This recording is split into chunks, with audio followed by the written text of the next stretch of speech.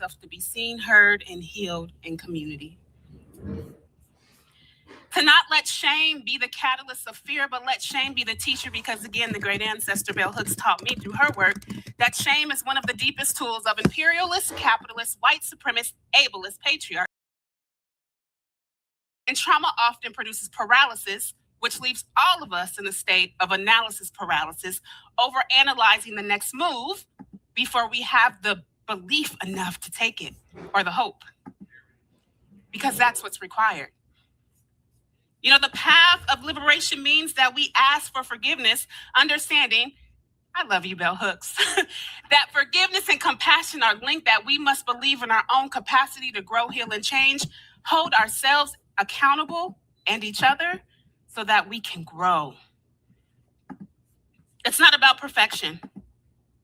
It's not about getting it right because we got to get it wrong. It is the failure. It is the fear. It is moving with the fear of getting it wrong that we'll get it right.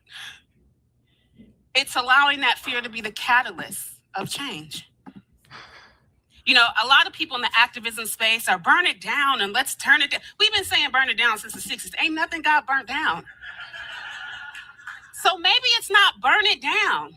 Maybe it's repair the future. You know, my friend Courtney, she has an Instagram called Sacred Identity. She says activism work is rehumanizing work. So maybe the goal isn't to burn it down, it's to rehumanize ourselves, to see ourselves in each other as that catalyst of growth. It's divorcing the current social justice industrial complex because it's turned into an industry where everyone's getting blue checks and paychecks. But we're not talking about divorcing what I call, shout out to Dr. King, my own triple evils of politics, religion, and the R word, racism. Because those are the three things that keep us divided. And we cannot connect if we're always divided. So collective liberation is trusting the way that we get to our sense of enoughness by utilizing the spirit of Sankofa to say, I see you and you see me, and we are in existence together. This is not demeaning yourself to show up for others. It's taking ownership of yourself to walk toward healing. And not healing in that like super woo, like capitalist yoga space where it's like, oh, I'm gonna go get Starbucks and get my yoga mat. It's ownership. It's looking at yourself in the mirror. It's not me saying, hey, you white lady, you're this, this, and that. Because what I see in this white woman is what I saw in myself when I couldn't heal. What I wouldn't take the first step because the social justice industrial complex teaches us to other. It doesn't teach us Ubuntu. It teaches us my three triple evils, separation.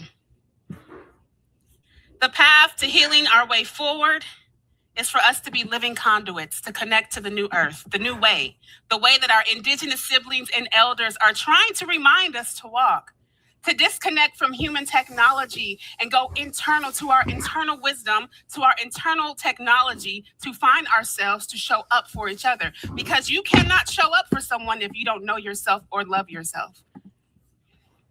The path of collective liberation is rooted in love. And my best friend and ancestor says that love is care, commitment, knowledge, responsibility, and respect. And you have to have that for you first, and then the collective. The reparative future is grounded in love. It's grounded in healing our way forward. And I model that because when I walk and heal my way forward, it gives you permission to heal your way forward. And then we can heal our way forward towards collective liberation. Thank you.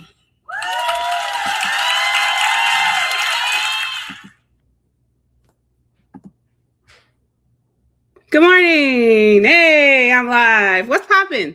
How's everybody doing today? I'm Aisha T. Hill. And I'm going to stop this TED Talk from playing in the background. But I'm Aisha T. Hill. I am super excited to be with everyone today. We are here today and tomorrow on Facebook, YouTube, Instagram, I believe Substack, and Twitter. We will be here. We will be going live for 2 days, all day, to celebrate New Year's, to celebrate our new beginning. as the Heal Your Way Forward Collective. And I'm super excited to usher in this new season of healing and collective liberation for myself and for the collective. One of the things that is super exciting today is just the opportunity to show up and hold space and to see what exactly like what is this new thing, what is this new way, and there's no better way to do this than to do it live and to be in community. So there's some folks, members of our collective are actually gathered on a Zoom meeting, so there's a Zoom room open. If you're in the Heal Your Way For collective, you can pop on Zoom, because what we're modeling over the next 2 days is how we build community, what community looks like for us, what community looks like for our collective, and inviting you to come along for the journey. And so today, let us look at the today agenda. Let me get it up here so you all know what's coming today and what is involved. It's pretty early, so I know a lot of our friends are still at work, and I'm pretty sure I will be repeating myself a lot today. And so I just want to give y'all a heads up and a screen share of what's happening today so that you all can see what we got going on. You should be able to see it with me. So today, day one, our day one agenda, I kicked it off by trying to test the technology. We showed my TED Talk Heal Our Way Forward. We'll watch it again later because the audio was off. So we're doing that today. Right now, we got the opening, which is why this work matters. I'll talk about that in a second.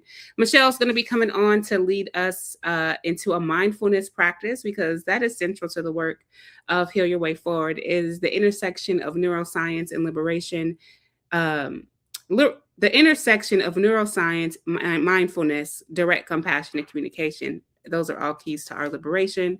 We'll have a break. There'll be something playing in the background while we're on break. Mitzi's going to come and lead us through some intentional body movement. So you'll get to move your body with us. Followed by Jen Gergen, our experience curator. I'm not going to say what I used to say. Jen has years of nonviolent communication practitioner practice. So she'll be leading that live. So you can practice with us live. You can see, what is this direct, compassionate communication you keep talking about, lady? You keep talking about it. I don't have time to come to a session, so show me better than you can tell me. So you'll have the opportunity to do that live with Jen. With another break, I will be facilitating with someone else from our collective the practice of white bodies for collective impact and community care. And we will live spend an hour trying to raise funds for members of our collective who need support in this season of our lives. And we'll show you how we move as a community. I'll talk about, too, what reciprocity looks like as we move forward, followed by another break. And then we're going to fundraise for Social Good Fund, because if you haven't heard the news, here's the news for you, that the work of Heal Your Way Forward is now under a fiscally sponsored nonprofit project of Social Good Fund. And so you will learn more about that partnership. I've been with Social Good Fund for just about 2 years, starting with Brown Sisters Speak. We've done good work. That is our sister organization. Brown Sisters Speaks focuses on the healing work for Black and Indigenous bodies. And so it's really great now having space where we can do both together in sister projects. As a fiscally sponsored nonprofit, gives me more energy to go and do around the world and do public speaking about the work of both collectives and what we want to represent in the world. So this is a day of dreaming.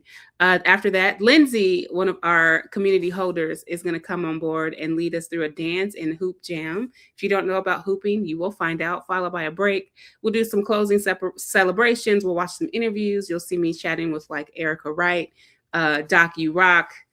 We might have some guests pop in. Stay tuned, because I'm live all day. Okay, this is how I'm spending my New Year's Eve. And when I'm done with y'all, I am going to finish doing my New Year's cooking to bring it in with my ancestors. And I'm just really grateful to do this with y'all for 2 days. It is a Liveathon. It is a fundraiser.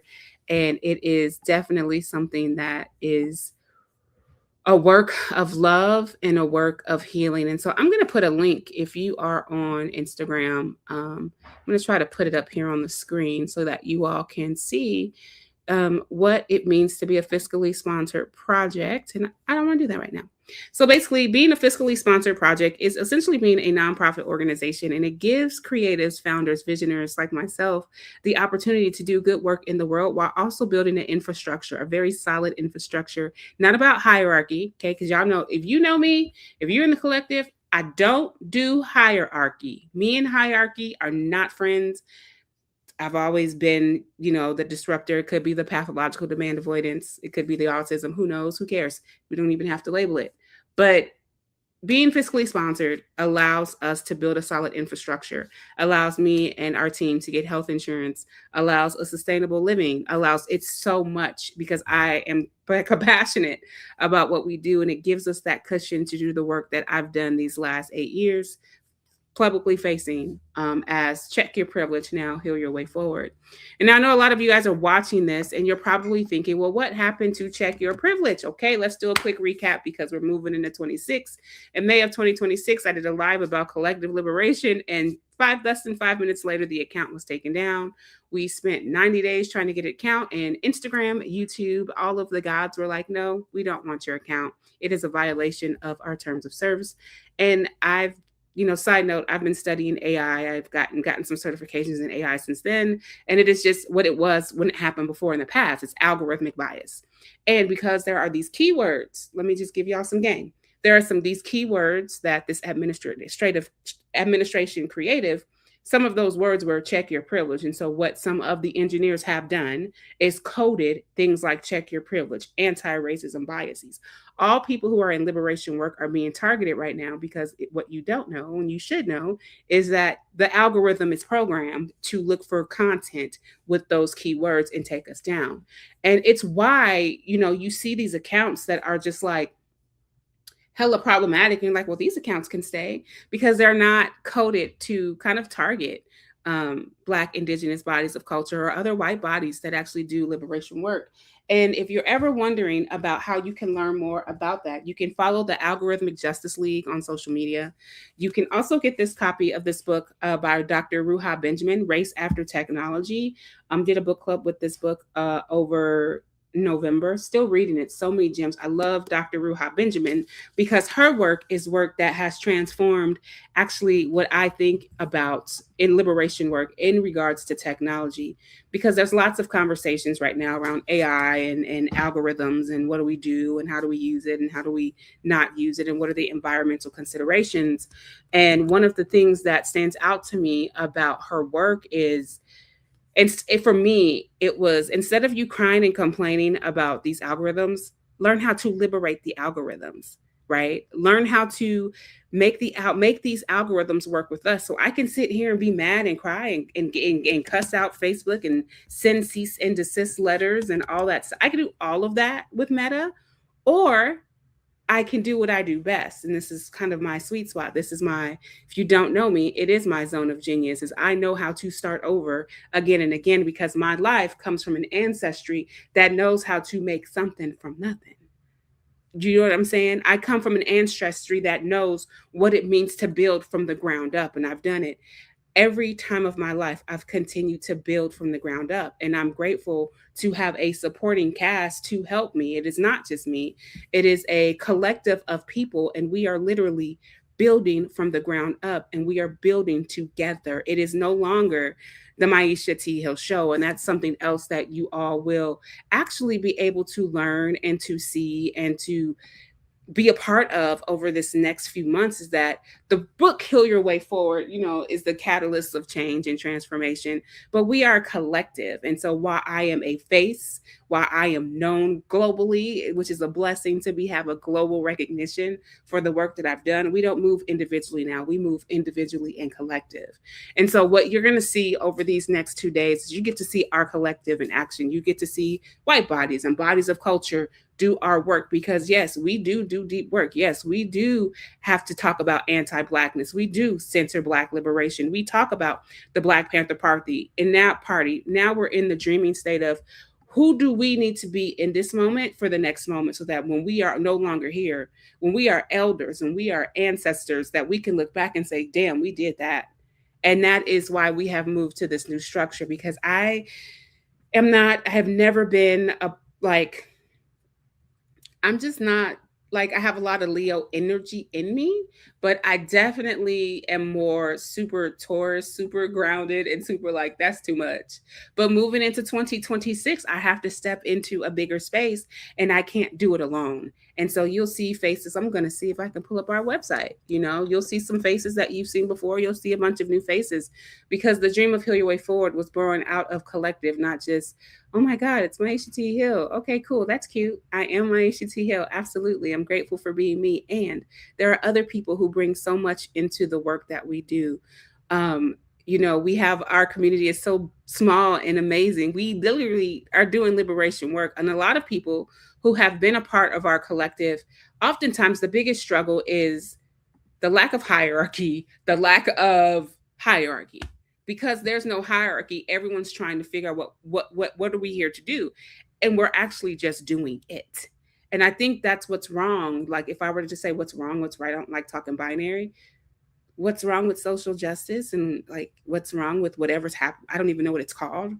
Is that y'all are trying to recreate rules and orders and structures and hierarchy. That's not liberation. That is the duplication of oppression. And so when I wrote the very first Check Your Privilege book with Brandy and gosh, so many amazing women, Jen Kinney, it was about what does it mean to live into this work, right? So Check Your Privilege was really a message of we're going to live into the work. It is a breathing, movable, flowing entity that we live every day in practice with one another. It is not this, I'm going to go to Maisha's workshop and I'm going to be healed from my anti-racism. Baby, let me tell you something.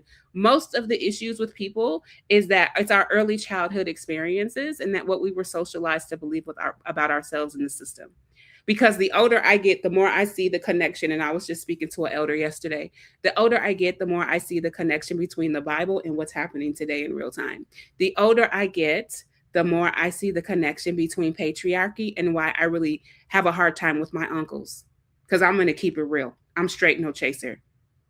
I have a problem with a group of Black men at a point in my life that told me as a Black woman I couldn't speak, I couldn't preach, and I couldn't teach, and use the Bible as a tool to say that to me. I have a problem when I have even a woman in my family when I was at an elder's house who had the nerve to try to tell me I couldn't be ordained as a deacon, and that elder had to shut that down. I can see the correlation of patriarchy and how they use spiritual technologies and tools to use them as weapons to keep us in our own self-oppression. And what happens when you're in self-oppression? If you are not healed, then you start oppressing other people. And you don't even realize you're doing it. Because yesterday, baby, I woke up to some stuff that I'm still on my healing journey. And this is the thing. The journey for me in my life in the work of Heal Your Way Forward is not about I'm good. I'm healed now. Listen, baby, we're in a different form of ourselves. We're already healed. Our present states are just moving to meet ourselves where we already are. So when I say heal your way forward, I don't mean like, oh my gosh, I'm obtaining the status of I'm this healed person. Let me tell you something. I'm a hot mess. If you know me personally, you know that you can call me and I can be like, I'm great. And 5 minutes later, I'm like, my life is falling apart and I suck. But then I have to reorientate to who I am and who I have been called to be. And we can all do that. We have to just slow down. And as Igor would say, slow down and reduce the noise. But how can we reduce the noise when our system is constantly bombarding us with information? If you're just now tuning in, I want to say thank you for hanging out. This is the Heal Your Way Forward Liveathon. I'll be live with members of the Heal Your Way Forward Collective all day for the next 2 days. 1, to say, hey, Happy New Year. Look at us. We're doing new and bigger and better things. Join us. And to 2, to raise some money because, baby, the bills got to be paid, okay? So I just want to show you guys on our website. Our website's been up for a while. We've had a new website for some time now. But we're still editing and making big shifts and big changes. So I wanted to just kind of show you all who some of the folks they're not on here today, but they will be here. And there are some missing faces that I will also tell you all about as well. Okay, whatever that means. So as you go to the Heal Your Way Forward, you say, who are our guides? You got me right here. This needs to be updated. Okay, right? I'm auditing in real time. You'll have Aiko come and do some mindfulness and liberation work, as well as Michelle, who you'll see today. You got Mitzi. Mitzi does our movement-based, direct, compassionate communication. So you'll see Mitzi getting us in our bodies. Mitzi is a creative entrepreneur. Mitzi's just phenomenal. I've known Mitzi for some years. You'll see Jen Gergen, who's also kind of our support operations Juju, direct compassionate communication co-facilitator. So you'll see Jen as well. And who's missing from the site? I don't know if I didn't share the screen. Sorry, y'all. But these are just some of the faces that you will see besides me and a couple other folks who aren't on here yet to help us lead the charge for the collective. You'll see Docu Rock, who is our, we used to call her our chief doctor in residence.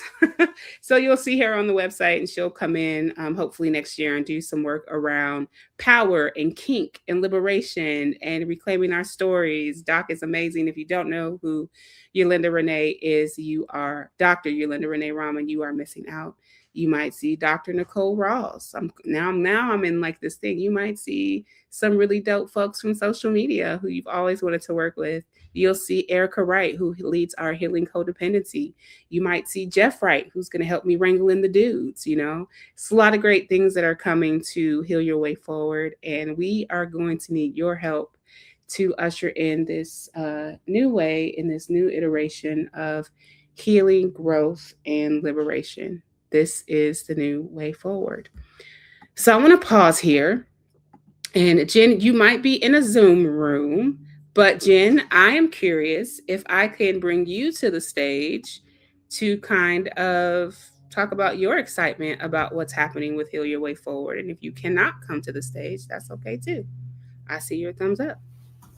Look who it is. Hi.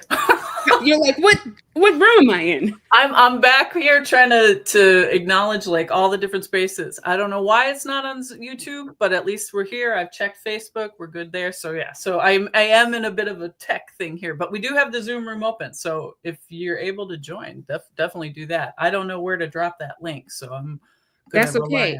On your right side, it should say comments. Yeah. And you can just drop that. No. We're gonna figure it out. That's all we got. 2 days. I love it. I love that it's so not perfect. Do. It's our way, and I love it. So ask your question again, though. I want to be more present. How do you feel about the new change, the new transition, the new way? The way. It's not even a way. It's just the way. I mean, I feel really excited. Obviously, I mean, partnering with Social Good opens up opportunities that are close to us. Being a nonprofit, that creates a lot of opportunities. So it's just different too. But I feel excited for the opportunity to just start again. I think you probably have already said that. I've been listening to you as I've been managing this, but like we lost the platform and it was devastating to lose so many people, but it gives us a chance to start from the energy we really intend to, to have people be of it in a real way. So I'm excited. It's kind of a messy answer, but hopefully that's doing what you want. I'm super excited too. I didn't even know that So I'm excited. It's kind of a messy answer, but hopefully that's doing what you want. I got a double answer here. Hold on a second. I'm super excited too. I didn't even know that. Sorry. So you were talking and I was present, but I was like, we are live on YouTube. I will send you the link. And we are live on Substack and I will send you the link. So I have finagled. We're all over the place and we're going to be all over the place all day. Hey, in community, but it is a fresh start. It is the way, the way. I don't want to, it's like, when that platform went down, Jen, I was a mess. And I don't know at what point I was just like, fuck it, let them have it. Because we joke, for those of you who don't know, Jen's been working with me behind the scenes for the last few years. And I want to say shout out to Brittany Stafford. Brittany Stafford, Jen Gergen, these ladies have been just like, hey, we're gonna do this thing. All right. Okay. All right. And it's just been such a beautiful journey. But like when we first lost the platform, it was just very devastating. That's years of just content and interviews and information that it's just like, oh my God, like where do we go from here? What's next? And it got to a point where Jen, it was like, we're just gonna burn the shit down.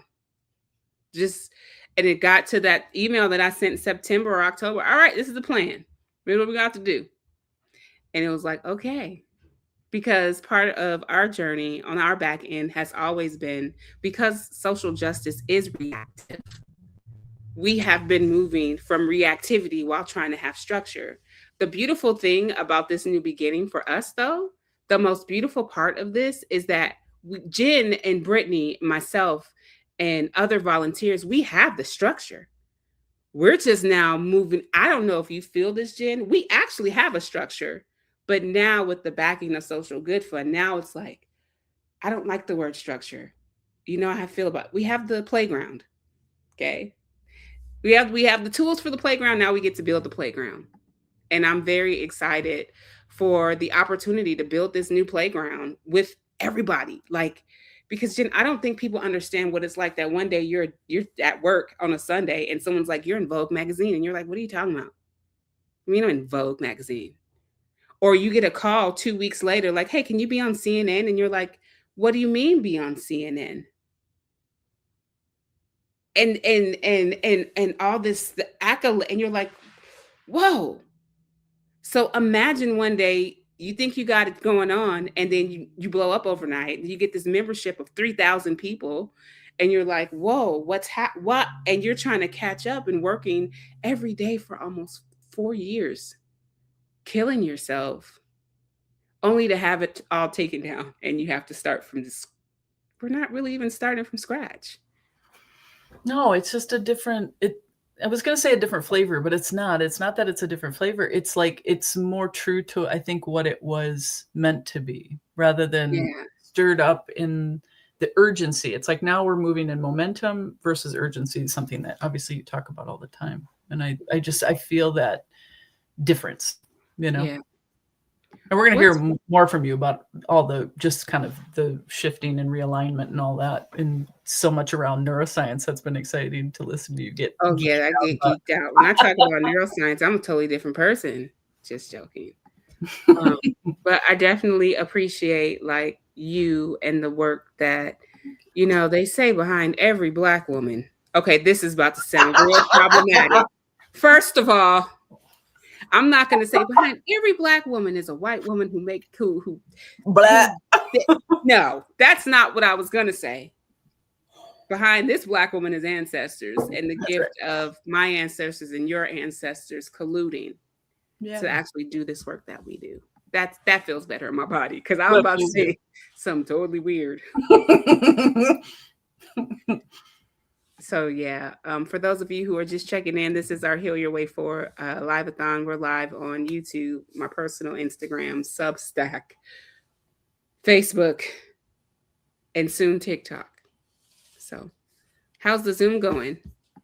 Good. Sam was with us, and I was asking her, okay, can you hear? But she might be listening somewhere else and off her computer. But yeah, we've already got some people coming in. It's a hinky start, but we're getting there, and I'm delighted to know that people are. I see comments, or at least hearts and reactions coming in, so it's good to know that we're reaching people. And we're gonna be here all day, so we got plenty of time to smooth this out. We got plenty of time. There's more than enough time in a world that teaches us time is not on our side, right? That's right. So, well, thanks for hanging out, Jen. Can I ask a question? Oh, absolutely. Now we're like interviewing each other. This is great. Because just yesterday you're like, we've never done this.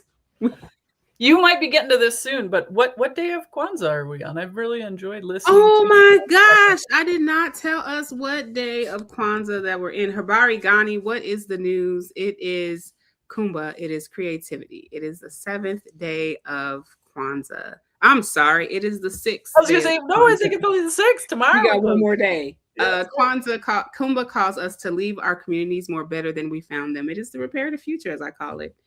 It's world building. Candace Demenza, not Maisha T. Hill. Shout out to Candace Demenza, beautiful Black woman who teaches on world building. Talks a lot about this idea of building what we want for the future. So, you know, instead of, I often say being in it and not of it. So how can I be in the system but not of it?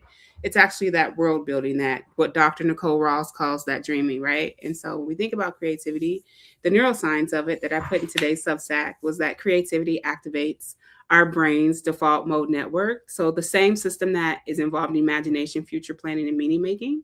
So when we create, right? Like it's especially when we create from our ancestral spiritual traditions, it is a collective vision. So it is almost like shaping our neural pathways that support possibility, innovation, and hope.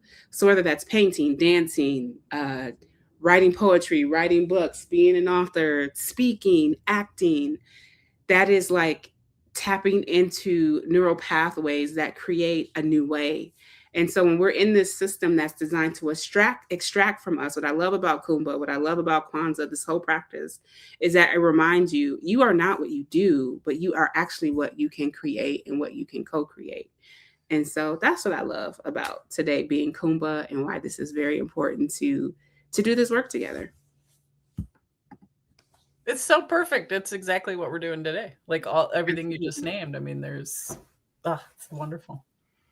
All right, I'm going to drop off the stage. Let me know if there's anything I can do. I'm here. For being on the stage. You bet. We're here all day. I don't know how to do it. I'm learning. Here we go. Oh, okay. Bye. No. Abruptly removes Jen from the stage.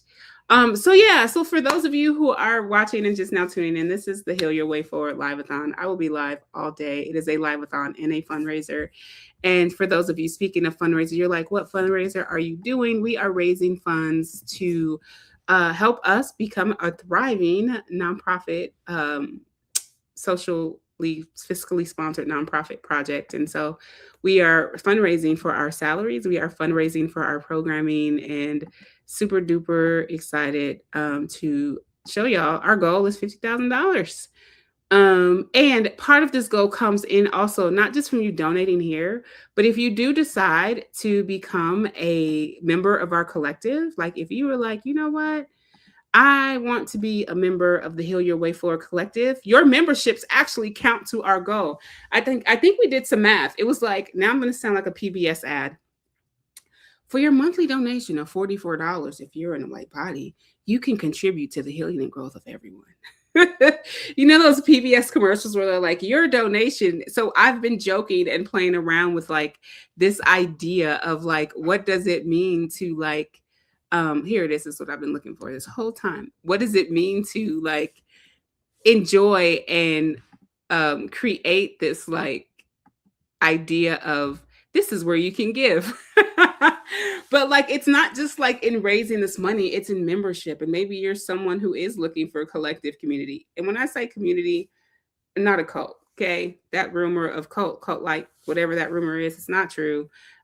We joke about it because it's fun. But like, maybe you are in a season of your life where you're like, I'm actually ready to try something different. I'm actually ready to join something that is bigger than myself. I'm actually ready to be a part of something that is beyond me. I'm scared, but I'm ready. Like, you could definitely become our collective membership is now open, and we would absolutely love to have you. It is for all bodies, white bodies, Black bodies, Indigenous bodies. There are 2 separate spaces that are super integrative that give you the opportunity to do the work as we do it as a collective. And sometimes I got to go in a certain space and be like, white people getting on my nerves. And sometimes I tell the white folks in the space, y'all getting on my nerves. And maybe I don't say you getting on my nerves. I'll say it in a certain way. You know what I mean? I'll say it in a certain way. And so one more thing that is sticking out to me is just like this beautiful just moment that we're in right now in real time. And Jen is sharing that if you want to join us on Zoom in community, you can join our Zoom lounge that's open all day as well. And they're watching this as a collective. They're LOLing. I know a lot of people are at work today still, but definitely super excited about this opportunity to be live with you all. I will, throughout the day, we'll have some links and some slides of how you can donate. We'll have some links and some slides about how you can join our collective. We would love to have you. It's open. Like an unrealistic, realistic like duality. If 1,000 people became a member today, like we'd be set. We would need 1,000 people to become a member. 1,000 people becoming a member of our collective, right? Like, what does that look like? And a 3-month commitment of those 1,000 people, that's a lot of people. Okay. First of all, that would require me to have 5 more meetings on my calendar within the next week to get the community holders ready to hold the new folks. That's a whole bunch of stuff. But that is like, when I ask people, what am I willing to give? What are we willing to give for collective liberation? What are we willing to do for collective liberation? What does that mean? What does that look like? What's willing? What does willing mean? What does willing look like? for me, because I believe in the work that I do, because I believe in collective liberation for all of us, because I believe as a Black woman, I also have to name my collusion with anti-Blackness and how I uphold anti-Blackness with other folk. We're in this together. So yes, if 1,000 people like actually said, you know what, I'm going to become a member, we would actually be good. And maybe that's what we'll do. We'll pivot today. Maybe we'll just say, we're looking for 1,000 folks. We're looking for 1,000 people who are ready to commit. If I were to go to TikTok, I can't DM people because then it's considered spam. But like that is the number. If 1,000 people today just signed up just for the basic membership, just to come to some of the classes, the book clubs, etc. If 1,000 people were to sign up, that would be transformational for the Heal Your Way Forward Collective. I'm so serious. Like, so serious. And maybe you don't want to sign up and you want to gift a membership. Like, definitely reach out. Jen, if you're watching this live, which I know you are, we might need to cue a couple slides to become a member. Maybe that is the goal today. Become a member. See what this is about. What happens when you become a member? What do you get access to? Community holders, community members, they got pop-up movie nights, it's pop-up book clubs. It's not the Maisha T. Hill Show. You have groups like Healing Codependency. You have groups like, there's so many different groups that we do that have nothing to do with me, which is a great thing because it should never be focused on one person. Caveat, people ask me all the time, well, why don't you have a Patreon? I don't have a Patreon because I'm not interested in just feeding you information. I'm interested in being in deep practice and deep relationship with everybody. That's why I don't have a Patreon. We have a collective for that reason. We have a collective so that you can actually sit and be in collective, not making, yes, I'm an expert, I'm a world-renowned name, I'm all over the world. Absolutely, that is so true. Absolutely. But what is this if I'm just looked at as some sort of like person to attain to? It's why I offer like coaching and I have scholarships for my coaching to give people the opportunity that want to work with me, right? There's just so much I can say in this moment, but the dopest thing that could happen, Jen or Jess, Jen, if you can drop that membership link, I'm going to post the membership link in all the chats. If you are watching and you just hit subscribe today, and we got 1,000 people in the next 48 hours to just hit subscribe, that is an investment. That is an investment of what we are building together. What else on Sundays? I'm used to Sundays. I'm preaching. On Sundays is when I do my anti-racism trainings. It's when I do group mindfulness sessions for the collective. It's when I do my version of DCC. It's DCC in play, right? It's like charades. Like we're going to act out a scenario. I'm an actor. I'm a Leo. Well, Leo rising, Leo moon. Hello. I do my book club on Sunday. We're kicking off our book club. I believe our first book, I want to say it's Communion, the Female Search of Love. Don't quote me. But all of my things are done on Sunday. But the rest of the collective, there's body doubling. There's like pop-up, again, movie nights. There's we have a House of Canva. We have Tom and Sam, the House of Canva. Yes, we get down like that. Pause. That also didn't sound straight. Sorry, kids. But we're creating, we're playing, we're dreaming, we're practicing reciprocity through mutual aid. There are several members that need help paying their rent tomorrow. You know what I'm saying? As a nonprofit, in the next 90 days, when a request for paying rent comes in, we will actually be able to sustainably, as a collective, pay rent. This is a practice of reciprocity, mutuality. This is not whatever it was. This is the new way. It is here, and we are here, and we are here to embody it, and we are here to imagine it, and we are here to do it together. So for your low price of $44, unless you are Bodies of Culture, $22, you can become a member. And your membership will allow us the opportunity and the amazing opportunity to do the work that we're doing on a very deep level. Seriously. And so that link that is being shared is for people of culture. Let's see, Jen, can you drop that link in Signal so that I can paste it elsewhere? Because I believe that is my goal for the next 48 hours. While we have the big fundraiser, I would like us to call in people to join us. Bodies of culture. Bodies of culture receive a different platform. They don't pay what the white folks pay. Why? Because we come from a legacy of oppression that, yeah, I'm just gonna say that. There's a way I'm supposed to say it as a fiscally sponsored nonprofit. And as y'all know, I'm still trying to get the language. Like nonprofit lingo. Let me tell you something. If you don't know this about me, I'm gonna put it out there because well, that's who I am. I do not like networking. I do not like going to Juju events and like I'm the executive director. But the Leo in me and the DCC practitioner in me will turn it on real quick. I know how to assimilate when I have to. I will put that mask on.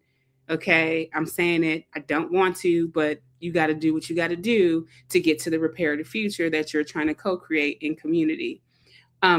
But bodies of culture, oh, thank you, Jen. Bodies of culture have a separate membership because we come from a legacy of oppression where the membership of some of our other folks actually pay to cover the other half of their membership. And yeah, we're in it together. So if you're on Substack, I just posted in the comments. If you're interested in becoming a member, you can go ahead and click that link and become a member. I am so very parched. I am going to be having my assistant, also known as one of my children, bring me some water. Another thing to look forward to, and I've been talking to my children about in our collective, is one of my children is interested in doing like a gaming club, like Minecraft, like gaming, like fun.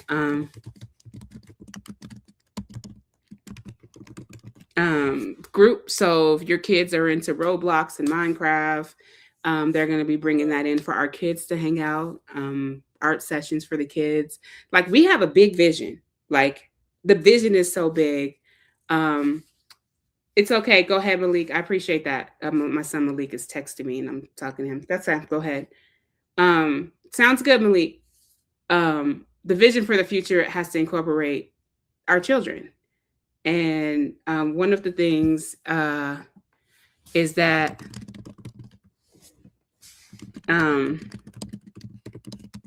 out of all my 3 kids, I only have one of them that is interested in doing the kind of line of work that I do.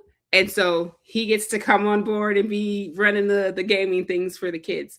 Like this work is not, it is about our us as the adults, as our children, as the nieces and the nephews that we have. It's how do we get everybody involved? You know, I have to call my cousin, my big sister cousin, who let me tell y'all something. Y'all know I had a stroke a couple months ago. So like I was on track, but the way we were tracking everything wasn't working. And then like my cousin Maisha T healed me. But she didn't Maisha T healed me. So I'm going to say she healed me. She HILL, heal. Okay. So I was like, I haven't been working now. You know, I haven't been moving my body. And she gives me the Maisha T heal. And I said, okay, this is familial. It's like, if you've ever worked with me one-on-one in community, you come with me to me and you're like, oh my God, I'm like, it's just a mistake. You know, you can try again tomorrow. And it was just so funny, like seeing the energy of my grandmother or like, you know what I'm saying? Like you just felt it. And this is some of the conversations that we talk about in our community where we're just whole and human. And we talk about like the pain of our family not being on the same page as us. Or we talk about like healing generational trauma between like, you know, I don't say we were raised, right? Like, look at this, a Black woman sitting in Black women and we have Latina women and we have, that's not the right language. Listen, I'm a high-end millennial. I like nice things. I'm learning the language, okay? Give me grace. But like our Southeast Asian siblings, like we're all in this community together and we're all just like, we know where we're going. You know what I'm saying? Like we know, we see it. It's right there. You feel me? But if we keep like doing these white affinity groups and we have affinity groups like within the collective, because yes, me and other Black women need to say other things together. And our Jewish community within our community need to have separate conversations because there's some things that's not everybody's business, but we're still moving as a collective. And I think that's what gets me so excited about this dream and this way is like this. It's like what happens when Dr. King says, oh gosh, I fear I took my people into a burning house. And then you bring in a little bit of Bell Hooks and a little bit of Audre Lorde and a whole bunch of Octavia Butler, because that is what it requires. You know, you look at the character from Octavia Butler and I'm like, is this me? Am I this person? Like, have I taken this thing and like, oh, I see myself in the parable of a sower and the parable of the talents. Because if we keep it 100, like 100% real for all of us in this collective, we're actually doing that. We're actually doing what we are yelling at this system to do. And that's what this work is. We're not supposed to be yelling at the thing that's dysfunctional and trying to make it work. Listen, I come from a legacy of enslavement. We knew it wasn't working. We didn't sit up and wait for these people to come save us. We came together and made a shake. We wasn't waiting for their medicine. We made our own medicine. Where y'all think Vicks Vapor Rub came from? Where do you all think Vicks Vapor Rub came from? Do you think that Vicks Vapor Rub was just some man with a mustache, the Monopoly mustache, like, try my salve? Think about where it comes from. Almost everything you have in your house came from us, Black people, indigenous people, using our intelligence, spiritual intelligence, and our spiritual technology to create these things. There is nothing natural about the way that we live as a people. The fact that we call liberation yelling at a government to change that's only doing what it's been doing, it's been functioning like this for way over 400 years. Because somewhere on another part of the world, some man decided that he had the power to come step on somebody's land in the name of some belief system that they have, which I love multiple belief systems, that's fine. But you don't use your belief system to come take over people's land or traffic people from another country to do your labor. That is why we're where we are today, because of the imagination of a Portuguese and a white man. Can we keep it 100? Because part of the story of enslavement, we love talking about the roots, but we're not talking specific to culture. The Dutch, the British, but the number one conquestors of my ancestors were the Portuguese. You know, I remember when I was younger, my history book, you know, because I wasn't raised, when you go to an all Black school on the south side of Chicago, from birth to right at 5th grade, like, you don't hear this slavery story. You hear the story of legacy, being a king, being a queen, coming from royalty. So then when I went to a white institution and they showed me some slaves, I said, I feel sorry for those people, not knowing they was my people, because I didn't see that in all Black school, that I come from that. Like, and it's nothing wrong with coming from that. What was wrong about it was being human trafficked by the Portuguese, because also in those same books, they're like, oh, they came straight over the Atlantic, straight over to the East Coast. Well, if you understand nautical systems, if you understand the tides and how the ocean moves, they didn't come straight over to America. They took the ancestors and they moved them to South America and Florida, and then trafficked people from South America and Florida to North America. And so we're living out of these fantasies of conquest and colonization and power. And this is what we do to each other. We conquest and colonize and have power over each other. We don't know how to relate. I love Christabel's work. I got to find her handle so y'all can follow Christabel. I love how they are talking about relational skills for liberation. It's so related to direct compassion and communication. It's so relatable to the work of healing codependency, because the legacy of colonization empire is we trying to be everybody's empire. Like, real talk, the reason why you're uncomfortable with your uncle is because you feel the energy of empire, of patriarchy, and he's not listening to you. So the best thing you can do for your mental health is walk away from energies of empire in your life and move into beloved community, because what Dr. King did get right is the practice of beloved community. what our indigenous ancestors and siblings did get right was the importance of nurturing the environment and reciprocity and being in right relationship with this land and with each other. And we're not in right relationship with the land, and we're not in right relationship with each other because we are too busy trying to yell at a broken system, waiting for it to fix them instead of believing in our own ability to grow, heal, and change. We stick in the impossible instead of going towards the possible. And that is the neuroscience of liberation, because neuroplasticity, I said it right, Jess. Neuroplasticity tells me that my brain can change, which is why I have been saying for years, not this clearly, anybody can change. You know, people ask me all the time, how do you sit around white folks to do this work? Because everybody has the ability to change. Neuroscience tells me that our neuroplasty is our brain's ability to learn new information and create new neural pathways to who we want to be and who we want to become. My neuroplasticity no longer has interest in empire. Is voting important? Yes. Is politics important? Yes. But I will not allow politics to divide me from building beloved community. I will be in a parallel pathway.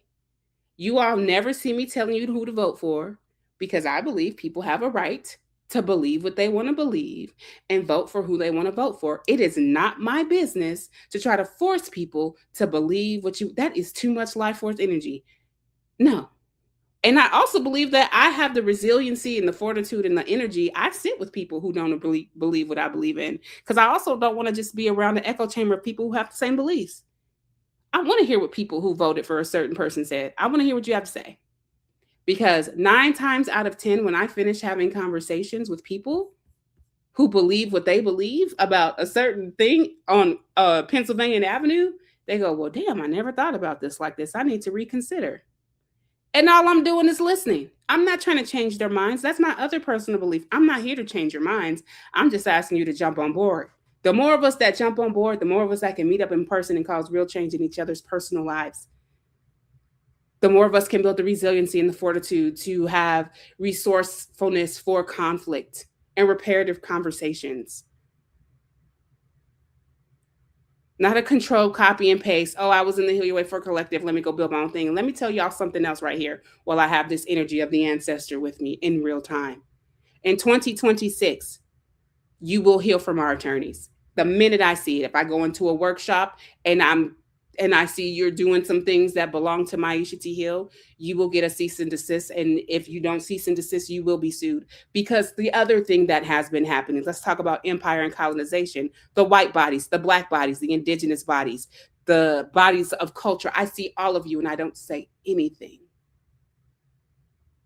I'm not even going to say your names. But in 2026, when you take from the intellectual property of Maisha T. Hill, check your privilege, because that's still a part of me, and heal your way forward, you will be hearing from attorneys. They say the master's rules don't dismantle the master's house. Well, in 2026, some people need to learn the hard way, because one of the things that has happened is that the social justice industrial complex is empire. We have lost our ability to collaborate, and collaboration is actually just getting a check. And I don't do that anymore. So if you're wondering, well, you're not working with this person and you're not working with that person, my ancestors needed to put me in a season of solitude to work with myself, to get to a point to say publicly on the record, in recording, if I see it, you will hear from my attorney. If it is forwarded to me, you will hear from my attorney. If it comes up in a workshop, you will hear from my attorney. And I say that with the most love and the most power and authenticity that I can say, because I'm sick of it. If you look at our Substack, as our old Substack, Heal Your Way Forward, is closing, you will say my last 2 articles, one of them, so there's one more tomorrow, which is for Kwanzaa, is on some shit I've been meaning to say. You might want to go read it. I got some shit I've been meaning to say. The way that, like, all of us seem to think that we are creating these new ways. No, we're not. Like, the work that I'm doing, like, I give so much credit to Bell Hooks and Frederick Douglass and Carter G. Woodson and the Black Panthers. Like, nothing I'm doing is new. Nothing I'm doing in the name of liberation is new. It is from the ancestors. They gave the blueprint. I just took the blueprint, read it, and intuitively connected and said, oh, okay, this is what we do. Great. For me, I can read the words of the ancestors and feel them in my body in a way that's like, okay, that's the next step. Great. Nothing that we're doing is new. And it breaks my heart that we are all fighting for breadcrumbs to be seen and to be heard, and turning things into industry that's actually just human connection and human relationships. That's all this is. That's why I personally don't do Patreon. I don't want you all coming into a platform and just, oh my gosh, it's Maisha T. Hill, and I'm just going to listen to her word. Everything I say, you should always question me. Don't blindly trust me as some expert. Always question the things that come out of my mouth. If I say Bell Hooks said a thing, I need you to go and pick up the book that I said I got it from and go read it and say, okay, she did say it. For example, if I say to you, Bell Hooks said, I learned from Bell Hooks that part of my self-recovery that I'm actually in is like learning to embrace myself wholeheartedly, because that's actually what I'm doing in real time. That's on page 135 of Communion, the Female Search of Love. Part of my self-recovery, recovering from whiteness, recovering from alcohol, recovering from systems, recovering from people-pleasing, recovering from codependency, recovering from dissociation, recovering from whatever I'm recovering from, insert word, is embracing myself wholeheartedly, unmasking, using my throat, my voice to speak truth to power, to share my work, to invite people to share their work, and to go from there. But social media has created and curated the experience where we blindly follow anybody who has a voice, and that is dangerous. Like, I felt like, when you read the Christian Bible and it talks about how Jesus went into the temple and he started flipping over tables. I've been flipping over tables for like the last 6 months. I could actually say 2023 when we all participated in this event. And I'm like, what the cult-like shit is this? This is not what I signed up for.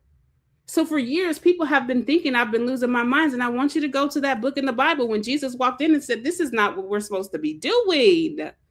This is not liberation. I'm flipping over tables. And y'all thinking I'm having a breakdown. And I actually had a breakthrough. And that is what this work teaches all of us. We're here for breakthrough, to get to our humanity, to find ourselves again. We talk a lot about AI, but guess what? They wouldn't have AI without us, because they've been controlling us this whole time through their systems. And instead of us like trying to stick together and learn how to relate and be direct and yet compassionate and interdependent, we have built these codependent coalitions of, well, if you're not this, then you're not an anti-racist. Well, fuck you. I just won't be one. I'm sorry, Mom. I'm dropping all the F words today. You're going to be all right. And then you're going to put me in check later, because that's what mamas do. But that's the reality of the work and the world that we're living in right now, y'all. We're out here fighting for breadcrumbs instead of fighting to fix meals together. I just don't know. I don't have much left to say about it. So thank you for coming to my TED Talk in this moment. And thank you for hanging out with us for our Heal Your Way Forward collective community rebirth and celebration liveathon. And for the low price of $44 a month, you too can be transformed by the Heal Your Way Forward collective and Maisha T. Hill. So I believe we have another guest coming soon. Let me go ahead and check the schedule again. I believe so. I think we need to check in and see where our Michelle is. Michelle's going to be coming in here so I can take a break and doing our mindfulness practice. So let's pull up the schedule so we know what's coming next. All right, so we are on 10 a.m. We got some time in the juju. Michelle's going to be joining us to do a mindfulness practice today. And then we'll take a 15-minute break. And then Jen will come on at 11 for direct compassionate communication. If you're someone looking for some connection and community, you're welcome to join us on Zoom as well. And the Zoom room is right here. Just go to zoom.com, put in the numbers and the passcode, and we will see you over there. Again, just waiting for Michelle to, what's this? I should not be pushing buttons. Michelle's going to be coming on here in a second to lead us through some mindfulness and some meditation. Thank y'all so much for being here today. Thank you, Chrissy, for being on Instagram. Thank you, Jess, for being on Instagram. Can't see who's on Facebook, and that's okay. Thank you for being here with Facebook. Thank you to everyone who is watching. Thank you, Bethany. Thank you, Sam. Thank you, Alvin. Thank you, Alicia. All of our Substack subscribers for tuning in with us today. We're going to be live all day. Very excited to be doing this with you all. Hope that you will join our Heal Your Way Forward collective. I will have some imaging. I'll share the image so you can actually see what's included in the membership. And we hope you'll join us. We really, really do. Really, really do. So with that, I'm going to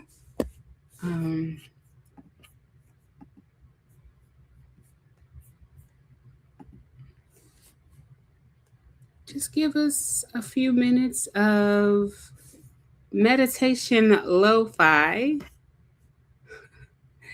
via chill hop while we wait for our next person to join us and take over the space. So just give me a minute to get this set up for us, and I will see you all in a moment.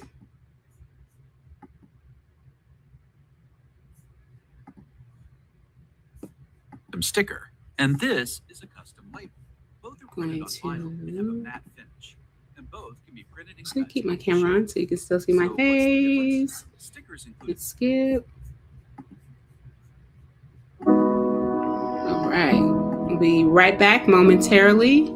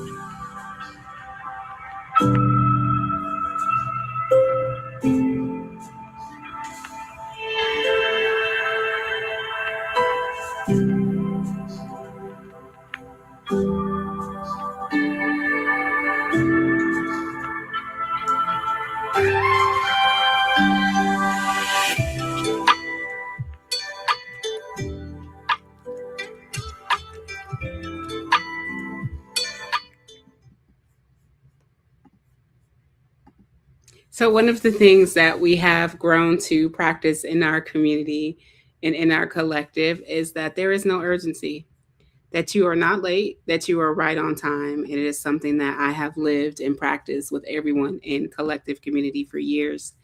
And one of the things and one of the ways that often shows up actually is most of our events, we start 5 minutes late. And when I started doing it, it's just so unsettling. And let me tell y'all something. As a Black woman, listen, I grew up, we were late a lot.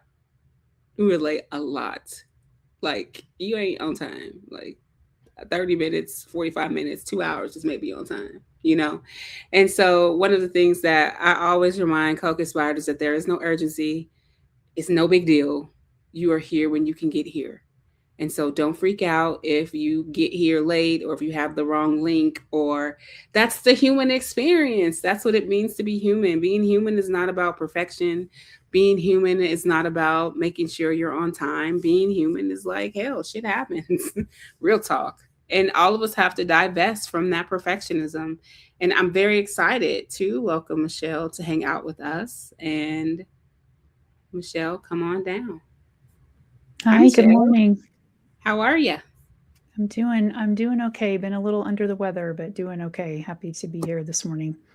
Oh, I'm glad to have you here. You're going to be leading us through some mindfulness, yeah? Yes, kind of an end of the year practice called a RAIN, RAIN meditation that I think can provide a really helpful way for us to have a little bit better relationship with however our year has gone, whatever that's looked like for you, so that we can also have a better relationship going into 2026. I love it. Well, I'm going to remove myself and let you put this show on the road. Okay. Thank you. Yes, it's so lovely to be here with Maisha and everyone this morning, and hoping that everyone has had safe and easeful holidays. And if you haven't, then hoping that today's practice might help bring a little bit of ease and peace to whatever you're experiencing. So again, my name is Michelle Walter. I'm a certified mindfulness meditation teacher. And I also always want to make some acknowledgments, especially as a mindfulness meditation teacher. I endeavor, it's a work in progress, it's always a practice to move through the world with more intention and a more mindful way of life, as I'll talk about just briefly in a moment. And so some of the acknowledgments that we practice in Maisha's community and that I practice whenever I teach is that I first of all like to acknowledge that I live in Thornton, Colorado, which is on the stolen land that was once occupied by the Arapaho, Cheyenne, Ute, and Neshetti-Shikowin tribes, and that Indigenous people in this country are continuing to fight for their liberation. And I also acknowledge that the country in which I live, the United States, was built on the backs and blood and sweat and tears of enslaved African Americans, Africans brought to America, and their descendants, and that Black people in this country are continuing to fight for their liberation to this day, as well as Latino, Latina, Pacific Asian, Islander, and other people who are continuing to feel oppressed, LGBTQIA, people who have differing neuroabilities, different abilities, that there are so many people in this country who are continuing to fight for ease and peace and to remove themselves from the oppressive systems in which we all live. And so I feel that's important as a mindfulness teacher, because part of what I endeavor to do is to help bring ease and peace wherever I can. And so today we are going to work with a practice called RAIN, which is an acronym that I'll explain shortly. And I want to first plant a couple of seeds for what mindfulness meditation is, so that as you move through the end of this year and move into the beginning of next year, you can start to think about how you can live a more mindful way of life. Because that word mindfulness gets thrown around a lot. And I admit that oftentimes I'm triggered with how people talk about mindfulness, and people just say, be mindful and just like pay attention. And we don't really know what it is. And so I want to give a little bit of a background for what mindfulness meditation is and how the RAIN meditation incorporates with that, so that we can understand when I say a mindful way of life, what I really mean by that. So in my way of teaching mindfulness, I like to describe it as having 3 legs of a stool. And we want all 3 legs to be even. Have you ever sat on a wonky stool where one of the legs was uneven? You don't feel like you can actually relax on the stool. You feel like you're always trying to catch yourself. So these 3 legs are what help us live a more balanced way of life. And the first leg is to pay attention, which is what we often hear when people talk about mindfulness, is to pay attention. So it is paying attention, but then what are we paying attention to? And that brings in the second leg, which is we are paying attention to the present moment. So the present moment is the second leg. So we're paying attention to the present moment, but how are we paying attention? What's the quality that we're paying attention with? And so that third leg is with compassionate non-judgment, or you could say non-judgmental compassion. And the reason that I describe mindfulness as having those 3 legs is that we could be paying attention, but what we could be paying attention to are worrying thoughts for the future, ruminating thoughts about the past. So you're paying attention, but you're not paying attention to the present moment. And so we can also be paying attention to the present moment, but be judging the crap out of it, or ourselves or other people. And so, yes, you might be paying attention to the present moment, but you're really upset, you're angry, you're perseverating, you're maybe trying to even numb out. And so that's why we need to bring in the third leg, which is the compassionate non-judgment, because we want to pay attention to the present moment with as much compassion, which is a feeling of wanting to alleviate the suffering of the world, which can open the door up to also us having non-judgment, which means that we aren't judging everybody that we see. We aren't judging ourselves. We're not even judging the situations. Instead, we are finding ourselves in a place of discernment, where we can still make decisions and move forward and take hard actions when we need to, but we're not doing that from a reactive place.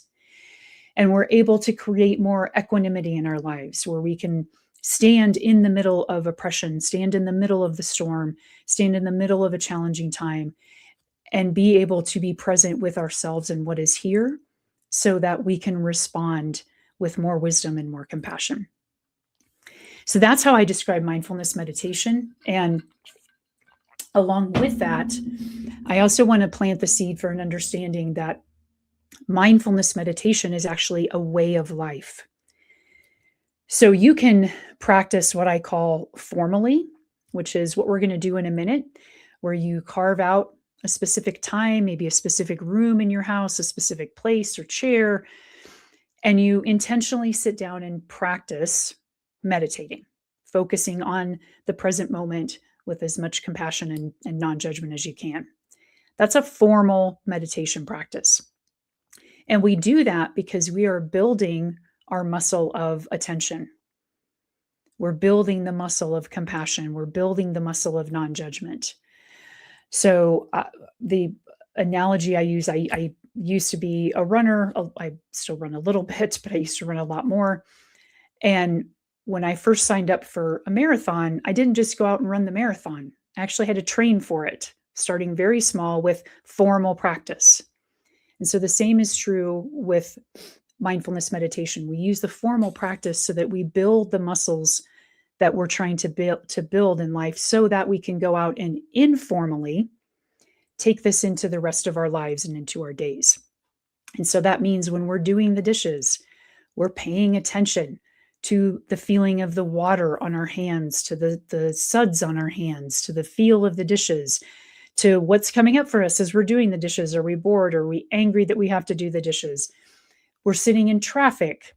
We're annoyed by somebody cutting us off, and we remember to come back to the present moment and take a breath and extend some compassion to that person because maybe they're rushing to the hospital. Maybe they're having a bad day. And so that's how mindfulness meditation becomes a way of life. Now, that does not mean that we are perfect 24/7. I don't believe in those words like perfection. What it means is that we are intending to be in constant practice with ourselves and out in community with the world. So that's a brief background on mindfulness meditation, at least how, as I teach it and from my lineage that I come from and that I learned from. And there are many, many types of mindfulness meditation practices, and there are many ways to adapt mindfulness meditation to your particular situation. And I always want to mention that because sometimes it may not be comfortable for people to focus on their breath, for example. You might be ill, or the breath or the body may not feel like a comfortable or safe place for you to put your attention. And that's absolutely okay. That doesn't mean that you can't practice mindfulness meditation. It just means that we need to work to adapt mindfulness meditation to you and to where you are. So maybe it means that you're focusing on a sound outside of yourself, and that's your what we call an anchor. A lot of times we'll use the breath as an anchor, which is what brings us back to the present moment. But you can use a sound like a ticking clock or the sound of birds outside. That can be your anchor. You also don't have to sit in particular positions. Please don't try to contort yourself into what you think a meditation posture should look like. Find a posture that allows you to be alert, not too stiff and rigid, so that you're also not falling asleep. If you do fall asleep, that's okay because people are tired. So don't judge yourself for falling asleep. But find a position where you can sit or stand or lie down that allows you to bring some aliveness into the body, that allows you to feel like you are welcoming in the present moment, that you are dropping into the present moment. Hold your hands however you want to hold your hands. You don't have to hold them in this kind of position with your thumb and finger together. You can put them in your lap. You can clasp them together. I just really invite you, as the Buddha invited people with mindfulness meditation, Vipassana meditation, insight meditation, to experiment, to be your own experiment, and to find what truly supports you in the moment. So today, as we're going through this, if I give an instruction or recommendation as we're going through the meditation that doesn't feel good for you, don't do it.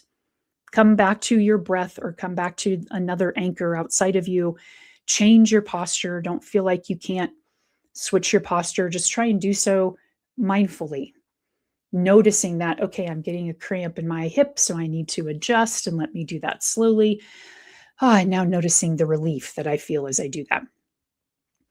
So I just wanted to give those kind of foundational definitions and instructions, because usually when I teach mindfulness classes, we have like a whole class that's around like an introduction to mindfulness. So I'm cramming a lot into a short amount of time. And so let me move into the RAIN, a brief description of what the RAIN practice is, and then we'll move into a guided meditation for RAIN. So the acronym RAIN it's an acronym that embraces a lot of mindfulness meditation principles and practices. And the acronym itself was developed in the early 70s by a woman named Michelle McDonald, and it's been popularized since then, particularly by one of my meditation teachers, Tara Brock. And I think it can be a beautiful way for us to have a more intentional, open relationship with whatever is coming up for us in the moment. So the R of RAIN, and we'll go through these as we practice in a moment. The R of RAIN stands for recognize, where we're simply recognizing what's coming up for us, whether it's emotions, thoughts, physical sensations, whatever it might be. We're simply recognizing, like watching clouds across the sky or watching traffic in the street. We're just recognizing. The A is for allow. So whatever we have recognized, we are allowing it to be. And there's some phrases that I'll prompt you with or suggest for you that can help with that. Phrases like, this is how it is right now. I want to make a side note that allowing what is coming up or allowing what is present or happening right now does not mean that you agree with it. Okay. Again, we are trying to take the outer circumstances that are going on and our inner relationship to them to make it so that we can be in a place where we can see what's going on around us, be present with it, so that we can choose how we want to respond in that moment. So allowing does not mean that we're just passive or we're sitting back and not doing anything. It means for us right now in the moment, we're recognizing what's happening within us and around us, and we're allowing it to be so that we can ground ourselves. Okay, so then the I of rain is to investigate. And I also want to make a note with this because investigate is not an analytical inquiry. There are some practitioners who do a little bit more of a coaching inquiry or analytical inquiry with this by saying things like, what stories am I telling myself about this? I think that's great. And if that works for you without spinning you off down the rabbit hole, please go ahead. But I think from a beginner standpoint, when we first start working with rain, I like to keep the inquiry, the investigation focused more on what's coming up inside of us. So for example, if we're noticing that we're reflecting on a situation and we feel tense about it, with a kind, gentle curiosity, we're investigating, well, where do I notice that tension? Is it in my neck, in my shoulders? Am I feeling some upset in my stomach? Is my forehead furrowed? So it's that kind of investigation or inquiry that we'll be doing so that we can raise our awareness around what's happening inside of ourselves in the moment. And then the N of rain, you might see a couple different ways that people use the N of rain. I like to use it to stand for nurture, which is how I was taught. Some people have adapted it to stand for non-identification, which means not identifying with the things that you have recognized and allowed and investigated. Again, I think that's great. I also see that as kind of a next level rain practice. So for purposes of our beginning, the rain practice, I want us to focus on nurture. And what that means is once we've recognized and allowed and gotten a little more curious with our investigation about what's going on, we nurture ourselves. We ask, like, what do I need in this moment? And so we are tending to ourselves because we know we cannot go out into the world and do the kind of work that we want to do if we haven't first started with ourselves, if we're not pouring from a full cup. And so the nurture is meant to see, like, what do I need? Do I need a glass of water? Do I need to put my hand on my chest? Do I need to go for a walk? Do I need some comforting words? So that's the acronym itself. And we'll go through that in our practice today. And then there will be kind of an add-on to that, which we call after the rain, which is to simply sit and allow the practice to wash over you.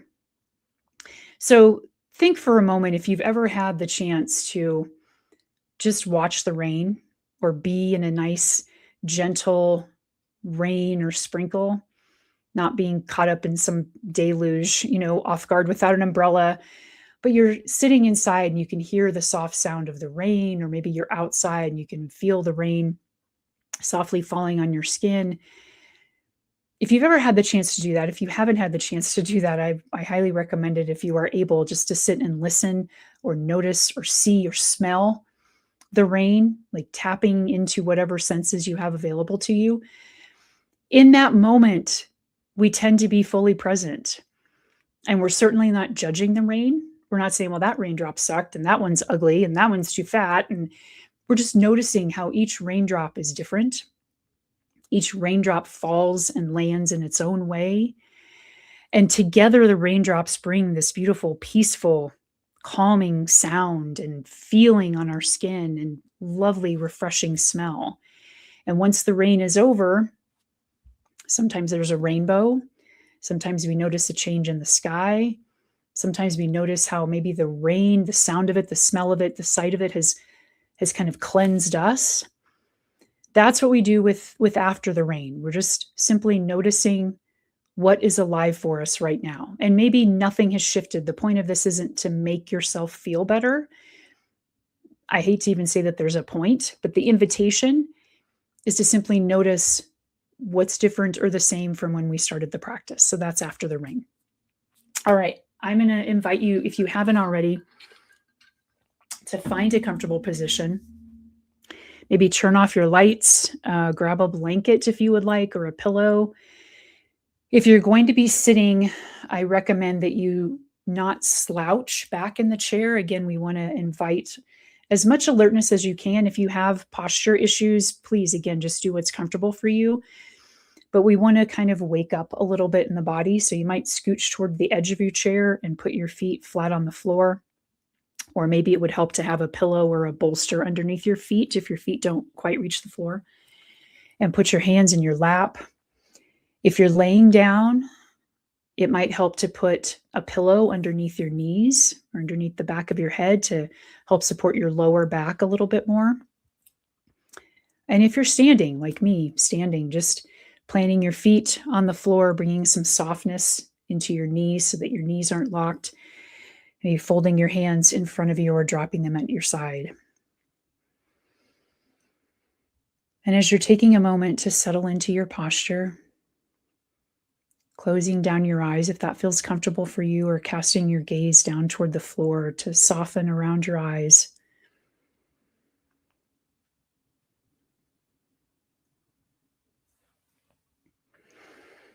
Go ahead and make any micro adjustments you might need to make in your posture. And start to turn your attention inward, noticing how even just slowing down, paying attention to how your body feels most comfortable, just noticing how that feels.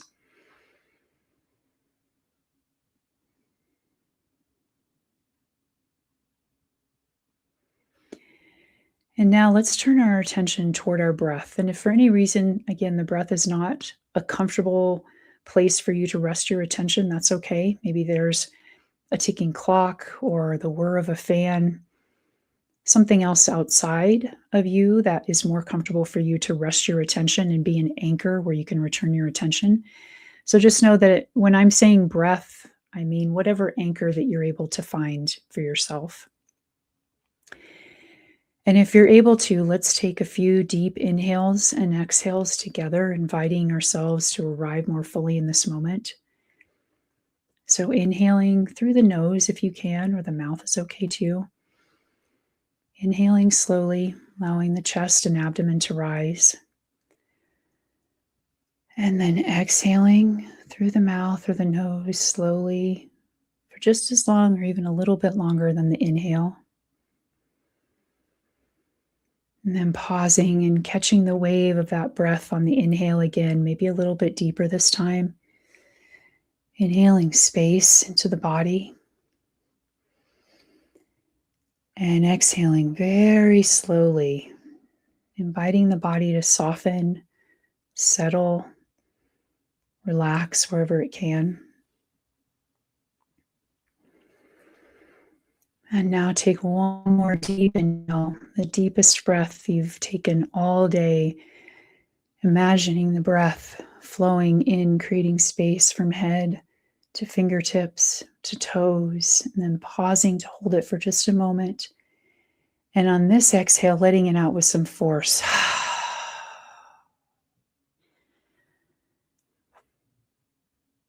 Good. And now letting the breath return back to whatever it is normally like for you or normally like for you today. There's no need to try and control it. Seeing if your body might need a couple other adjustments after those deep breaths.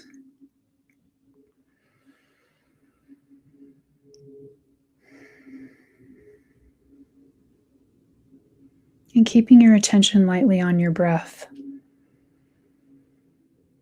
Noticing the coolness as it comes in your nose, fills up your chest, your abdomen. And then on the exhale, as your abdomen and chest fall, and how the breath feels warmer as it comes out your breath or out your nose and mouth.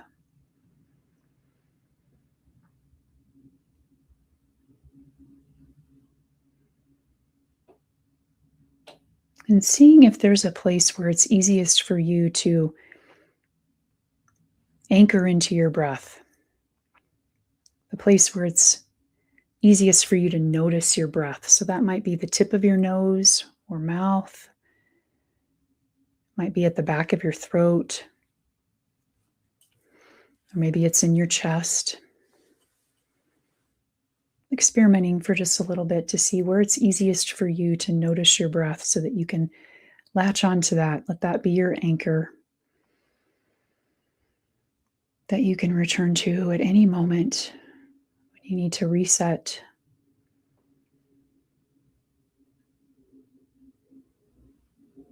And if you're focusing on a sound outside of you, getting curious about the frequency and quality of that sound.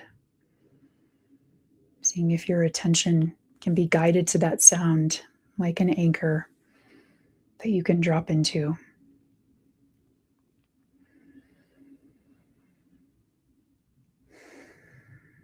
Now, letting your attention rest on your breath at maybe 25%. No need to hyper focus on it. We breathe automatically, knowing that you can rest your attention ever so lightly on your breath. And then the rest of your attention, I want you to start scanning, almost like a reel of film that's playing, scanning over the last year without getting too caught up in any particular moment, whether it was happy or sad or joyful or challenging, but rewinding all the way back to January 1st. And just the best you can. We're not going to remember every day or even many moments within every month, but just scanning back, noticing what stands out for you in January, moments that stick out in your mind. And then February, what you might have been experiencing or noticing most or dealing with the most in February. And then March, what was happening for you or to you or around you in March? What were you experiencing in March? And then into April, as the weather starts to change again in the northern hemisphere to spring, the southern hemisphere to fall. What was happening in your world in April that stands out the most? And then in May, as we start to see more sunlight in the northern hemisphere and darkness in the southern hemisphere, what stands out to you the most from May? And then into June, as things start to warm up even more in the northern hemisphere and cool off even more in the southern hemisphere. What memories stand out to you the most in June? And then into July, what are you remembering most about July as things really start to warm up at the height of summer in the northern hemisphere and winter in the southern hemisphere? And then into August, as we start to notice changes in the seasons again, what are you remembering most about August and your experiences, the times that you had? And then September, as we're into new seasons, fall in the northern hemisphere, spring in the southern hemisphere. What are you remembering most about September? And then into October, so we're noticing more of a chill in the northern hemisphere, a little more brightness in the southern hemisphere. What stands out to you about October? And then November, as we really start to enter the dark period here in the northern hemisphere, and as more light starts to return in the southern. What memories do you have about November? And then December, this last month of the year, which saw the winter solstice in the northern hemisphere and what would be the summer solstice or spring solstice, I believe, in the southern. And what are you remembering most about December? Now, with all these memories that you have throughout this past year, see if there's one that calls out to you the most. It doesn't matter if it was a happy or sad or challenging or easeful moment. See which one is most calling out to you, maybe is the most vivid for you.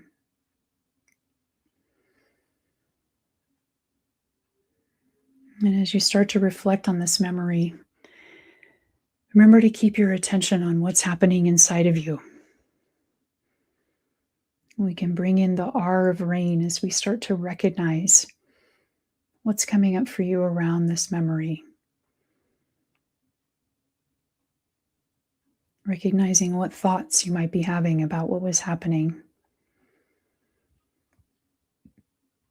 Recognizing what you were saying to yourself or to someone else. Recognizing what was being said to you.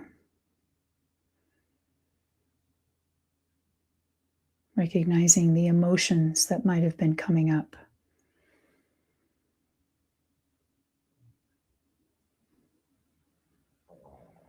And recognizing any physical sensations associated with those emotions. Is there any fluttering in the stomach or a tension or tightness? Or is there a spaciousness or release that was coming up around this situation or memory?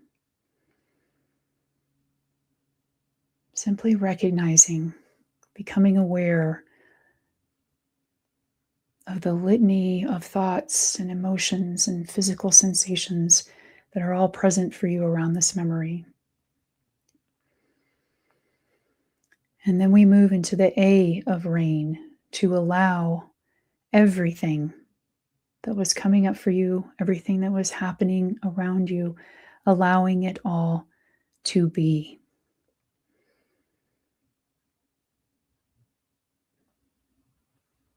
If it's challenging to embrace allowing things to be, remember, this doesn't mean we agree with or accept what happened. It means we are acknowledging from the perspective of an observer that this is how things are.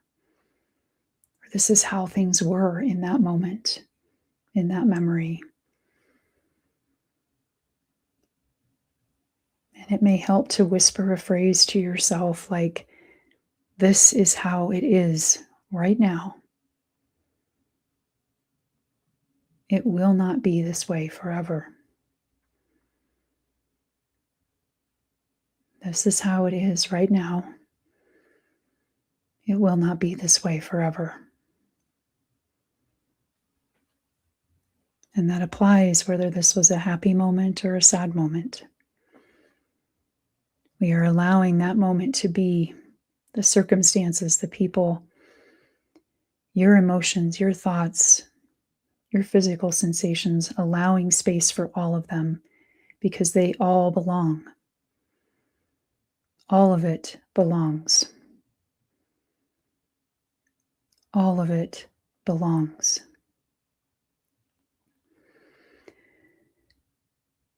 And now it might help to take an inhale, remembering your breath. You've allowed space for everything to belong. And exhale, allowing whatever has been coming up for you to settle. Give it space. As we move into the I, to investigate with a kind, curious, compassionate inquiry. And sometimes it's easiest to do this part of rain, this investigation, by focusing on the emotions or the physical sensations that you might have coming up around this memory. So see if there's an emotion that you can most easily identify that's coming up for you right now. There might be several. See if there's one that's standing out to you the most. Maybe it's happiness or grief or sadness or joy or anger or relief or celebration. See if there's one emotion that stands out to you the most.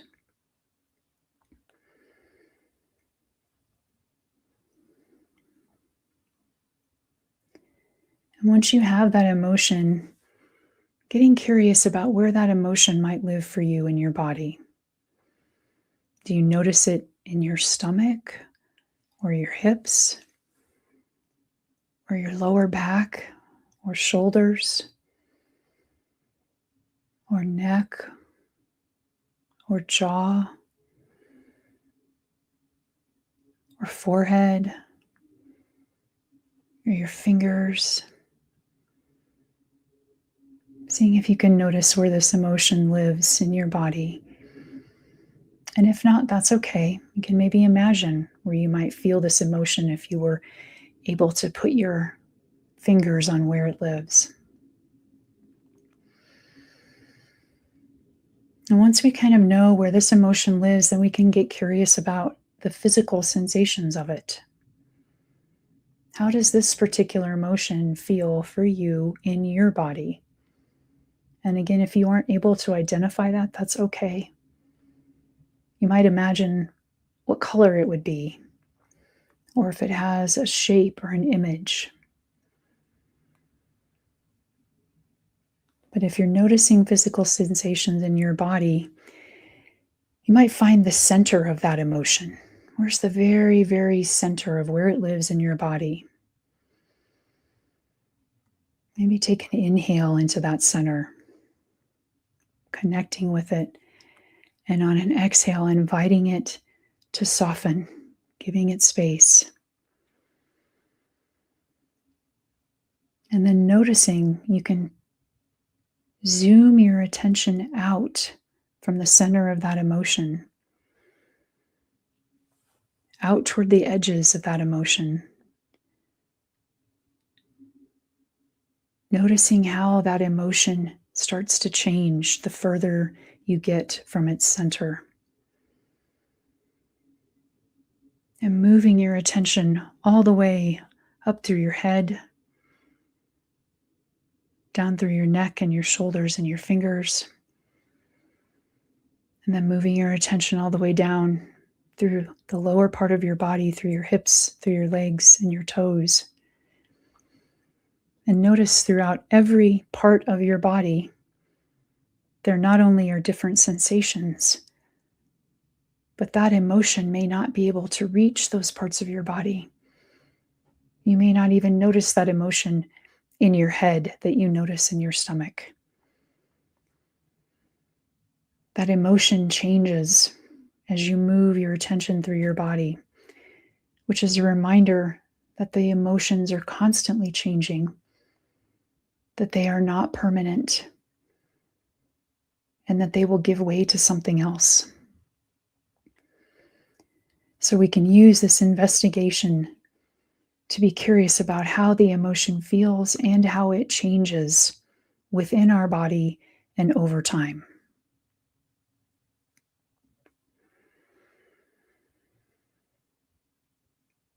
And now maybe taking another deep inhale and exhale as we let that investigation go and move into the N of rain, the nurture. Take a few moments here to ask yourself, what do I need in this moment? Do I need some deep breaths? Do I need to put my hand on my chest and breathe, or put my hand on my stomach and breathe? Do I need to say something to myself like, I can be with this?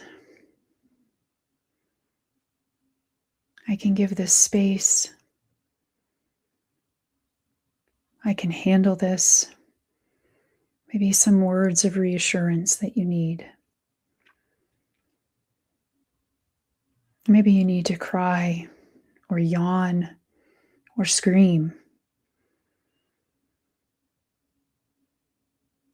Maybe when you get up from this meditation, you need to go for a walk or get some tea or some water or splash some cold water on your face.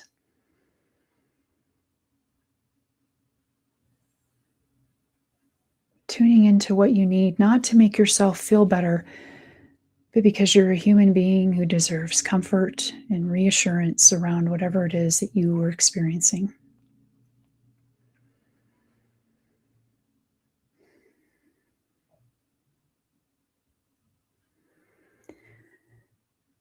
And now take another inhale. Let the nurturing practice go.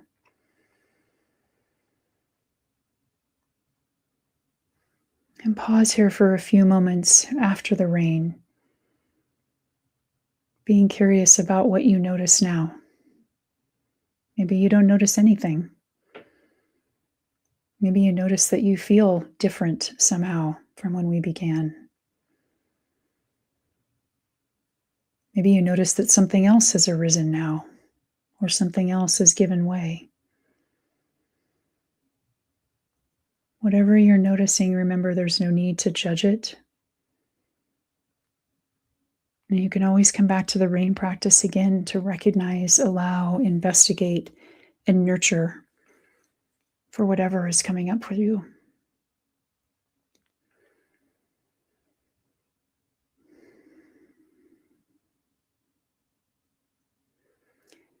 And now bring your attention back to your breath or to your outside anchor.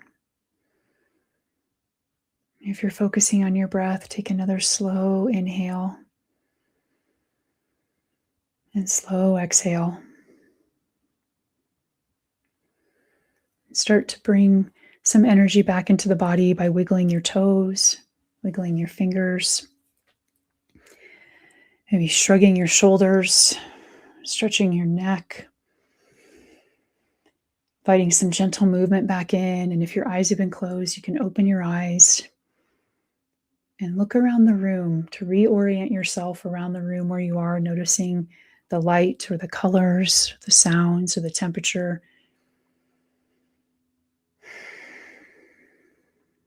Taking a moment to let yourself settle into where you are.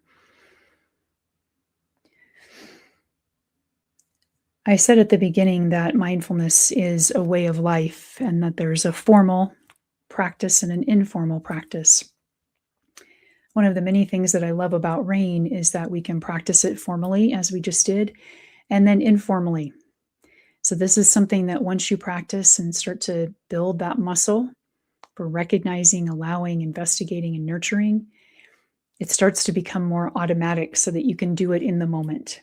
So that if you are in the midst of a challenging situation or even a happy situation, these aren't just for challenging situations, recognizing happiness and joy in us too.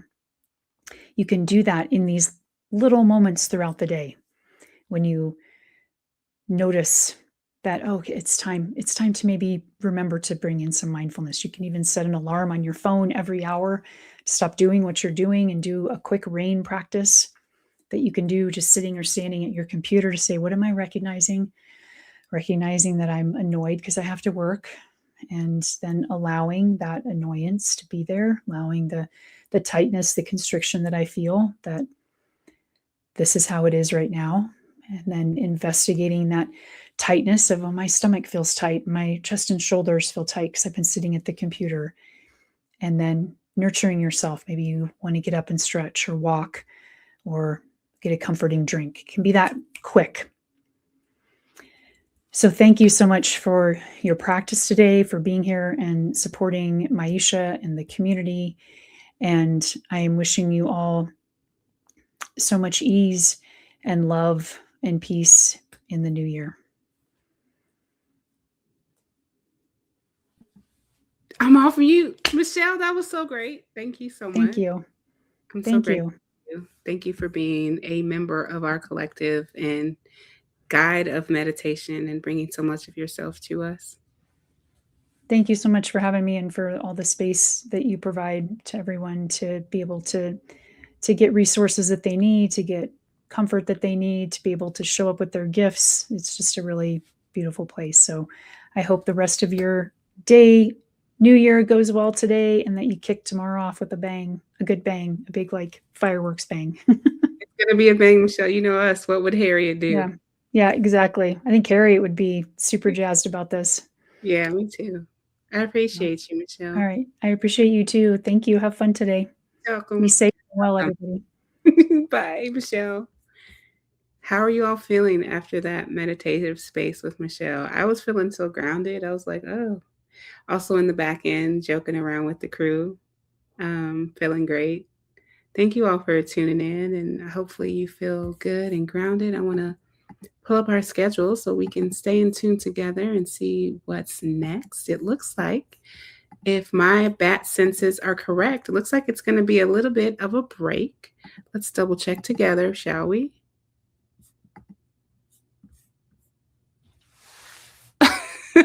Yes, we're going to take a break. We're going to take a break here. We'll be breaking for about 5 minutes. And then Mitzi will be here with some intentional movement. All right. So I'm going to go ahead, and if I play Beyonce, I will get a copyright strike. So we will not play Beyonce, but we will do something until Mitzi comes to the stage and jazzes it up. So actually, I could tell a couple bad dad jokes. Okay, let's do that because we only have 5 minutes. If you need, Jen's here. You need an audience for jokes, so that's why I'm here. Oh, great. All right, y'all. We're going to tell some jokes. They're not going to make any sense. And I guess that's what they make. All right, here's my comedy routine. If you need to take a break, go get a bio break. We've been on live for 2 hours. We're going to be live for a long time. So get used to these faces. I might even do a costume change. All right. Why did the chicken cross the road? Why? Get to the other side.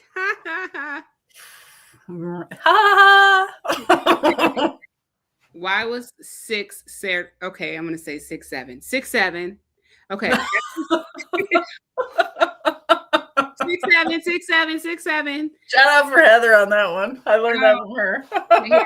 But why was 6 scared of 7? Because 7, 8, 9. Damn it. Okay. That joke didn't last too long. I'm not a good audience, am I? I'm sorry. Okay. Knock knock. Who's there? Orange. Orange who? Knock knock. Who's there? Orange. Who? Huh? Orange. Orange who? Knock knock. I ain't answering this time. Who's there? Orange. Orange who? Orange, you glad to see me? Oh, God.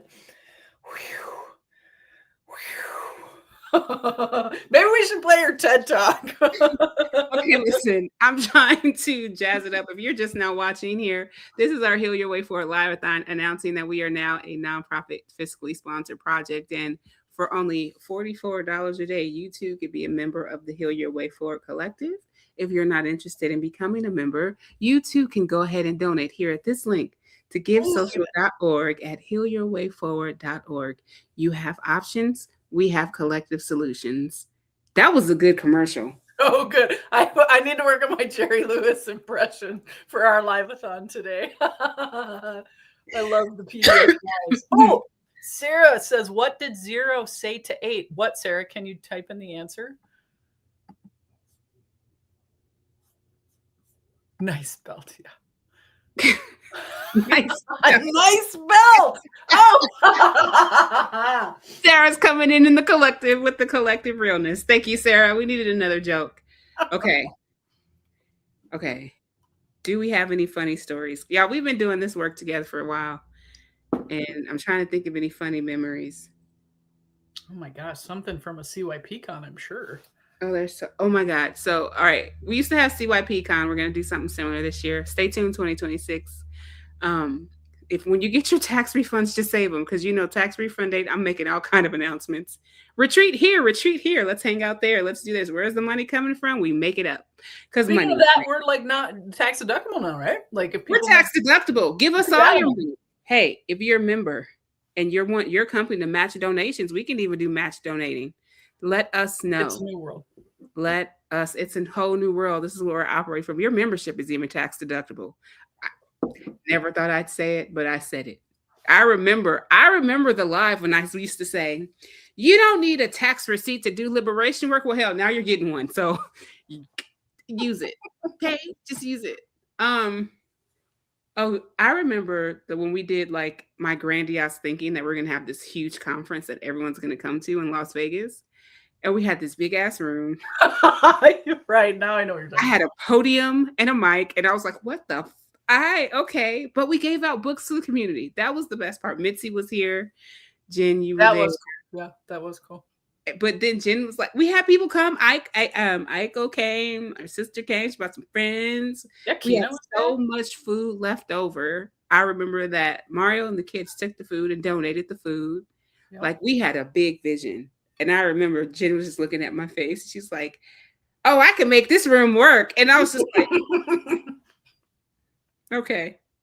My face was so sour the whole time because I was just like, why did I want to have this big thing that, but then the following year we made it smaller and it was so good. intimate and it was just perfect for our community. So looking forward to not just doing something in Vegas, but like there's a lot of y'all in the Midwest. There's a lot of folks on the East Coast. So like we could just do weekends together. But my most exciting event is the Quince Beyonce party. Oh, there you go. We're doing a quinceañera / Beyonce birthday party for myself and Janine in California. Yeah. It's gonna be so great. Like you're gonna wear Janine's gonna go all Quince, I'm going all Beyonce, and it's a birthday party. A little bit of Banda, a little bit of Beyonce. Who would have thought Banda and Beyonce? And it's open for all. So you all can get tickets and hopefully Vita, they can be our DJ and it'll be a great time. Dream with us, friends. This is what we do. And like if you ever came behind the scenes and you want to know what we do in our meetings.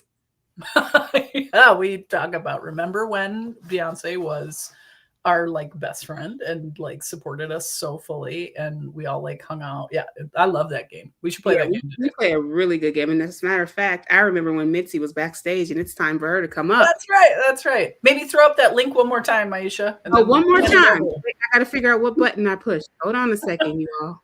All right, I'm backstage. Should I give the spiel? For your low cost of $44, you too could become a member of the Heal Your Way Forward Collective.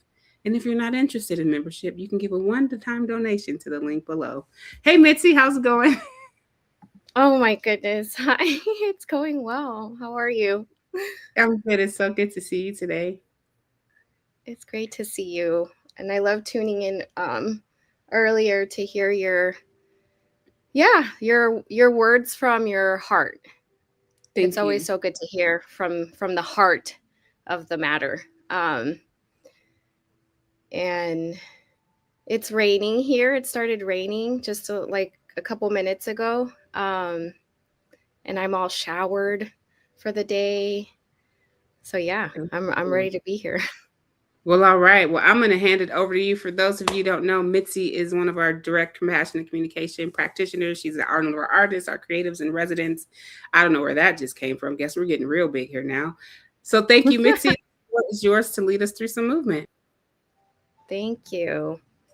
All right, everybody. So the whole point of this is to set intentions with you for your year, for your season, for the middle of a season, because it's the last day of the 2025 calendar year.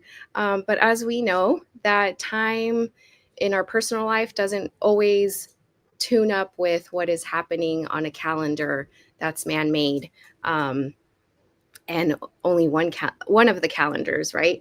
So honor, it's a time to honor your own time, your own season, your own rhythm, and whatever it is that you're in tune with. So if you're in tune with, I know in our community, Maisha has been integrating the moon cycle, for example.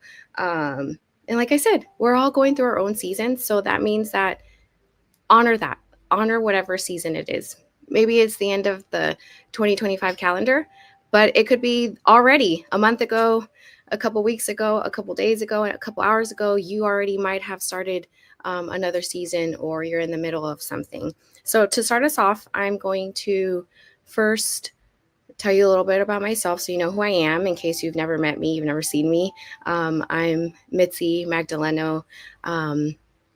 I was born in Mexico City.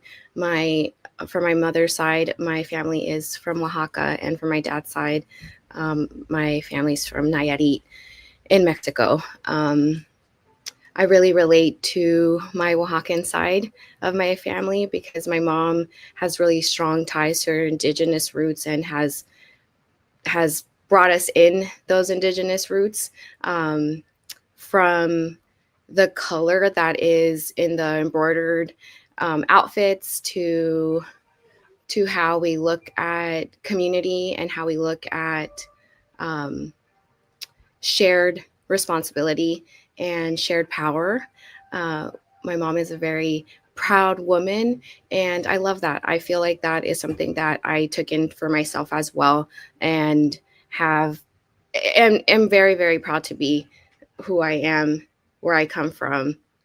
I was raised in San Francisco for most of my life. I recently moved to up north in Sonoma County, and I love it here, and that's where I'm currently at. So you will see lots of beautiful nature outside. It's a big part of my life. So that's a little bit about me, but as you are starting off with me, you can grab a piece of paper, pen, pencil. You can grab any other kind of utensils that you want. You can grab your snacks, because as if you've been to the Hear Your Way Forward, Check Your Privilege community, it's all about honoring where you're at. So I'm going to say that a lot. I'm going to be saying that a lot through the session. Take care of your needs. If for whatever reason it's like you can only come in for 30 minutes because your body's telling you there's something coming up here, and all of a sudden it's releasing a lot of things, I need to go rest. That's you honoring your time and your season, your rhythm. So always remember that during my sessions, it's always about honoring your time, and whatever I'm guiding you through is simply an invitation, and you are always allowed to say no to that, to anything, and you're always allowed to alter it as well.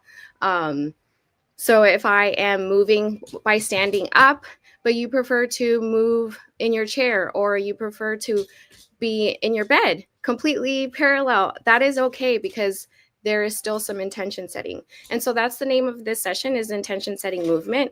So I'm going to guide us through a process that's going to start off slow so that you can be in tune with where you're at. And so I'm going to take from direct compassionate communication and start with the observations, and I'll guide you through that. And then we're going to move into, so simply just looking at our surroundings and being still.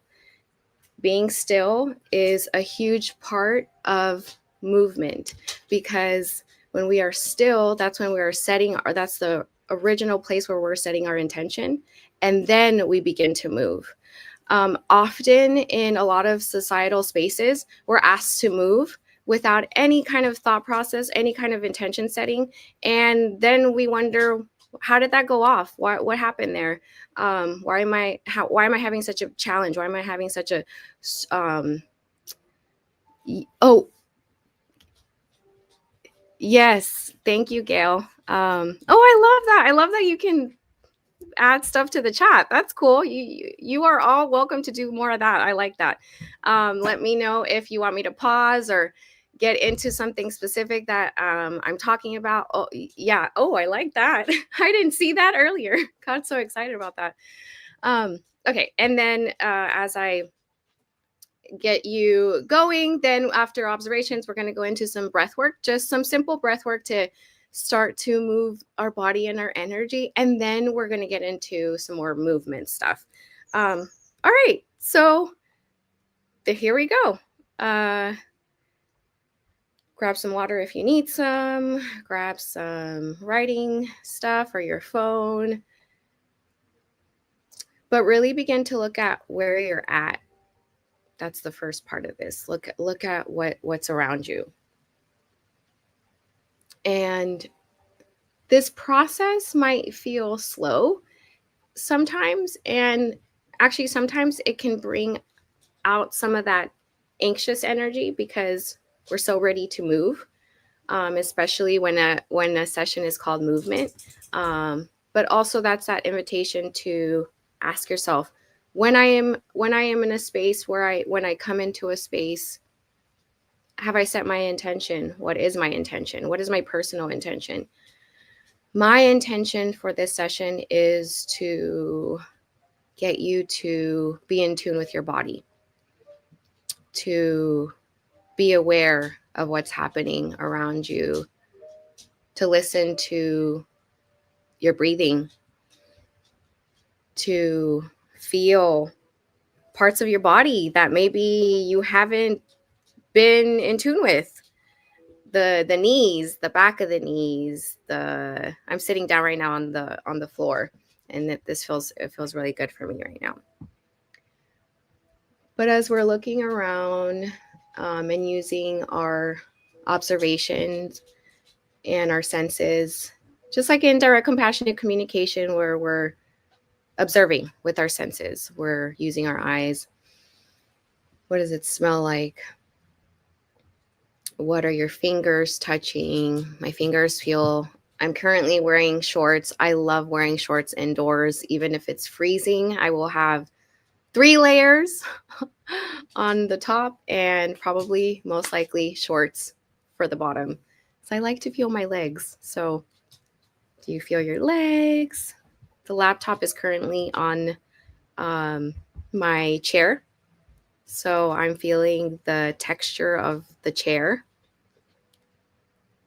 It's got this kind of very, very small weaving. It almost looks like, if anybody crochets, it looks like a crochet pattern. I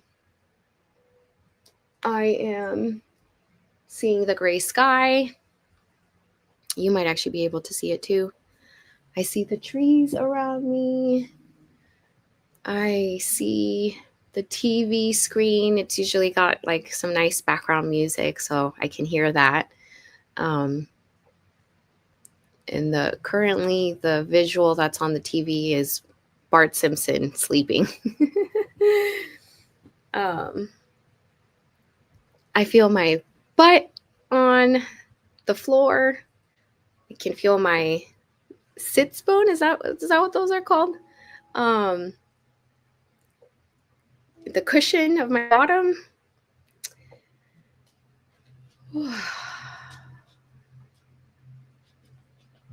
And so just notice where you're at. What's surrounding you? Got this pink curtain here. The texture feels good. And really get into it. I never touch this curtain. Every day. It's here in my room. And I've never touched it like this. And it feels really good. It feels really good, actually. I love texture. I love color. I can feel my hair all wet. What do you feel? What do you see? What do you smell? What are you tasting? What are you feeling energetically?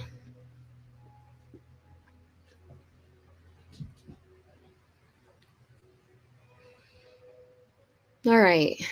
Now, as we progress into this other part, I'll give you a couple moments just again to really notice the heck out of things. Like we're going to the extremes of what we usually do.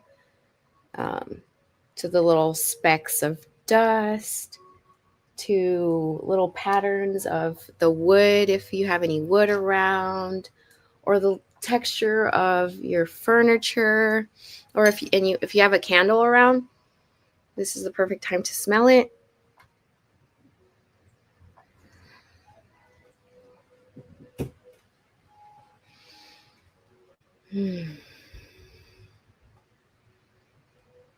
And naturally, observing automatically makes me breathe deeper. I don't know if that happens to everybody. I imagine that it happens to a lot of people because it's turning off that go, go, go, go. It's turning that part off. It's turning it down. Maybe not off. Maybe there's still thoughts of, oh my goodness, in a couple hours, I have to start preparing for this, or I need to figure out what my New Year's plans are, or I've got something to host, or I need to run to the store, or all the many things. And maybe that's kind of floating in and out. But I notice that the more that I'm observing the textures around me and the senses and tuning into the senses, all of that stuff starts to just go. It goes away. It turns down if it doesn't completely go away. And my breathing gets deeper.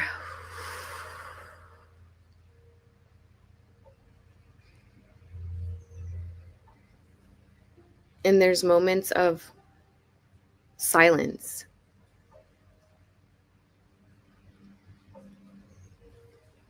And so I'm really going to honor those moments of silence for myself.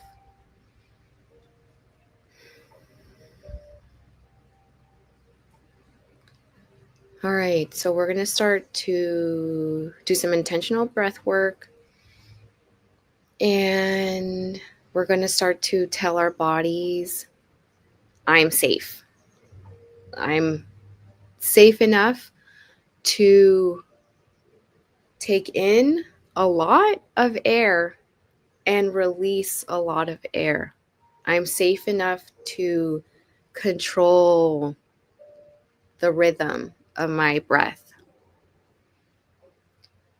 And if you are at all similar to me, that means I start to sway.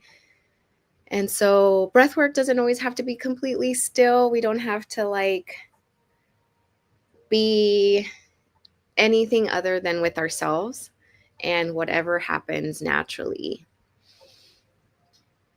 If the breathing makes you want to stand up, that is okay. If the breathing wants to make you cozy up and lie down, that is okay. Some of us might have come into these sessions ready to, all right, I'm going to solve something.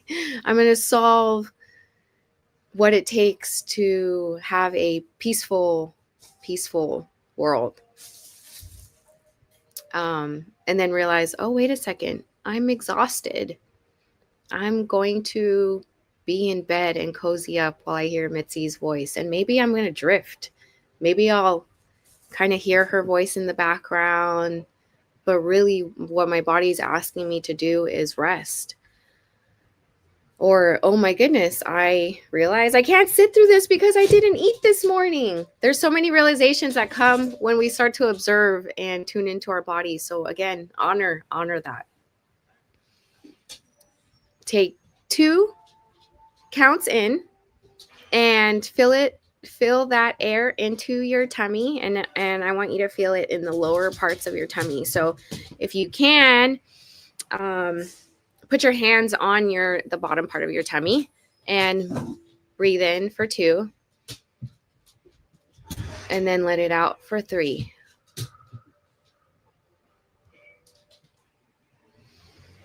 And I'm going to close that because my puppy is trying to get all wet.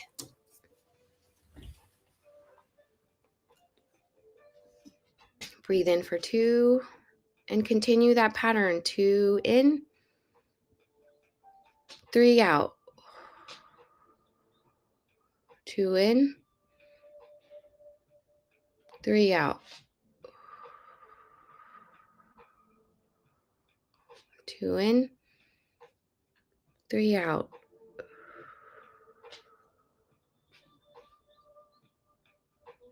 2 in, 3 out. 2 in, 3 out. 2 in, 3 out. 2 in, 3 out. And this time we're going to bring it a little bit longer. So 3 in and then 4 out. 3 in, 4 out. 3 in, 4 out. And always tune into your body, honor what it's asking. If you start to feel a little dizzy or anything like that, it should, don't make yourself feel dizzy unless you're intentionally spinning around. But continue that pattern of 3 in, 4 out.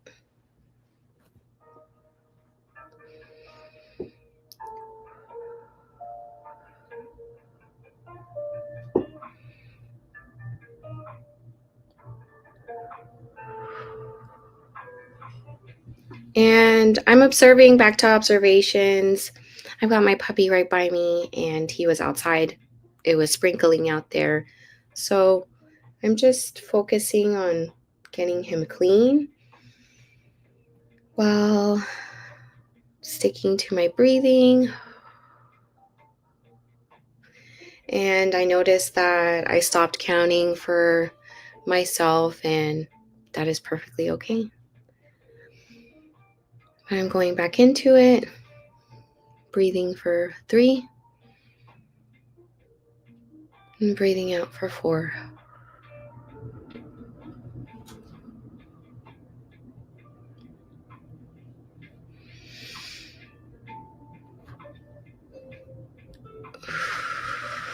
I'm also noticing I was sick all last week, and my breathing, it feels good, but it still feels like it's straining to reach all the way to my tummy. And so I can still feel it, that it's only kind of how it feels. Obviously, I'm getting oxygen through all of my body, but the sensation of being able to blow up that tummy, like make it puff up, it's kind of strange. So I'm not forcing myself. I'm listening to my body. And it's just a great reminder again that in anything that we move through, whether it be work, family, friendships, collaborations, partnerships, whatever it is that we are engaging with, if something doesn't feel right for us, it's a good time to ask ourselves, what is this asking me to do? Is this asking me to alter something? Is it asking me to pause? Is it asking me to redefine my relationship with this engagement? Because maybe I can't do 3 deep breaths. Maybe I can't do 4 breaths out. And it's that same everything. Everything is very similar.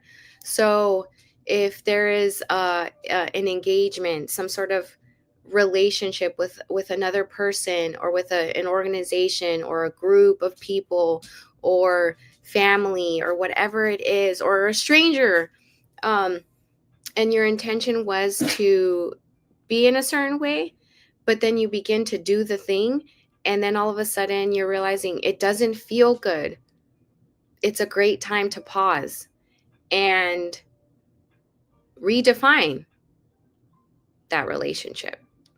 Maybe I can only do it for, I said I was going to do this for 10 minutes, but maybe I can only do it for 1 minute. I said I could do this job, for example, for a year, or maybe I thought it was going to be indefinite, and then I realized this isn't the job for me. What are some ways? And for those of us who are practicing direct compassionate communication, it sounds very similar to what are my requests? And so I'm gonna be tuning into that too, so that some of us can get a little bit of that taste of direct compassionate communication. Am I requesting something different for myself? So maybe instead of doing the 3 to 4 thing, I'm just gonna breathe. I'm just gonna breathe normally and sway with Mitzi, or be here and listen and take in words, but just let my natural breathing do its thing. And we get to do that with all sorts of relationships, is my point.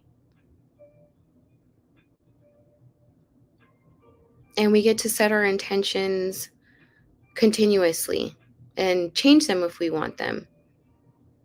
And communicate with the people that we are in relationship with. Hey, I think I got to change this up. It's not really feeling good for me. It's not feeling good for me. Doesn't feel right.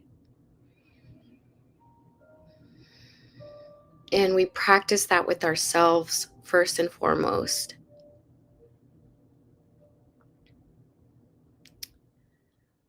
Indirect compassionate communication.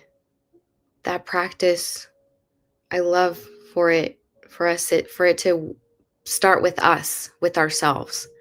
And really anything, right?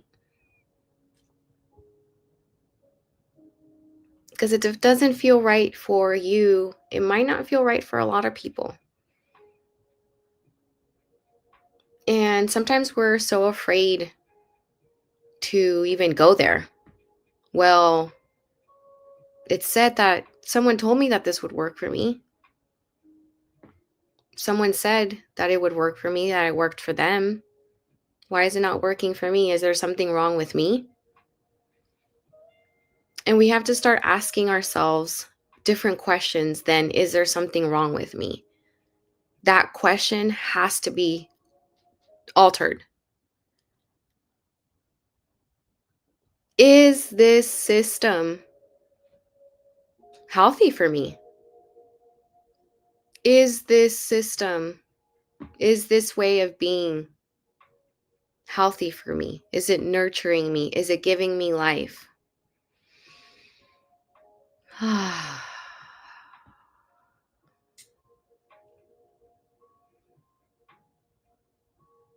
Is it giving me life? Is it giving me life enough for me to move through this world and also share life with other people? Or does it feel bad that all of a sudden I'm feeling tight? I'm starting to feel tight in my body. I'm starting to feel sick. I'm starting to feel stressed. I'm starting to feel my throat close up, my chest tighten up, my shoulders hunched. I'm starting to feel closed in. Your body will tell you a lot of things before even our minds start to tell us, hey, there's something off. Our bodies will already. That's why observations is such a big deal.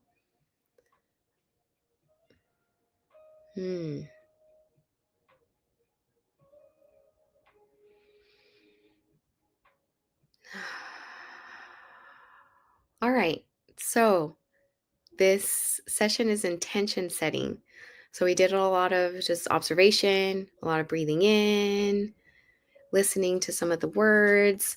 I don't know if anybody brought their journals or their phones for note taking. This is a great time to just like take about 2 minutes. I'm looking at the clock. It's 27 after the hour here.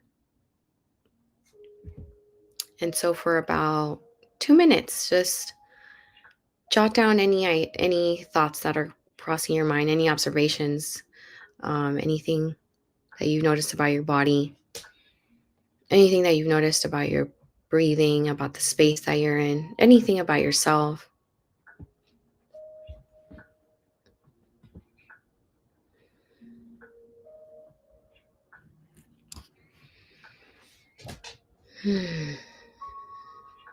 This is a perfect time to go get some water if you need it. I'm seeing that I have some water near me.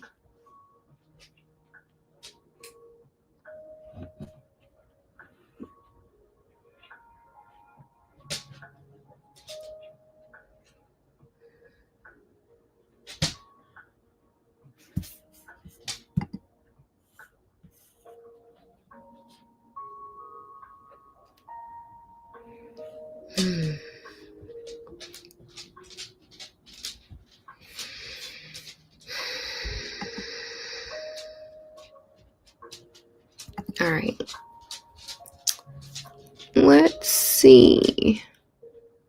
Some screens. Look for this. All right, I'm taking a look because I think I'll be able to share some sounds. But while I do that, feel free to continue to write down your thoughts.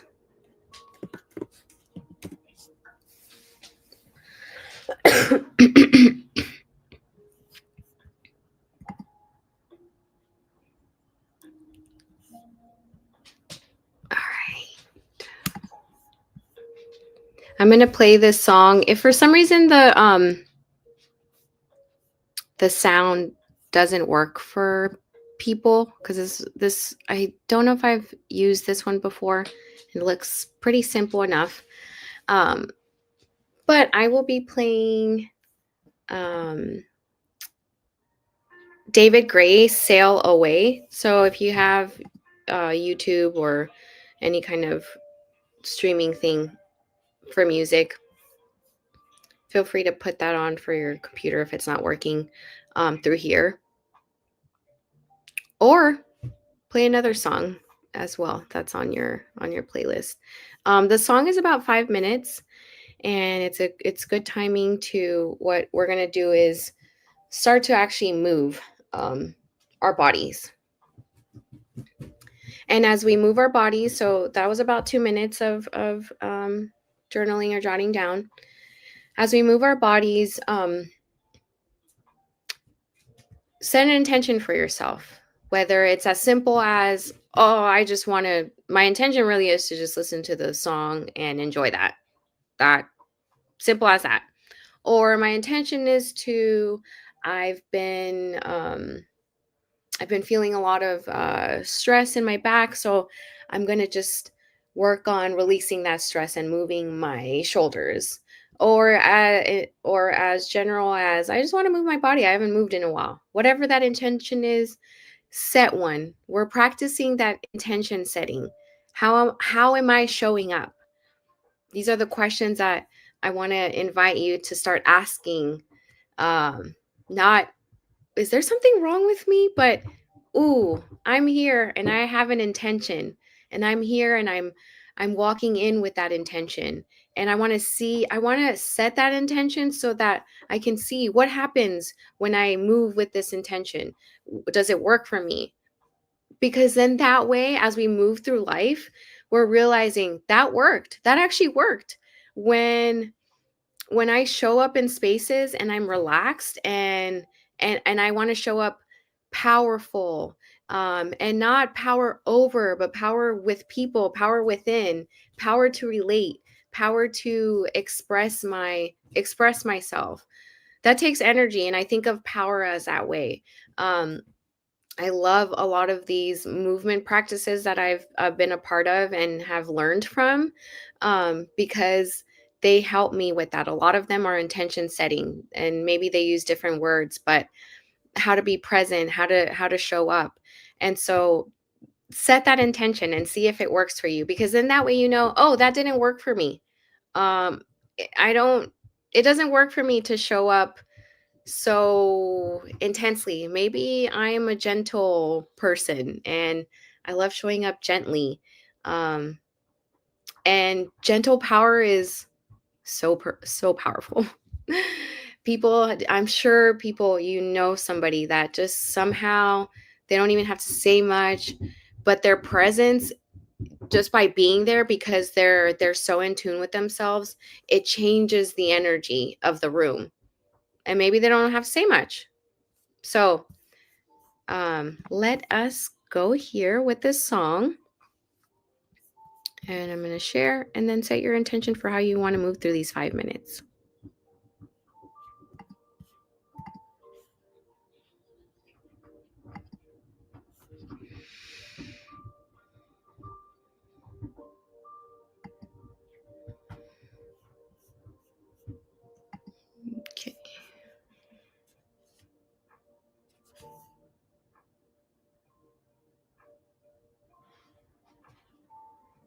Okay. For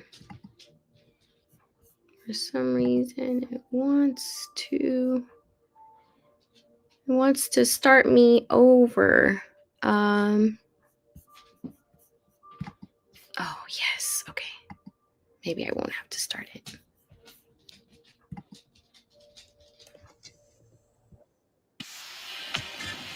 Can people hear that?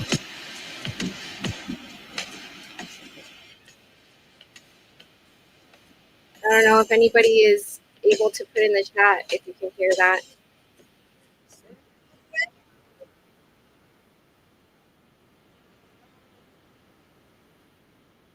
Thank you.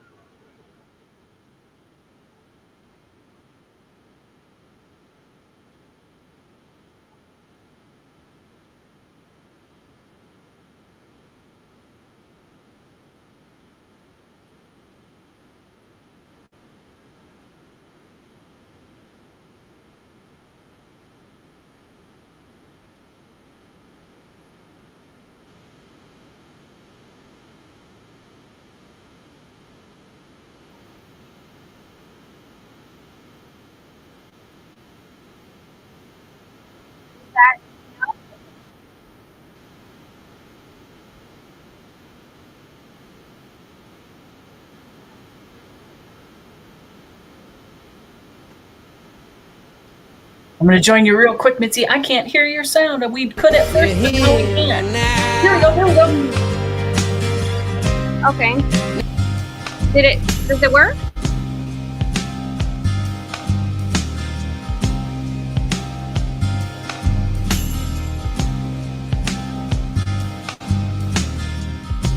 Sail away with me, honey. Put my heart in your hand. Sail away with me, honey, now. Sail away with me. What will be, will be. I wanna hold you now. Crazy skies are wild above me now. Winter howling at my face, and everything I held so dear disappeared without a trace. Oh, all the times I tasted love, never knew quite what I had. Little darling, if you hear me now, never needed you so bad. Spinning round inside my head. Sail away with me, honey. I put my heart in your hand. Sail away with me, honey, now. Sail away with me. What will be, will be. I wanna hold you now. I've been talking drunken gibberish, falling in and out of bars, trying to get some explanation here by the way some people are. How did it ever come so far?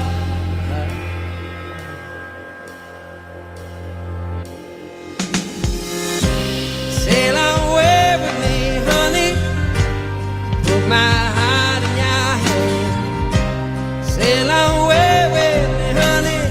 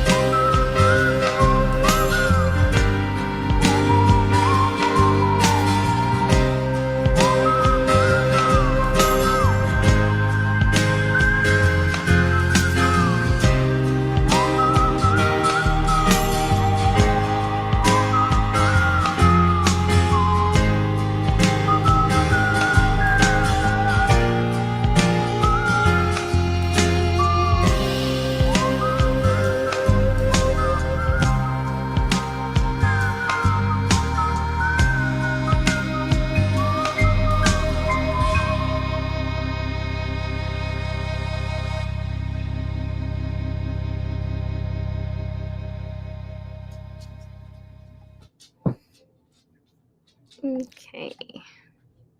Cool. Yes. And thank you for putting in the chat too, because that helps me be in tune with you all. This feels so good to move.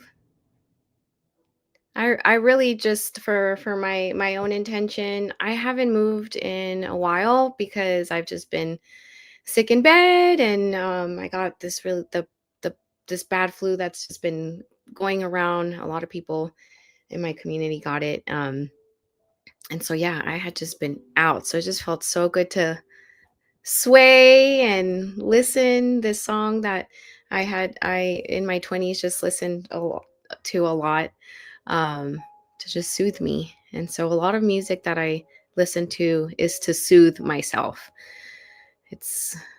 So thank you for sharing that with me. So that was one of our first movement little bits with that intention to practicing setting that intention as you move. And as we continue, I'm going to play more music, but then setting an invitation, a request to do it in a certain way. And again, at any point you can be like, I want to alter it. I want to take this time to do something else for myself. Maybe I'll do something different. So for this next song, I want you to, the invitation is to move in your space a little bit more than what you would normally do. And what more means for you can be different than what it means for me. So more for me, an idea of more can be using up more space. So spatially more. That can be one of the ways that you express more. Or more can be with a little more power. So instead of like maybe like a kind of I'm just gonna flail about, which is, there's nothing wrong with that. Maybe I'm gonna use more energy. Like there's some people, I've had this in a couple weeks before, where I just had so much energy, especially before I got sick, and I could have used some like intense, like more powerful, almost aggressive movements. And so if more means that for you, then feel free to do more of that. Or it could be more gentle. It could be like, hey, I'm going to exaggerate more of that gentle feeling and that flowy feeling. So maybe your more can be continuous flow, but I want more of something. So what are we going to reach more of? Set that intention. And I'm going to look for another wonderful song for us. Ooh, I like this song. So this song is Jacob Banks, Slow Up. And oh my goodness, the lyrics are beautiful. So if you want to look up the lyrics, I invite you to do a little quick search. Jacob Banks, Slow Up. Actually, because I can share my screen, I'll just put it on the lyrics on there. But basically, the intention, again, is to do more of something.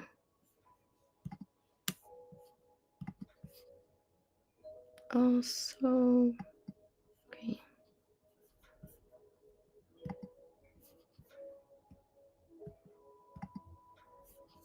Lyrics. There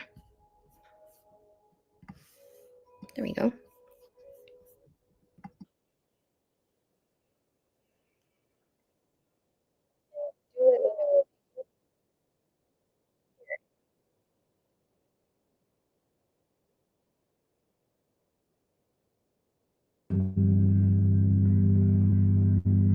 What I've learned from the ocean,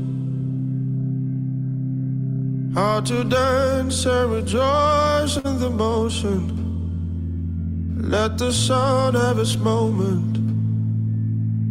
The moon will come. What I've learned from a soldier: every man is a son to a daughter, and we only remember when we see the blood. Don't grow up on me. Keep that backstroke in your afro. Don't you grow up on me. Slow up, homie. Don't you grow up on me. Keep it OG, sip it slowly. Don't you grow up on me. Slow up, homie. Don't you show off on me. Don't you grow up on me. Show off on me.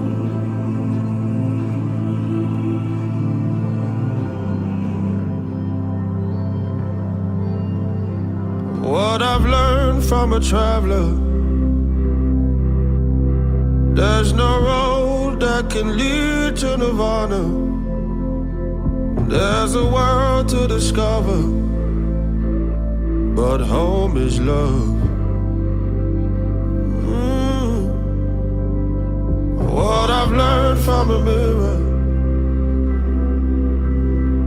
look too hard and you find you a stranger. Love is just a decision. The choice is yours. Don't grow up on me. Keep that backstroke in your afro. Don't you grow up on me. Slow up, homie. Don't you grow up on me. Keep it OG, sip it slowly. Don't you grow up on me. Slow up, homie. Don't you show off on me. Don't you grow up on me. Slow up on me. Don't you grow up on me.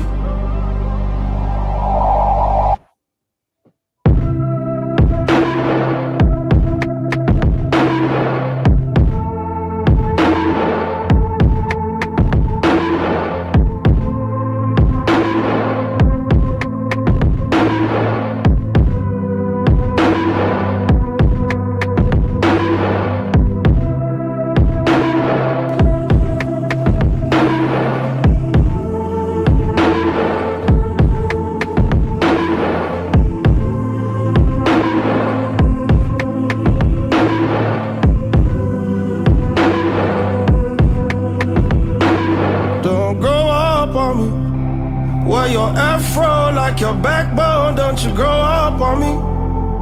Slow up, homie. Don't you grow up on me. Keep it OG, sip it slowly. Don't you grow up on me. Slow up, homie. Don't you grow up on me. Wear that afro like your backbone. Don't you grow up on me. Slow up, homie. Don't you grow up on me. Keep it OG, sip it slowly. Don't you grow up on me. Slow up, homie. Don't you show off on me. Don't you grow up on me. Don't you grow up on me. Slow up, homie. Slow up on me.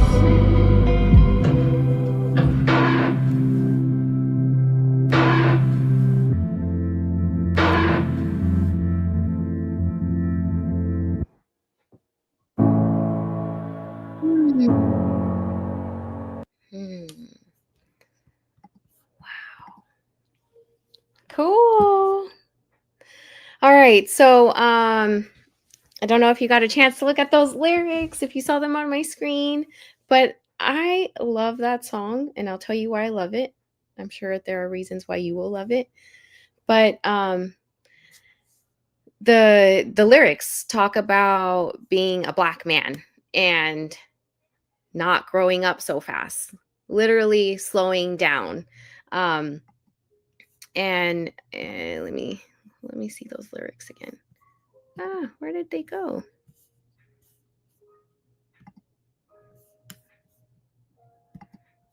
All right, well, I don't know what I did with that screen, but basically, yeah, what it speaks to me, and obviously that's what lyrics are amazing for that reason, and music, because you can hear many different things in different ways, but it really paints this picture of me like, I refuse to grow up just because the world tells me to, or be a certain way, or be so fast, or be a certain way because society is asking this of me, or this is how I have been defined.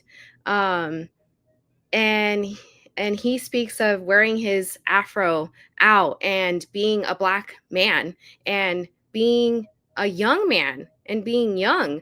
And I just think of this the boy that he's referencing, the little boy in him, because so many of us are force ourselves to grow up faster than we even should, simply for the sake of catching up to whatever it is, this make-believe thing. And so it's so powerful to hear a Black man singing about slowing down. It's so powerful to me. It's such a powerful message that is singing to himself and to all the other Black men, other Black boys who are growing up in the USA. It's so good. So I love songs for that reason. My intention during that song was to get like stretch out further, because it's nice to take up space. It's great to take up space, and practicing that. If you want to share in the chat what some of your intentions have been so far, either for this song or for the song before, please, I would love that. That would be awesome to see some of that. We're going to take 2 more minutes again, because there's movement happening. There's a lot of energy. I don't know if you felt this. I felt a lot of energy as I was moving. That stretching out, I haven't done that in so many days. That stretching out, I could feel the energy in my fingertips. That happens to me a lot when I do breath work and when I do intentional movement. I start to feel this tingly feeling, especially in breath work. If you've done that at all, like in an intensive type of breath work, you start to feel the energy in your fingertips, like the stretchiest parts of your body. So like even like the tops of your head or your toes, the extremities, you start to feel this tingling. It's this energy that starts to become alive. And so feel that and notice it. Where is this energy going to? Where is it moving towards? What's being asked of you? So yeah, I could feel it in my fingers as I was stretching, as I was reaching more out. I was like, more of that, more out there.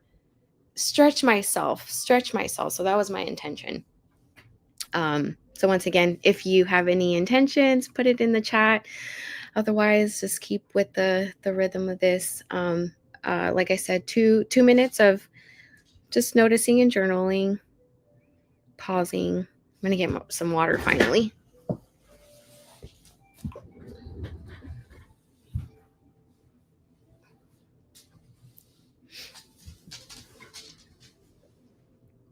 Oh, Remy, you want some water too? Here you go.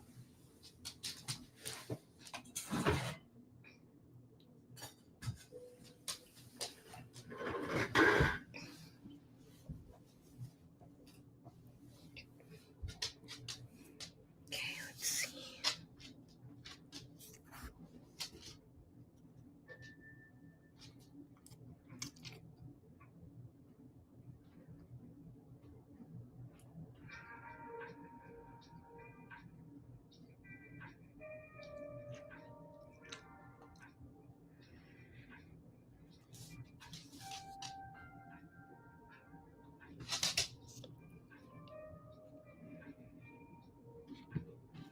Okay, about 1 more minute.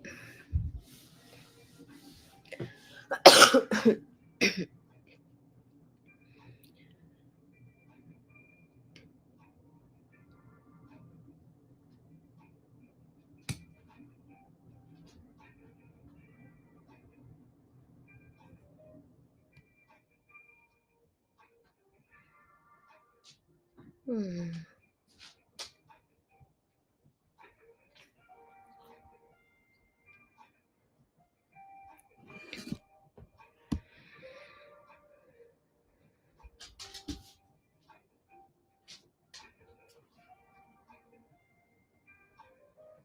All right.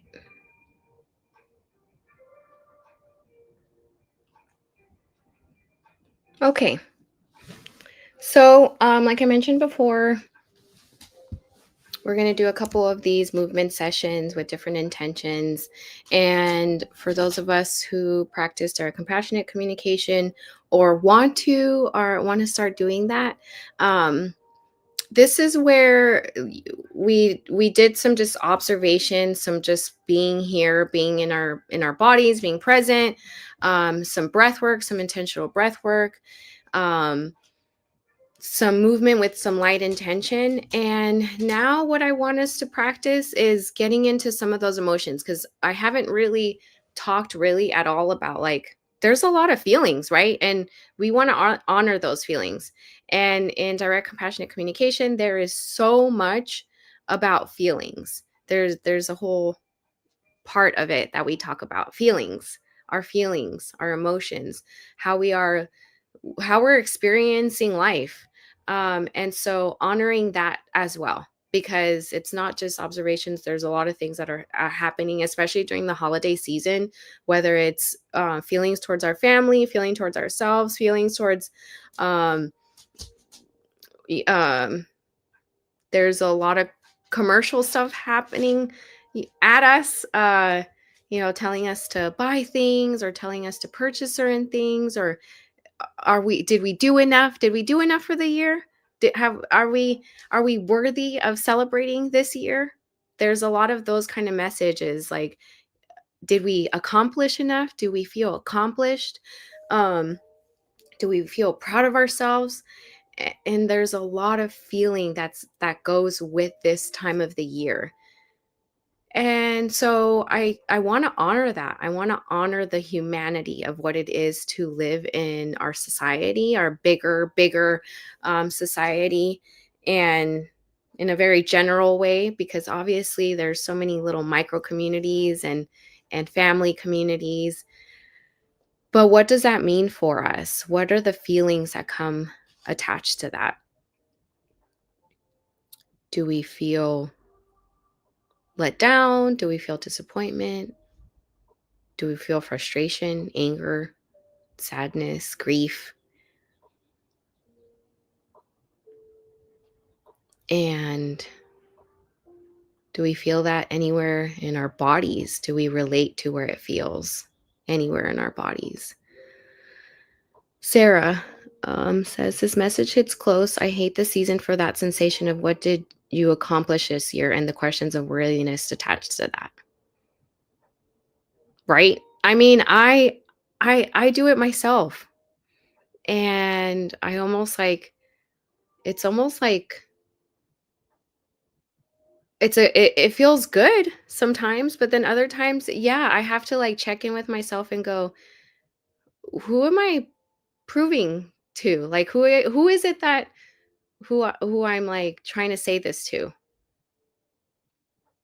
And would I be okay if I didn't do that? Like, there's almost like this tendency in me that I'm like, oh, it's great. It's great to celebrate myself. I love that. I love that part of it. But what part of it is attached to my worthiness of, oh, I did good, didn't I? This desire to, and it's human. I want to be acknowledged. I want to feel a part of something. I want to feel celebrated.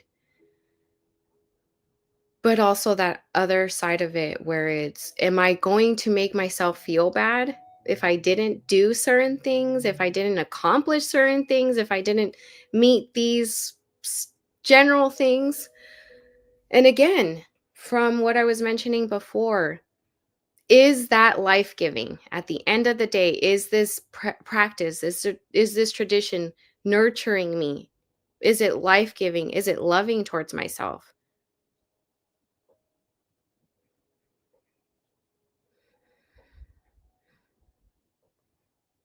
And in our workspaces, especially as we build relationships, build community, build each other, are we taking that time to just be like, I love you? I love you for existing. There's not much that you have to do for me to love you. How often do we hear that message? You don't have to do anything for me to love you. I just love you for you existing, for you sharing this reality with me.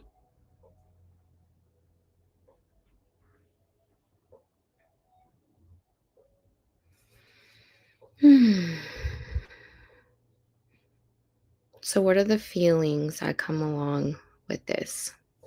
So for this next song, as we listen to it, I'm going to see if I can find us a song that kind of relates to this. Oh, hi everyone. Sam. Hi Sam. Was watching on Substack. Now I'm watching on both. Love you, Mitzi. I love you too. Love you, Sam. All right. So let's see.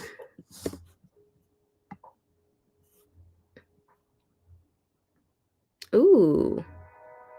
Okay. This one's a little bit more like, I don't know. It's a little bit moody. I'm going to play this one because it's a bit moody and it kind of has that tension. This song is called I have no idea how you pronounce her name, so I'm sorry, person, if I mispronounce it. Noga Erez. I think she's Israeli. But the song is Penny Lane. And it's a little bit moody, so I'll let you listen.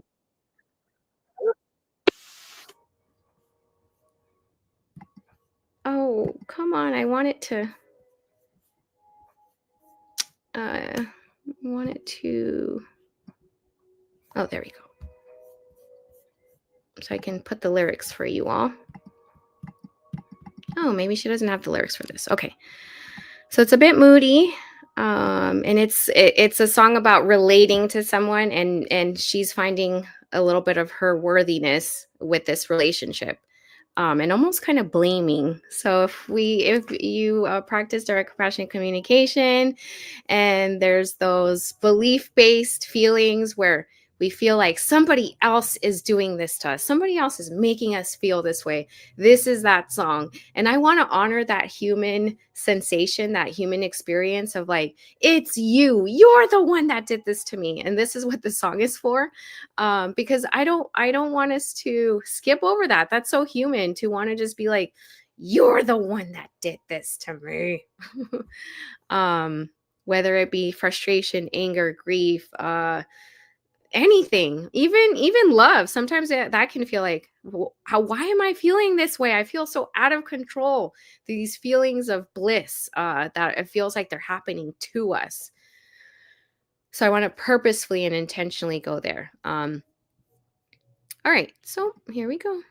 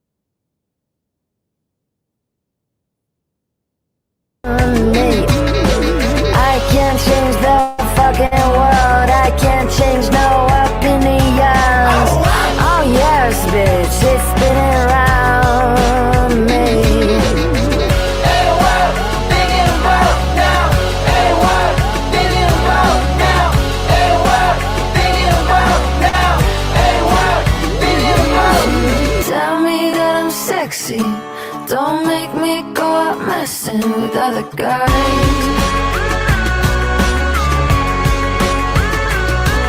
Even if I'm just disgusting, you should come in and undress me with your eyes and lies all night long. Talk is cheap, baby, you should really dive. If you like a thing, maybe you should put a tongue. Oh no! So will be the day I outguess you like, hey, yo, what's you for? You want my nuts and day, yeah. Quick, cause I'm about to put a rhyme on it. Times are dark, you're supposed to be my light. Oh, funny how outside I'm hot, at home I'm just alright. Am I supposed to guess now? Hey, what? Thinking about now. Hey, what? Thinking about now. Hey, what? Thinking about now. Hey, what? Thinking about. Tell me that I'm sexy. Don't make me go out messing with other guys.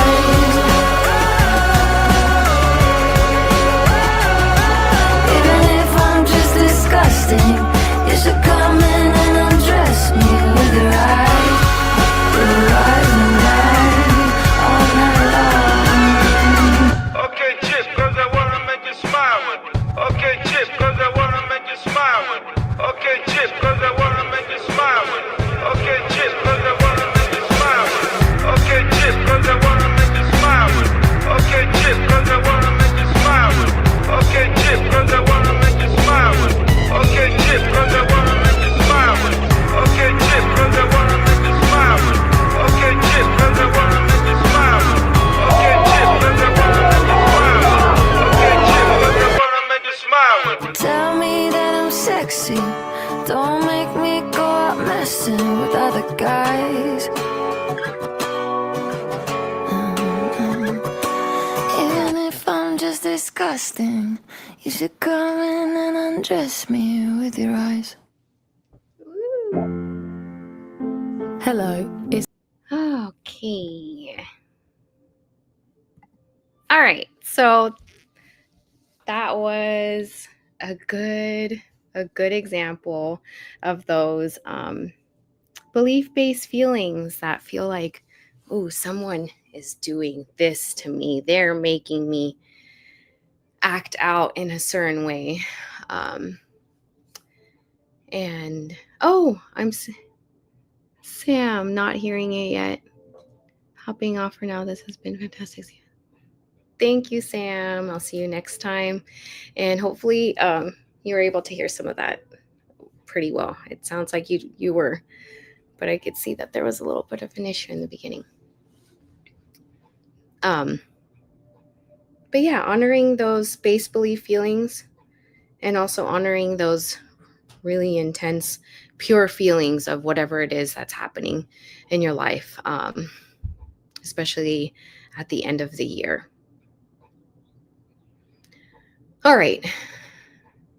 So we're going to do one more song similar with that intention of feeling throughout the year. What has this season, whether it's these past couple of months, past couple of weeks, past couple of days, yes, have to feel the things and then be accountable to what I feel. So powerful, Sam. Feel it. Even if at the moment it feels like blame, feel that intensely. I want to blame the whole world for what is happening to me.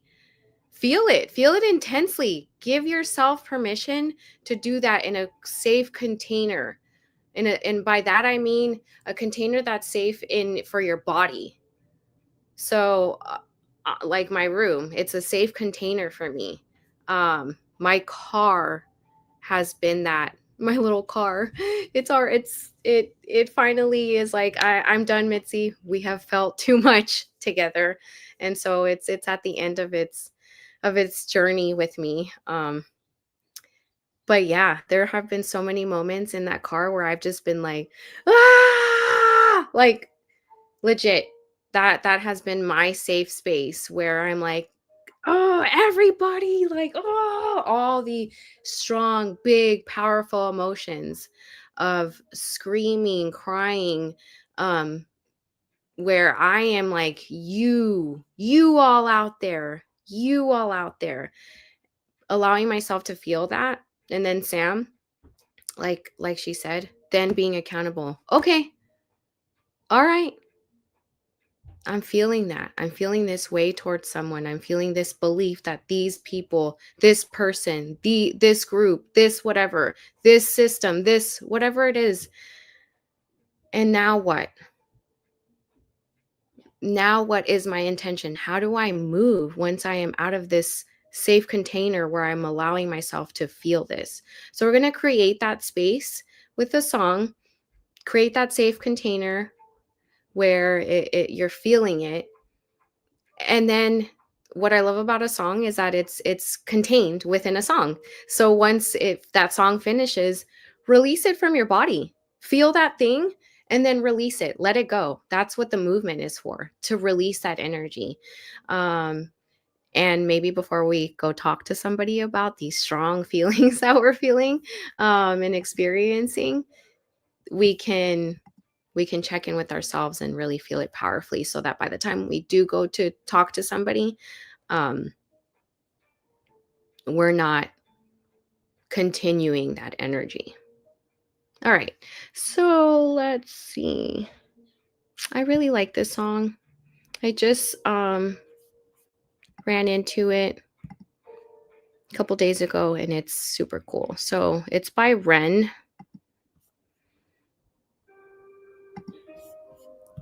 And it is called Hi Ren.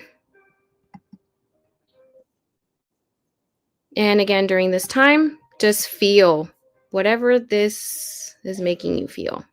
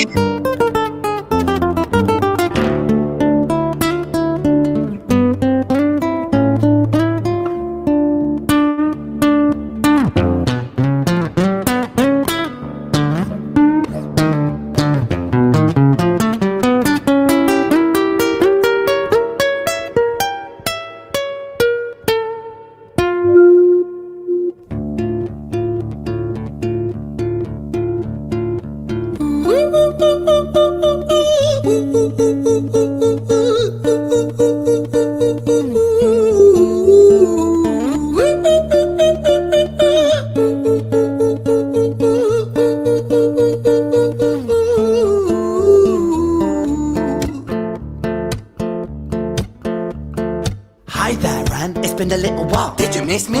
You thought you buried me, didn't you? Risky. Cause I always come back. Deep down, you know that. Deep down, you know I'm always in periphery. Ran, are you pleased to see me? It's been weeks since we spoke, bro. I know you need me. You're the sheep, I'm the shepherd. Not your place to lead me. Not your place to be biting off the hand that feeds me. Hi, Ran. I've been taking some time to be distant. I've been taking some time to be still. I've been taking some time to be by myself since my therapist told me I'm ill. And I've been making some progress lately, and I've learned some new coping skills. So I haven't really needed you much, man. I think we need to just step back and chill. Ren, you sound more insane than I do. You think that those doctors are really there to guide you? Been through this a million times. Your civilian mind is so perfect at always being lied to. Okay, take another pill, boy. Drown yourself in the sound of white noise. Follow this 10-step program, rejoice. All your problems will be gone. Fucking dumb boy. Nah, mate. This time is different, man, trust me. I feel like things might be falling in place. And my music's been kinda doing bits too. Like I actually might do something great. And when I'm gone, maybe I'll be remembered for doing something special with myself. That's why I don't think that we should talk, man. Cause when you're with me, it never seems to help. You think that you can amputate me? I am you, you are me, you are I am we are one. Split in two, that makes one. So you see, you gotta kill you if you wanna kill me. I'm not leftover dinner, I'm not scraps on the side. Oh, your music is thriving, delusional guy. Where's your top 10 hit? Where's your interview with Oprah? Where are your Grammys, Ren? Nowhere. Yeah, but my music's not commercial like that. I never chase numbers, statistics or stats. I never write hooks for the radio, they never even play me, so why would I concern myself with that? But my music is really connecting, and the people who find it respect it. And for me that's enough, cause this life's been tough, so it gives me a purpose I can rest in. Man, you sound so pretentious. Ran, your music is so self-centered. No one wants to hear another song about how much you hate yourself. Trust me. You should be so lucky, having me inside you to guide you, remind you to manage expectations, provide you perspective. That thing you neglected, I get it. You wanna be a big deal, next Jimi Hendrix, forget it. Man, it's not like that. Man, it's just like that. I'm inside you, you twat. No, it's not, man. You're wrong. When I write, I belong. Let me break the fourth wall by acknowledging this song. Ren sits down, has a stroke of genius. He wants to write a song that was not done previous. A battle with the subconscious. Eminem did it. Play guitar. Plan B did it. Man, you're not original, you criminal. Fire is the pinnacle of your success is stealing other people's material. Ren, mate, we've heard it all before. She sells seashells on the seashore. Fuck you, I don't need you, I don't need to hear this. Cause I'm fine by myself, I'm a genius. And I will be great, and I will make waves. And I'll shake up the whole world beneath us. That's right, speak your truth, your fucking god complex leaks out of you. It's refreshing to ask for you, say it instead of downplay it. Music is all about the creative process, and if people can find something to relate to within that, then that's just a bonus. Fuck you, I'ma fucking kill you, Ren. Well, fucking kill me then, let's fucking have you, Ren. I'ma do it, watch me prove it. Who are you to down my music? Cause I call the shots, I choose if you die. Yeah, I call the shots and so I choose who survives. I'll tie you up in knots when I lock you inside. Newsflash, I was created at the dawn of creation. I am temptation. I am the snake in Eden. I am the reason for treason. Beheading all kings, I am sin, with no rhyme or reason. Son of the morning, Lucifer, Antichrist, father of lies. Mephistophelies, truth in the blender, deceitful pretender, the banished avenger, the righteous surrender. When standing in front of my solar eclipse, my name is stitched to your lips. So you see, I won't bow to the will of a mortal. Feeble and normal, you wanna kill me? I'm eternal immortal. I live in every decision that catalyzes chaos, that causes division. I live inside death, the beginning of end. I am you, you are me, I am you, Ren.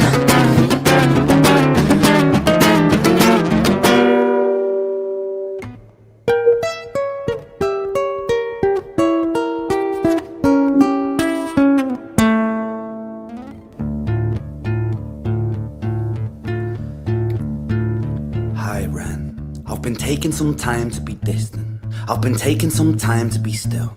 I've been taking some time to be by myself, and I've spent half my life ill. But just as sure as the tide starts turning, just as sure as the night has dawned, just as sure as the rainfall soon runs dry when you stand in an eye of a storm. I was made to be tested and twisted. I was made to be broken and beat. I was made by his hand, it's all part of his plan that I stand on my own 2 feet. And you know me, my will is eternal. And you know me, you've met me before. Face to face with a beast, I will rise from the east and I'll settle on the ocean floor. And I go by many names also. Some people know me as hope. Some people know me as the voice that you hear when you loosen the noose on the rope. And you know how I know that I'll prosper? Cause I stand here beside you today. I have stood in the flames that cremated my brain, and I didn't once flinch or shake. So care of the man I've become when I sing from the top of my lungs. That I won't retire, I'll stand in your fire, inspired by me to be strong. And when I am gone, I will rise in the music that I left behind. Ferocious, persistent, immortal like you, we're acclimated different sides.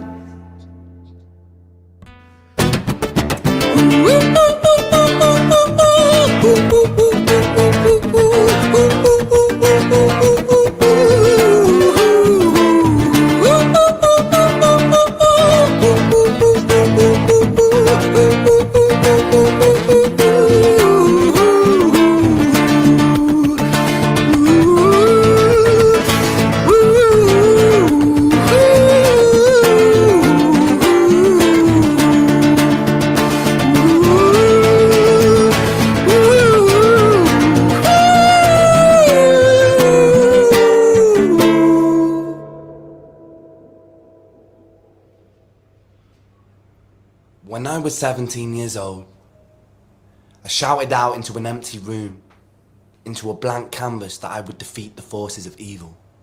And for the next 10 years of my life, I suffered the consequences, with autoimmunity, illness, and psychosis. As I got older, I realized there were no real winners and there were no real losers in psychological warfare. But there were victims, and there were students. It wasn't David versus Goliath. It was a pendulum, eternally swaying from the dark to the light. And the more intensely that the light shone, the darker the shadow it cast. It was never really a battle for me to win. It was an eternal dance. And like a dance, the more rigid I became, the harder it got. The more I cursed my clumsy footsteps, the more I struggled.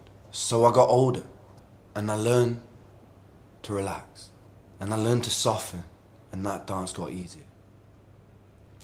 It is this eternal dance that separates human beings from angels, from demons, from gods.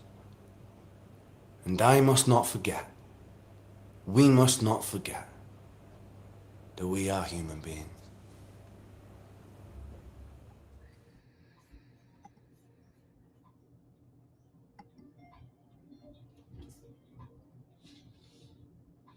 Okay, I'm going to give us a couple minutes to be with ourselves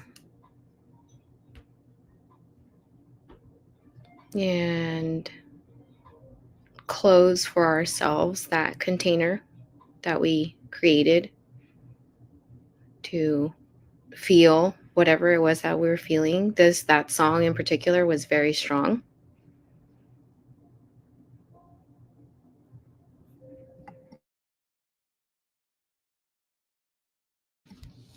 So take a few minutes to yourself and close your container. Write down any last minute thoughts, ideas, feelings about this year, whatever they are.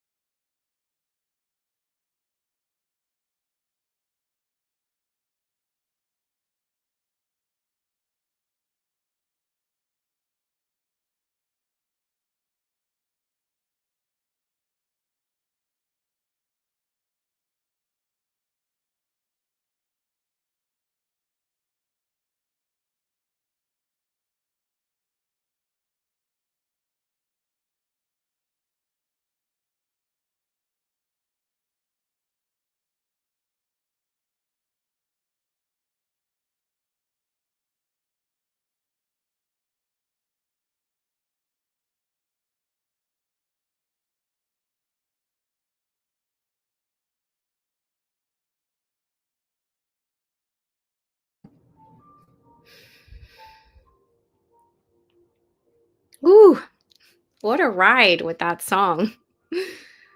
Sam, love that song. Reminds me of Narcissus Cookbook. I have yet to check that out, so I'm going to check that out so that I can see what you're referring to. Oh my goodness, that song. When I first heard it, I was like, what is this? It's like a little skit to me. I love theatrical things. And it's very theatrical, very inviting us into like what's it called? Jekyll and Hyde kind of territory. The many personalities, the family systems of our brains, the variety of energies even within us. Because again, I talk about when we're relating to other people, relationships with other people. But I know for myself, I have a relationship with varieties of energies within myself, little personalities that are arguing with each other, like, hey, we got to do it this way. And another that's energy that's like, not at all. We cannot do that anymore. And they're arguing amongst themselves. So I really love this song because it points to the darker spaces of relationship with ourselves. And I personally am in the belief that I am created of many energies and many ancestors that are flowing through me and wanting to even come through me and be like, well, we wanted to experience this, Mitzi, and now you're that living channel. So can we do it this way? And maybe sometimes they have this wisdom of like, yeah, you know what? You've done it before. This energy that cycles through our bodies that has been here before and knows what happens when this takes place, the little patterns of life. And there's other times where the rebellious energy, this like rebellious, I want to say youthful. I often see it as youthful, but it could also be ancient. It could also be a youthful, ancient energy that's like, no, I know that that's how it's been done, but I still refuse to do it my way. Yes, and I love, and sometimes my parts have conflicting needs. Exactly. And yes. Oh, and that is what's so interesting about being human, is that even within our own system of the human being, there is so much going on. We are so complex and so intuitive and such an amazing. Maisha spoke about how did you say it this morning? Natural spiritual technology. And yes, the technology. I'm wearing a mushroom shirt. The technology of nature, the technology of indigenous Black wisdom, the technology that has already been with us. And that's why I loved the session, Maisha, this morning that you spoke into about that, because there is already this technology that's happening before all these other technologies that we are tuning into with the computer and everything. All of this is recreation of what is already taking place out in nature. If the mushrooms already have a way of communicating that is way more advanced than we can ever fathom. It's already happening. The trees are already doing it. Look up mycelium systems, communication systems. Go down that rabbit hole today. Mushroom mycelium communication systems. Look up anything. Look up how bats communicate. Look up how whales communicate. Look up how so many creatures that we think that we are better than sometimes, where humans are up here. And then look at them and be like, just tell me, really try to convince me that there aren't already amazing systems, technology that's taking place out in nature. And it's just it's happening all the time that we take it for granted. And our neural networks look so similar. We are so interrelated, Sam says.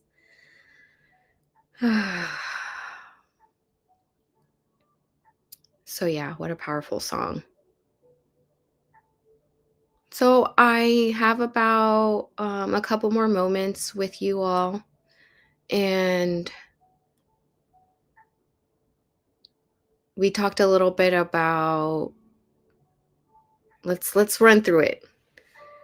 So we came in and just started observations and just tuning in with our senses, what's around us, where are we, what do we physically feel, what are we sensing, all of that. Where are we? Where are we in our bodies? Where are we in this whole world? Zooming all the way into us, to ourselves. Big, big, big world. So many things happening out there. Tuning in to ourselves, to what the spatial awareness of the immediate surroundings. And then we did some breath work and saw how that felt.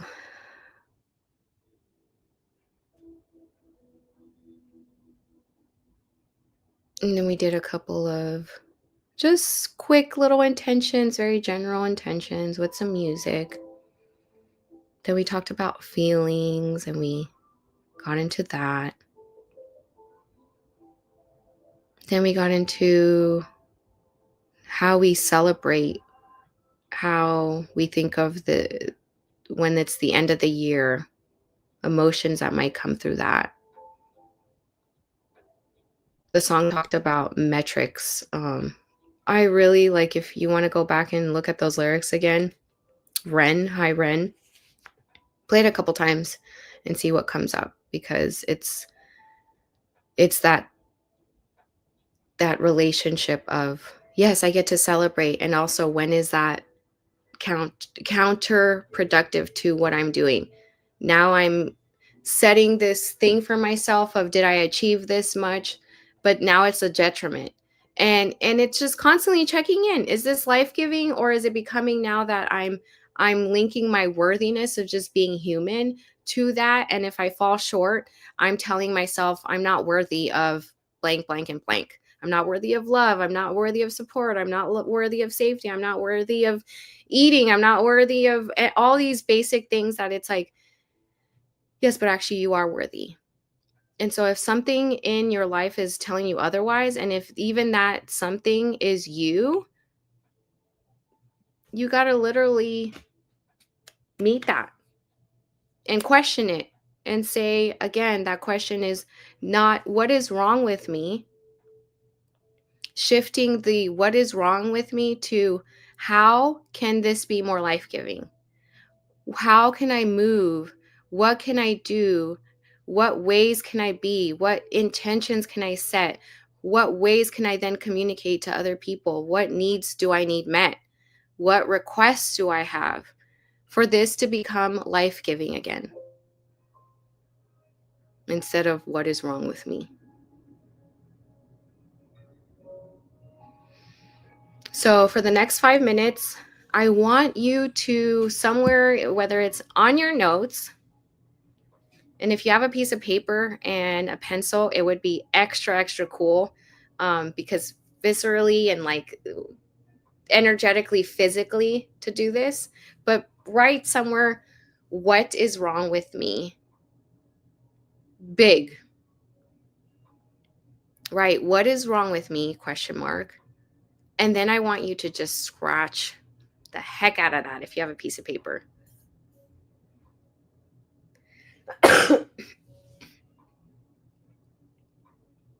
Sam says, thinking about how animals get to communicate in such deep, honest ways without the complications of language. Yes.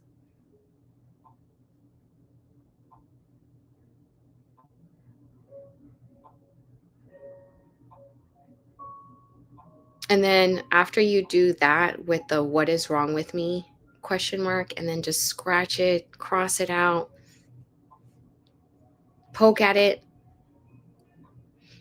I want you to ask yourself other questions. Change that question for yourself.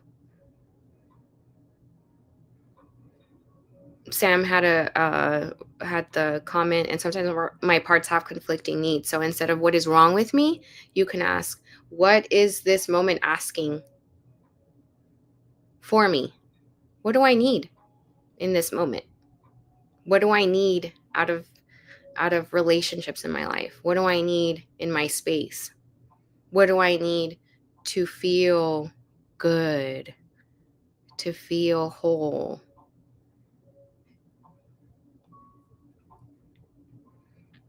So alter that question of what is wrong with me, change it to something else.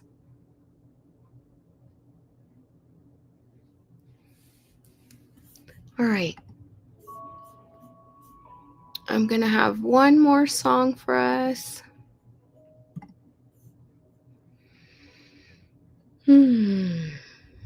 Let's see. I think I'm going to go to my...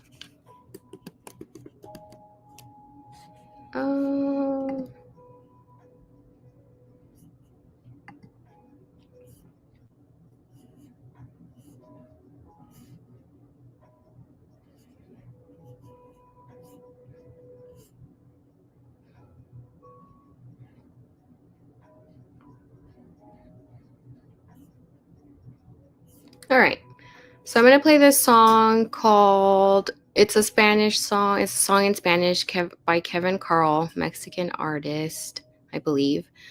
And it's called Es que yo te quiero a ti. And it's a love song. And when I listen to love songs, one of my favorite things to do is to dedicate that song to myself. I know that love songs are often meant, to be shared with another person, but I really love to invite people into dedicate the love song to yourself. So this will be our last song together. And I want you to really love yourself, not for anything that you've done this year. You can, if you want, if it comes up and you're like, I want to celebrate this, but the sensation, the intention should really be, I love you simply for existing. You're here, and you're worthy, and you're whole, and you're complete, and you don't have to do anything else. I just love you for existing. I just love you for sharing this space with me. That is the intention of the song that I invite you to. It comes with a cute little video. I'll put the lyrics up for anybody that can read Spanish, or if you want to translate, do a little search, translate the song Es que yo te quiero a ti, which means it's because I love you, by Kevin Carl. And then you can look up, if you want to, the lyrics. Okay.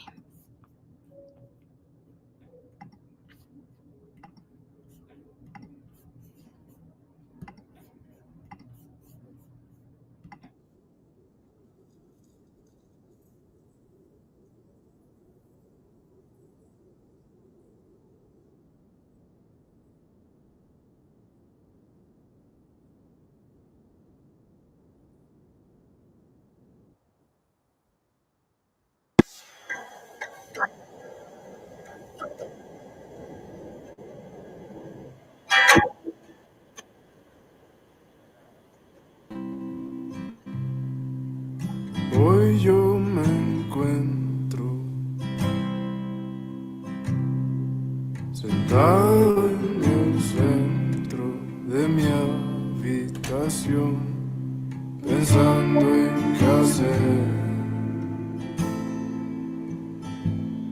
pensando en qué hacer. Como un cigarro cayendo en cenizas, mi alma se muestra cayendo también, expulsada desde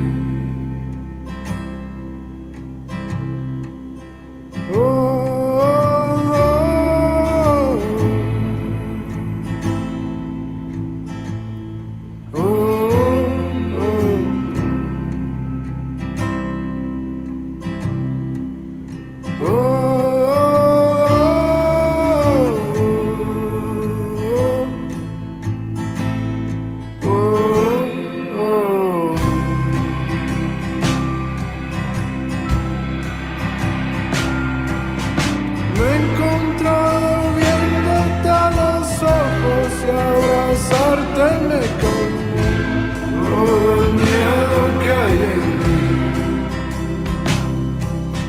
Dime que estarás en cada noche y cada día de hoy. Es que yo te quiero a ti. Yo te cuidaré cuando estés triste o bien contenta, corazón. Es que yo te quiero a ti. Es que yo te quiero a ti.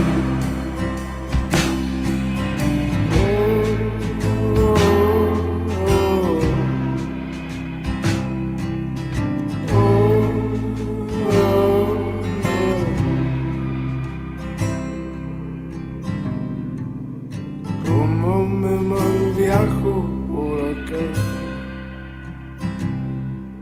pensando en mil cosas por pasar. Me consume la noche y la ansiedad, pero siempre estás tú pa' calmar, como un cigarro, cayendo en cenizas, mi alma se muestra cayendo también, expulsada de dentro.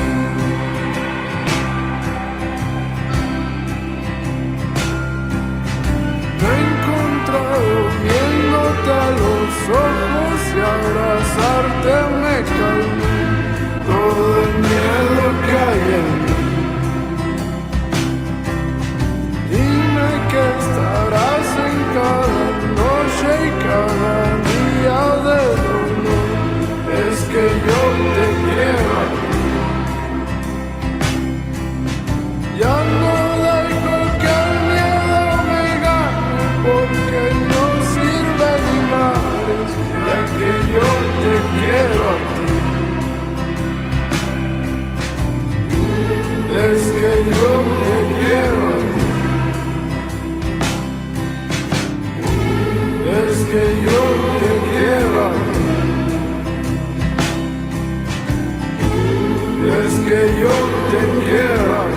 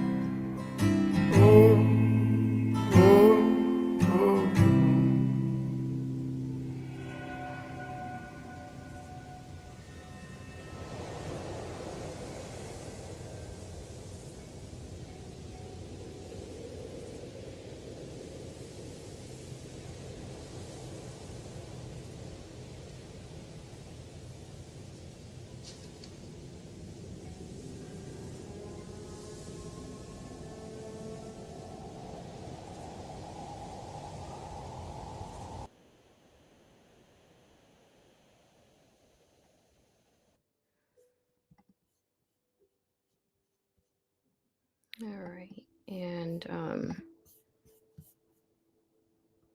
that song actually, let me look up as, okay. The music video is about the girls that are missing in Mexico, I believe. So it's got a really cool message. And by cool, I mean, because it's not cool that that's happening, but that this song is dedicated to sharing information about the desire, the requests to find and be accountable for the missing women, girls, not only in Mexico, but in South America. And I believe they said that it's, I can't find the information, but if you want to look up Kevin Carl, Es que yo te quiero a ti, and then find the organization that they collaborated with to find more information about that. So that concludes this session, the last session, this last movement part. I'm very, very grateful that everybody joined in whatever ways they could. I know for copyright things, I don't really think about that, but when we stream, I'm often playing music, so we probably got shut down in a variety of streaming platforms because of the full songs that I played. I'm going to think about that for tomorrow because I do want us to continue movement for tomorrow as well, but there's going to be slight different things happening. So for tomorrow's session, definitely bring some water, bring some, just be comfortable, wear some clothes that you can move in a variety of ways, and I'll find some alternative ways so that we're not being shut down if we want to continue streaming on these different platforms so more people can have access to it. I'll get creative, so we'll see. All right. Thank you, everybody. Remember to set your intentions throughout the day, throughout the year. But most of all, remember yourself and because like we spoke about it already, how Maisha mentioned this morning, there is such a deep, already intuitive. It's so intuitive. It's so fucking smart. I got so excited that I cuss. I usually don't cuss. Unless I get really excited.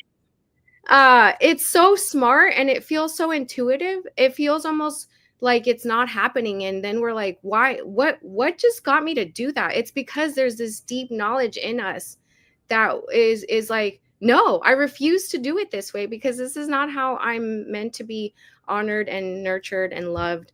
And it's time for us to link up. It really is. So set those intentions, walk in powerfully, walk in with your innate, natural, beautiful power. Thank you, Mitzi. Thank you for your time today. It was great being here. You're welcome. It's just like 2020 all over again. We're like live streaming all day. Right? Oh, good. But we appreciate your time that you gave to the collective as always. And just grateful for you being here. Thank you. You're welcome. I don't think we got cut off. I think earlier I did because it was my TED Talk. It was weird. But there is royalty-free music. We can probably check on Bandcamp or something for tomorrow. But you'll figure it out because that's your magic. Yeah, I'm like, I'll figure it out. It'll work out. All right, everyone. Thanks, Mitzi. Okay, I'll see you around. Bye, everybody. We'll see you at the next thing. Bye. Bye. Peace. All right, y'all. So we are preparing for a break here. In a moment before our break, Jen is going to come back from our break. And actually, I think give me a second to pull up our schedule. Oh, wow. Look at that. Can you see it? There y'all go. So this is kind of our schedule. Right now, as you see, we are getting ready to take a break here. And Jen will be back in about 30 minutes for a direct compassionate communication, reflect and request. Then there'll be a somatic request, and that I'll be here leading fundraising. You will see how we raise funds for members of our community. There are several members who have been presented here today that need support. Mitzi is one of them. I'm one of them. Remy is one of them. There's so many members of our collective and in the public that have needs. So we're going to do a live communal round of white bodies for collective action. And so you'll get to see what we do, how we hang out, and how we keep it real. So that is what we got coming up next. And so grateful for all of you who are tuning in. Shout out to the Substack family. Talk about sustenance. You are welcome to take a break. Go get you some water, get you something to eat, and come back. We'll be back in about 30 minutes with Jen in direct, compassionate communication. And Mitzi said a few things that remind me as 2025 is coming to a close, is really your network. Your network, when I used to sell Mary Kay, listen, I've had a lot of lives, okay? A lot of lives in this young life that I live. When I used to sell Mary Kay, I remember the quote that we used to hear my director say is that your network is your net worth. And when I think about mushrooms and even trees and how they connect underground and they dig deep roots and they're all interconnected, it is actually true, right? Like how we connect and relate as humans matters. And I was thinking about some of the things that Mitzi was sharing with us. And one of the things that I really sit with is what happens when you are building a network and the network, some of the roots start to die off. So one of the things I've noticed in the last 2 years is, I would say 5 years, right? How we had this deep rooted, connected, and just over time, when you're in community, like roots just fall off, and sometimes you get an answer and sometimes So when Mitzi was sharing, what's something that you're letting go of, I actually said, I'm letting go of the roots that have fallen off. And what does that mean? I'm going to bring something in racial context, and I don't speak often in racial context anymore for my own reasons. But one of the things that I've struggled with as a facilitator and a leader is the historical relationships between Black women and white women. And there have been several white women that have been part of the work of Heal Your Way Forward that have just seamlessly, as you read in Heal Your Way Forward, there's a whole chapter on ghosting. And I just want to say to you, if you're one of these white women that have ghosted, if you have gone rogue, if you have started your own version of Check Your Privilege or Heal Your Way Forward, that's fine. The real work comes in repair. And the biggest struggle that I see when building roots with white women is the inability to repair without feeling guilty. You can still maintain relationship if you choose to, because I always say you are in choice. But the ghosting and the disregard of relationship out of fear is dangerous. And so as we all move into 2026, my hope for women in white bodies, people assigned female at birth, trans white women specifically, is that you learn how to sit in the discomfort and name reality when you are in relationship with Black, Indigenous, and bodies of culture. Because ghosting relationship can cause more harm than actually just having a hard conversation. So what I'm leaving behind are the roots that have died off. Does that mean that I am not open to repair, that I'm not open to conversation? Absolutely not, because that goes against my own 10 principles of a liberated future. I have my own 10 principles of a liberated future. This is separate from Heal Your Way Forward. But I also want to share those with you before we take a break, just to give you something to think about when it comes to what it looks like to build reparative relationships. And so I have my guiding beliefs for how I do my work and my own vision for collective transformation. This is not the principles of Heal Your Way Forward. This is Maisha T. Hill. And my first thing I want to share with you all is that sobriety is the pathway to individual and collective liberation. Sobriety is the pathway. So sober in your relationships, that means we're healing codependency. The sober from substances that stop me from being in my full humanity, right? My second one is that everyone has a right to believe in what they want to believe, and it is not my job to change my mind. So if you're watching this live or this replay and you've been one of the roots that called me a Zionist apologist, I don't even know what the fuck that means. I believe, as Maisha T. Hill, it is not my job to try to get somebody who doesn't believe in what I believe in to change their mind. That is not my job. And in fact, if I take that on as a job, that is codependency. The third thing is that there is truth within every piece of religion, every piece. It's science backs up everything that certain religions say. I'm not going to name any of them. You get to choose. So people will call me an omnius. I don't know. I'm just Maisha, and I just love finding truth in religion or spiritual practices. Number 4, people have a right to change their mind. So in alignment with what I said at their roots, maybe you just ghosted and you want to have a conversation. Change your mind and have the conversation. Let's stop sweeping things under a rug. Right? I believe that people have a right to change their minds. I believe that the courage to face conflict is the way forward of a culture in care and repair. And the culture of throwaway, the culture that is in that other system, it is easier for us to throw each other away and to run from conflict than to have the hard conversations. And I bring this up because one of the funniest things that we have in our collective, there are 2 things that I think our collective struggles with. One, making a request. So if something is bothering you, making a request, and we have a process for repair. I have no idea why it's so hard to, maybe it's just, we're just human and we struggle with being bad or flagellated. Like, we have to go, if we're going where we're going, we have to believe in a culture of care, repair, reciprocity, and mutuality, right? And so that is having courage to face our conflicts, courage to move forward in new ways, working on our relationships. How do we relate to each other? What does that look like? And there's a lot of work that needs to be handled in this framework. I also believe that I am not defined by what is. I am fueled by what could be. I live in possibility in my imagination. So we're going live today. I don't know what's going to happen. I don't know if people are going to become members. I don't know if people are going to donate. I don't care, because in my mind and in my heart, I see it and I know it's right there. We just have to keep showing up. So I'm not defined by what is in my face or what is around me. I'm defined by the possibility of what could be. I choose curiosity over certainty, and I choose courage over comfort. Nothing is certain. My life has shown me in the last years that you can lose everything in the middle like this, your life, your health, everything. So I can't believe in certainty, but I can choose curiosity and courage to be uncomfortable. I'm not waiting for permission. I'm building what I imagine. And when I talk about what I'm building, I have what I call possibility projects. So Heal Your Way Forward is a possibility project. Hella Grateful is a possibility project, because there are multiple pathways and possibilities for us all to be, and we have to literally not wait for it, but build it. I won't shrink to fit the story that I've outgrown. Whatever story it is that anybody has of me, I don't shrink to fit that. I go up. Almost like when Michelle Obama says, when they go low, they go high. But sometimes I go low too. And then lastly, for me, I personally believe that no situation is completely closed off. There's always a way forward, even if it's not obvious yet. There is always a way, right? So that's why earlier today you heard me speaking and you heard me say, there's no good, there's no bad, there just is.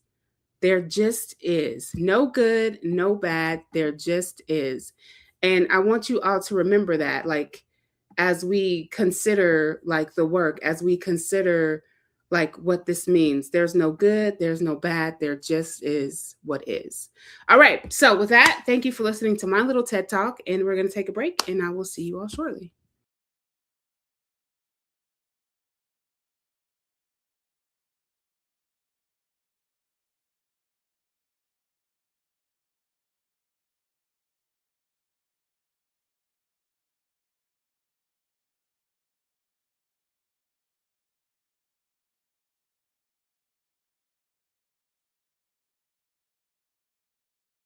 This winter season. I've been super busy. So it's just been one thing after another. So I've been kind of like blinders on, super focused. I haven't had an opportunity to really look at the things. But when I do look at the things, I'm like, oh, dumpster fire. Let me go back to being focused. Well, there's that. So for the folks who don't know you, because it's been a while, why don't you tell the folks a little bit about you, your work, and keep it going. So I am Yolanda Renee Rockman, aka Doc U Rock. I am a doctor of clinical sexology, a licensed clinical professional counselor, researcher, author, speaker, teacher. But the main thing is I inspire to encourage people to be their authentic self, to have the audacity to show up fully 360 degrees. 365? Yep, 365. Or 6 if it's a leap year, right? Or actually 13 months if we go beyond the Gregorian calendar. Sorry. Thank you for being here today. I think we've done some great work together this last 6 months. We met through Anoy, who I had on here earlier this week. And we talked about decolonizing language, which was interesting because as I think about that conversation, I think about you and your work and how you always talk about defining things and what is the definition? Because I'll say something and you'll be like, what does that mean? And I'll be like, dang, she just challenged me. Let me get the dictionary. Let me get the dictionary and enlighten myself. And I think as I think about defining things, I want to know, what do you think before we jump into another conversation of this moment? How would you define this moment in time, just based on your lived experience, your degrees? How do you define this moment? As an opportunity. Oh, tell us more. Go deep. As an opportunity, because there's so much going on. There's so much perceived chaos, right? And usually what chaos presents us is an opportunity for growth or not, right? Depends on where we at. And so I really see it as an opportunity if we lean in and allow it to be that, right? You know, some people are fearful, or some people are overwhelmed, or some people, you know, are confused by it. And I think that can kind of skew what this could be, again, if we allow it to be. I really think it can be an awesome opportunity for mainly collective, right? Us coming together as collective. I think it could be that. I love to hear that. I think one of the things I love, you said that chaos, in a way, in my head, I heard you say chaos can be productive if you want it to be. Right. And so it's an opportunity for us to tap into, to turn chaos into, I guess, magic, because that's what I feel like I'm doing. I wake up every day and I'm like, what am I going to do today? Let's just go live with some friends for a while till it shows up.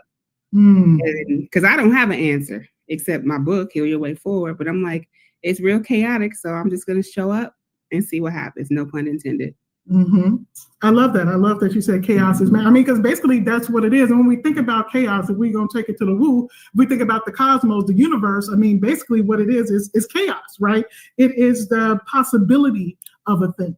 You know what I mean? It looks like chaos to us because we don't understand it. You know, but what it is an opportunity. It is the invitation of something coming to fruition out of the chaos. So hearing you say that, it takes me to chaos, the cosmos. It's chaotic when you look at it. And you're right, because when you look on the map and you look, you see the sky is black, it's stars, there's something up over here, something up over there, something up over here. Oh, look, it's a comet coming from that way. You never know what's coming to you when you're in the universe. Mm-hmm. And so if we see this moment as the cosmos, as the chaos, as a form of creation, it's kind of like what I keep asking their people every day, what are you created? And nobody has an answer. And I'm like, I see this is a good time to create something. And for me, I don't know nothing else to do but to create in these type of moments. And I'll tell you this, those are usually the leaders that emerge from the chaos. Now it all depends on where you're leading people to. I mean, that's what the conversation, you know, but it's the people who take advantage of the chaos, right? Because they create, because some people, they become immobile, right? They become immobilized because they are overwhelmed by the chaos, while other people see it as an opportunity. Like, ooh, what can I, if you see like some paint and you just, you know what I mean? Like, how can I take all of this and create something meaningful or beautiful? And those are the ones who usually show up as the trailblazers in these times. That's what we do best, Doc. I mean, you said it best. The leaders will show up and create, which is why I've been telling folks for a while now. They do know that what they're showing us on TV is intentional. And it's so intentional that you do have two choices. You can either keep taking it in and sitting in that fear, or you can feel the fear, face your feelings, have faith, and do something about it. And just when I think about when you said leaders, I'm like, ooh, you talking about that. But then it's like, but we're all leaders. I think it's easy to go into, here it comes, self-flagellation, because it feels good, right? It feels good to be like, there's nothing I can do. I'm so hopeless. Oh, he said that all the Black folks are going to end DEI. Oh my God, I won't have a job. Let me tell you something. You go ahead and take DEI. I'm going to show you something different. I'm going to show you something different. I can show you better than I can tell you, because I can't be self-flagellating myself. But Doc, what does self-flagellation mean? Because I just said a word that I didn't give a definition to. Well, before we go into that, what made me think of what you just said is either we consume or we create, right? We consume or we create. And a lot of us are consuming all of the rhetoric and the bullshit that's coming through all of the various forms of media, right? And I'm guilty too. It's like, ooh, what's going on? What's happening? What's going on? What's happening? And when we're consuming, we're not creating. And that's what they want us to do. They want us to consume so that we don't have the capacity or the energy to create, right? Because creativity is the spark of leadership, is the spark of revolution, but we're not going to go there right now, okay? But self-flagellation is, I mean, it's another form of self-punishment. Like when you're beating yourself and you are punishing yourself, right? And sometimes that punishment can feel good. And it feels good because it's under your control. If you are punishing yourself, that's better than someone else doing it, right? It's easier and better to punish yourself sometimes because it feels good, because it's the voices in your head that can keep you stuck and not making a move. And we both know that sometimes that next move that you don't know, it might be that best one. And in chaos, it could be easy to sit up and say, oh, I should have voted for such and such, or I didn't vote, or this is all my fault, that all of a sudden, like, this is all out of our control. So it takes me to even wondering if self-flagellation is a form of control, not of self, but of other people. Interesting. Where are we going with that? I kind of like that. Flagellate myself because it allows people to see I'm feeling a certain emotion, and they come to me clinging to fix. What's wrong? Are you okay? Do you need help? Not recognizing that I'm using my sadness and my grief as a form of control to get that wound or that attention to that space inside me that feels stuck. Oh, right. Okay, you have to lay back on that one. That makes me think of the other saying that people pleasing is a form of manipulation. You know what? You trying to read me right now in front of these people. Okay, let's keep it real. Let's keep it real. Time to be vulnerable. All right, here it goes. So I was introduced to a practice of what's called the Gene Keys by Dr. Rock. And I'm at a point we're doing this We doing some work together, don't matter. And it said, like, what you just said, people pleasing is a form of, say it again, I lost Manipulation. Manipulation. So basically in my chart, I can go into victim mode as a form of manipulation to avoid accountability. Pew, pew, pew, pew. And so thinking of talking about self-flagellation, it's like something can happen and I can immediately go into defensiveness as a form of flagellating myself for people to feel sorry for me, and it can turn into manipulation. Yep. And we have to be very careful that we're not operating from that lower self that doesn't even recognize you're doing it. It only shows up for me, all of us, in our relationships. Mm-hmm. And I think that's why self-flagellation is so dangerous, because you're so isolated and alone that you will never know that you're doing it until someone points it out to you. Mm-hmm. Yes.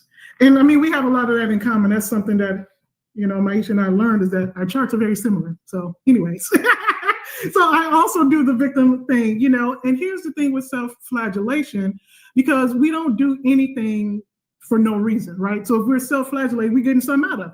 You know what I mean? Now, whether or not it's productive and is leading us towards our goals that we say we have, it might not be doing that, but we're getting something out of it. So the question is, what do we get out of self-flagellation? And then how can we pivot so that we can still get our needs met in a way that is more productive versus that? Wow. How can we pivot to get our needs met? That's a really great question. I see feet outside my door right now. Give us some insights. What is some way we can pivot, Doc?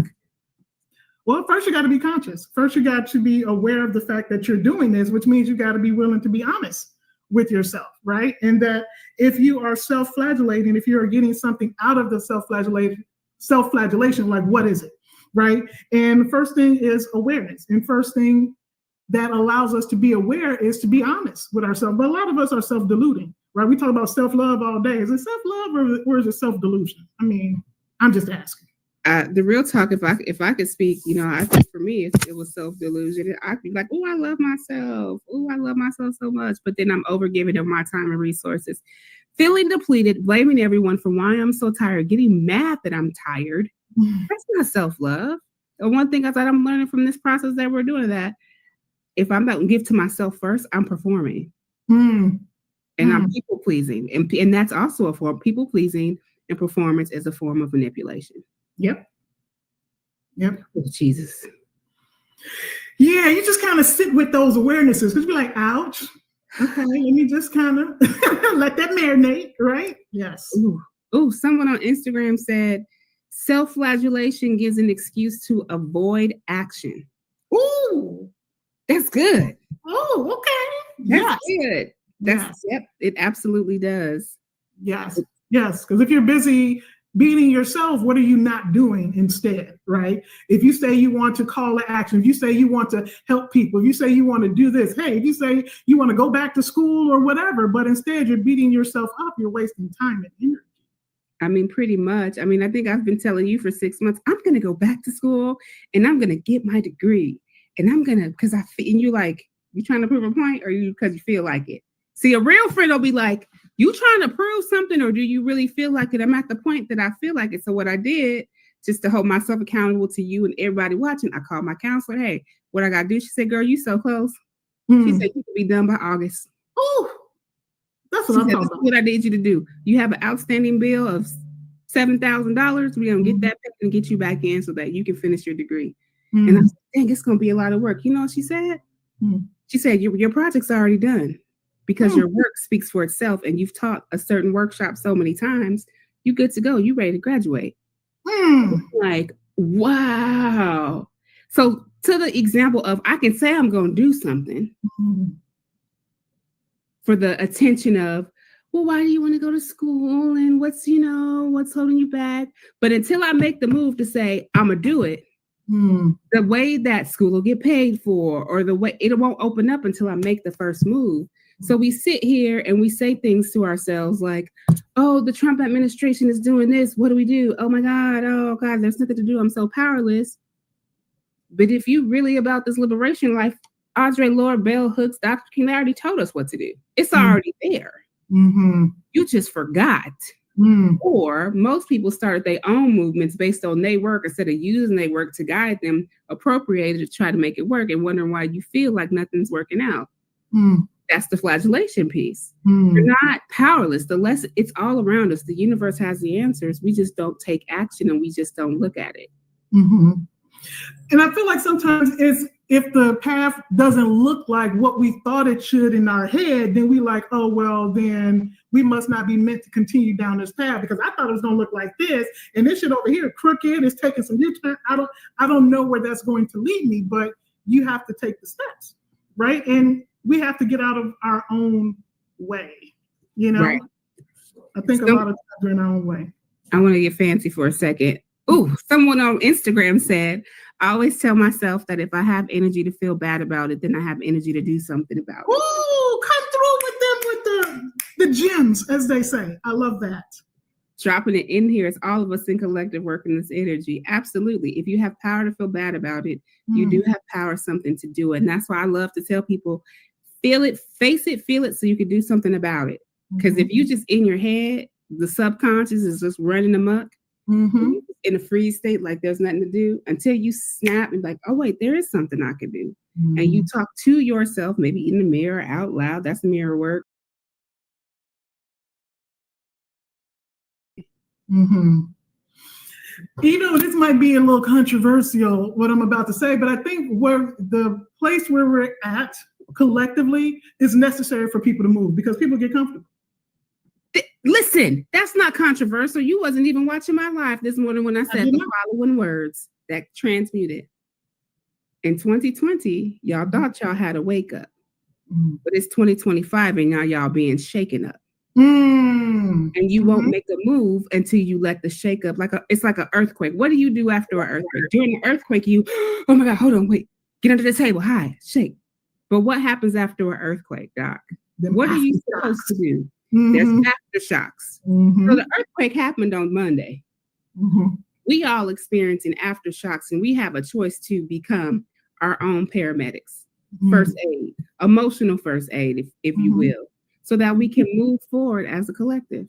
Yeah, I mean, we're being forced. I mean, because we've had opportunities to do what needed to be done, it didn't get done. So at some point, we get kicked in the back, and this is universe kicking all of us collectively in the back. Like, oh, y'all not gonna make a move, and you know, again, controversial. If the other alternative would have happened, people would have gotten comfortable even more so.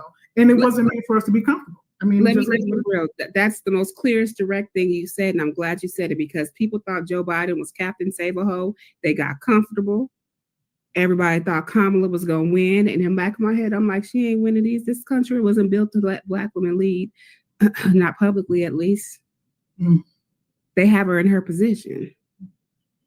Because there's lots of things that Joe Biden could have done for her to be a leader, and he did not. Except for tell her, I'm backing out, you step up and you run. So she took on his labor because he knew she wasn't going to win. We can keep it real. And the only way I know we can keep it real because as Black women, we know how this country works. And people don't like to hear the truth, and they really don't like to hear the truth from Black women, but you're going to hear it today. Unpopular opinion, if she would have won, you would have got comfortable. Yeah, it would have been more of the same. It saved none of us. Yeah, exactly. I mean, and that's part of it. It's like we've gotten comfortable looking for someone to come save, you know, and at the end of the day, we have to stop being so dependent on things outside of ourselves, right? And I think that's part of the issue, in that if we're going to be intradependent and not dependent, then we need to come together collectively versus looking for a great savior with a cape to come save us. Ain't nobody Superman. That's a fictional character. Very much so. Nobody is Superman. No one's coming to save us. No one's coming to rescue us. Even I have to tell people all the time, I am not your savior. I'm in community with you. Hold me to the same community standards and agreements that we have. This is not a cult. This is a community. We are responsible for our individual and our collective selves, not enmeshed relationships where I'm your leader and I'm this Black woman that's you. Oh, you're the goddess. What if we were all gods and goddesses, but we just forgot that we have that power?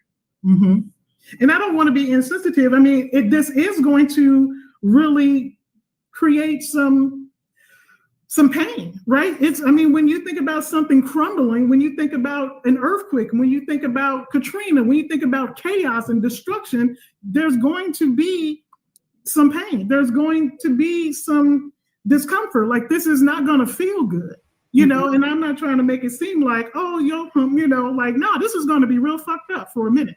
You know what I mean? Oh my gosh, I hate cutting this amazing session off. It feels gross, but that's the way of it. We're here doing our Liveathon today. And so while we were taking a break, looking at some old interviews, this one was with DocuRock, who we love very much. That's from last January. And I'll drop a link for it right here so you can watch the full session when you get a chance. We'll probably be watching other pre-recorded interviews so you can see different people who've impacted the community, who are part of our community.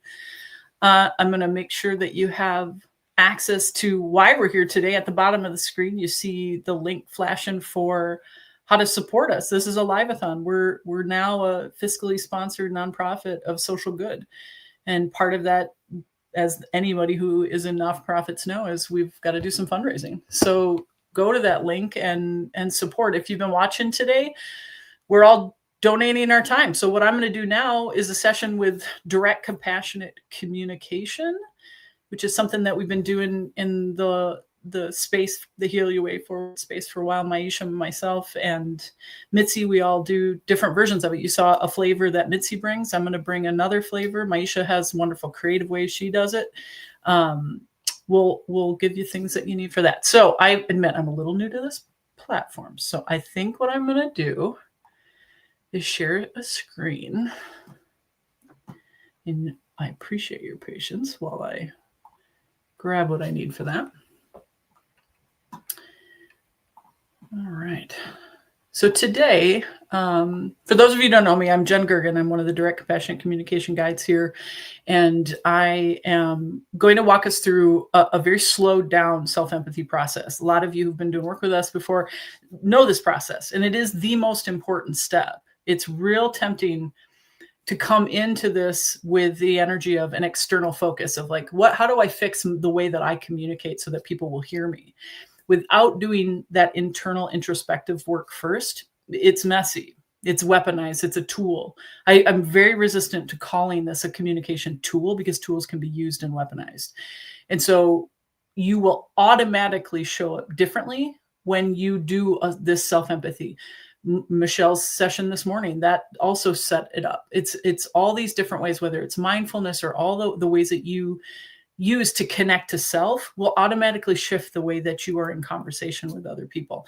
Got a lot to say about all that too. That's available. I will happily talk to folks about how to communicate differently with each other, but absolutely must start with self first. So let's do that. So I'm going to remove that, add that, and share.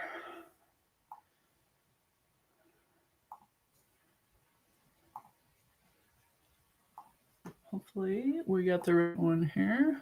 I'm going to share this. I'm going to put it into this. Go back to the slide that I intend.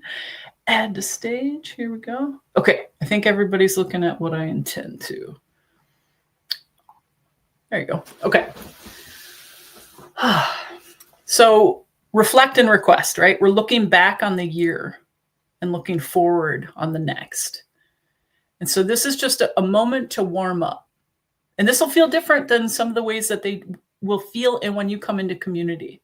Because we're all together. We're all communicating together. We're sharing. We're role-playing. We're in breakouts. And so this might feel a little different. And so I long and welcome your comments. I might not be able to see them on all platforms, but please feel free to drop in comments, and I will do my best to see them throughout. So I want you to warm up for today by considering a situation over the past year. It could be this yesterday, the last week, the last month, something in the past. And I want you to think about, like, how have my requests been going? Have I been making clear requests? Have I been making demands? How can I shift? So look at a situation that maybe there was a little bit of tension. My recommendation is to be mindful when practicing with scenarios that go over 5 on a scale of 1 to 10, because some of that is you will become too dysregulated as you learn this process to be able to really integrate it. And so the beauty of this process is it doesn't matter if it's a level 1 or a level 10, the flow is the same. And so allow yourself something easy. It will be very tempting to pick something huge that you want to fix, and you don't have to. What you can do is find a situation that isn't super intense, practice this, make notes about this process, and then when you have time to sit in that potential dysregulation, apply this process to that situation.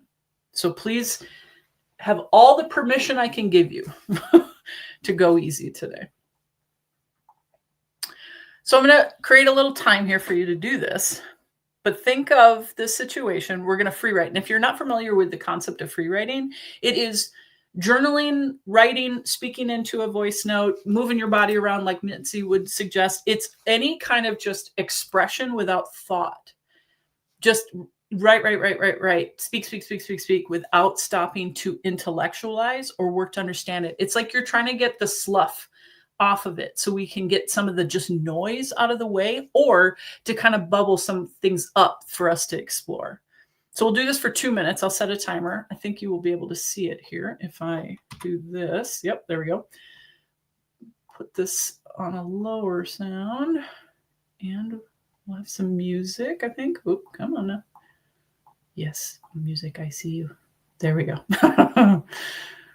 Lo-fi. Okay. So for 2 minutes, just make the expression of whatever the situation you want to explore is. So here we go.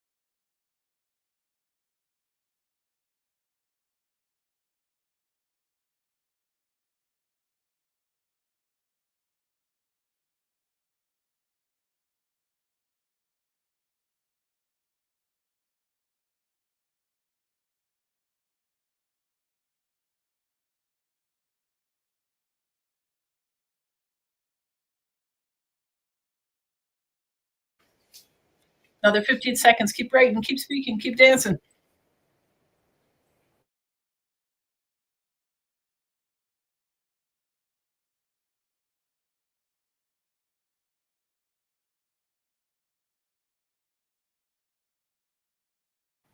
Whew, we're going to get rid of that countdown ticking. Sorry about that.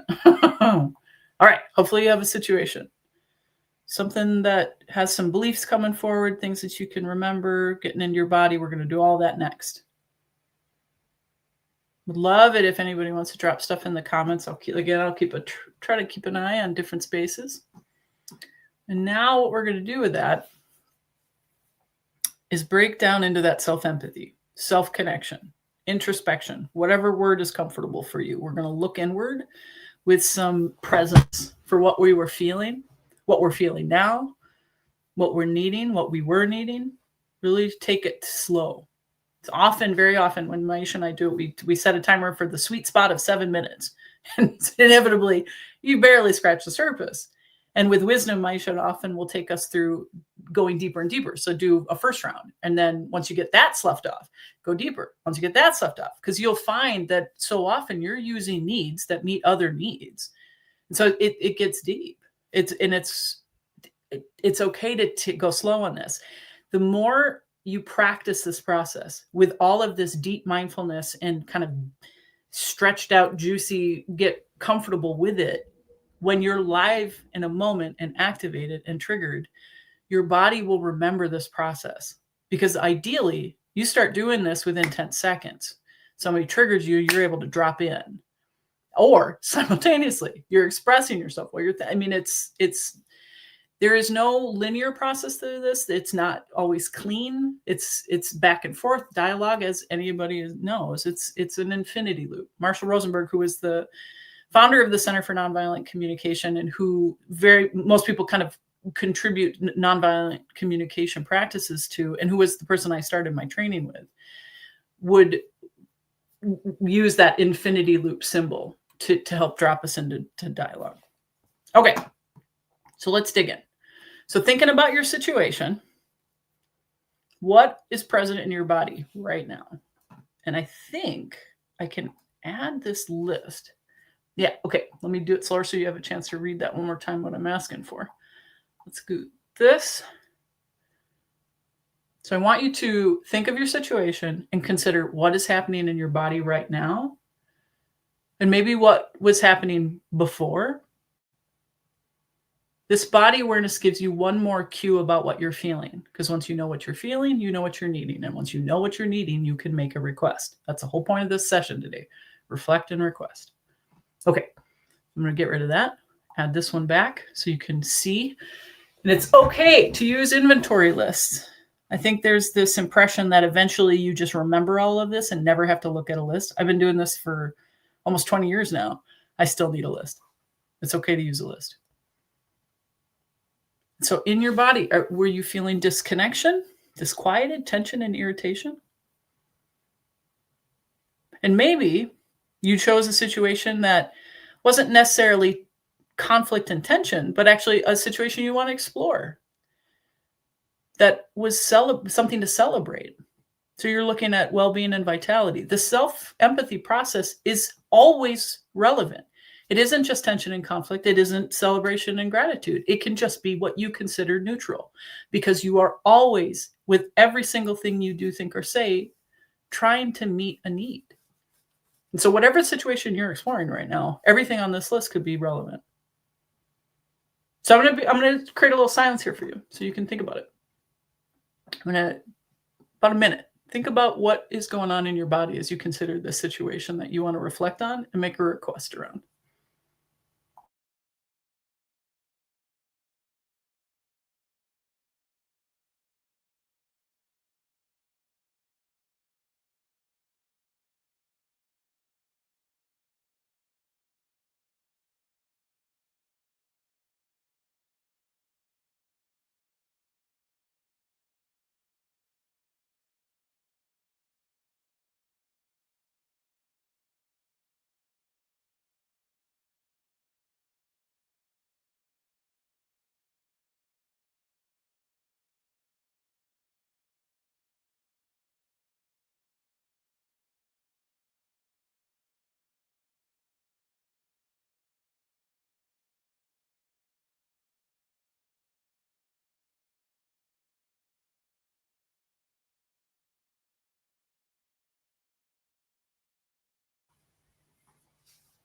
All right.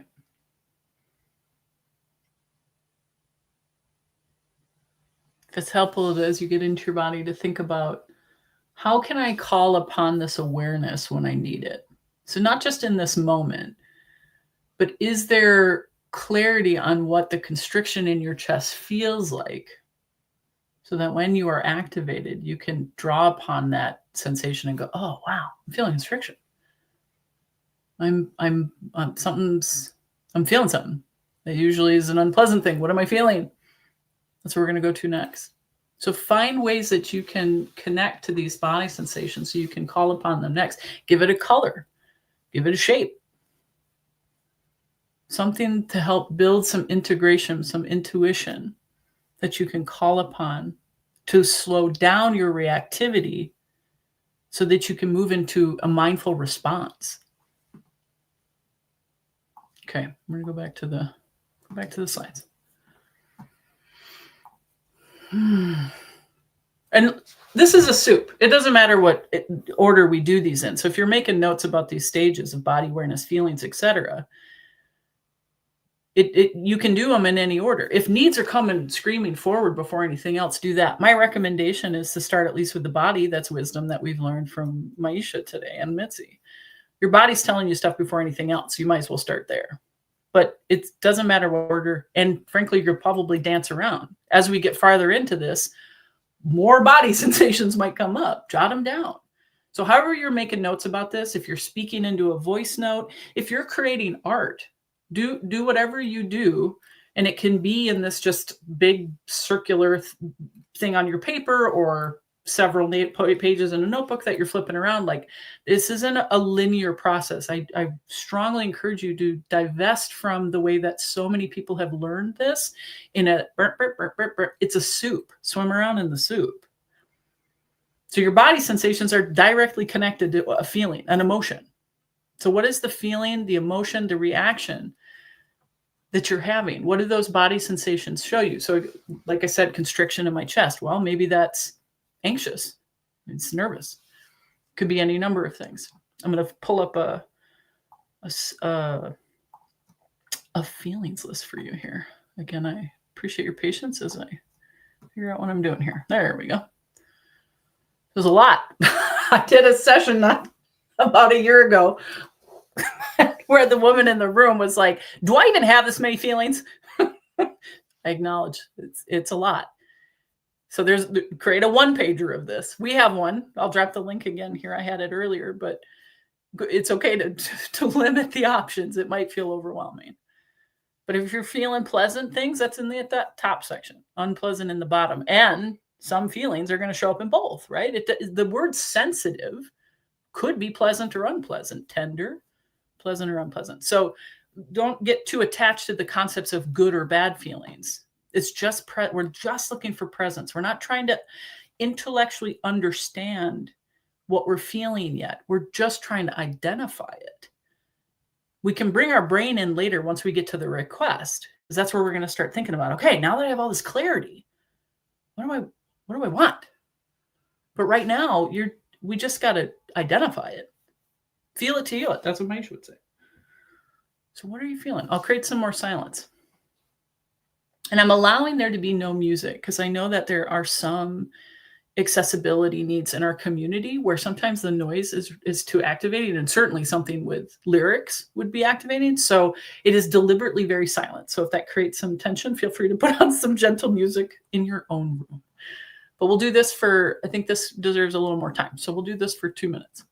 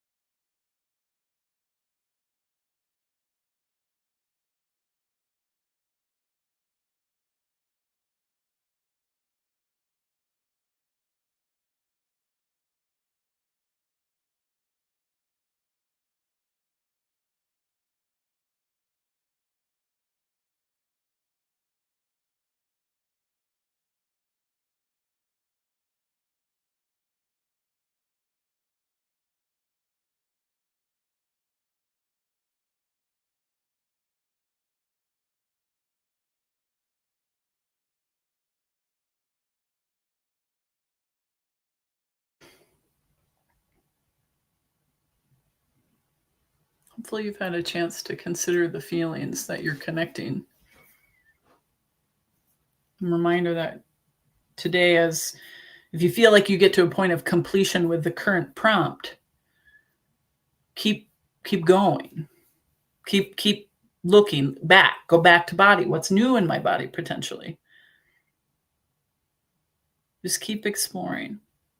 It can be really easy to grab low-hanging fruit. The word jumps off the page like, yeah, okay, that. But you will know there is a very specific dropped into your body gut feeling when you see the that. That is what I am feeling. There is a reason why we have all of these words. They're buckets. And so if it's easy to start at the bucket and then dig in, do that. But there's a vast difference between furious and irritated. To really dig in and decide, is this really what it is? There's also feelings that jump forward louder than others, like anger, guilt, shame. They're what we would call separating emotions. They're not wrong. Everything you feel is valid, but that does imply some level of wrongness or blame. It's a valid feeling, but it's in the way of something else. So what is beyond anger or guilt or shame? For me, very often it is something more vulnerable and in the yearning categories of longing. I'm angry because I'm longing for something. I'm guilty because I'm longing to have made better choices, etc. So try to decide if you have other feelings beyond those things that are first. And Thich Nhat Hanh, who I'm sure many of you are familiar with, would talk about the difference between rehearsing your anger and processing it. So having the self-awareness and ability to identify the feeling as anger and living with it there it's not quite enough. Process through it. What else is it? Why am I angry? What's past that anger? So I dropped a link that hopefully is showing up in the different platforms for these different inventory lists so that you don't have to rely on this screen share alone. Okay, I'm bring us back. Here we go. So next, and again, not because you have to, but it's just the process that we've come up with for today, is needs. So your feelings, again, your feelings are showing you a need is at risk. We feel things, pleasant or unpleasant, because we have needs that are met or not met. So as you look at the list of feelings that you've written down, directly connect them. I think this is the other thing that can happen too, is people just jot it down in these different sections, right? My body's doing this. Okay, that's done. My feelings are this. Okay, done. That's this. And here are the needs. And there's some disconnect, in my opinion, again, because you haven't really processed it. There's a lot happening in you at any given time. And so you're trying to grab on to the things that are most alive. Our needs don't conflict. My need for beauty and my need for safety are not in conflict, but time is an ingredient. Obviously, I need to meet needs for safety before I meet needs for beauty. And so if I have these different needs that are vying for my attention in this moment, some feelings are attached to one and other feelings are attached to that. So make sure you're directly connecting everything to the other. I feel constriction in my chest because I am anxious, because I have a need for competence. Whatever. The combo is going to be different for everybody, of course. And for you even, it'll change. And thank you, Chemo. I'm seeing your comments, appreciating you. So I'm going to pull up a needs list too. So give me 1 sec for that. And this is an important reminder to avoid naming your strategies at this point. Just reach for core needs and values. So let me give you an example. Sometimes people will say, well, I need to work. But the reality is work is not a need. It's a strategy to meet a need. And so if you have to reverse engineer it, if it's hard for you to reach for core needs and values, and you have something like work come forward, think of what needs are met by work. Is it stability maybe? Is it meaning and purpose? consider what you're attached to. It's very important to be able to tease apart the difference between our strategies and our needs. And I am not implying that strategies are bad. Our strategies are what show up in the request phase. We want to having clear preference for a strategy. A clear preference on a way to meet my need is beautiful and it is powerful. But I cannot have willingness and capacity if I don't know how to connect to the core need or value. So I'm going to pull up that list. I might have to upload it. Hold on one sec. Yep, here we go. File needs.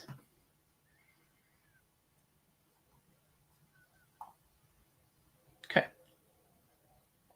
So hopefully now you're able to see needs on the screen. This probably isn't an exhaustive list of universal human needs, but they're usually bucketed into about 6 or 7 different buckets, and then they vary potentially for us each individually underneath.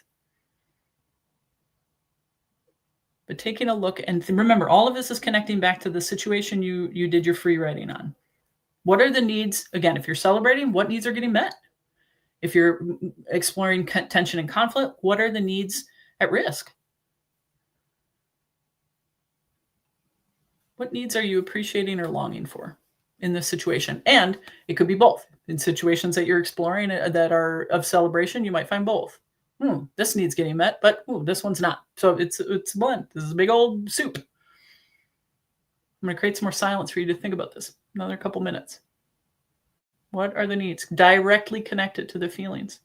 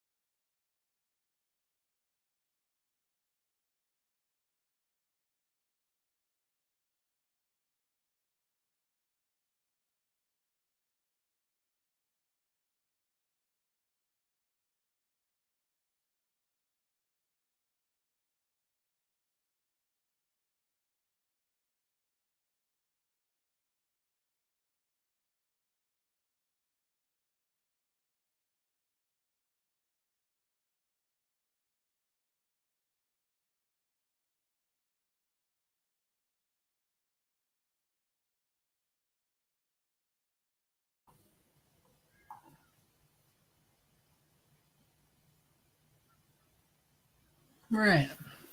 Because this is a live-a-thon and people might be coming and going, I'm going to stop this share and add this one so that we can remember where we're at. So for anybody who might be coming in, what we're working on today is reflect and request. We've done some free writing on the situation we want to explore from the last year, the last month, week, etc. We want to think about how have we been making requests? Have they been getting met? Am I doing a good job of that? How can I clean that up? How can I give myself some presence and empathy for what I've been experiencing and whatever the situation is? I could be celebrating something. Because let's say I'm getting a need met and it feels great. Well, great. Then the request is, well, how do I keep getting this need met? I really like how this feels. Oh, welcome, Gail. Thanks for being here. So it doesn't matter. The situation doesn't matter. So sometimes I think, too, when we're doing whatever kind of self-connection, introspection, deep work, sometimes we like pick at a scab because we're like, oh, it's got to hurt. It doesn't. The process is the same. This process, whether you are connecting to yourself, to another, it is the exact same, despite intensity level, despite pleasant or unpleasant. Something is happening in my body, which tells me I'm having an emotion, which tells me that I'm having a need. So then what can I do to get the need met or continue getting it met? It's the same. It's constantly the same. It's very tempting to look at this as, oh, I don't have time to connect to myself. I don't have time to have needs. Here, I'm externally focusing. Here, again, you are always meeting your own needs with every single thing you do, think, or say. Even when you think you are trying to meet somebody else's, you are meeting your own needs. And you are always in choice. And I recognize that that's easier said than done. And that can be really problematic, particularly for those of us who are looking at systemic change. This idea that I have a choice when a system is designed to oppress me can be quite painful. Because we move on a spectrum of, you make me feel like shit, to okay, your behavior, that's what makes me feel like shit. But even that's not true. My needs are what make me feel what I feel. And when I have that self-awareness, I am far more empowered to consider all the different ways I can get my needs met, to remember that there is some element of choice, and get creative. Let's go back to the work analogy. When I say that we need to work, no, we don't. You don't need to work. You choose to work. And if you choose to work to meet a need for stability or meaning and purpose, okay, great. Wow. When I know it's because I need meaning and purpose, well, shit, there's a billion ways to do that. Art and music, pro bono consulting and volunteer work is fulfilling and gives me meaning and purpose. Stability, okay, fine. That's harder. But let's think about, I don't know, in-kind donation and bartering and any number of ways to get the needs for stability met, mutual aid, etc. I have to release my addiction to what I consider to be my core needs when they're really just strategies. It's easy when we use the example addiction to heroin. Obviously, most of us who are not addicted to heroin can consider, okay, that's not really a need. So apply that same clarity to everything else that you might be addicted to: food, work, anything. A particular person to be the love of your life. Well, I mean, you might be moving on a different spectrum with understanding and clarity around this, depending on what it is. You're going to have strength in some areas and weaknesses in others. And figuring out how you can use your strengths to support your edges is a powerful thing with this. Okay, so that's we're caught up with where we're at right now for anybody here. And you can see at the bottom of all these slides is a reminder of why we're all here today. Is our Liveathon for the Social Good Fund, Heal Your Way Forward. Okay. So now, after I've thrown all of that at you, let's have a little break. It's a long session. I'm going to put on a little music for you.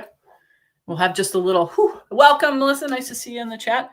Just a couple minutes, few minutes. Just move it around. It's heavy stuff getting into feelings and needs.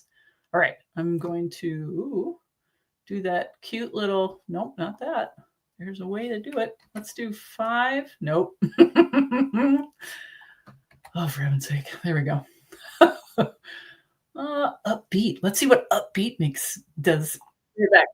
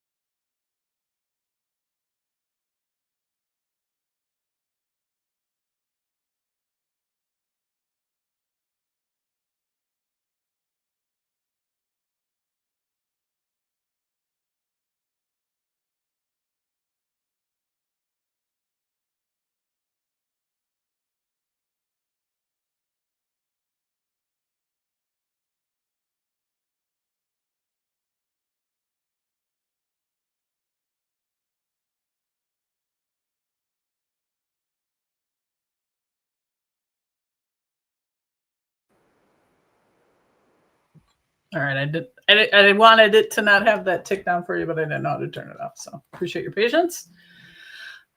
So we wiggled it out. Hopefully you've had a chance to grab either water, hit the bathroom, and be ready to hit the next part. Okay, we're gonna get into our head a little bit first. We've been really connecting to our body, but the beauty of the self-empathy practice is it gives you a safe container to explore all of the beliefs you have, all of the thoughts, all of the judgments, the evaluations, the moralizations, the criticisms, all those things get to live freely in this stage. It's okay to explore them. And it's not to convince you that your beliefs are wrong. It's just to challenge them. Where is this belief rooted in? Is it rooted in integrity? Or has it been conditioned in a white supremacist society? So allow yourself to really explore some of these beliefs you might be holding about whatever situation you chose. Again, if anybody's new to the session, we are exploring, reflect, and request looking back on the year for a particular situation we want to explore. So what beliefs are you holding about the situation? Maybe what you fear happened or will happen. This is the source of your tension, the catalyst. We're looking for not the catalyst. Apologies. Whoop, that's a sneak peek at the next step.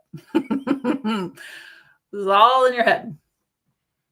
And so one thing that shows up in this stage, and let me pull up a new thing here, because we're going to look at belief-based feelings. Here we go. Hopefully you're looking at that now.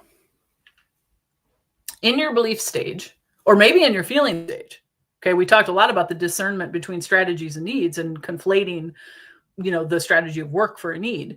We also conflate these these belief-based kind of quote faux feelings, as some of us call it in nonviolent communication. We've dropped faux because it implies that it's wrong. And it's like, no, what you're feeling is valid. I said that earlier. And it doesn't matter what you're feeling, even if it's anger, guilt, and shame and all these separating emotions. It's valid. These words are used as feeling words, and they are not feelings. They are beliefs.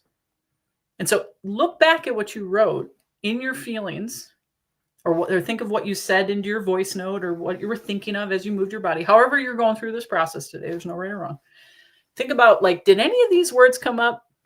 Did you write down, I feel abandoned, I feel used, I feel manipulated? These are all belief-based faux feelings. So what are you actually feeling?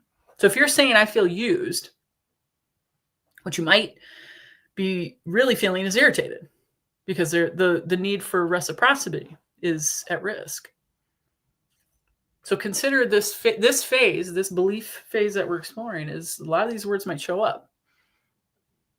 So allow yourself to just consider, I have a fear. I have a fear of being manipulated. Think about what beliefs are coming forward. I'm going to go back. No, I'll leave it on this. Because I think this is a valuable page. So for a couple minutes. Actually, let's do it for 3 minutes. Because now we're getting in our head, and it takes a lot of words might be coming forward. Maybe even look at your free writing. There might be a lot of beliefs that you mind out there. All right, again, I'm going to create some silence so you can think about this. A few minutes.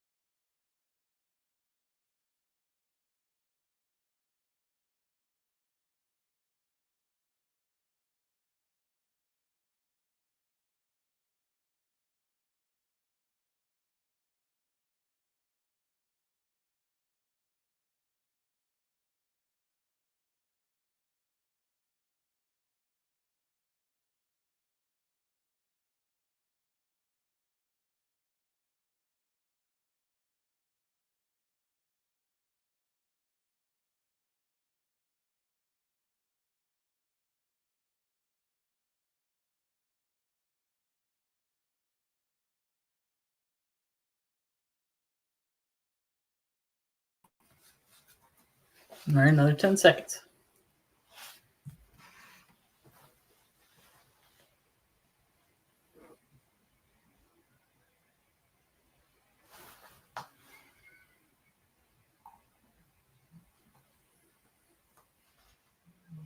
So there might be tension right now as you look at what you've written down. It can be really tempting to lean into the judgment, the judginess of it, of allowing yourself, again, going back to kind of that point from Thich Nhat Hanh, am I rehearsing my anger or am I processing it? So am I rehearsing my beliefs or am I processing them? Am I allowing myself my beliefs without any introspection, any challenge? You might very well be being manipulated. Your belief about that is not that it's wrong, but think about it with some real kind of come to Jesus, right? Is this really happening? Or am I bringing in baggage from my past? That's the other thing this stage will show us is, wow, I'm painting you with a brush from somebody else. I'm not being fair in this moment because I'm bringing in baggage. I have fears from what has happened to me in the past. And that's what we're going to work on now is what are the observations you can pull from that support these beliefs? That's how we challenge them.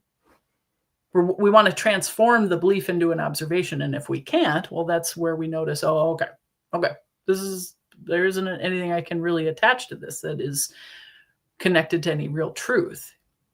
We used to say, or at least some NVC practitioners would say, make observations as though a video camera recorded it. But the wisdom of Roxy Manning, who is somebody you might be familiar with, she's a brilliant NVC practitioner and assessor with the Center for Nonviolent Communication and a Black woman. So I have a lot of respect for the way that she is bringing this work into communities where nonviolent communication has been weaponized. And so I highly recommend her work.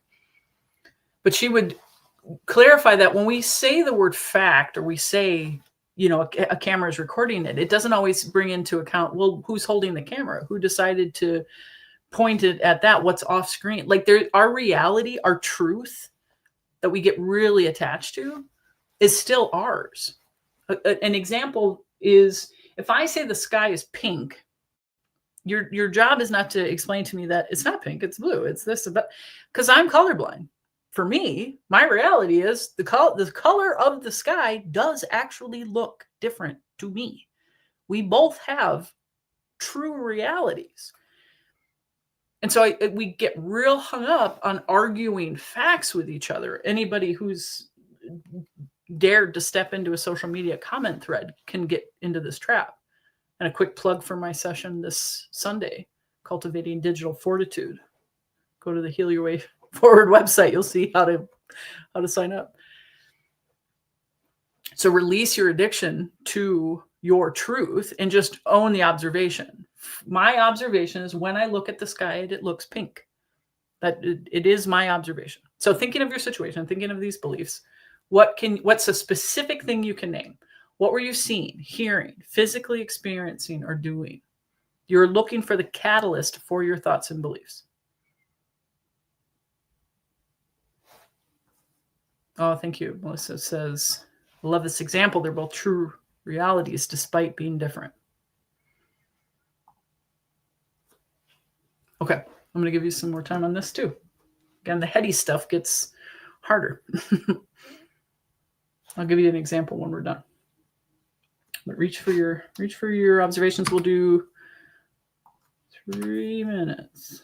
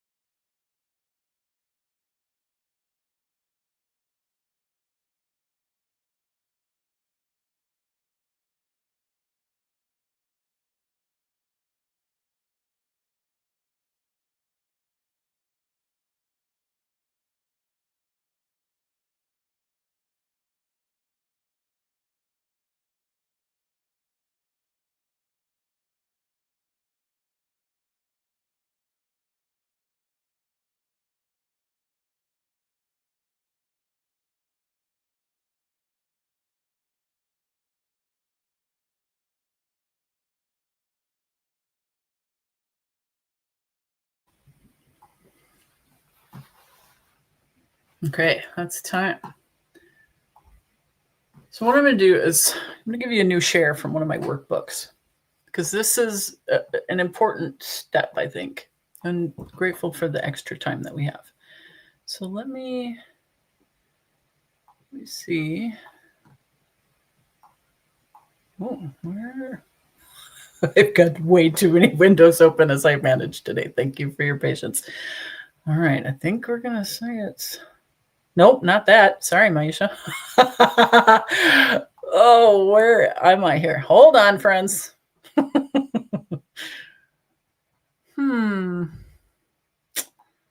It's here. Just appreciating your patience. We're getting closer. Oh, there we go. Okay. All right. I think you were looking at the right one, but let me make sure. Move things around. Thankfully, I'm on two screens here. Move this, share this. There we go. Okay. All right. This is from one of my workbooks around transforming judgments into observations. So I'm going to give you a scenario. This is a real scenario. This is one of my scenarios. The scenario is there is tension with the neighbor around their assumed politics. My judgment, my belief, is my neighbor is a selfish, gun-loving, right-wing fanatic who shoots his guns all day, every day. There's a lot going on there.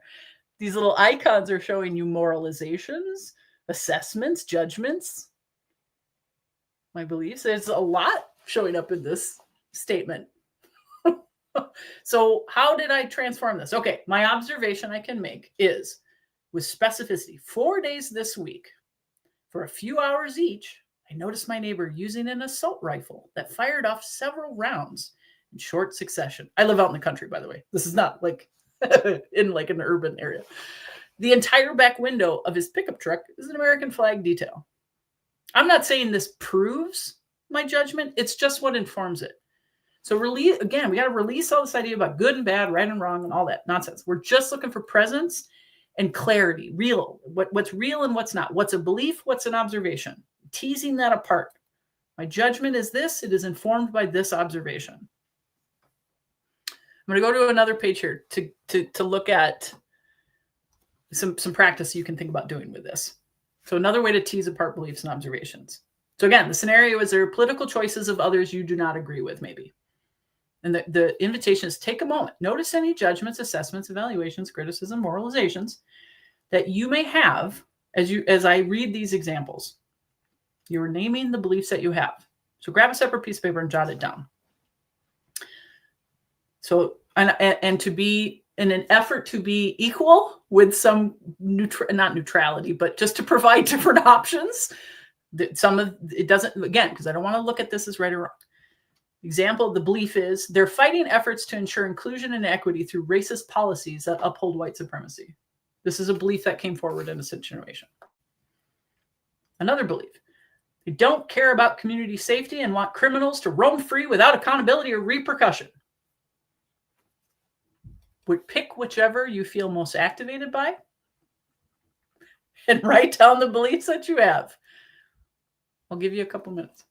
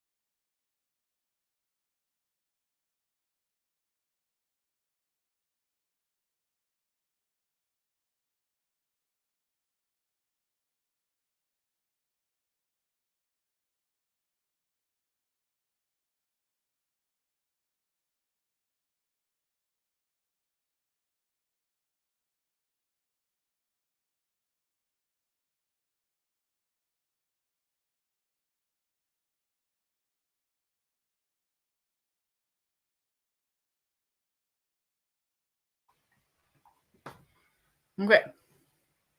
So hopefully you've had a chance to explore transforming these or jotting down how you are. So here we are with the part 2 of this exercise. Ignore the breakout rooms. Obviously, this is a unique situation because we're streaming. But the goal is to transform it into observation statements, right? This is the exercise that we're on right now for those of you who might be joining. So you're looking for specific triggers, the action and behaviors that are a catalyst for the thoughts and beliefs. So the belief, again, was they're fighting efforts to ensure inclusion and equity through racist policies that uphold white supremacy. While an observation that could support that in this particular situation is witnessing a school in Idaho asking a teacher to remove a sign in her classroom that reads, "Everyone is welcome here," and shows hands raised of varying skin color. The school states it violates the district policy of content neutral posters. All of that is clean language. That's a clean observation and will be received more effectively than the judgment. Now, today we're focusing on introspection. This is more focused on, like, how do I bring language to somebody else? But this is where you build it, is giving yourself, slowing yourself down enough to hear the belief before it comes out of your mouth to say, oh, okay, what's a way I can say this that will actually be received by the audience that I have? So finding the clarity around the language of the catalyst that is supporting your beliefs. So the other example was they don't care about community safety and they want criminals to roam free. You can hear by my voice, I have feelings about this. So the observation that I can turn that into is there's an organized let me back up. I do not share this belief. The way you could transform this into an observation is there is an organized abolitionist effort to move past the strategy of reforming the system to abolishing all police and prisons. There is no right or wrong on that. It's just the what is informing their belief. Because when there is clarity on that, that is where we communicate. We don't communicate up here on the judgment. We communicate on the observation, because that I can actually speak to. And again, not because I'm going to share facts back and forth, but so that I can make guesses about what you're feeling. Why I hear this coming through. This belief has some edge on it. Clearly, you're feeling something because a need is at risk. What is that need? It is harder for me to identify the need. And this is probably, I'm going to take this down because I don't want you to get too confused here. What is the belief that I have so that I can connect to the feeling that I'm having, because that's what connects me to the need. So again, like I said at the beginning, all of this process, it's applicable in every single way, whether I'm thinking about my own beliefs, whether I'm thinking about your beliefs, whether I'm thinking about my beliefs so I can share my beliefs. Like, it's the same. It is the same. And so hopefully that little break on that particular part didn't throw you off too hard. It's an important step. Okay, I'm going to bring it back to the other slides here. And acknowledging, Melissa in the comments had picked up on all day, every day and laughed. And it's like, yeah, you know, you're in your beliefs. If you're naming always, seldom, never, often, like those words show up as beliefs. 4 days this week for 3 hours each. That is a specific observation. Okay, I had to move my thing around. So I gotta find where I put it. Okay. So now what we're talking about is the goal. We want to know what your goal is. Again, to bring it all back to what we're doing here. This is reflect and request. We're thinking about a situation we want to explore because we want to build an effective request to either get our need met or keep getting it met, depending on whether you picked celebration or neutrality. That doesn't look great. Hold on. Let me make sure I get the right one here. We're going to stop that one. When you're a presenter and one of the back-end peeps, it gets more confusing. There we go. What's your goal? With a nice reminder of why we're here today, our Liveathon. Link to donate, because we're all giving our time freely today in an effort to raise money for Heal Your Way Forward. Okay, so we're slowing down. We're slowing down the process. It's a soup. It doesn't matter what you did it in, but we connected to our body that connected directly to emotions that we're having. The emotions we feel pleasant or unpleasant are because I have a need that is met or not met. We've identified the need. Ideally, we've met the need with we've made clear what the need is with specificity. Again, it's real easy to grab low-hanging fruit. Maybe we want connection. Okay, how can I give that more contextual, bring it into something that feels deeper in my body? Well, I long to connect to the people I work with. Okay, so try to reach for some specificity here. And when you think about the situation, what is your goal? So let's say you have a holiday party you got to go to later with your family. And there are varying political beliefs in the room that you know will be there. And your goal could be to foster deeper connection with the family members that you have. Your goal could also be to just survive the event without conflict. Neither goal is right or wrong. It can seem like, as the direct compassionate communication provider here, I'm going to convince you that always reach for connection, always foster deeper connection. No. You get to just survive an event without conflict. So check your capacity to figure out what is the goal. I mean, maybe I long for deeper connection, but I don't have capacity to reach for that. Right now, I can provide self-empathy that keeps me from ringing bells that I can't unring. So think about the situation that you've described. Really take a moment to look at those beliefs and observations, to consider what's realistic, and think about, what do I want? What is it? What is my goal? And then we're in the final and most important stage, is the request stage. All this self-awareness is beautiful. Wallowing at best, right? The request phase is the action phase. Your self-awareness, like I said earlier, sometimes we start to just rehearse our beliefs, rehearse our feelings. We're not actually getting any kind of action or process with it. Now, again, like I said earlier, Maisha would say, feel it to heal it. Like, don't rush it, but don't live in your feelings, you know? So reach for some, and make it something you can actually do. There's a lot of text on the screen, and I'll read it. And so that now that you have all this clarity, hopefully, on your needs and your goal, what is the request of yourself that you can make? Don't overthink it at first. Just jot it down, however it's coming to you naturally. And then read that back to yourself and put it through the filter that you see on the screen. Can I hear no? If I cannot hear no, then I'm making a demand. So how can I shift this? We make it negotiable by making it so concrete. That's where I can hear no, because I'll find another way to phrase it, because it won't be so vague. Make it concrete. Make it specific. That is where you will find negotiation. So can I hear no? Is it concrete? Is it negotiable? And am I encouraging an action to start? Or am I hampering, stopping, preventing, resisting, blocking, curbing, impeding an action? So an example would be like a mother telling her kid, stop that racket. Okay, how can I shift that language? How can I shift this demanding language into something they can actually do, a starting action? Would you mind going into the other room and playing that music, or whatever, however you phrase starting language? And then, of course, is whatever you're asking for realistic? So if you answered no, if you look at it, put it through the filter and answer no to any of the questions, shift it. How can I transform it? How can I make this concrete, negotiable, realistic, and encouraging an action to start? And right now we're looking at a request of self. It is easier to meet your own request probably than before you ask another person. Or if you're somebody with social anxiety who doesn't know how to make requests, well, practice with yourself then. Break it up. What is a request I can make of myself? What's something that I can actually be actionable to? I'm going to give you an example. So if I get to the end of my self-empathy process over some moment of tension and conflict, and a request I can say of myself is like, well, I want to be more patient. What the hell does that mean? That just becomes a stick I bludgeon myself with, because I will never be patient enough. I can't really act upon that in any real sustainable way. And it's so like forever and always to the end of time. Oh, I want to be more patient. Well, there are going to be times where I'm not. So what do I do? So how do I make that?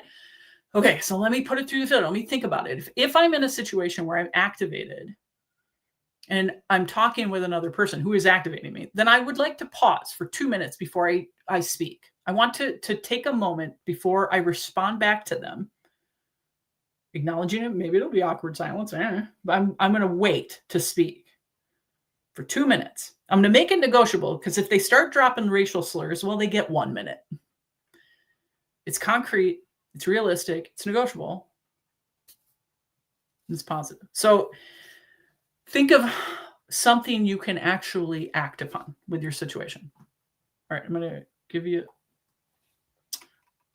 3 minutes, because I want you to jot it down, and then I want you to recraft it. So take a few minutes here.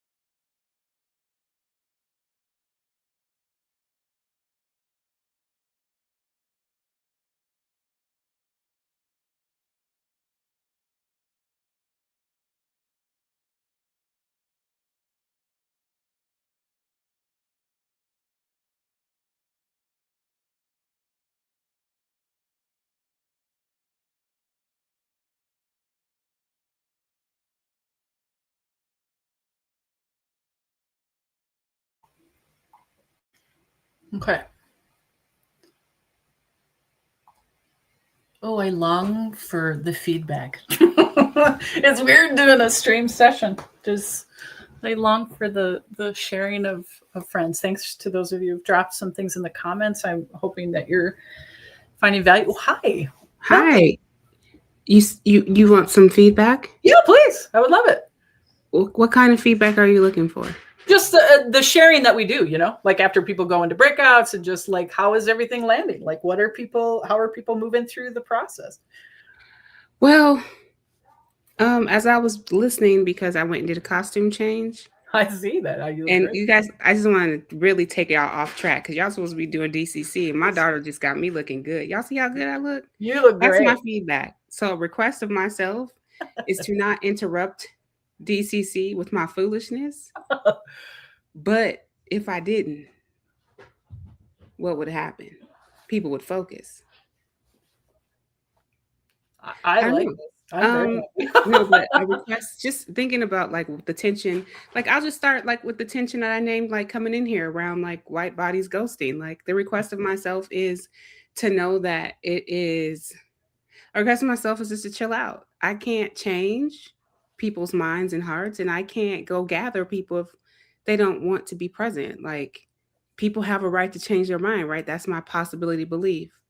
And so the request of myself is let it go and breathe. And I think, I see Melissa here, like we had something that happened way back in April. And what would happen if I would have just been like, well, it's possible I'm just not the right person, period. That's it. Instead of like a whole full meltdown. So, like when people ghost or when people change their mind, I think a request of myself is to breathe and not get in a dysregulated, disassociated state of all the traumas of all the white women and what all the white women have done to me because I'm a Black woman. Right. But that's growth. Like that's the growth. So my request is, as people ghost, I don't care if they're white, Black, orange, yellow, pink, I can't change that, but I can let it go. I can, as roots get pulled from the tree of the collective, more roots get planted down. And so does it break my heart that those roots leave? Absolutely. But trying to fill in the roots and force the roots back in, it's just causing me more harm. So my request is just to let go and breathe, that I can't, it's not my job. That's codependency. Mm-hmm. I'm going to challenge you to, as an example for others, how can we make that, give the concrete part? Sometimes it's like having the catalyst helps. Like when this happens, I'm going to, and so you've already said, when I notice people ghost, I'm going to stop and breathe before I react or before I send a note or before I, etc. Is that, yeah, I see the nodding. Yes. So to make it concrete, when someone ghosts, when someone unsubscribes. There you go. Perfect. When someone unsubscribes and then sends a note of why they unsubscribed, I will not react. I will breathe. I will follow the 24-hour rule that if you're in the collective, only you know about the 24-hour rule. Important rule. I will breathe. I will follow the 24-hour rule and I'll let it go. I'll meet it with the grace and thank you. I appreciate that. Thank you for letting us know. It's been great to have you. Perfect. Love having an example for people. Thank you. Mm-hmm. Yeah, and I love the pause on the reframe of ghost to unsubscribe. Ghost would be belief. Unsubscribe is observation. It's not right or wrong. It's not about your language isn't accurate. It's just not as clear, right? It doesn't really drop right into it, especially if you were going to say to somebody else. But here's the thing. We're doing all introspection today, but I'm going to give you a little quick tease on talking to other people. 3 things happen. People get on their front foot for attack, they get on their back foot for defense, or they are grounded in presence. And so the goal is to try to stay in that present state so that we're not putting somebody into an attack or defense. And listen, it's not your job to mitigate everything you say so that somebody else can manage. Like, don't take that from my meaning here. But when you find that you are resourced to hold space for somebody and find language that will land better, then great. So the language of when you ghost might put somebody on their one of those back feet. But if I say, when you unsubscribe, blah, blah, blah, it's different. It creates it's just there. You can't argue that. I can argue ghosting. I can't argue unsubscribing. So I love the example. And so now let's resource ourselves with a request of somebody else. So now that you have clarity on your needs and a goal, have empowered yourself with a request, what is a request of somebody else you can make? Same process. Don't overthink it. Jot it down. Put it through the filter, blah, blah, blah. And so with Maisha's example, there's so many requests of somebody else she could go with there. Oh, I see you come back on. Share some more, Maisha.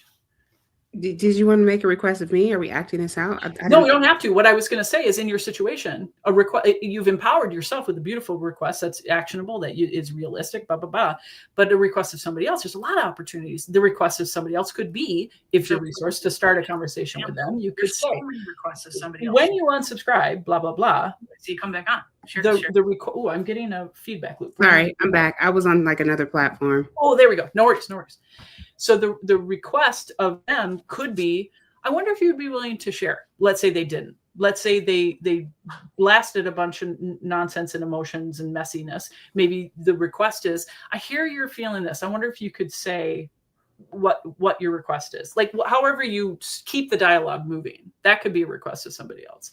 But it could also just be, when I am activated by somebody unsubscribing, I'm going to reach out to my buddy Jen and just be in community for a second before I start sending texts I don't want to send, or blah, blah, blah. I've breathed. I want to let it go. I sense that I'm struggling to let it go right now. So my backup is to reach out to Jen. Hey, Jen, can I just talk to you for a second? Like, this is how we can empower ourselves, but also give ourselves the filter of community. We can't do it alone. The request of self is just a great place to start, especially if you have social anxiety.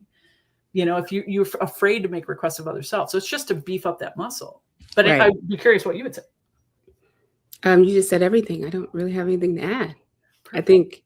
I think I do like, you know, the one of the issues we have with DCC is like people make requests of themselves and then like they turn on themselves. And I just made a message in the collective about that. Like the lesson as a curator or whatever you want to call me, the leader or whatever, is like, this is a practice of not turning on yourself, but turning in yourself. So you've done the self-empathy, you've made a request for yourself. Yes. So in that instance, like I know to reach out to you or Doc or my mom or whoever, my trusted support team. And instead of cursing everybody out on the internet, I can come and say, hey, I made this request of this person because they unsubscribed. And can you hold space for me? Or even that person I sent the email to, I could let them know 24 hours later, you unsubscribe, this felt this. And if they come with this Zionist apologist email back to me, I could just be like, thanks for letting me know how you feel, because that shows me that you're still on that back foot and I don't engage in that anymore. Like that doesn't do anything for me. Well, I would even say that the name calling that they're doing has them on their front foot. I don't even think they're on their back foot. Front foot, yeah. But it's both, right? I mean, sometimes they look the same, and recognizing where we ourselves are on our front foot or back foot is also helpful, and helpful to make requests around that. It's like, oh, I notice when somebody unsubscribes, I get on my front foot for attack and make it whatever. And this, I don't like this example because you don't do this, but just noticing all of this process, this whole introspection thing that you're doing is to try to connect to what are my habits? What is the coreness of me? Where am I bringing in baggage from the past? Like, and just to dig apart with it. And the wisdom that you would share, Maisha, around whatever you've written today, all of it, requests and everything, do it again, and not again separately. Look at everything that you have written down, listen to your voice note, consider what you've been thinking about as you've been moving through it, however you've been doing this practice today, and go deeper. Because there are probably several outshoots that deserve an entire practice in itself. You might uncover something like, oh, wow, when I hear this phrase, I drop into this. That itself, go explore what that is. Where's that from? And not from that intellectualized, dig it apart and, oh, I was abused as a child, and that is why just to see what is that? What are these catalysts? What are all these triggers that I'm reacting to? And how can I explore them? Not to rehearse my beliefs, not to rehearse my feelings, but to just process through them. You just really hit the tail on the pin the tail on the donkey with that one, like that whole rehearsing our pain. Like DCC is not a practice to rehearse our pain. No. Reflecting on something is not rehearsing the wound. You're pouring salt on the wound, you know. It's this is the Maisha T. Hill way in my journey. That's why I can't just go to cognitive behavior, like talk therapy. I have to have more than that, because after being in therapy for 20 years, you start to realize this sounds the same. I'm reliving the pain. So what can I do instead? How do I shift the messaging of, oh, well, this happened because in 1996, the white girl in the cafeteria at Oak Grove Middle School in Concord, California, told me I was fat and would never be anything. And I told her, shut your mouth, one day you might have to work for me. You all don't even know all that context. Did I used to say that to people who bullied me? Absolutely. If you're watching on Facebook, you know that if you bullied me, I say, you better be careful. I might be Oprah one day. Like, that's how I would protect myself. But see, y'all didn't need to know that. And that's why check-ins with friends are important. And that's why being in practice is important, because if not, then like you're just giving yourself a water hose of like why you're a bad person. And Jen, I said on TikTok the other day, like our brain is so amazing, but our brain does not know how to filter our feelings and emotions. That's why we have the brain gut connection and brain heart coherence, because those are the things that we have to slow down. Like you're saying, we make a request, but now we slow down. Now we check in with a friend. Now we go to a twerk class and twerk that shit out, and then maybe come into that possibility of making a request of someone else. Right? And Melissa actually said it right here. Like, I wonder if connecting with a buddy helps remind the person that they're not alone, because I can imagine that a reaction might be, I'm alone and people are leaving me. Absolutely.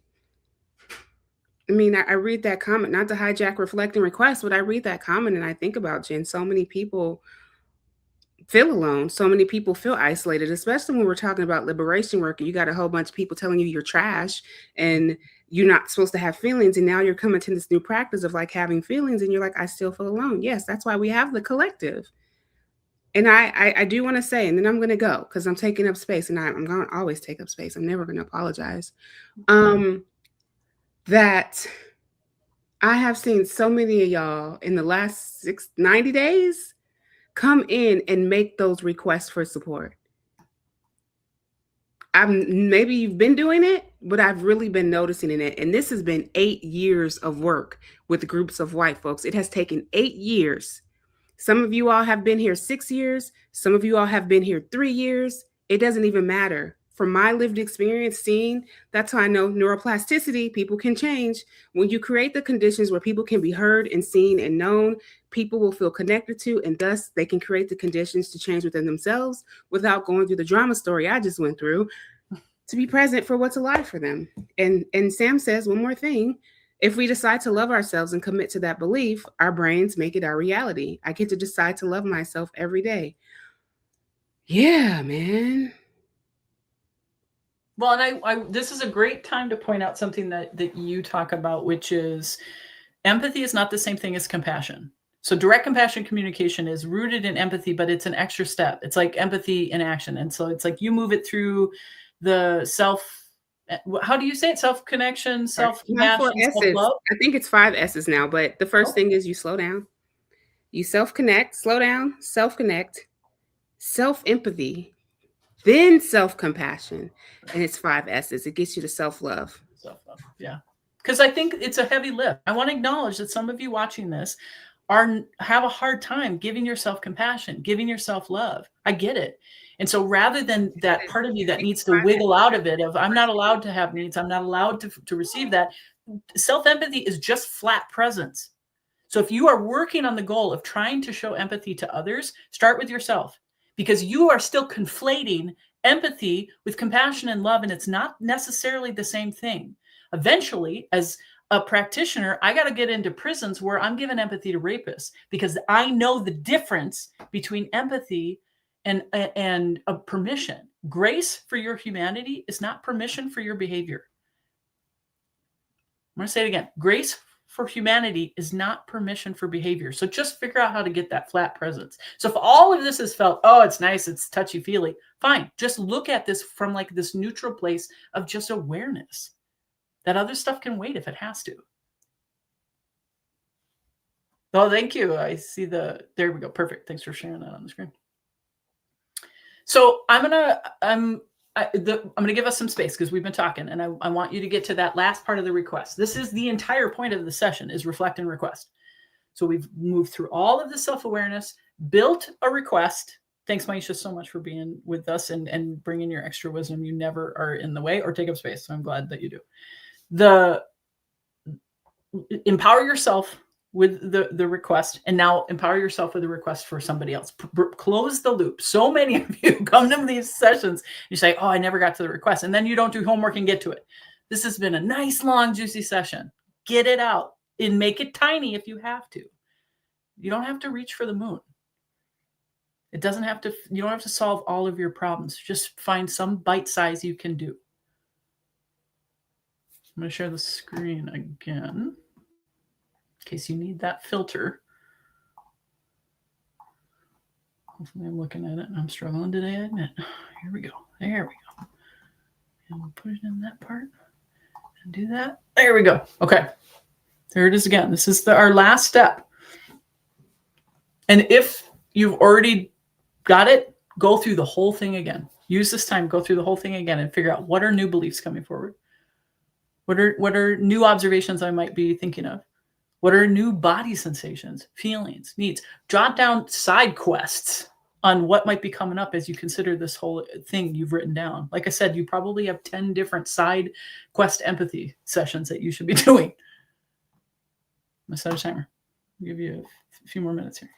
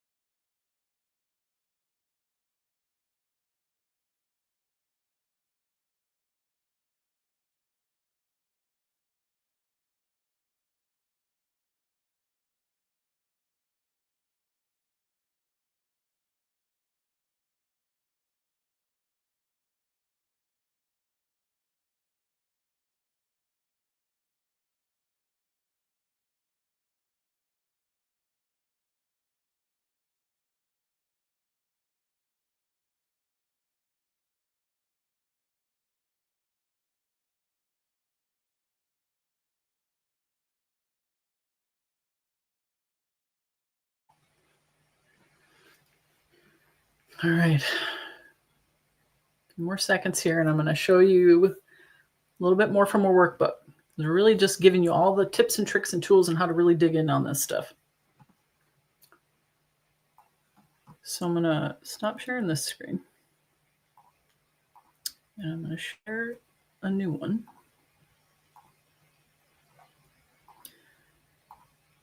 And I'm going to bring you to the page that I'm thinking of here. Because you might still be struggling to think of what I mean. Let me put it on the screen here. Hold on one sec. What I mean about these filters. Here we go. There we go. So we've already talked a little bit about concrete, realistic, encouraging an action to start, negotiable. Let's give you a little bit more example. So if I say something that non-concrete would be, I want you to love me. In whatever way that comes out. There's several flavors that we like to say that to each other. A concrete way to describe that would be to say, I want to cuddle with you tonight so that I can enjoy some intimacy with you. Acknowledging it's getting very dark over here. Let me turn on the light. There we go. It's not realistic if I say, I want to cuddle with you every day forever. Realistic would be, are you able to spend tonight cuddling? Stopping language would be, don't go out with your friends tonight. Starting language would be, are you able to stay home with me tonight? And obviously non-negotiable is, well, if you loved me, you would honor my wishes. Negotiable is like, okay, well, if tonight doesn't work, maybe we can find time this weekend. So that's how we can shift the language from this life alienating to more life affirming. And so how to make it concrete? We build it out of Play-Doh, and I am acknowledging the work of Mickey Koshton with this acronym that she has described as a specific person, location, action, time, or object. So again, this is where we're making a strategy.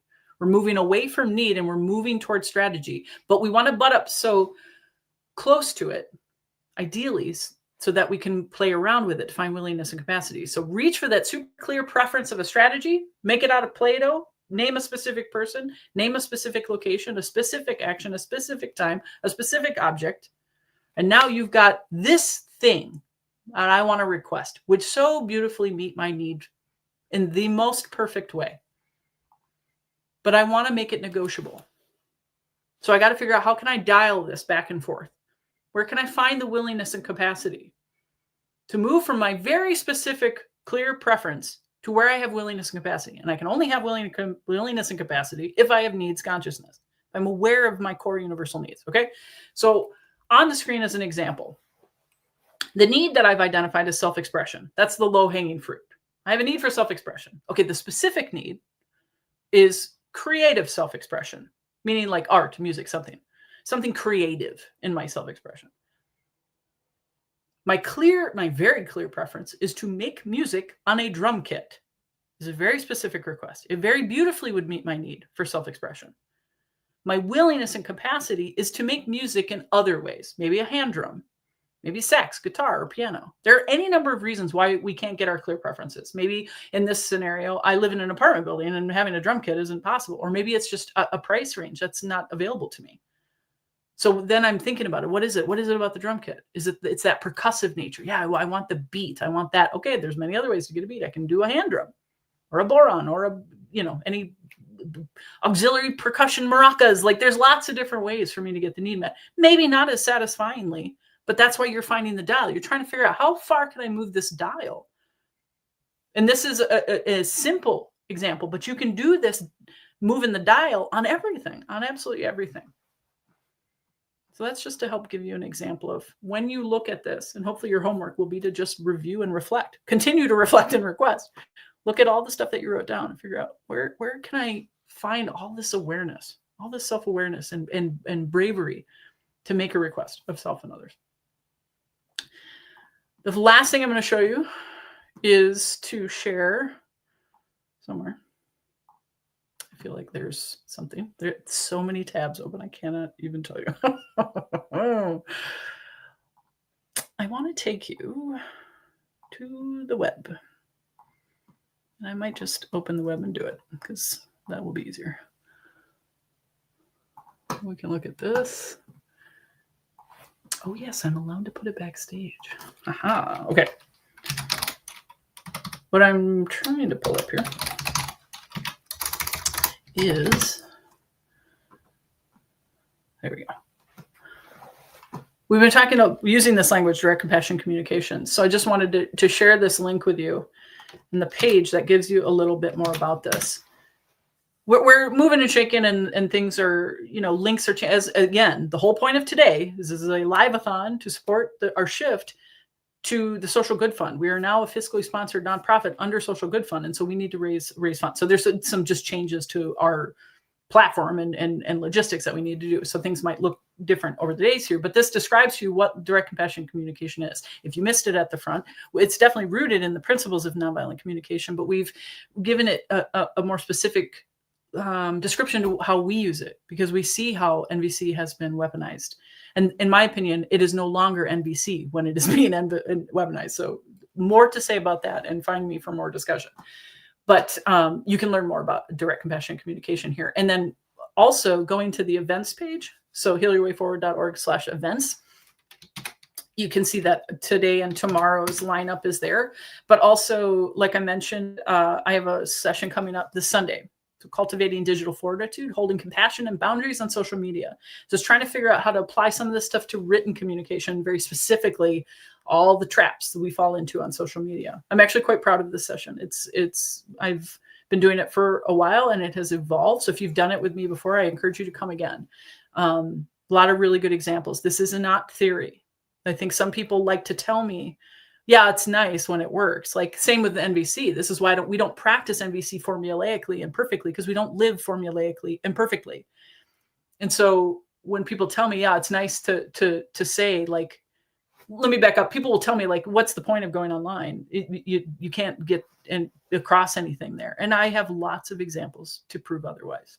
This isn't theory. This is rooted in realism. Oh, thank you, Melissa. I did see that you signed up. That's wonderful. Tell your friends.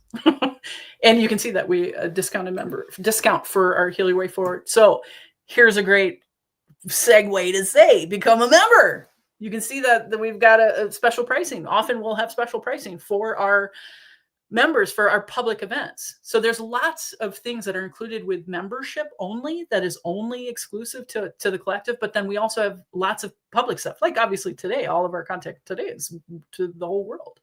And so this is an open to all session, and we're honoring our members by giving them a better price. So let me know if you need help on figuring out where to get the code for that if you're a member.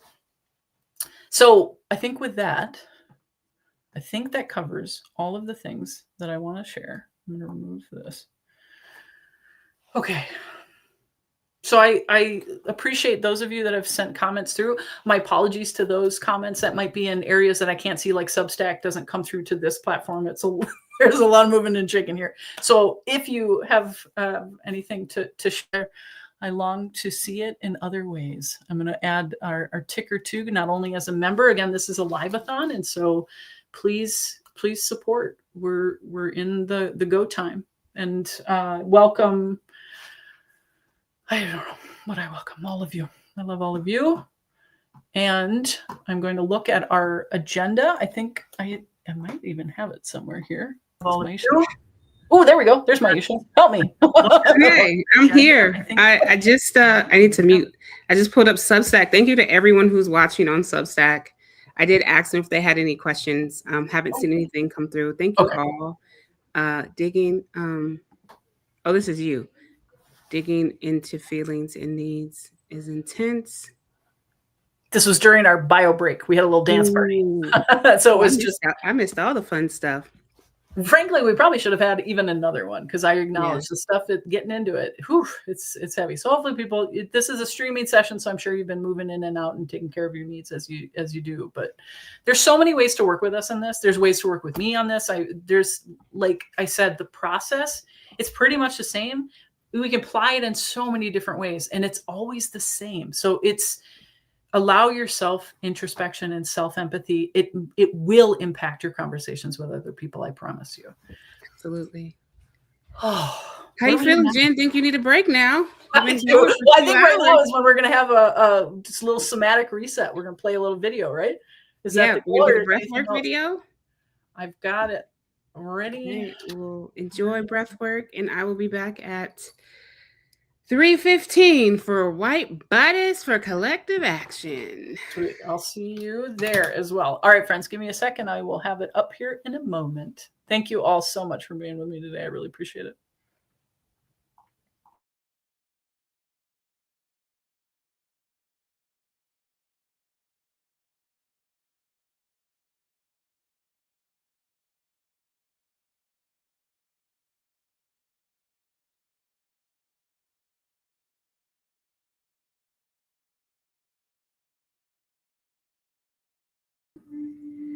Today, we're taking it nice, easy, and slow to deepen into our subconscious knowing, the part of you that already knows what to do and how to trust, the part of you that craves to let go and to surrender, is here with your breath.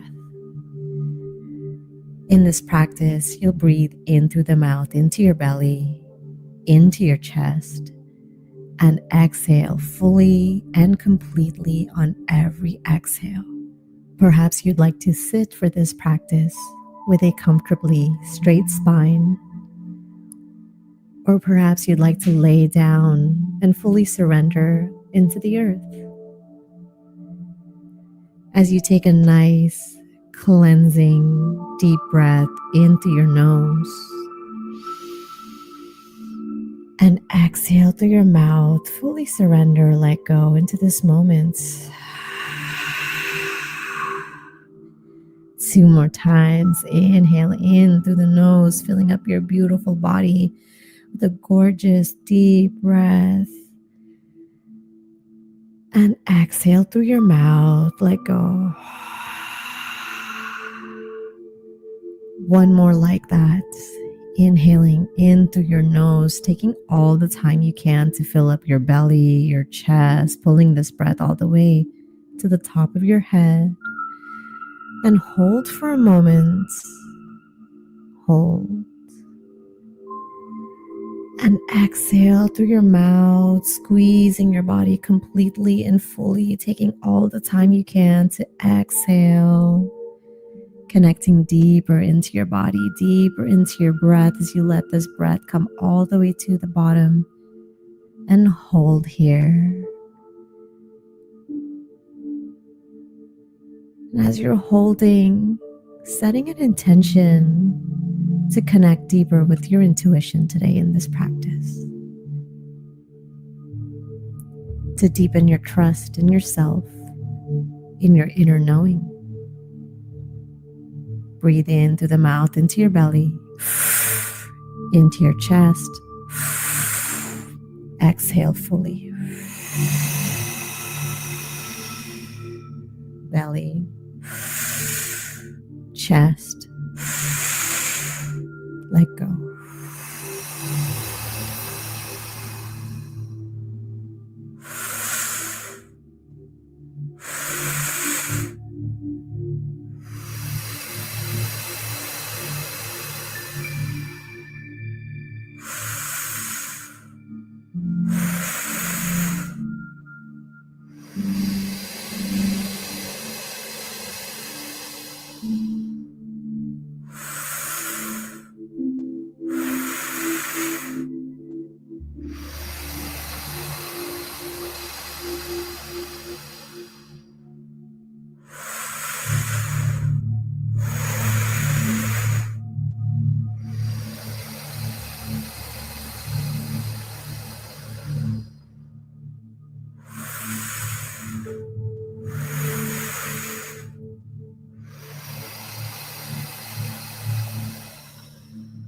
This time as you breathe in through the mouth into your belly, into your chest, pull this breath up all the way to the top of your head, straightening up your spine, holding this energy at the top, expanding your capacity to listen to the energy portals within you.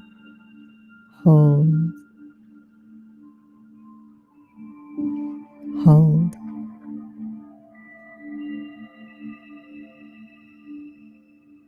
Hold as you relax your face, your shoulders, your heart, your spine, your belly, your back, all the way down your legs.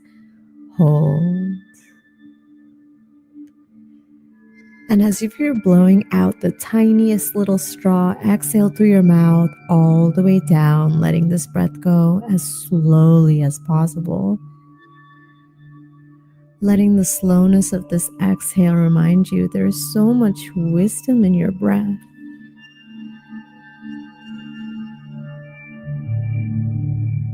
And as you come all the way to the bottom of this breath, no breath needed. Hold this energy here.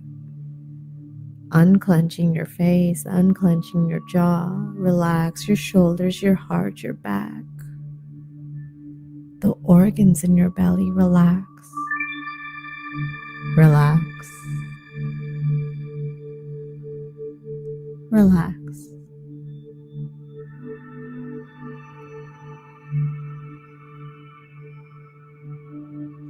Hold as you relax. Deep breath in through your mouth, into your belly, into your chest. Exhale. Belly, chest. Exhale.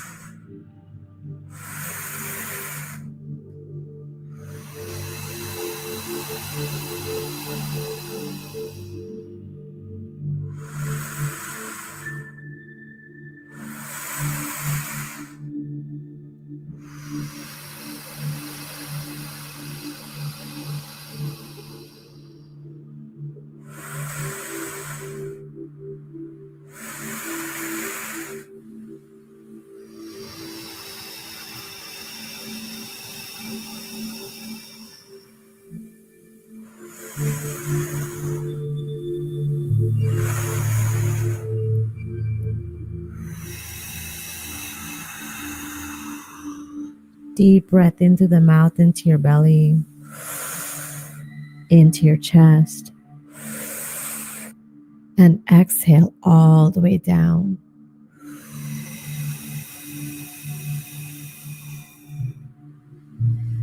When you're at the bottom of this breath, see if you can squeeze 3 more exhales in. Exhale, exhale, exhale. And when you're fully exhaled, hold this energy here, connecting deep into the inner knowing within you. The intuition of your body that speaks through you, to you, for you. Sometimes in little ways, sometimes in big ways. Just listening here. Relax your tongue from the roof of your mouth, friends. Unclench your eyes. Soften your stomach. Your intuition is here. Holding this energy, increasing your capacity to receive the wisdom from your intuition.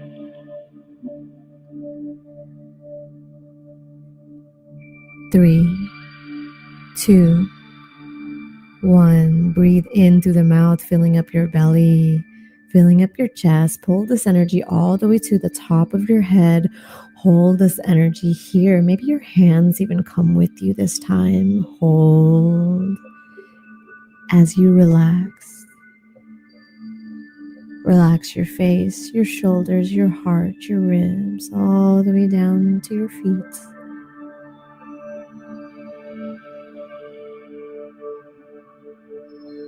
Allowing the wisdom to arise.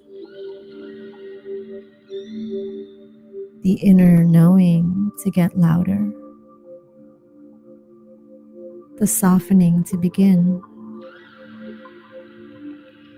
The surrender to happen.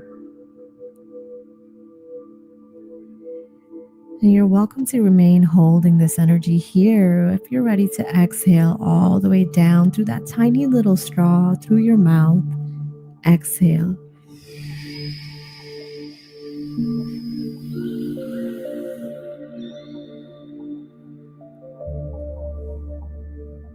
And what happens at the bottom of this breath is up to you.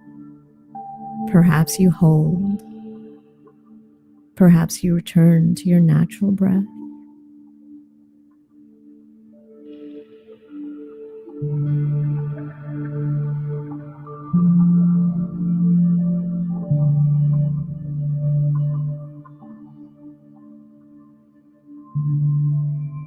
Observing the tingling, the sensations, the subtle ways your body speaks to you through your breath.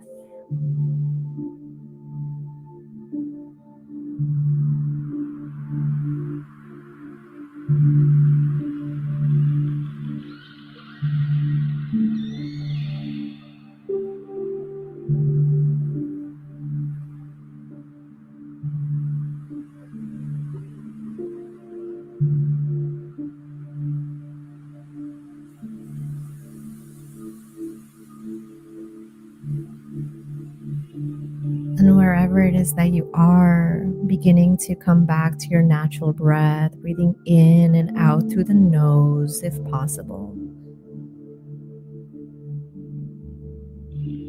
And as you do so, still remain in this practice to enjoy the stillness and the subtle conversation with your body, your breath, and your intuition. Perhaps you'd like to roll your eyes up and into your third eye point, the space right in between your eyebrows.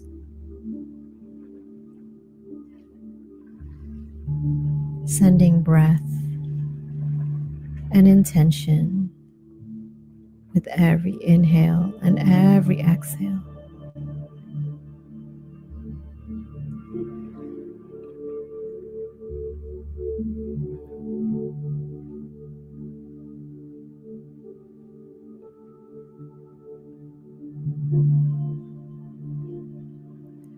Perhaps you ask yourself a question here, allowing space for your intuition to respond to you, to reply to you.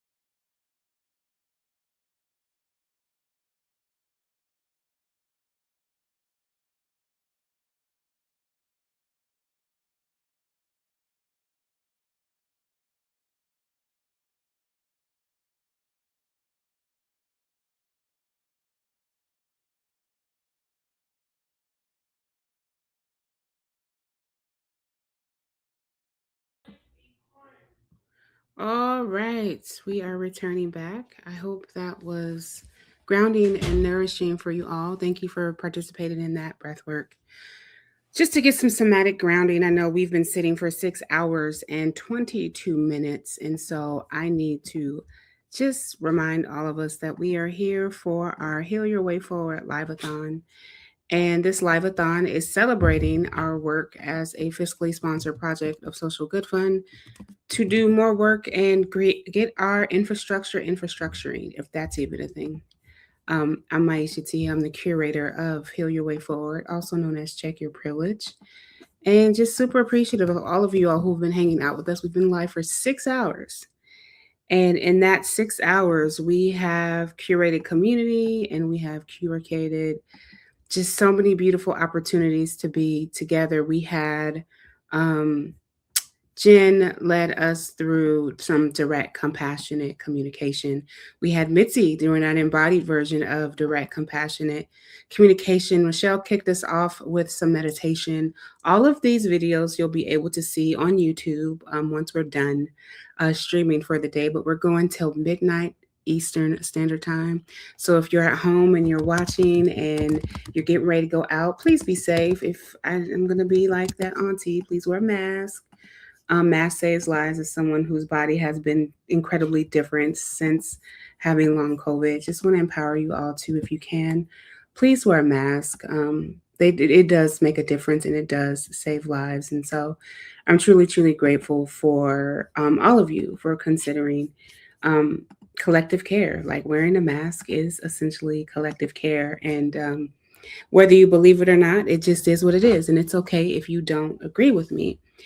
So what I'm going to lead us through is a practice of white bodies for collective care. And I'm kind of bummed out because I'm missing some information and some details that I wanted to share with you all. But you know what? We at Heal Your Way Forward, our mantra is well done is better than perfect. And again, thank you for watching on Substack, on Instagram, on YouTube, Facebook, and LinkedIn. Super grateful for your engagement and participation.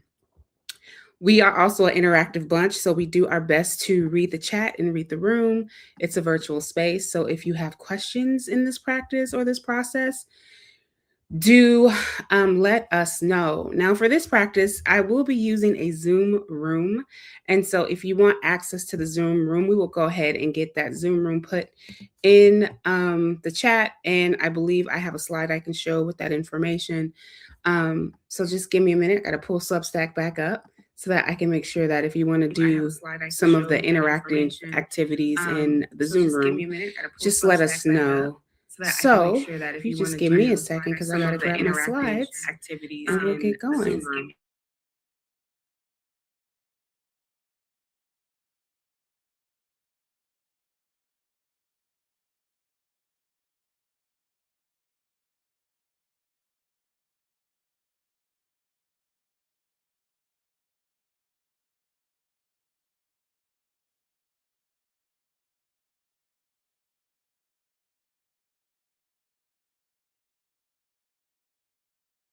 I was saying, I guess it's at 6 o'clock Eastern. I can put on like my Happy New Year hat and my head wrap.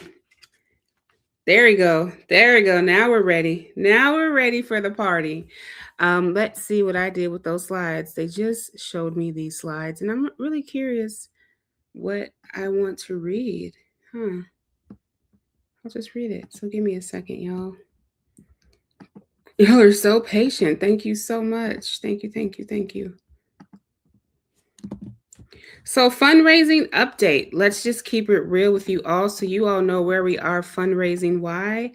We have raised $50 and we are $50 closer to our goal. One of the things I said, if you read the most recent email that went out, if everyone on our email list gave $20, we could just end this Liveathon and I can go to bed. Jenny could go to bed. We could all go to bed, right? But we persist and we keep on keeping on, because that's just what we do here at Heal Your Way Forward. We dream, we imagine, we envision a new way, even if we don't see it. We move always. Well, I move. Don't want to speak for everybody else, but I be speaking. Speaking for everybody else. We move by faith and not by sight. That is how this was built from scratch, and that is how we are rebuilding it now. We're rebuilding from faith and not by sight.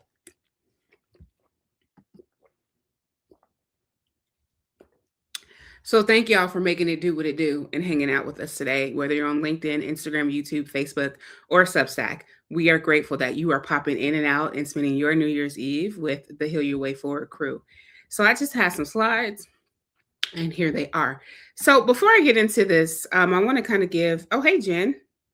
I want to kind of just give a little bit. I'm going to read out of Heal Your Way Forward because this may not even be as interactive as I want it to be.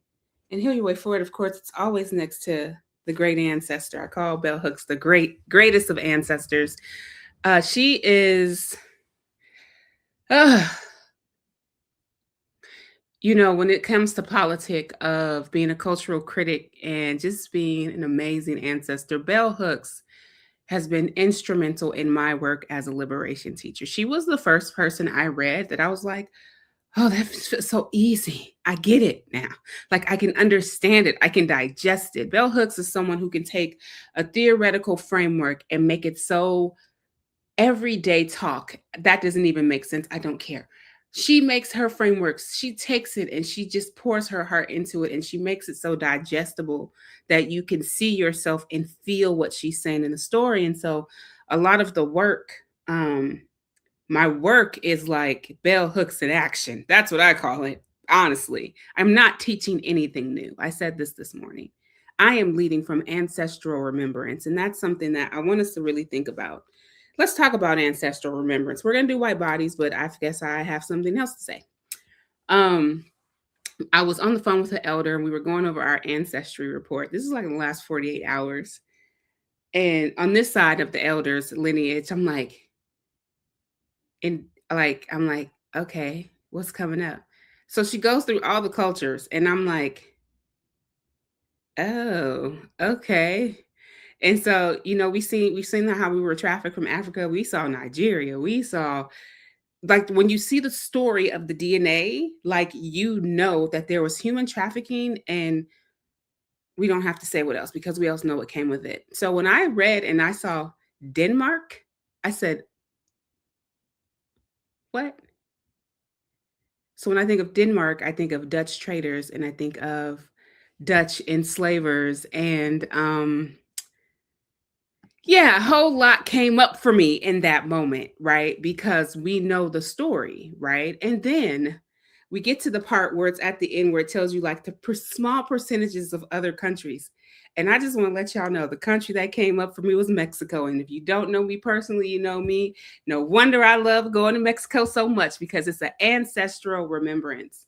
And I said all that to tie into Bell Hooks, that Bell Hooks' work for me is an ancestral remembrance. Her story is a similar story of, as Joaquina Reed says, the ancestors who fled the South, who were immigrants in America. So we never talk about, when we talk about the American story of history and Black people, oh, Black people were enslaved. Black people were humanly trafficked from Africa, not straight over to the East. Let's change that story.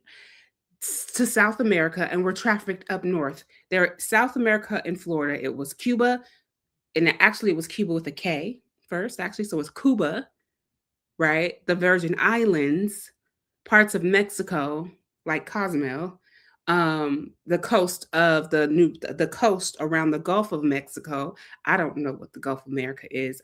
Never heard of it until, I don't know. Anyway, so just around the Gulf of Mexico and then Florida. And so Africans were trafficked to the Americas by the Portuguese, the Dutch, and the British. All right.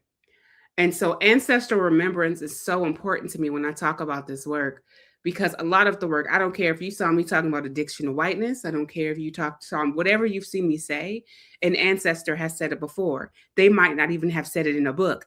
It might have been an ancestor that says, we don't go on that side of town because the white folks over there don't like us and we'll get killed.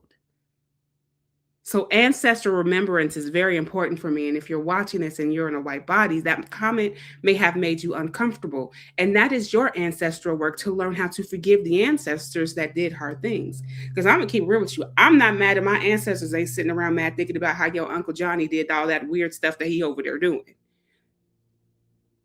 So in your lineage, you have to do your ancestor work. And your ancestor work gives reverence for you to practice Sankofa, which is looking back and stepping forward. And you do that in the work that you do by showing up each and every day. And when I say show up, I don't mean sitting on social media calling out other white people for being racist. I don't mean calling out your racist Uncle Johnny. He's not listening, so stop. Doing your work is doing your ancestor work. Doing your work is an act of reparations, whether it is time, talent, or dollars. And so when I think about bell hooks and I think about what the ancestral remembrance for me is, well, how do I take what she said in Feminism is for Everybody, Black women and white women sitting down at the table and just having a hard conversation? Bell hooks says that. I didn't say it. If I were to tell you I said some stuff, that's like I don't want to be a scammer. I want to cite my sources and give into the legacy of Black women. You know,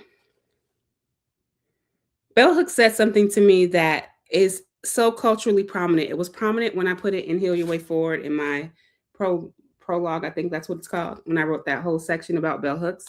But she says, right now, there is such a profound collective cultural awareness that we need to practice love if we are to heal ourselves and the planet.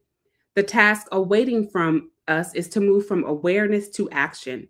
The practice of love requires that we make time and that we embrace change.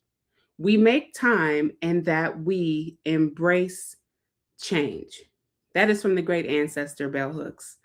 You know, and Bell Hooks has always said, I want my work to be about healing. And that is what my work and the work of the Heal Your Way Forward Collective is about. And so when I hear Bell Hooks saying the cultural awareness, we are all aware, but we need to practice love. We don't know what love is. And in All About Love, Bell Hooks, and also in Communion, the Female Search for Love, Bell Hooks gives us these frameworks of what love is: care, commitment, action, responsibility, and trust. And I'm missing one. And so when we think about love, we also have to think about, when it comes to not just Bell Hooks, when she breaks it down: care, commitment, responsibility, trust. We have to also break it down to ask ourselves, do I love myself? Do I trust myself? Am I committed to myself? We have to ask ourselves those questions. And from those questions, then we can know I have space to do it for myself and for the collective. That's why our theme for 2026 for members of the collective is loving ourselves and loving the collective and dreaming a new way for the future. That is what I am teaching on all year: love, because love is the work. I believe that is probably the last sentence in Heal Your Way Forward. I do not even have this book memorized anymore. But love is the work. It is not the last sentence. The last sentence says, remember, none of us really know what we're doing. But as we heal the wounds of the past, the ancestor work, we move towards the reparative future our children and our children's children deserve to see realized. And that is what the Heal Your Way Forward Collective is doing. That is what we're building. We're building and dreaming something new by practicing it in real time, learning the theory, learning the frameworks, but putting that into practice. And so White Bodies for Action is, you have the awareness that people need mutual aid. You have the awareness that people are struggling.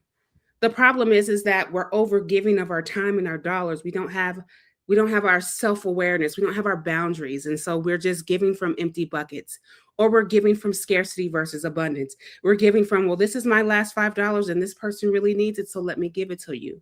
But what if action was not just giving your money all the time? What if being a white body co-conspirator meant, well, I don't have time, but I have an hour a week that I can send emails? That is action for the collective. It is not calling out billionaires because they're billionaires.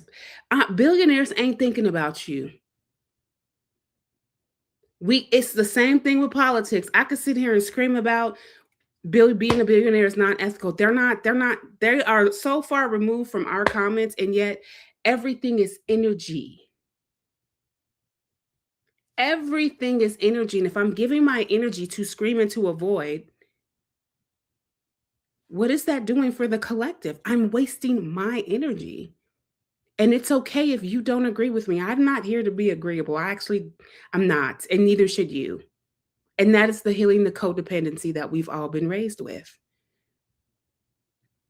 I'm not talking about Donald Trump. That's not my business. I'm in the business of healing people who are ready.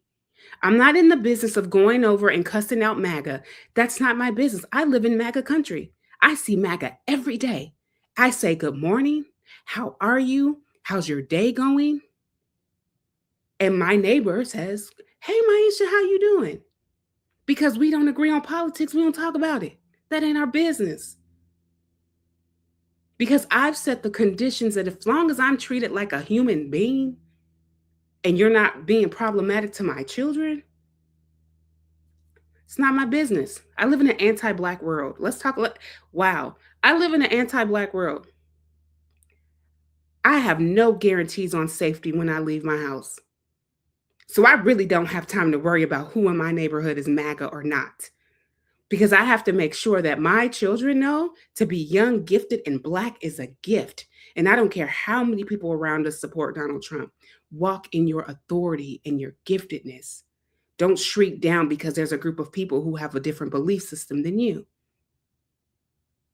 That's why I say I'm in it and not of it. Because I don't have the time to sit here and think about what MAGA's doing or the policies when my neighbor might not have food, and I got to make sure that she needs something to eat. So if I don't have the money right now, which y'all know I ain't got it, I got the time to put her name on a spreadsheet, get together with a bunch of co-conspirators, and all of us say, how are we going to help Maisha's neighbor get food? Because Maisha has checked in and say, I have the capacity to sit on the live all day for 7 days. I'm going to be live every day until we get our goal. Every single day. Because my time makes sure that somebody's need is met. Whether that's this collective's or my next door neighbor. So all the white, the what's the keywords? The white liberal leftists and y'all fighting and oh, you don't believe this, and oh, if you don't believe Gaza, and oh, if you don't believe that Black people were human trafficked to the Americas and had to flee like immigrants on the United States soil from the South to the West to the Midwest, let's start keeping it real. Let's call a spade a spade. We have to stop sensationalize what feels good in the moment to make ourselves feel good and let history be the teacher. White Bodies for Action is that time. It is that time where we say, actually, it's my neighbor. Yes, I care about Gaza. Yes, I care about Sudan.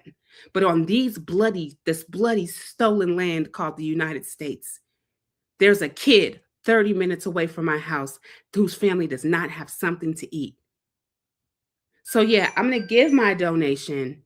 I'm going to give my donation to those when I can.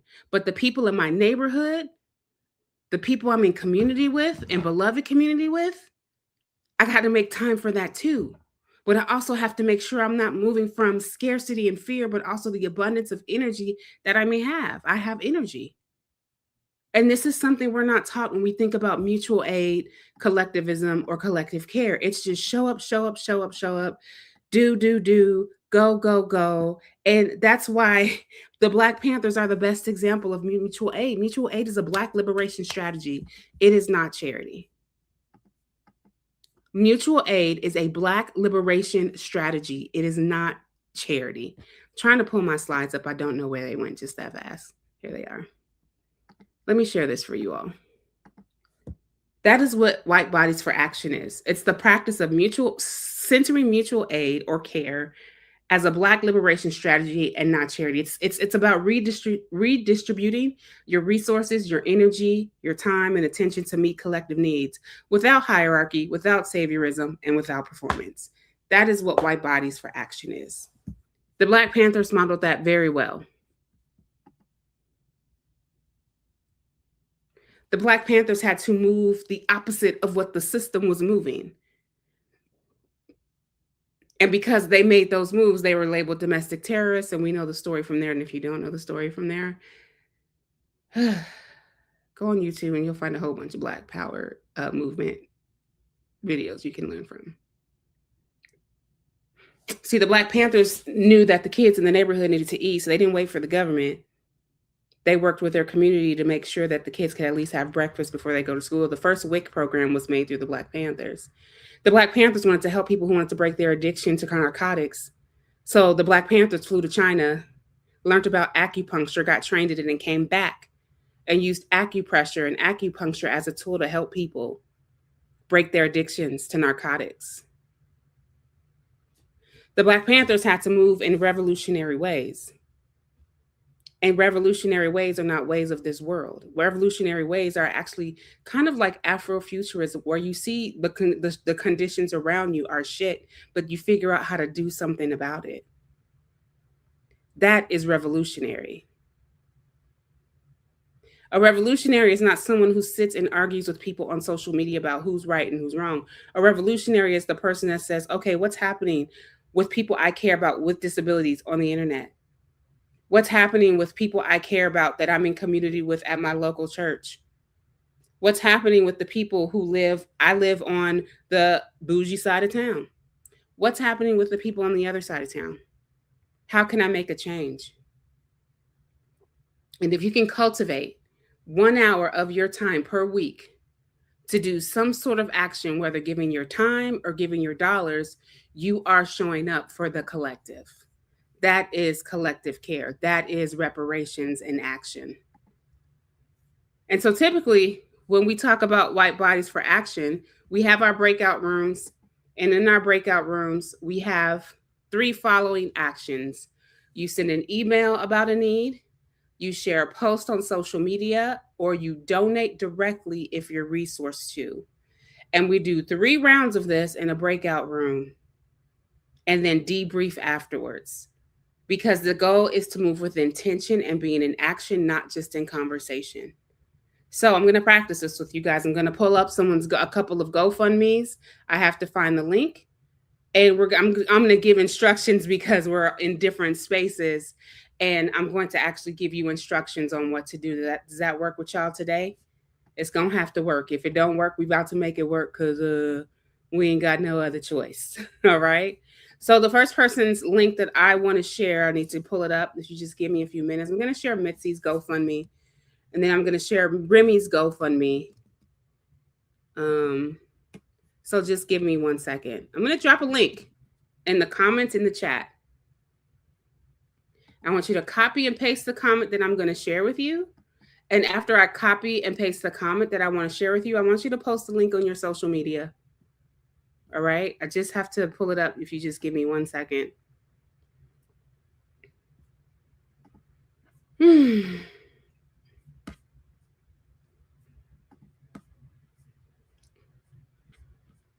All right. So I'm going to grab Mitzi's GoFundMe.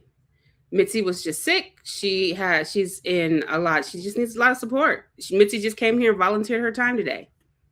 All of us are actually volunteers right now. So I'm going to post it in the comments here. I posted it in the comments on Facebook. I'm going to post it in the comments. There you go, Substack. And then I'm going to go to my other window and I'm going to post it in Instagram so you all have it. It's hard to copy and paste on Instagram, I know. And now I'm also going to, hope we're still live on Facebook. So this is the GoFundMe link. Try to type this in if you can, all right? I want you to take that link and I want you to either post it to your Instagram. If you are in a white body in a mutual aid group, post it in your mutual aid group. If you are, wherever you are, just share this link. I need you all to share Mitzi's link. This is White Bodies for Action. Share Mitzi's link, however you can. Share the link to support Mitzi. She's been in a really beautiful transformation in her life. She was just sick. Her and her children are in transition. They could use support to keep themselves stable. I am not Mitzi. I do not have consent to tell Mitzi's full story.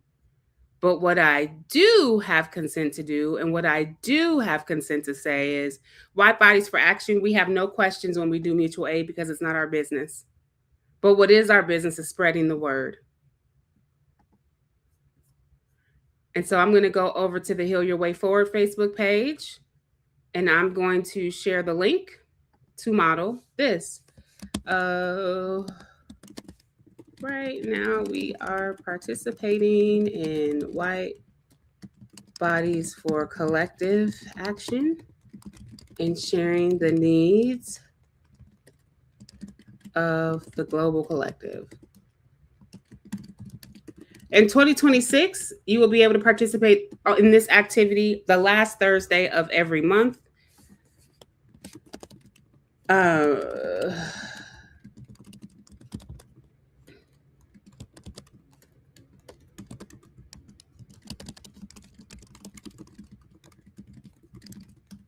So I've just posted it on the Heal Your Way Forward Facebook page. And I've done my work.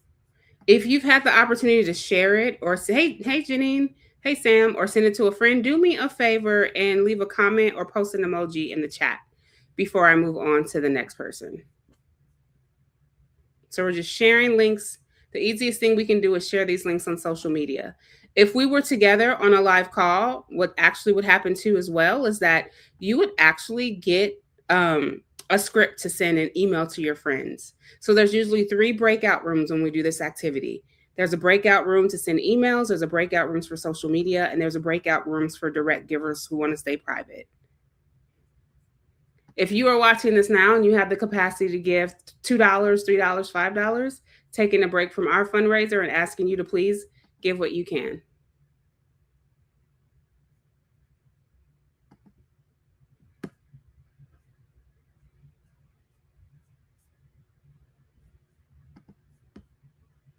All I'm asking you all to do is to share the link.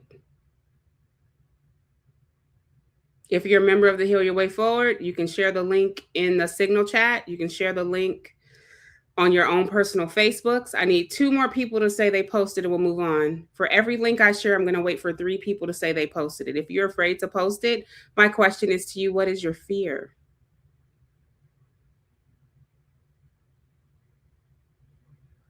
Do you have fear of posting? Do you have fear of letting your family and friends know? Are you not sure what to say? Come to direct, compassionate communication or make a request on practicing direct, compassionate communication with family members around mutual aid.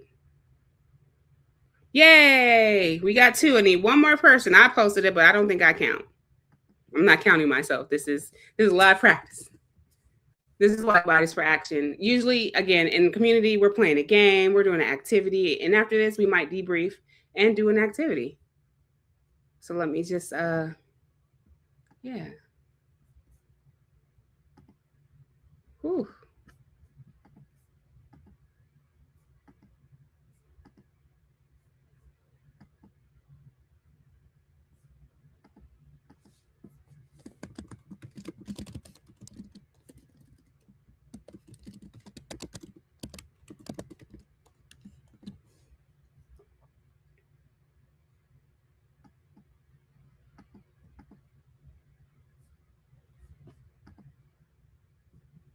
Thank you to everyone who shared Mitzi's link.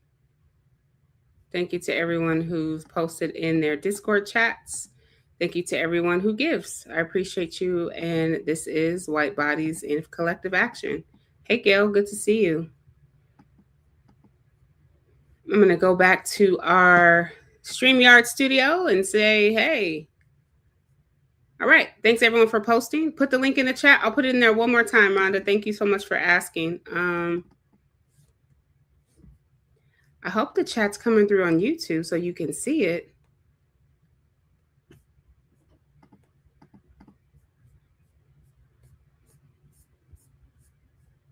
Over here being a one-man show, Rhonda. Let's see if we can get this to you.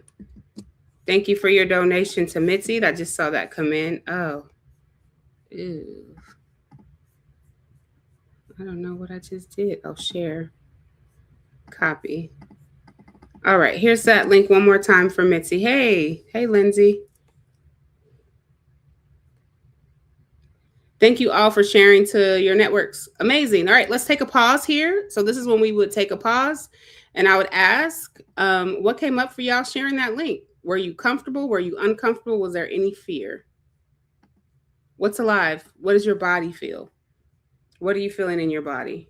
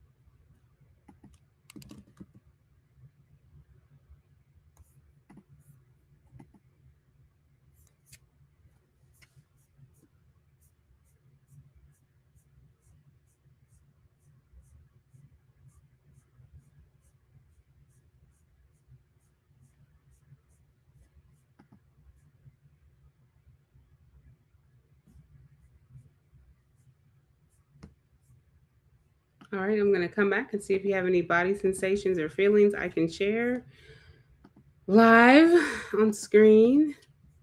All right, we got someone saying, oh, why does my screen look so small? And all right, ease and comfort. It's literally the easiest thing I can do is share a link on my social media. Thank you so much. Appreciate that. Sam said, I feel a little sad because I have a belief that no one I share will give today.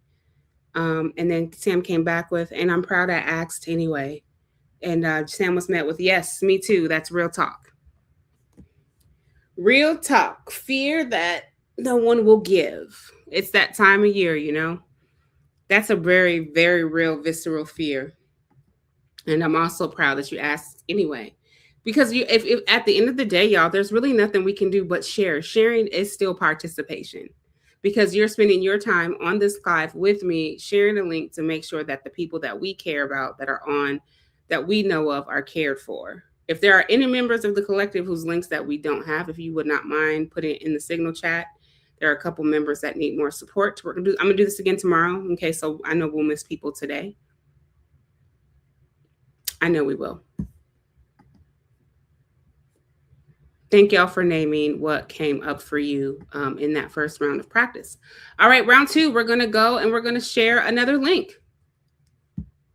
We are going to support Remy through their disability project process. Remy is another member of our community, a member of our Bodies of Culture space as well. Remy would love to have some support with raising funds just for their needs right now. Currently, they are working on getting financially resourced and getting approved from disability. You can read Remy's full story on GoFundMe. In the meantime, I'm going to share the link again in the chat, and I'm going to share the link on the screen, and I'll come back and share some of you all's feedback as well. So there is the link for Remy. Let me show you all Remy's GoFundMe page. And you can read the story, but the goal here now is to grab the link that I've shared, and you'll take that link and you'll share it on social media, send a text to a friend. If you're someone who can give if you can. But the goal is to help and secure Remy with needs to make it through. So if you can give, great. If you can't, that's fine too. The goal is to show up in practice together. This is White Bodies for Action. For those of you who gave to Mitzi, thank you. For those of you who can give to Remy, I also put that link in the Substack chat. Thank you. For those of you who can give on Instagram, thank you. There is the link to Remy's fundraiser as well. This is community care. We show up where we can and we do what we can, how we can. You will feel uncomfortable. You will feel fear. You will feel shame. You will feel guilt. You will feel all types of feelings. And I just want to normalize that it is normal to have any feelings of discomfort for sharing a stranger's link to people that you do or do not know. But the way you take action is that you say, you name it. I feel this in my body. You take action. You come back and check in. I still feel this in my body. If you still feel the tension, drink some cold water, go for a walk, phone a friend.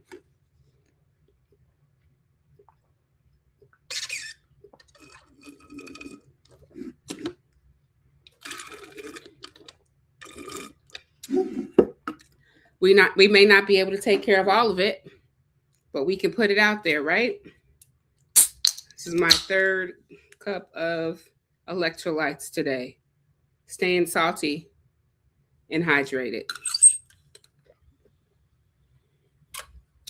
I want to share something that was shared here. Normalize the experience for everyone. Sam says that afraid that my action hits a stone wall. I still want the action to keep pushing things along, and it's easy to believe it will just stop there. Absolutely. It's easy to believe that it will just stop there. But if each of us who are watching this live, watching the replay, when you open up your email tomorrow, when you open up your email Tuesday, because we're going to get a whole bunch of unsubscribers, but we practice care. Care is central to the work of Heal Your Way Forward. Centering care. And what we do when we talk about the community of care, we talk about emotional support. We talk about listening. We talk about coaching. We talk about DCC. We talk about helping people fill out job applications. We help each other with resumes. We raise money together. We share the link. And there's a lot of fear in doing this because people don't know about mutual aid. We have people who have cognitive dissonance and don't understand why people aren't working. We live in a whole mess of timelines, and our focus as a collective, our goal is to get our work off the ground so that if a member or non-member comes and says, hey, I need help paying the rent, we have the funds to do that. And we also practice when we don't have the funds because we ain't got it. I ain't got it. Some of y'all watching ain't got it. And it's not about what we got or what we don't got. It's about the energy. If enough of us come together with the belief that something is possible, just the possibility of sharing the link, just the possibility of sending something out into the universe. Some multimillionaire could be watching this right now. We don't know. It's belief. It's possibility. I need 2 more people to just tell me that they posted it and we'll move along. This is a practice of belief and possibility. What happens when you believe that anything is possible? Where do we go from here? What happens when we believe that anything is possible? If you share, that's okay. If you can give, great. If you can't, that's fine too. One of the words that people say to me all the time is like, I think the word is vetted. How do you vet people? And I guess this is vetted because this is an internal community member, but let me just keep it real for all y'all real quick. I'm gonna bring up the Bible again. That's why Jesus was turning over tables in the church. When he went into the temple and said, y'all have made this a den of thieves, because the same organizations that want us to make sure things are vetted are the same organizations when their directors are making $500,000 a year. You tell me why the CEO and director of, I'm not going to say which one, a mental health organization is making $500,000 a year, but everybody else is an employee.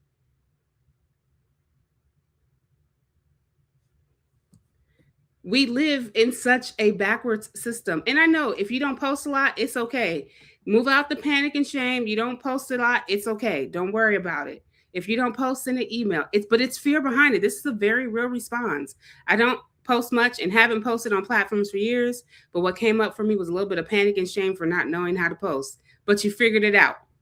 Hey, you figured it out. And that's what matters. You figured it out. And I would have screen shared and showed you. This is the other practice of making the request in collective community. Make requests. I know we live in this social media world and people are like, oh, I can't ask for help. I can't do this. You better ask for help. I've been asking for help for a whole year. I just talked to them. We had a money group that's ending on next Sunday. And I just talked about, I've been living off. Listen, I've been asking for help, got deplatformed and keep asking for help. You can unsubscribe, unfollow, get mad, get upset. Baby, I live in abundance. You know what I'm saying? And we can get creative. Perfect, Jen. Absolutely. We can get creative. You can share, you can email, you can DM, you can call. There is not one right way to share when someone needs support. So congratulations, Heather, on pushing through. And maybe you're afraid to send a text message to a family member because I'm like, you want me to give what to a stranger on the internet? I'm just practicing reciprocity, mutuality, and community care. Take a look at my friend's GoFundMe. I think I don't know about y'all, but we're pretty disconnected. We're pretty connected to that fear of like judgment, that I'm asking for help for a friend. There's that fear of what will people say. There's the fear of I don't know. So for those of you in the collective, I push back and say, ask for help. That is what we have been saying for years. There are people who, oh my gosh, I want a DCC call. Oh my gosh, I thank you guys for posting it. I appreciate you all so much. Oh my gosh, I thank you for sharing on Instagram and Facebook. We just don't know. It's not guaranteed, and we know that, but we have belief and we have hope. There's a lot of fear in doing it. It's a new practice. It's easy to go to a protest with a sign than it is to actually share a link with our friends and families and coworkers. It's easier to share a link. whether we know it or not. You're welcome, Gail. Thank you for being here. You're so welcome. All right, I'm going to pull another GoFundMe link for another beloved community member. Thank you all for spending your New Year's Eve with us here. Thank you for practicing collective care. Thank you for stretching yourselves. Thank you for hanging out. There are some members whose information I don't have yet. So if you're in the collective and there's like a Cash App or Venmo that I'm missing, can y'all send those in Signal to our main Signal chat so that we can share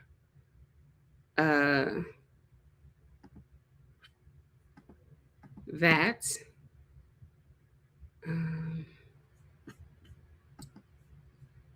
I'm just pulling it up, so just be patient with me, please.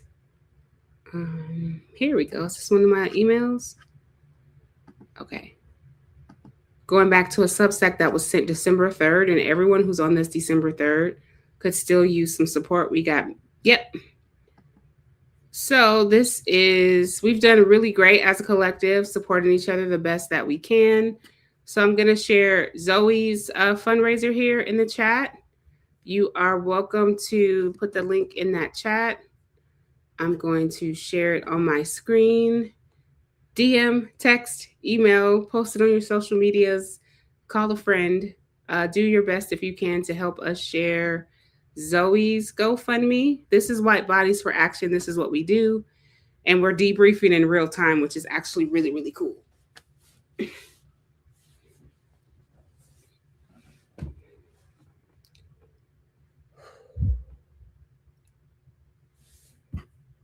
That's all right, Kim. It was a little ugly. It's okay. Sometimes things are a little ugly.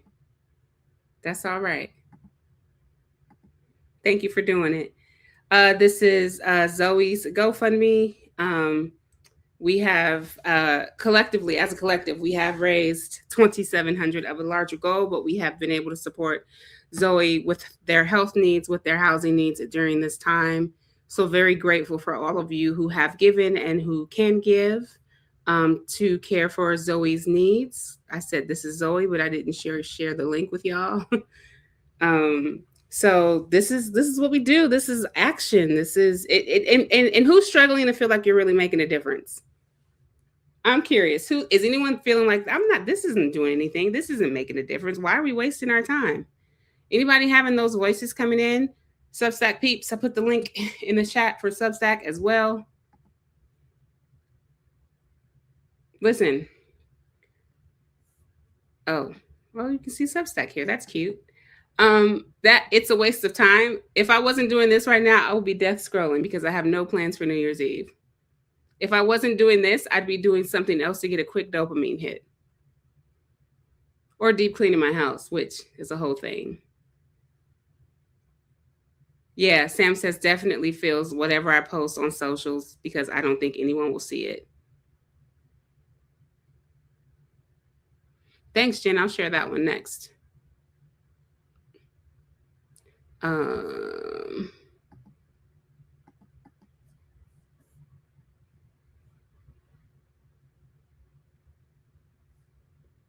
Oh, we have a couple. Oh, we have a couple more in here. Perfect. I found a couple of more. There is a member of our Bodies of Culture who also has needs. If you're still here, oh, I'm not on Zoe anymore. I wasn't ready to show that. If you're still here, Lindsay, can you share those links with me so that I can, even if it's Cash App or Venmo, so we can be in practice the next couple of days? White Bodies for Action. Here we go, Lindsay. There is a fear that no one will see it on Facebook and that reach may only go so far. Also fear that people who see it have become desensitized and don't share, even when that's part of the ask. That's a very real fear.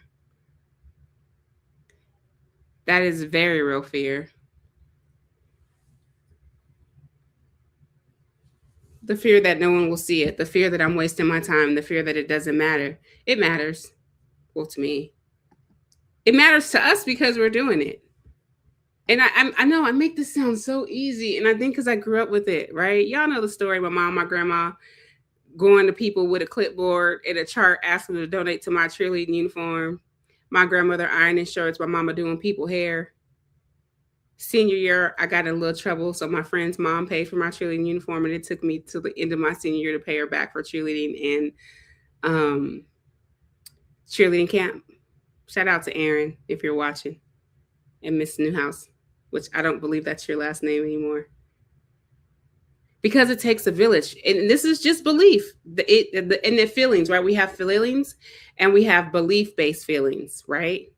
We have feelings and we have belief-based feelings. And a lot of the feelings that I'm reading are rooted in our beliefs. But we are working on our neuroplasticity and training our brains to believe that anything is possible. Training our brains that anything can happen.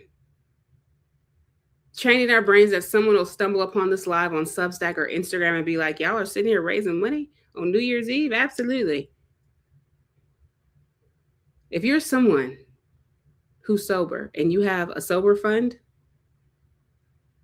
we've listed, go back, hit rewind just a little bit, get some of these links, give some of your sober fund money to people who might need it. We all need it. Maybe you're someone who doesn't need financial support, but you need somebody to talk to. Maybe us being live on here makes you feel like you're connected to something because you don't have anything else to do right now. That's great. Welcome to the community. We're glad you're here. The fear of making the request. It's not even just heal your way forward. We raise for the collective. We got to hope. The thing is, I would give you guys a link to a spreadsheet, but the problem is I don't know which spreadsheet is accurate. This is why we're a nonprofit now, because we get to get our infrastructure together. So when I'm like, hey, I need the link, it's like, oh, bam, here's the link. I mean, we got that, but like now we can really have it. But we do this for the collective. Like we were doing this for like the last year when I got sick and I needed it. Other people had it. I mean, our PayPal account, we've given like one of my I'm not going to tell you who she is, confidential, but she's like, here, give it away, give it away, give it away. So many people in my life that are just like, give it away, I don't want it. And like, this has just been a communal practice. This is just what we do. We put it in the ether, right? We have to think about this as the universe, right? Because we're retraining our brain with this practice. We have to think about the universe is infinite, right? The universe is unknown. The universe is vast. So dropping things in the algorithm is the universe. It is vast. We don't know who's going to see it. We probably write messages that don't make sense, trying to figure out, does it sound right? Does this work okay? What do we do now? How did I do it right? Listen, if you posted it, you did it right. There's just no right or wrong, right? There's just no right or wrong. If you are a member, actually, it's not for members. White Bodies for Collective Impact is for anyone in the collective who wants to join. Thank you, Jen, for posting that. We do it the last Thursdays of every month because we know a lot of folk are not going to be able to pay their rent in the next 5 days. And it's not just rent. Sometimes it's medical bills. Like me, I'm a whole mixed bag right now. I think mine is rent, utilities, medical bill. But that's okay. Because we make the ask, because like the universe is vast, you never know who's watching. You never know who can be transformed. And we would love to have you at any of our community events that are open for all for the collective. We have member events and we have open for all events. And we're still putting our calendar together because we're trying to be in momentum and not urgency. So I'm sure by March of this year or even April, you will see the events for the rest of 2026. Because we want to make sure that it's not just, when we say collective, we're not just talking about our members. We're talking about all of us in this ether of a universe.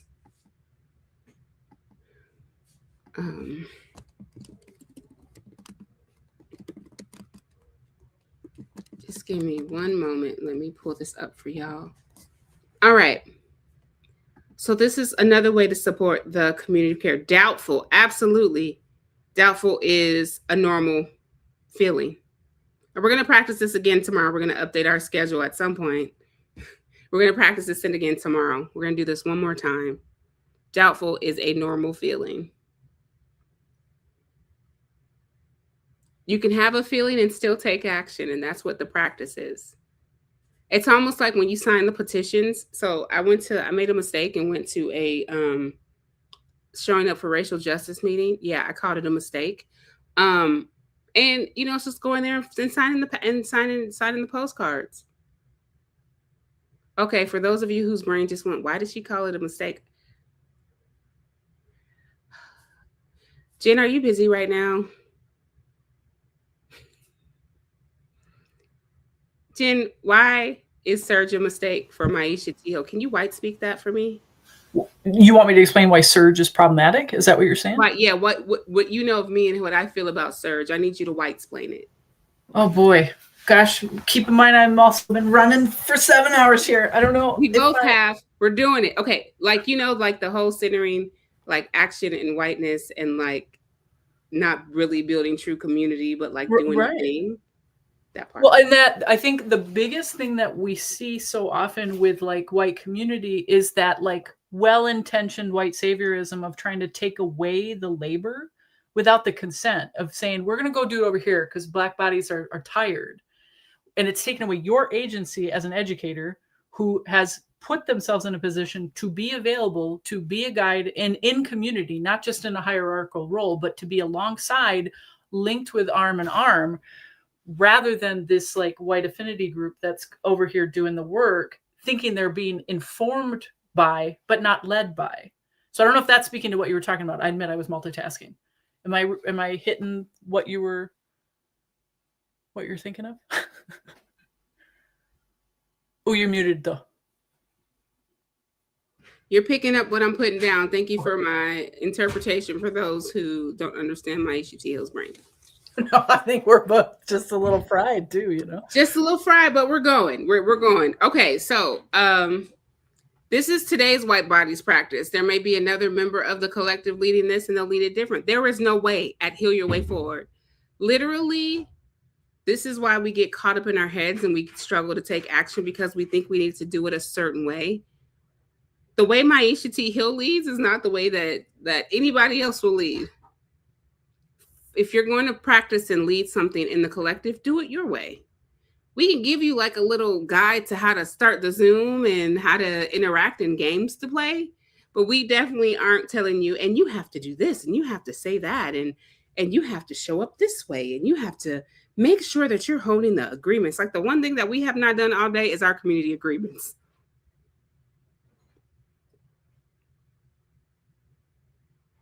And I'm okay with that today.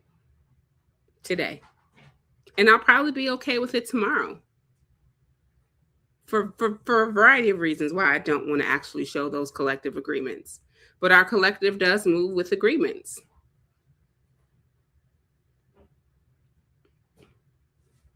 All right.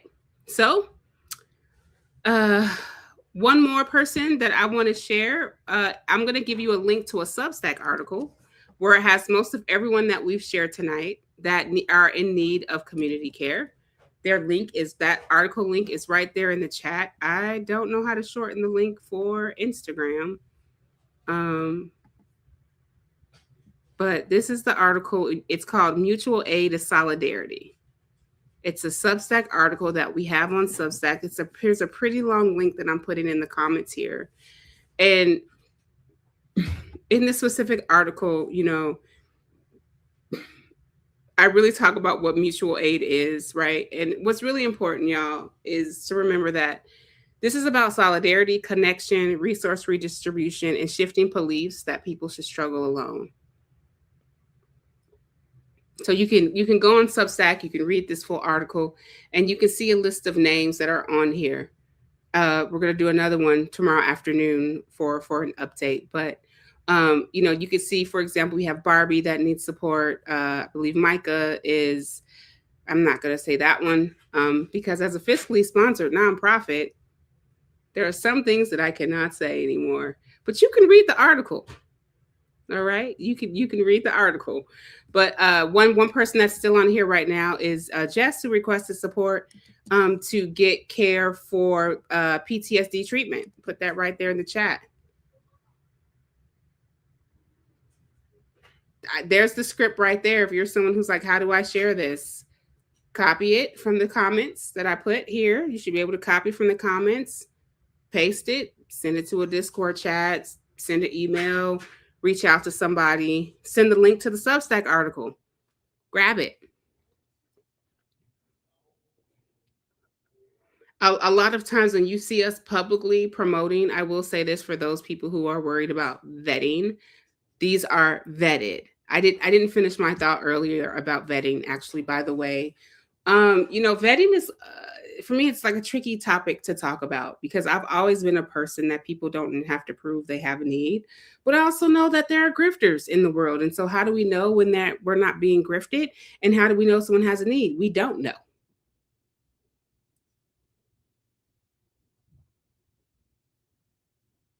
We don't know. It is unknown when someone has a real need, and it is unknown when we've been grifted. But I could say the same thing for liberation work. You don't know when you're following somebody because you believe in their work, and you don't know when they're manipulating you.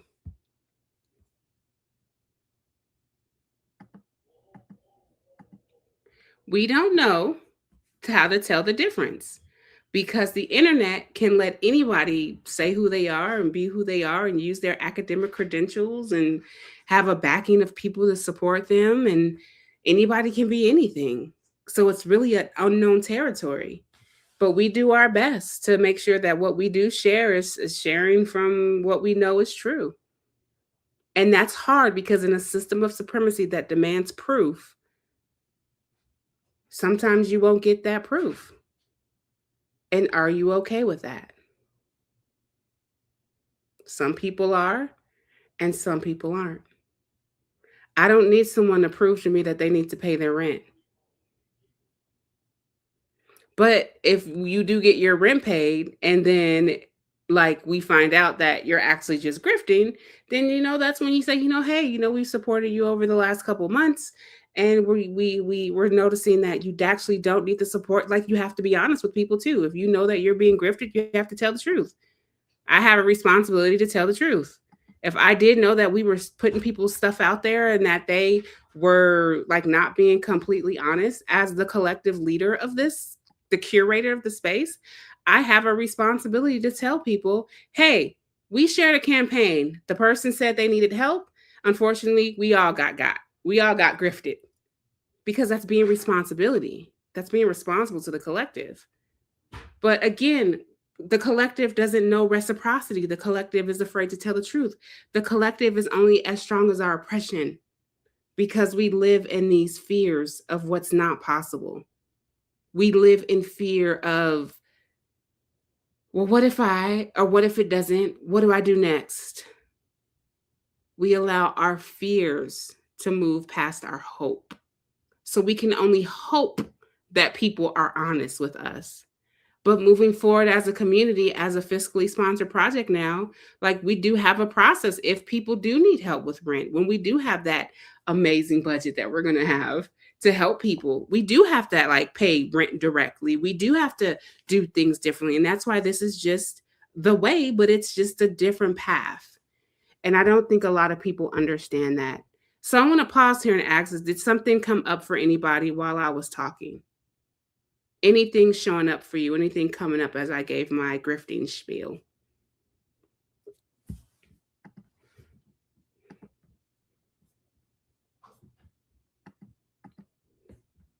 If you're on Substack and you're not commenting in the chat, I'm not seeing what you're saying. If you're on Instagram, I'm going to see if you all are saying anything. Don't see any comments, but thank you guys for tuning in and hanging out on New Year's Eve. Yay.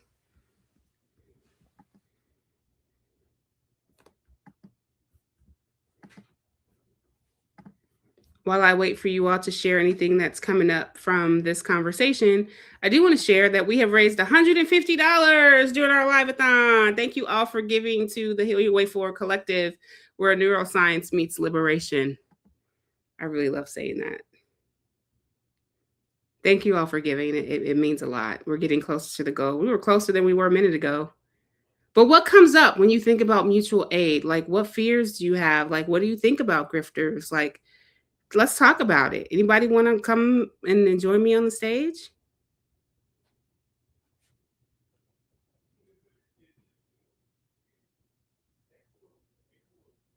You're welcome, Jess.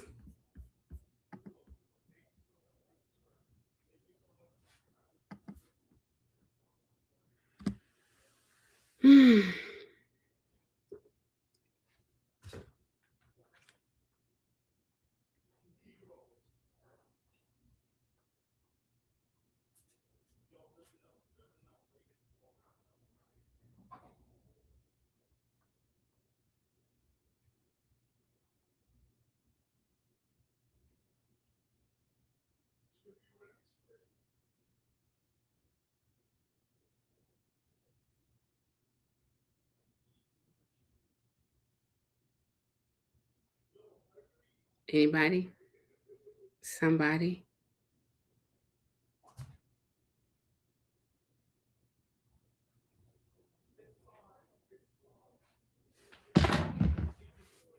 Thank you for watching us. Thank you for watching us. We're practicing white bodies for action, and we spent the last hour sharing GoFundMe's, talking about mutual aid, naming our fears.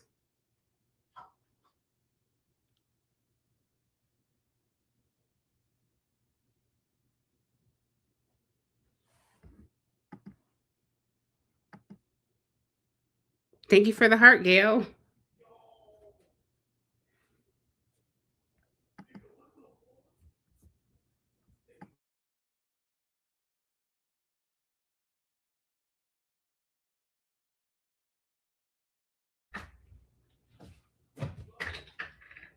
Yeah, I can imagine. It's really hard that this woman on the internet is asking you to name your fear. Oh, the question is, like, I was talking a little bit about grifting, Sam. So I was asking just about vetting and grifting, if you have any thoughts on vetting and grifting when it comes to mutual aid.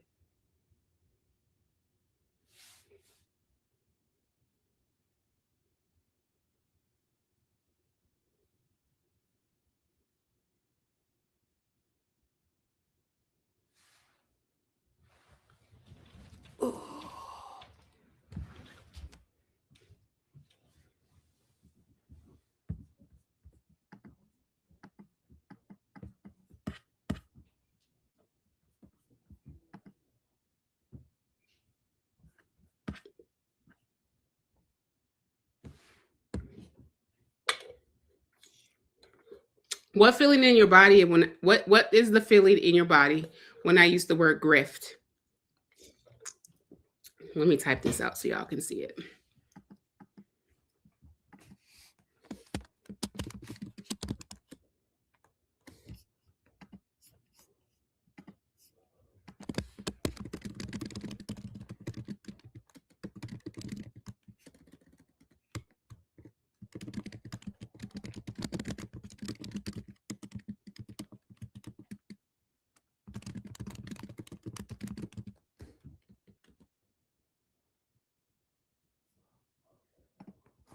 So what is the feeling in your body when I use the word grift and name mutual aid? People are out here grifting mutual aid. One of the comments that we got was mistrust and sick to my stomach. Thank you for naming that. You know, one of the things I've learned the more I work on healing codependency is that I'm not responsible for people's actions. Sarah says clenching and tense. Thank you for saying that. Thank you for sharing that. Sick to my stomach, mistrust, clenching, and tense.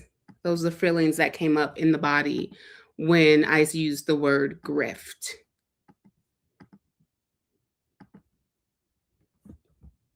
Ooh, Gail, this is beautiful on Substack. Gail says, I'm going to post this so you can see it. I really want to know more about that, Gail. Maybe we can talk in Signal. Gail's a beloved community member. Gail said her art opened with a bit of forgiveness for the grift. That's really interesting because we don't know why people grift. We can make assumptions on what grifting is and what for. It could be unmet needs. It could be the need to be seen and heard. But to soften, even knowing that someone is grifted, and then you have a softening, that's very interesting. Sam says you think a vetting aid request brings feelings of tension and frustration. I feel that too, Sim, that need of like, why are we vetting people who need help? Thank you, Lindsay, for that. Lindsay's going to reach out to a collective member so we can get their handles for later today. Yes, vetting aid brings requests of feelings, tensions, and frustration. Like, I'm going to be real with y'all. Okay, I'm going to say something and you're probably going to be like, ugh, but here it is. Like, I don't know if it's true for all people in white bodies, but it seems to me that y'all come from a culture of mistrust. If you can't prove it's true, it's not. Is that an accurate assumption? Is there a culture of mistrust? I mean, we live in a culture of mistrust, but specifically for white bodies, what I've noticed, if there's a need, there's always like this need for like evidence. Because in my culture, if somebody in my neighborhood said that they have no food and they're hungry, we're going to give them food. But if we go to their house and see they got food and they just need it, like, we're not going to, there's no, oh, okay. Because you can only cry wolf so many times and then people stop helping you. Very true for you. So what I just said was, there's a lack of trust in white culture. It's very mistrusting, very judgmental, very, pull yourself up by your bootstraps. This person shouldn't need help. They know better.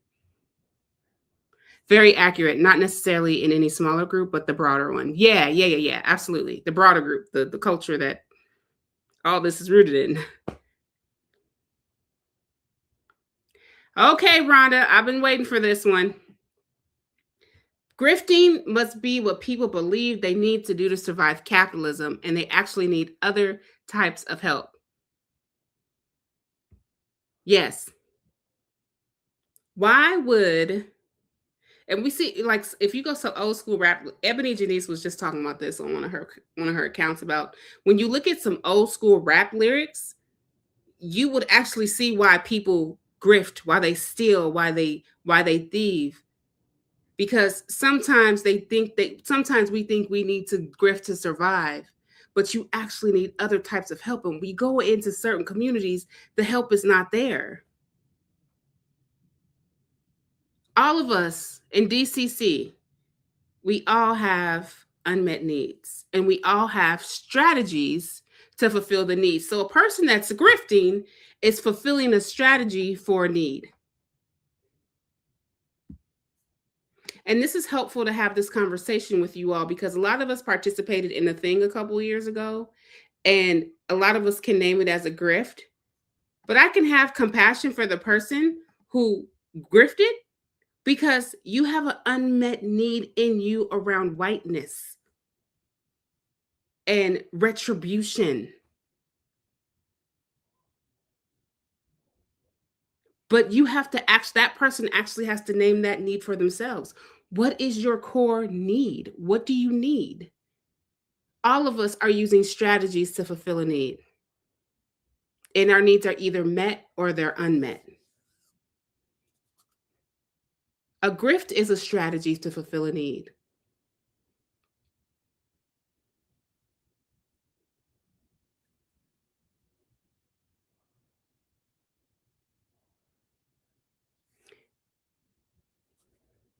So thank you, Rhonda, for saying that. We have Sam saying, I try not to think about vetting unless there's a prior breach of trust. If someone asking me for help, I lean towards believing them now. I used to have more initial disbelief. It takes a lot of work in community to break those beliefs and those barriers down. And Sarah says, and with the shame of trusting and being wrong to trust the situation. Yep.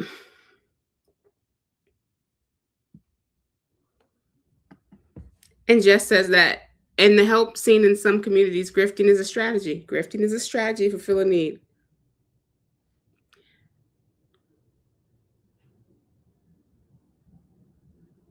All of us have done something to get a need met, whether we want to admit it or not.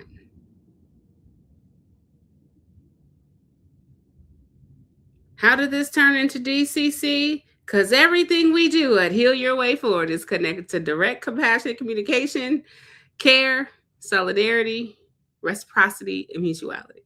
So I'm not surprised that we're here. So as a collective, we've sat here, we've talked about grifting, we've talked about in practice white bodies for collective care. We've raised funds for members of our community. And if we haven't raised funds, we put it out into the universe with the hope that something will shift and change. And we've raised $150 for our Heal Your Way Forward collective. So we're doing something. We're doing something right together. And I don't even know if right is the word to use it, but we're doing it. The last thing I want to share with you guys is I want you all to all know that we also have one way you can help community care is by participating in our Heal Your Way Forward Creators Market. What is the Heal Your Way Forward Creators Market? Well, we are a community of creators, and it's great because it is day 6 of Kwanzaa, and the Kwanzaa principle is Kumba, and it's all about creativity. And so what better time now to move into talking about our creators market, and what you can do as a strategy to support mutual aid and community care. Let me share that with y'all real quick.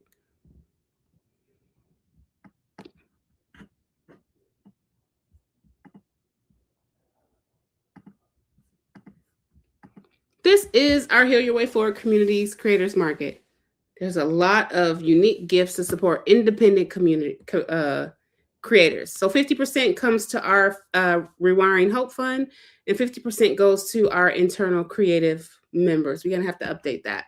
And you can stop shopping. So if you want 6 months of coaching from June to December of next year, guess what? You can do some coaching with me, and it is a neurodivergent. And one of my clients this week was like, Maisha, you're so trauma-informed.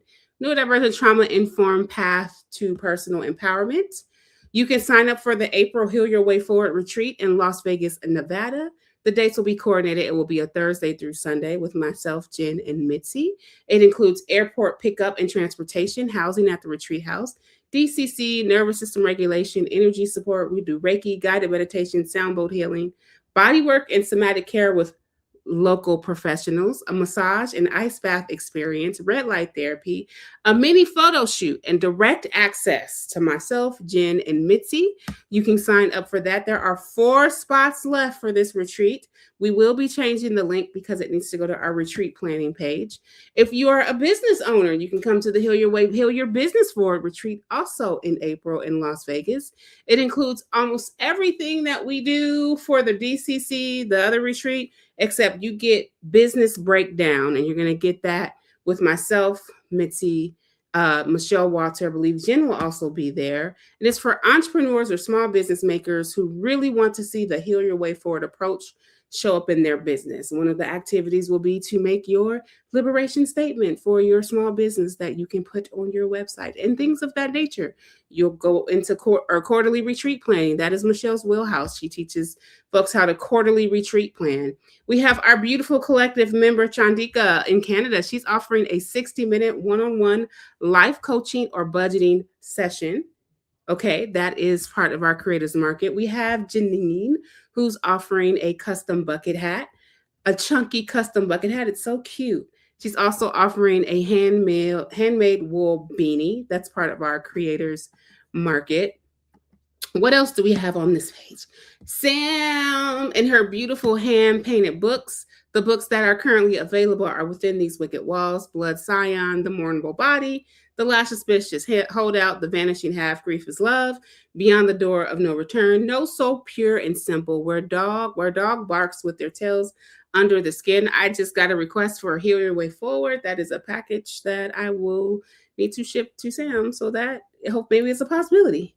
We have Angie. Oh, Angie, woo! We got one more of Angie's fluid art paintings available to 8x8 acrylic pour on canvas. Oh, 2. Unfolding Grace and Night Orchid. I will come back and have Angie's picture here tomorrow so you all can see what it looks like. We also have, one more, Night Orchid and Unfolding Grace. That has been sold. That's beautiful. We have the Dollhouse Collection collage prints from our House of Canva house mother, Tom. So co-house person, human, Tom. And so you get the Dollhouse collections, which will be an 8x8 digital collage printed on paper that will be shipped to you. You can get Benny the Doll or Tia Doll. And one doll is in the living room thinking about how Black trans women made it possible for them to exist. And the other doll, Tia, is thinking about how Black creativity changes the world. And there are 14 of Benny left and 13 of Tia left. Then you can get that 90-minute virtual creativity workshop with Tom. It includes one-on-one or group. You get access to a free Canva project. And Tom is an artist, event planner, and community builder with 10 years of event planning experience. So all the experiences in my head that Tom doesn't know about, Tom, we have a job for you. But you can go ahead and get that workshop with Time Braggs. Lindsay had a hooping session. Hooping with Lindsay is so much fun. Trust me, I know. It is a pay what feel good session. Lindsay will be leading hooping in the next hour, so you can get the experience. It's sold out though. Maybe there'll be more hooping in 2026. Thank you, Lindsay, for your gift. We have our beautiful Lisa Love. We love you so much, Lisa, if you're watching us live or the replay. We have your winter blend tea baskets. Baskets have been selling. We have, and I got to bring up Lisa's teas. I am a recipient of Lisa's gift of teas. She has that elderberry and mullein. It's good for those of us who've had that long COVID. I drink it every other day. She has Candula Digestive, was for upset tummy, chamomile, slippery ambark, and hyssop for the respiratory systems. Comes with a mesh basket, it's got winter herbal benefits. And it's for anyone who's looking for herbs and an alternative to traditional Western medicine. 2 baskets left. They're beautiful. And we got the amazing and the incredible DCC NVC guy. Jen Gergen is offering 1 hour empathy listening sessions for $40. There are 20 sessions left. Listen, if you enjoyed what Jen did today, you better get that, because Jen is about to be booked and busy, and not just with Heal Your Way Forward, but with Jen's own creative pursuits. So I just put Jen out there. Book it real good, okay? And then we have Chemo and Juice, a 2-hour house concert. I think we get a sneak preview of this house concert tomorrow. Chemo and Juice are Kim, Saab, and Jen Gergen. They've been playing music together since 2003. Wow. Oh, this is so great. So it's everything from modern indie and original folk tunes, 13th century Spanish cantingas, original comedy, pirate even. Oh, I've heard about these pirate shindigs. I've seen one in action, actually. I didn't even know who Jen was after that. But they can put any genre of music together and make it really, really amazing. Come to the website, press play on some of the videos, and see how it can get down. It is $500 plus you'll pay for your own travel expenses. There's 1 house concert left, Chemo and Juice in the house. You can get an acrylic painting on canvas board by Jen Gergen. There's 1 left. You got iron heat transfers by the amazing Caden. Love you so much, Caden. And they are iron-on transfers, vinyl on a digital cutter. They're 8x10. And they're frogs that say "Don't Obey," made with white, black, and red layering. Custom is available. You can make QR code patches with names for friends and different material. Caden says, "Let's talk." There are 5 of these transfers available. And go to the website, go shopping, support our creators. We, again, are a collective, and we are doing what we can to support each other and support the work of healing our way forward. I actually feel like an update about the books from Sam. A few of the titles sell, but there are lots of books available. Books are real good. Speaking of books, my children are doing the Each One Teach One Black Panther Challenge starting tomorrow. We got to read 2 hours a day. I might need one of those books.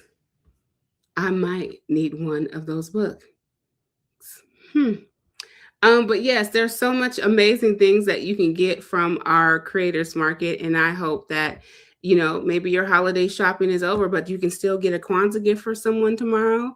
You can get a Valentine's Day gift. You can get, give yourself some coaching, give yourself something. There's something for everybody.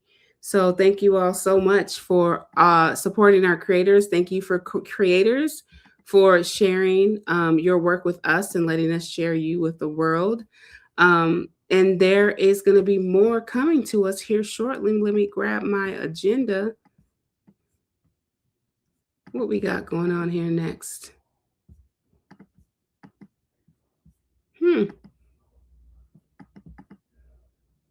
Well, in the next 45 minutes, we're going to do some social good fundraising. It's going to be all about our fundraising. Then we'll have our dance and hoop jam followed by a break.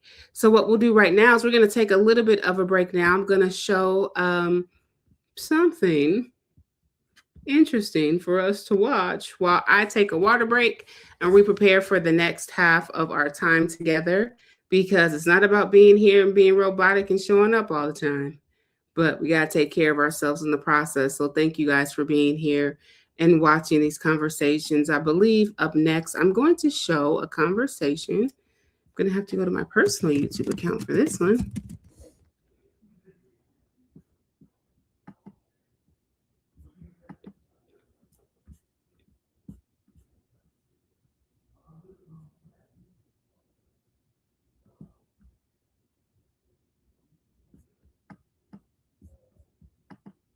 I'm going to show an episode of the Heal Your Way Forward podcast called Connection Amidst Trust. Connection Amidst Trust. So I'm going to go ahead and get that loaded. Jen, did you have anything for us? Chick juggling. All right, this video is about 20 minutes long. We'll take a 20-minute break, grab you some water, call a friend, get dressed up, get your Happy New Year hats, because in the next 5 hours, we'll be counting down together and having a great time. So let me get this up here on the stage for you. And removing, thank you for your comments, Sam. I'm going to take that off. And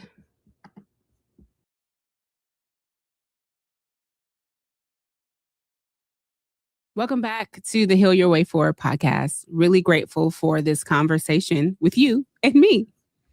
One of the most interesting things that I notice in the world is how conflict averse we all are. And me, I truly believe that conflict is a teacher. And when we can become peace builders and peacemakers, we can learn to seek connection and not conflict. In a conflict averse world, we rarely talk about how some of our behaviors are actually unmet needs that we have to survive. And these behaviors is what cause conflict. Or for some people, you know, in my culture, we call it drama. I ain't got time for that drama. Drama is just conflict.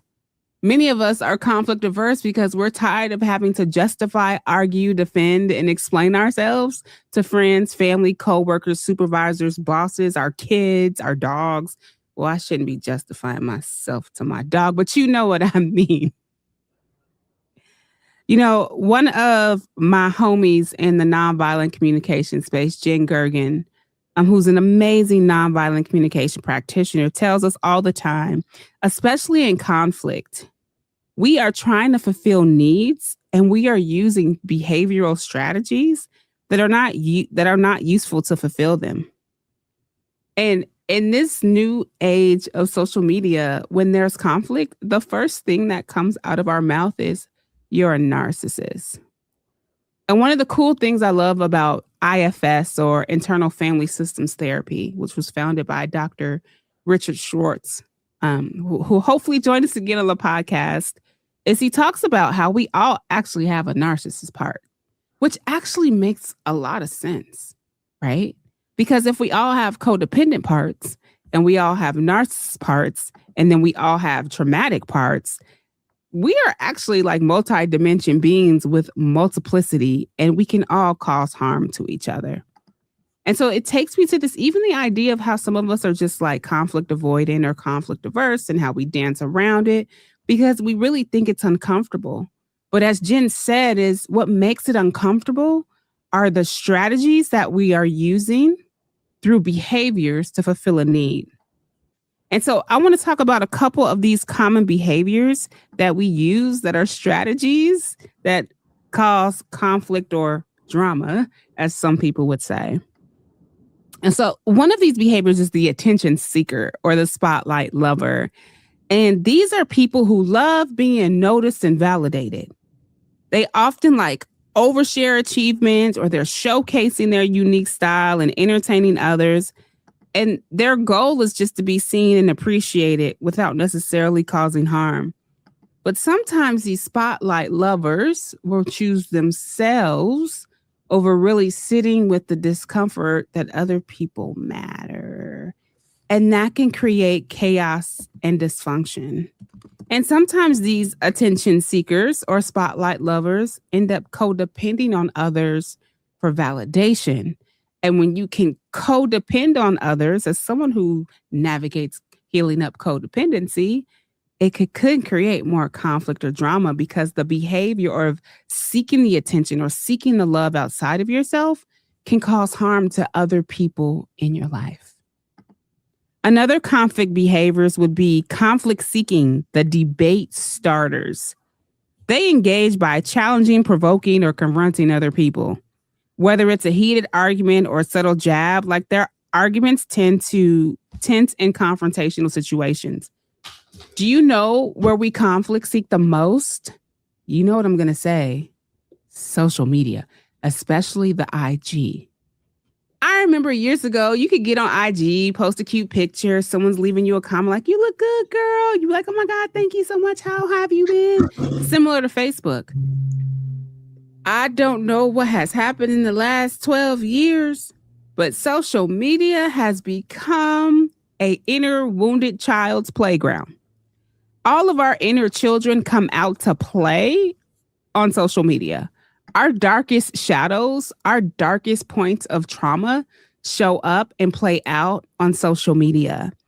And people who are conflict seeking, the debate starters, and I want to say like caveat, like you're not even aware of it. Like because it's probably trauma you haven't even noticed. Notice I said our inner children. It's our inner children's playground, social media. Because we're not even thinking about what we're saying, how we're saying it, when we're saying it, why it matters. We're just emotionally vomiting on each other on social apps. And I don't think we would vomit each other the same way if we weren't behind a screen. All right. So social media actually gives our inner children the permission to debate with each other. Now, here's the thing. I got a 12-year-old, almost 13, smartest kid. All my kids are smart, but my 12-year-old is like from another level. I remember actually when Malik he was 3 years old and we were walking down the street and he said, Mom, you know, we're about to go into the 5th dimension and we're in the 3rd dimension. And I was like, how do you know this? He's like, I just know. Or he'd say something, you know, in a former life, I was on Mars. And I'd be like, okay. Or like Malik can sit and like talk about scientific theories that we haven't even learned about in unschooling yet. Like he can talk about Albert Einstein's work as if we've done a whole unit on Albert Einstein. And I'm like, well, how do you know? Because you're not watching the videos. He just knows. And I'm like, all right. But he is so smart and he is at that developmental age where your kids just poke. If you're a parent, you know the poke. See my eyes? You know the poke. The poke is when like you try to set a boundary with your kid and then your kid's like, but why? How come that person doesn't have to do it? Well, you told me last week that if I did this, then you can do that. And then I shouldn't have to do this because last week you said something different. Poke. And depending where you're on in your parenting journey. So if you an OG parent who grew up like I grew up, it's like, no, I set the rules. You don't talk back. But then if you're trying this new age parenting, as my mom calls, you're like, I understand how you feel, but the answer is still no, and no is a complete sentence. It is so hard to do that because as that child is poking, that's that wound. And sometimes that wound is, damn, I couldn't talk.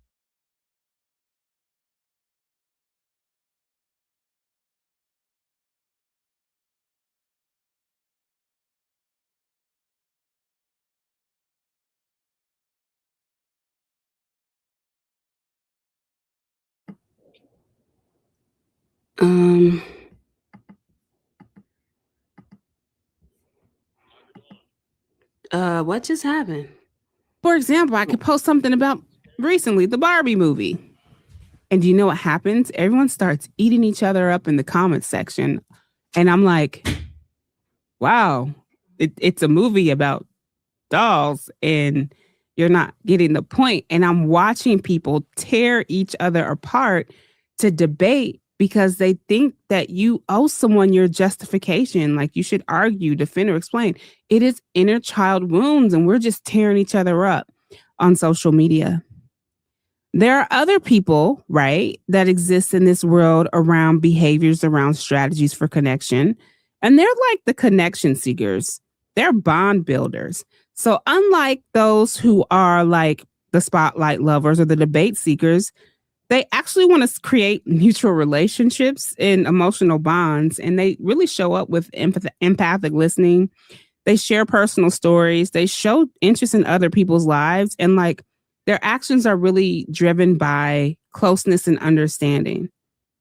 And it's interesting because when I think of myself and what I want to represent in the world, I want to represent someone who's connection seeking, that even if there's conflict, and this is kind of my sticky point, I'll see conflict and be like, let's have a reparative circle because those are fun for me. And people are like, you're weird. And I think it comes from a place of really wanting people to learn to see each other as whole and human. Really having a desire for people to be like, we don't have to codepend on each other. You can like this and I can like that, and we don't have to always agree. In fact, needing to always be agreeable is like the key tenet of codependency. I don't want to codepend with you. I want to see who you are and your beliefs and see where my beliefs and your beliefs are in value alignment. I want to see, like, if we have conflict, can we learn to sit in the discomfort, not rush into restoration and rush into repair, but at least in the process, still in with our.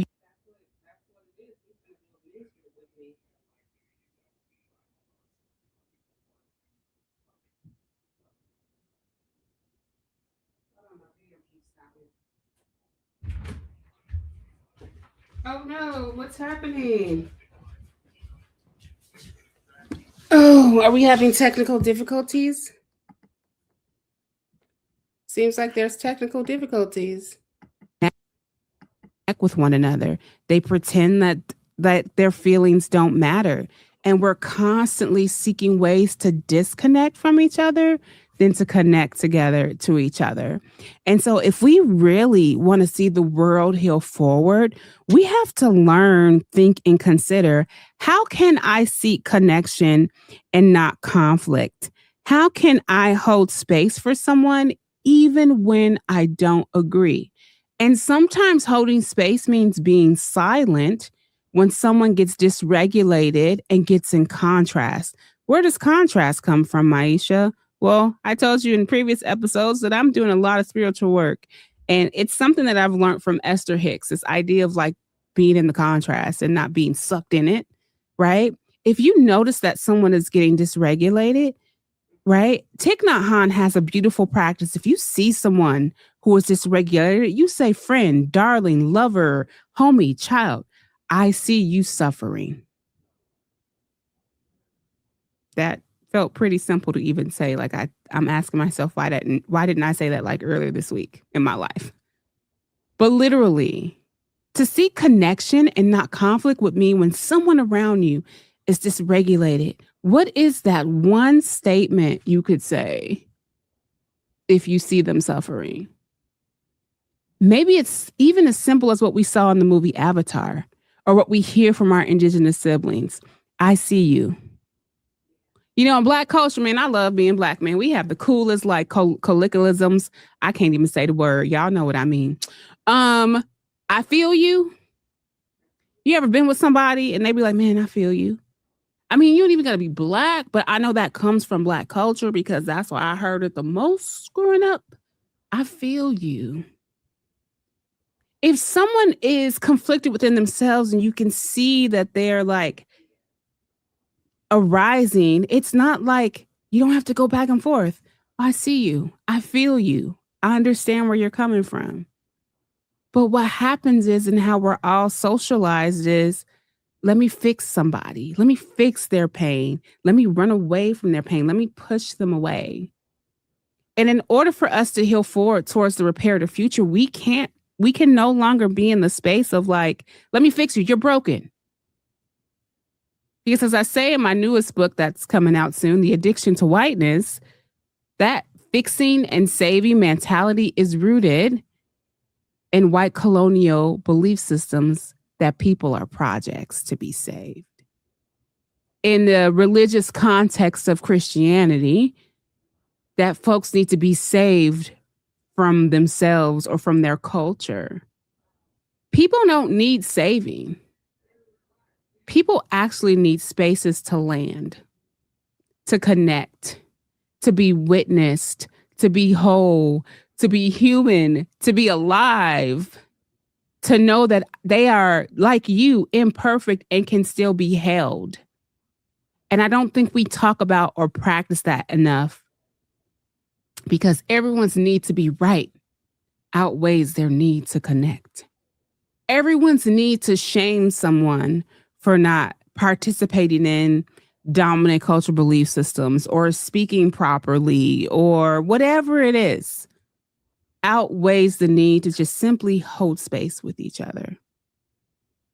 When I think more and deeper and slow myself down, even to thinking about seeking connection and not conflict, you're probably like me, like, that's not possible in my relationships, which is why I've gotten to the point where in my own self-work, I ask myself, what are the relationship agreements that I want to have so that when conflict shows up, I am able to move to the agreements, to witness the suffering in another, witness the suffering in myself, and have an agreement in place of how we'll navigate conflict. So in the last couple of weeks in my house, one of the things I'm bringing back is the household being a community. You know, growing up, watching multiple generations live together, the one thing that I always noticed that was missing was like somebody's just always in charge. It's always hierarchy.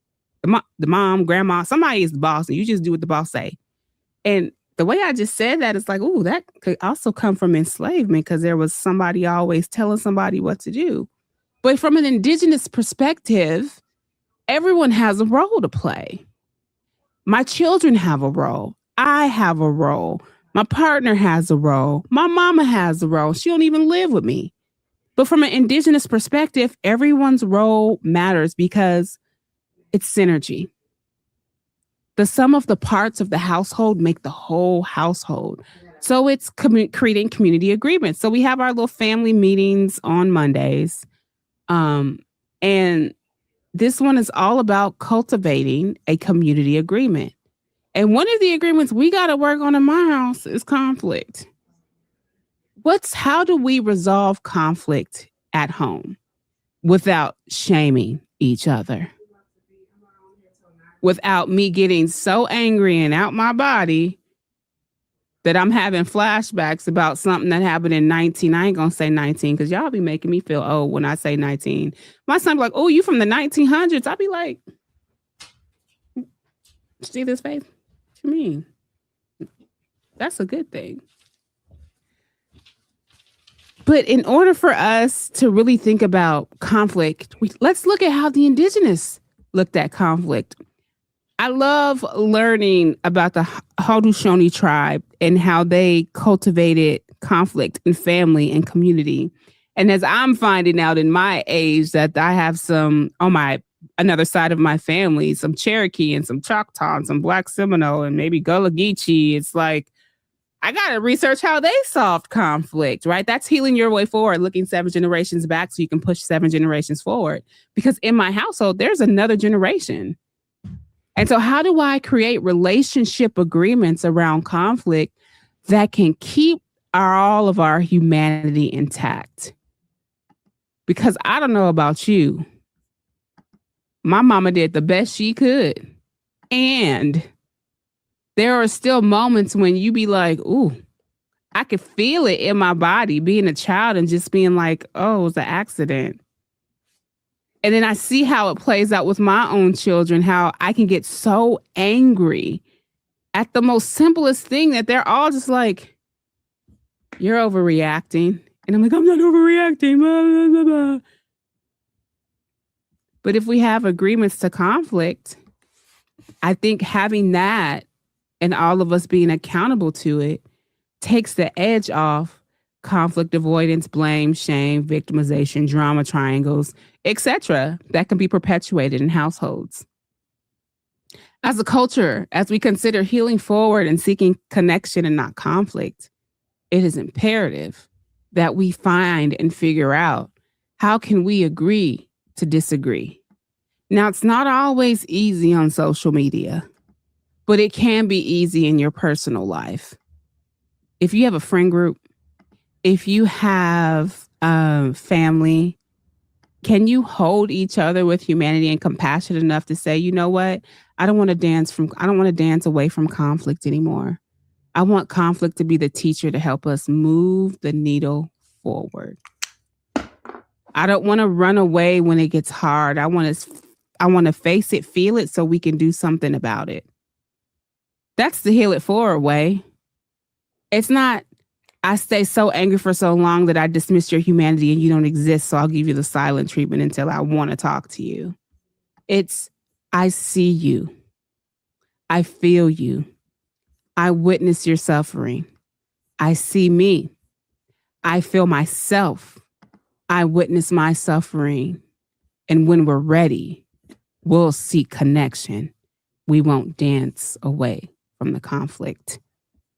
Before I go, I have a couple of questions for you all to think about and respond in the comments if this resonates. You know, I talked about these 3 behaviors around attention seeking, conflict seeking, or connection seeking, right? And I'm curious. Number 1, how have you seen attention seeking, conflict seeking, or connection seeking play out in your life? Think about that. Do you even identify with any of these? How can either conflict teaching, connection seeking, or conflict seeking be transformed in your life? So how can you transform the way in which you seek connection versus conflict? Because I can tell you this, even when you think you are seeking connection, you can weaponize that. It can turn into a weapon.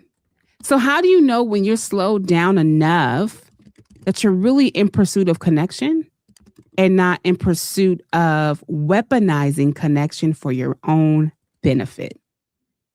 And then the last thing, what are the relationship agreements you can create around conflict mitigation where you can see it, feel it, and do something about it? And remember, when we're saying like seeing each other, it's not just about seeing another person, because healing your way forward means you see yourself first, then you see another, you move away, and then you come back together.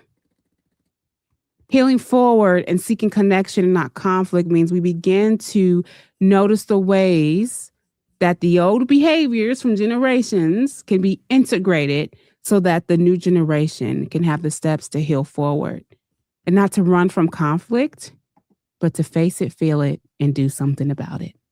Thanks for hanging out with me today, and I'll see you next time.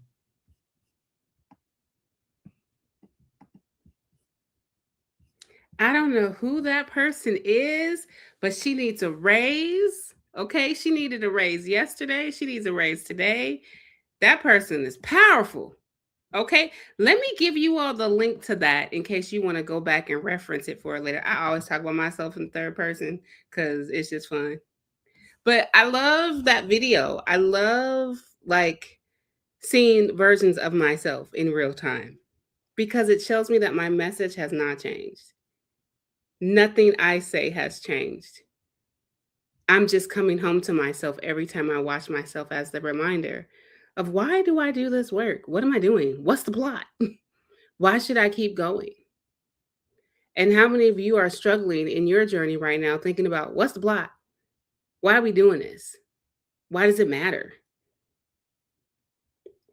You know? Okay, y'all, I just want to let y'all know I'm running out of my electrolytes. You are welcome to send me a tip on Venmo at Maisha T. Hill because I need some more electrolytes if I'm gonna keep going for the next 2 days. Okay, thanks. I said 2 days. Oh, Jen, you know, I'll Liveathon every day. Kids don't start school till Monday. Okay, I might take a break though because this 8. We had 8 hours and we got 4 more hours to go. I need a raise. Okay? I need a raise. I need a raise. And this Liveathon is to get that raise, to get the health insurance for myself and our team, and to really dream together. Let's create this. Let's create this together. It doesn't have to be the Maisha T. Hill show. It doesn't have to be the Maisha T. Hill show. It could be the All of Us show. And I think that's what we get wrong in American culture, is that the idea of racism as a social construct, not just the ideology, the social construct of it, as I said in my TED Talk, it keeps us divided. Because the reality is that the government done played all of us. We all been played. All of us have been played in this game. And the more we sit up and go back and forth about this, and white people doing this, and black people doing that, and Asian people doing this, I ain't got time for that in 2026. Listen, we either gonna do it or we not. We either gonna be about this life or we not. And if you don't want to be about it with me, that's okay. But find your people and be about it. Stop talking about it. Stop complaining. My very last sermon, no, my second to last sermon was: complaining is an attention-seeking behavior. It is a strategy to fill an unmet need. You are complaining because you have an unmet need and you don't know how to say, hey, I have a need for connection. Hey, I have a need to get help paying my bill. Vulnerability, my therapist, Jeff, shout out to Jeff Wright. Vulnerability is a sweet spot. That chapter comes from Jeff Wright. Every chapter in Heal Your Way Forward comes from somebody that I do the work with. And if y'all don't know, I have 3 therapists. Listen, I have a spiritual teacher, I have a spiritual sister. I got a lot going on, okay? But at this level that I'm trying to go to, I need all this work. I have to have all of this work. This is energy work. Literally, who sits for like 9 hours? Because they believe not just in themselves, but they believe in the possibility for all of us to be changed and transformed, to give us a different message. Not the message of breaking news, Donald Trump. Who gives a fuck? How about breaking news? We all know the Epstein files exist. How about breaking news? We believe survivors. How about breaking news? When Black people say they're experiencing harm, believe us the first time. How about breaking news? We're learning how to relate better as human beings and build sustainable relationships. How about breaking news? There is possibility of something different. Do you know why we go and turn on the news and we get on these political shasha? We don't love ourselves. Because if we loved ourselves, we would not be doing half the things we spend doing on social media. We would be live all day to try to raise funds for members of our collective. We would be live all day saying that if all 7 people send $20 to that fundraiser, that gets us closer to the money, to the goal. I'm not live because I'm bored. I'm live because I believe in a future that nobody can see but me. Well, in the collective, the Heal Your Way Forward members, all of us see it. We're just practicing it. And I think that's what people don't get about my work is you want me to give you a workshop on bias, but you don't want to be in practice. You want to transact. I don't transact. And again, that's why I don't have a Patreon. You want me to be seen as your guru, as your leader, as your Jesus. And my job is to invite you in the work. That's all I can do. And say, we're going to practice on this day at this time. Being here, being live all day, this is practice. This is practice. This is hope. This is possibility. This is dreaming something different. This is, oh my God, they took down a platform that needed to elevate. Can we keep it real for a second? They took down a platform that had me in cycles of exhaustion and burnout.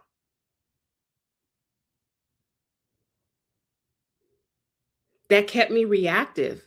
That kept me on a hamster wheel of being burnt out, but trying to create classes and workshops to meet the demand. White people, white friends, you don't need no more goddamn workshops. You need to practice community. You do need to read. You do need the book clubs. I'm going to go back when I said stop the book clubs. Don't stop the book clubs, but put the book clubs into practice. You need the book club. You need the reading comprehension skills, but you don't need another goddamn workshop. I teach them because they're part of the work that I do. And everyone should have access to improving their lives. But if you're just going to workshop to take notes and then self-flagellating at the end and then not doing the work afterwards, what are you doing? Like recently in the class, we have a workshop and I gave homework and no one did the homework. And in true Maisha T. Hill form, we don't move on. I couldn't work for the school district. I get fired because we don't leave stuff behind. We don't just memorize, fact check, and move on. This is not school. This is life at school. This is transformation. So we had to stop the workshop so that we could pick up where we left out and do the homework in real time. What does that teach me as a practitioner?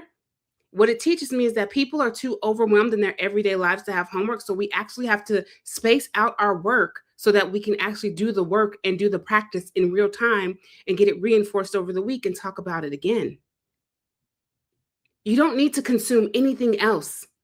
If you've even been in this journey for 90 days and you've taken 25 workshops and you've read all of these books, it's not about how fast you read the books. It's about, am I putting it into practice? Which is why people say, how long should it take me to read Heal Your Way Forward? I just told a group a year. It's an 11 chapter book, 1 chapter a month, and there's questions at the end to reflect on. Some of you are speed readers. Okay, read 5, pick 20 books you want to read. Read 1 chapter a month out of book. Theme your journey. Maybe this year is the year to work on loving ourselves. For the collective, the theme is loving ourselves and loving the collective. That looks like reading Communion, The Female Search for Love. That looks like reading a book by Terrence Real. That looks like reading The Will to Change. That looks like reading The Mastery of Love. It looks like reading this Thich Nhat Hanh book, recommending all of us to read How to Love. Because we don't know how. We only know how to perform. We perform care, we perform solidarity, we perform. And I'm here to lead practice. And that's what makes a lot of people uncomfortable. You're a Black woman and you want to do this work with us? Why? Why not? Who else is going to do it? Y'all don't know how to do it. Y'all, we tell you, you go do something, you go ahead and you recreate oppression.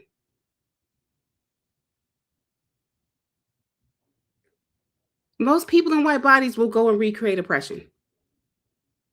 And then the person who's like the Maisha T. Hill version of the group is a celebrity and is making the rules, and people are having this infighting because we're not building relationships. We're building cults. That's why I get accused of being a cult leader. I am the furthest. Listen. It's almost 2026. We're going to leave the cult conversation alone after today, okay? Because I'm going to say it like I always say, baby, I'm a Taurus.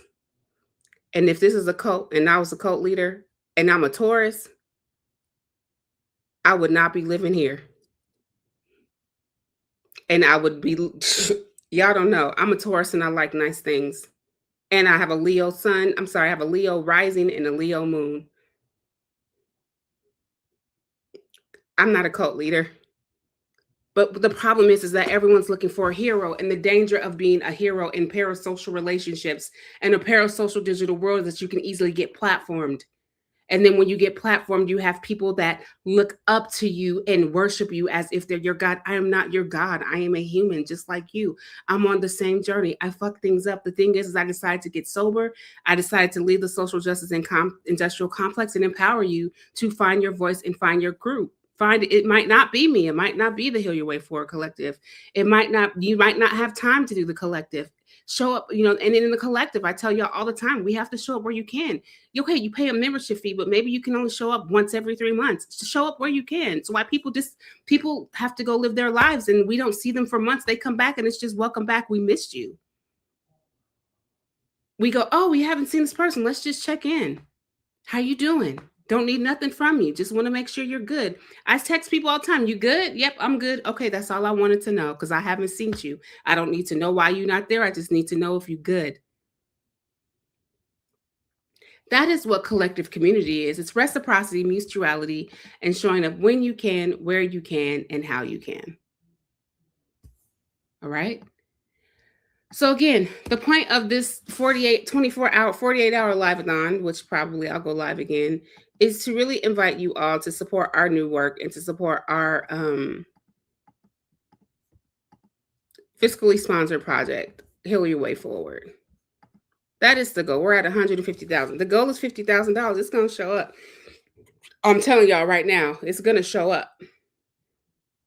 It's going to happen. You know how I know it's going to happen? Because neuroscience tells me that if I keep telling myself it's going to happen and I have the feeling to match the belief and I visualize it and I see it, this will show up. Leo moon babies. I am training my brain every day. I don't see it. It's not in my bank account. I don't know how. I just know. How do I know this? A year ago, we got together and said, we're going to all go see Beyonce together. Guess what we all did? We all went and saw Beyonce. Then we had Jess talk about, so we're going to see Jay-Z, and we're going to see Jay-Z pops up on the stage. So does Destiny's Child. Your words, I'm about to get metaphysical. Y'all be all right. Your words have more powerful. Their words and your thoughts are more powerful than you think. Every person who's been a part of this collective, I tell you, I've seen you change and grow in less than 90 days. So people tell me all the time, like, I say I could change your life in 90 days if you let me. This collective can change your life in 90 days if you show up vulnerably. Because I'm not doing anything. We're encouraging that part of yourself that's unsure if you can change to start to believe and shift. My work has been neuroscience this whole time. Because I'm not trying to guilt white people into changing. I'm letting all of us know, white, Black, Indigenous, Southeast Asian, right? I'm letting all of us know what's possible.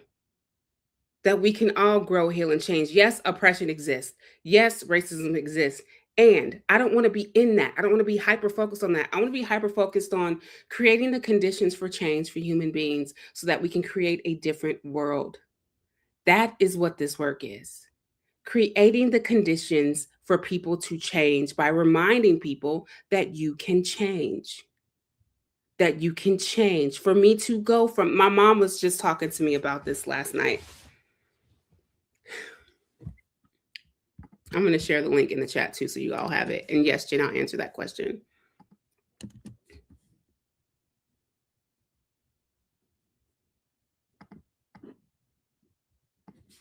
It's also scrolling at the bottom of the screen, the Give Social link.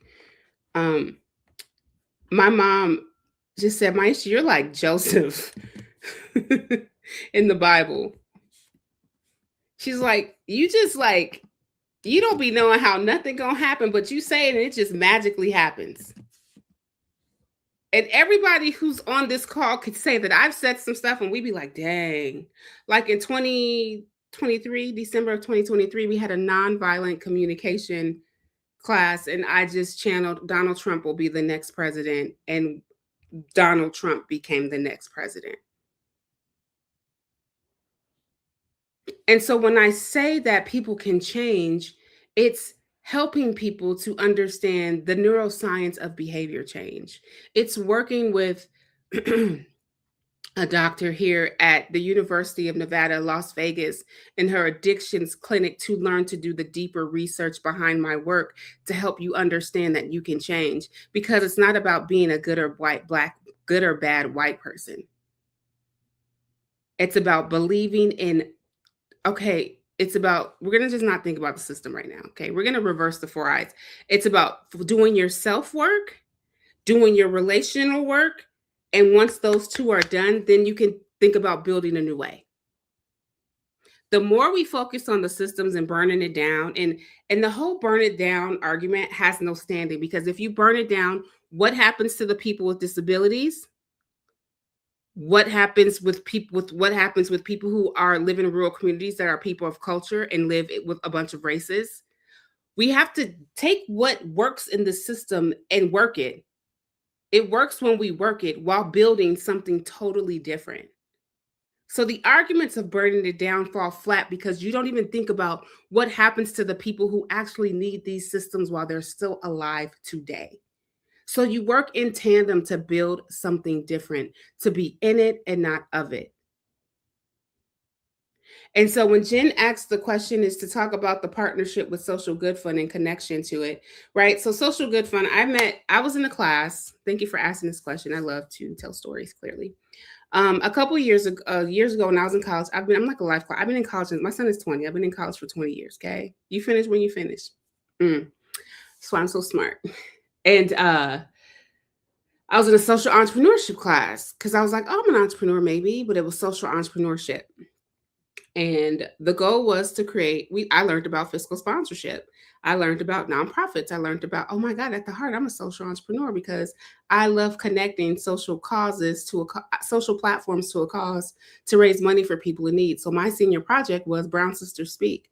Brown Sisters Speak came from my uncle when I was hospitalized. Trigger warning, content warning for suicidal ideation with the plan I actually tried. And anyway, ended up in the hospital for 7 days. You can read that and Heal Your Way Forward, a little bit about that story. And Brown Sisters Speak was going to be a project where I was going to have these little baggies that I was going to have and hand out to Black women and brown women on the streets to talk about their mental health. Brown Sisters Speak, the YouTube page is still up. We were doing interviews. We did like the same way you see me doing this, was doing it for Black and brown women.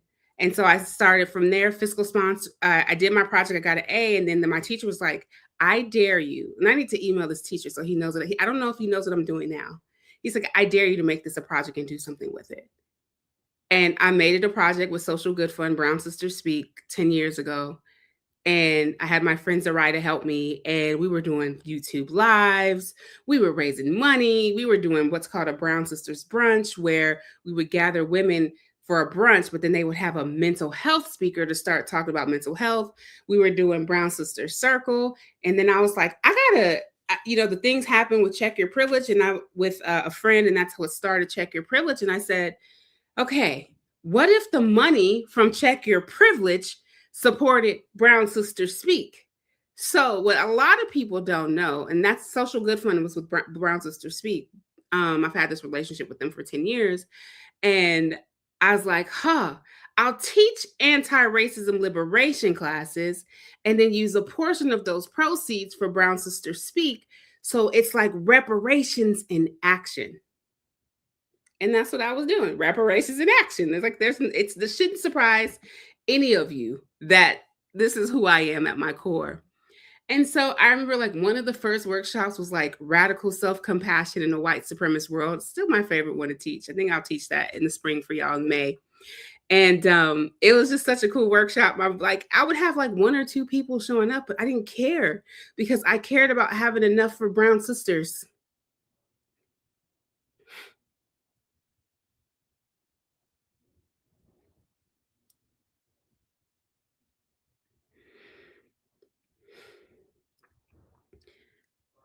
It took 5 years. And George Floyd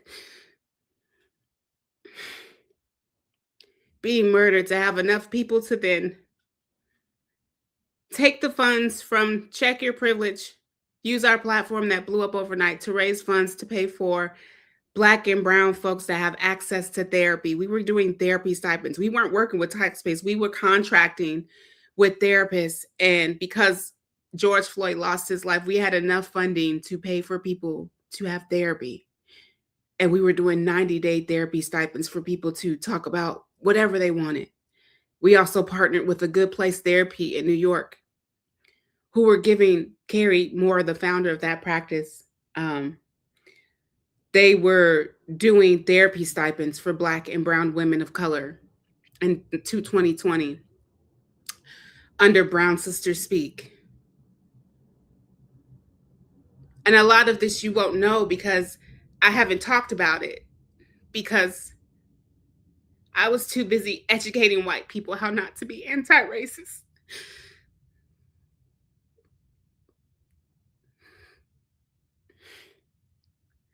And I prioritized Check Your Privilege.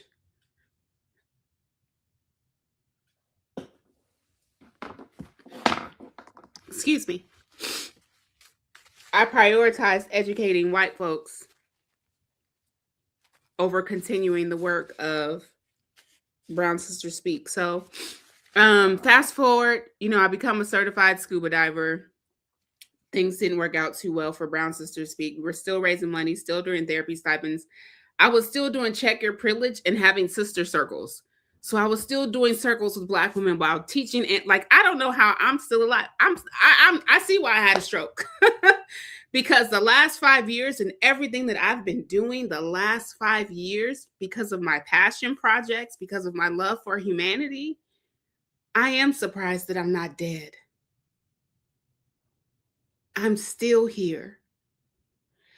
And so that relationship with Social Good Fund and Brown Sisters Speak, which is now the Liveathon Collective, to connect people of culture to water, it's such a it's a sister project of Heal Your Way Forward.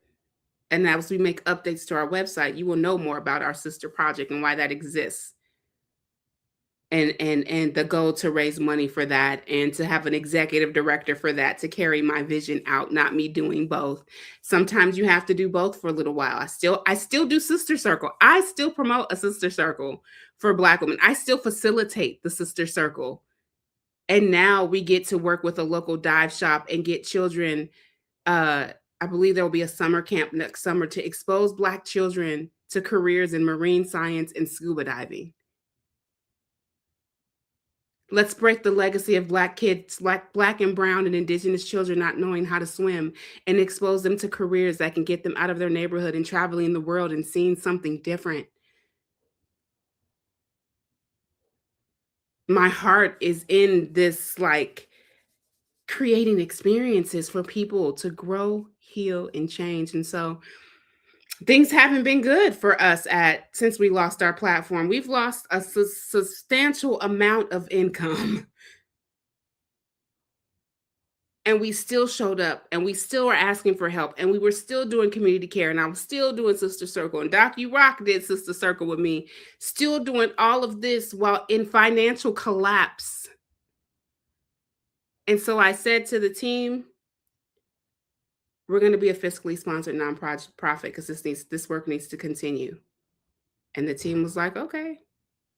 I said to the team, by December 15th of 2025,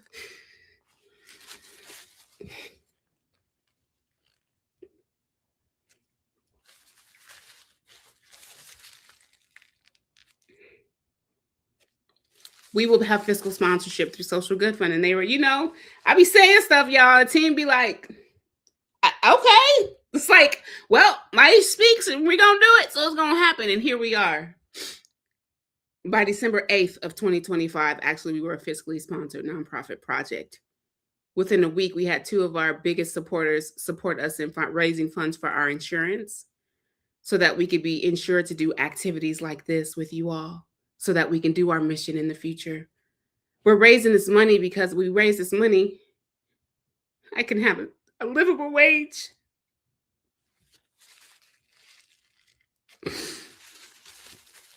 I can have health insurance. Jen can have health insurance. Mitzi can have health insurance. Because we do this because we love it.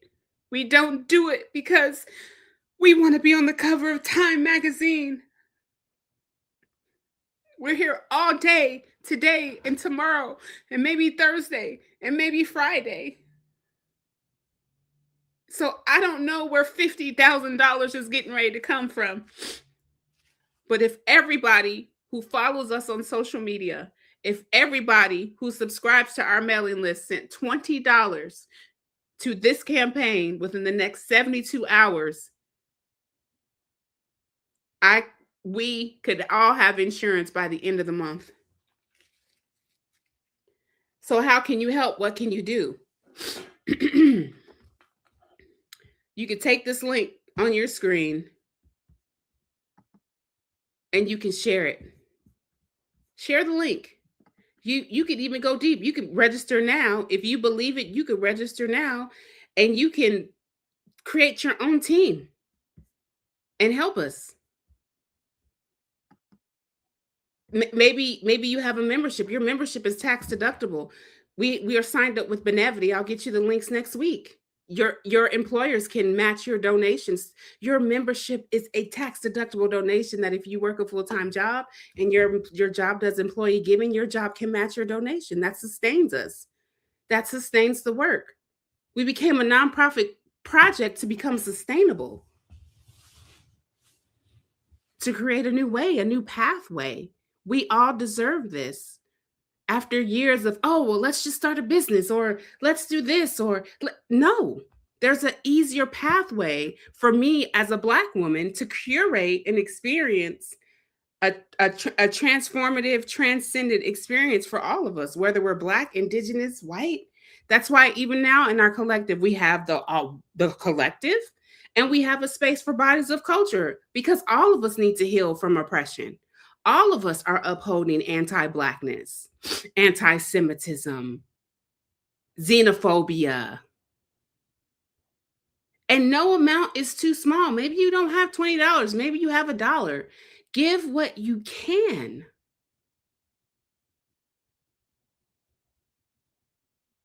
Maybe you're like me. Maybe you know a couple of wealthy people that you know that you can send an email to. Happy New Year. New year, new us. We're raising money. This money will support us in growing. It will give us an infrastructure. Us, not just me. You know, we had to raise money for our insurance. I told the team this joke, and this is about to be so funny. I was like, you know, our insurance costs so much. And everybody's like, why? I said, because we're going to hire 50 people. Like in a year from now, if there's 50 of us doing this thing, like building, like doing good globally, and that's the other thing that excites me. We're not just an American, like we're international. We have members in London, we have members in Germany, we have members in South America, we have members in Africa. We are a global collective. This is not the Maisha T. Hill Show. Of course, I'm the voice and I have the stories that you just heard, but this is all of us. It's going to take all of us to do this. Happy New Year. We are yes, Chemo. We are building. I don't care how long it takes. I don't care if I have to do liveathons for the rest of the month. Now, we'll be kind of adapted because we do have to do 2 hours of reading a day with my children, right? And they have school, and my cousin has me on this workout plan. Like, she has me on my cousin and Coach Damali, they're my movement accountability folks. Like, it's getting real over here for me, right? So I can go live, but it might not be all day. You know what I'm saying? But there's plenty of content, even some of this content. Even after Lindsay after Lindsay streams, to save this content on YouTube, I have to stop the stream and come back and restart it. So one of the breaks, this will completely end, but we'll start. But we are so passionate, and it's not just me, it's every member of this collective who's watching live, who's watching the replay. We're in this together because we've realized that we all we got. We are literally all we got. I'm just a Black woman with a dream. I'm a Black woman that only cared about one person showing up. But the ego gets involved because you start looking at how social media platforms, people, and at the end of the day, it is what it is. At the end of the day, I could wake up tomorrow and go try to log in and check your privilege, and it works, and it's still going to be heal your way forward. But we'll keep it check your privilege, and we'll figure out how to make them both work.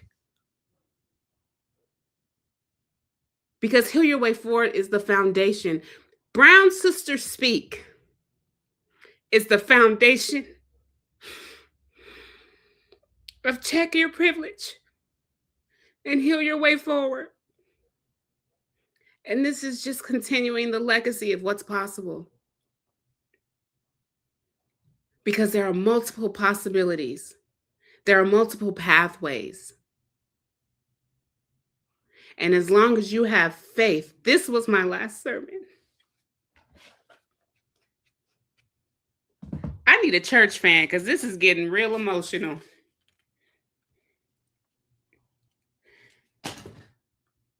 As long as you have faith the size of a mustard seed, anything is possible. Do y'all know what a mustard seed looks like? See, I wasn't prepared for this today. Wow. A mustard seed is so small. It's like, oh, I wish I had it's a seeded bead. Yeah, Jen, it's very small. Let me see if I can pull up a mustard seed.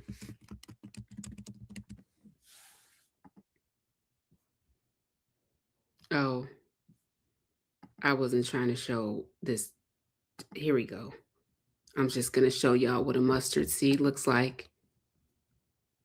I mean, if there was more context, y'all know it would be like a black hand holding a mustard seed, but I didn't know I was gonna go here, but here we are. Do y'all see this, how small that is? You see how small these seeds are? They're very tiny. It takes a drop of hope that size of a mustard seed to know that anything is possible.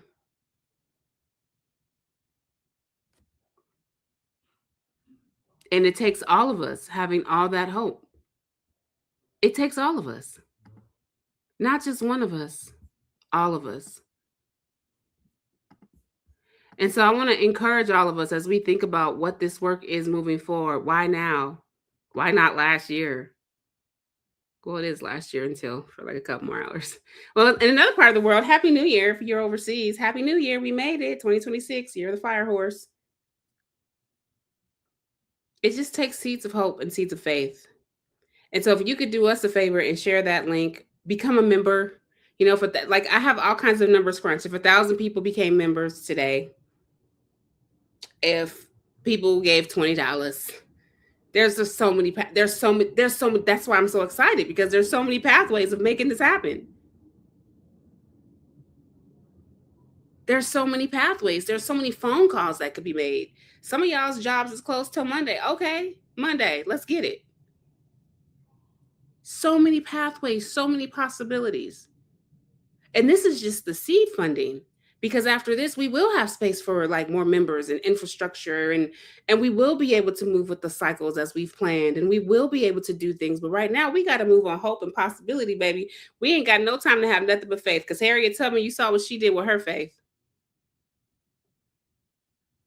We got plenty of time. Time is a social construct. And with that, my friends, all of that.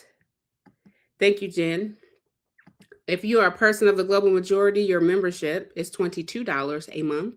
If you are a white body person, it's $44 a month. Those of us who have had historical marginalizations, our memberships are lower.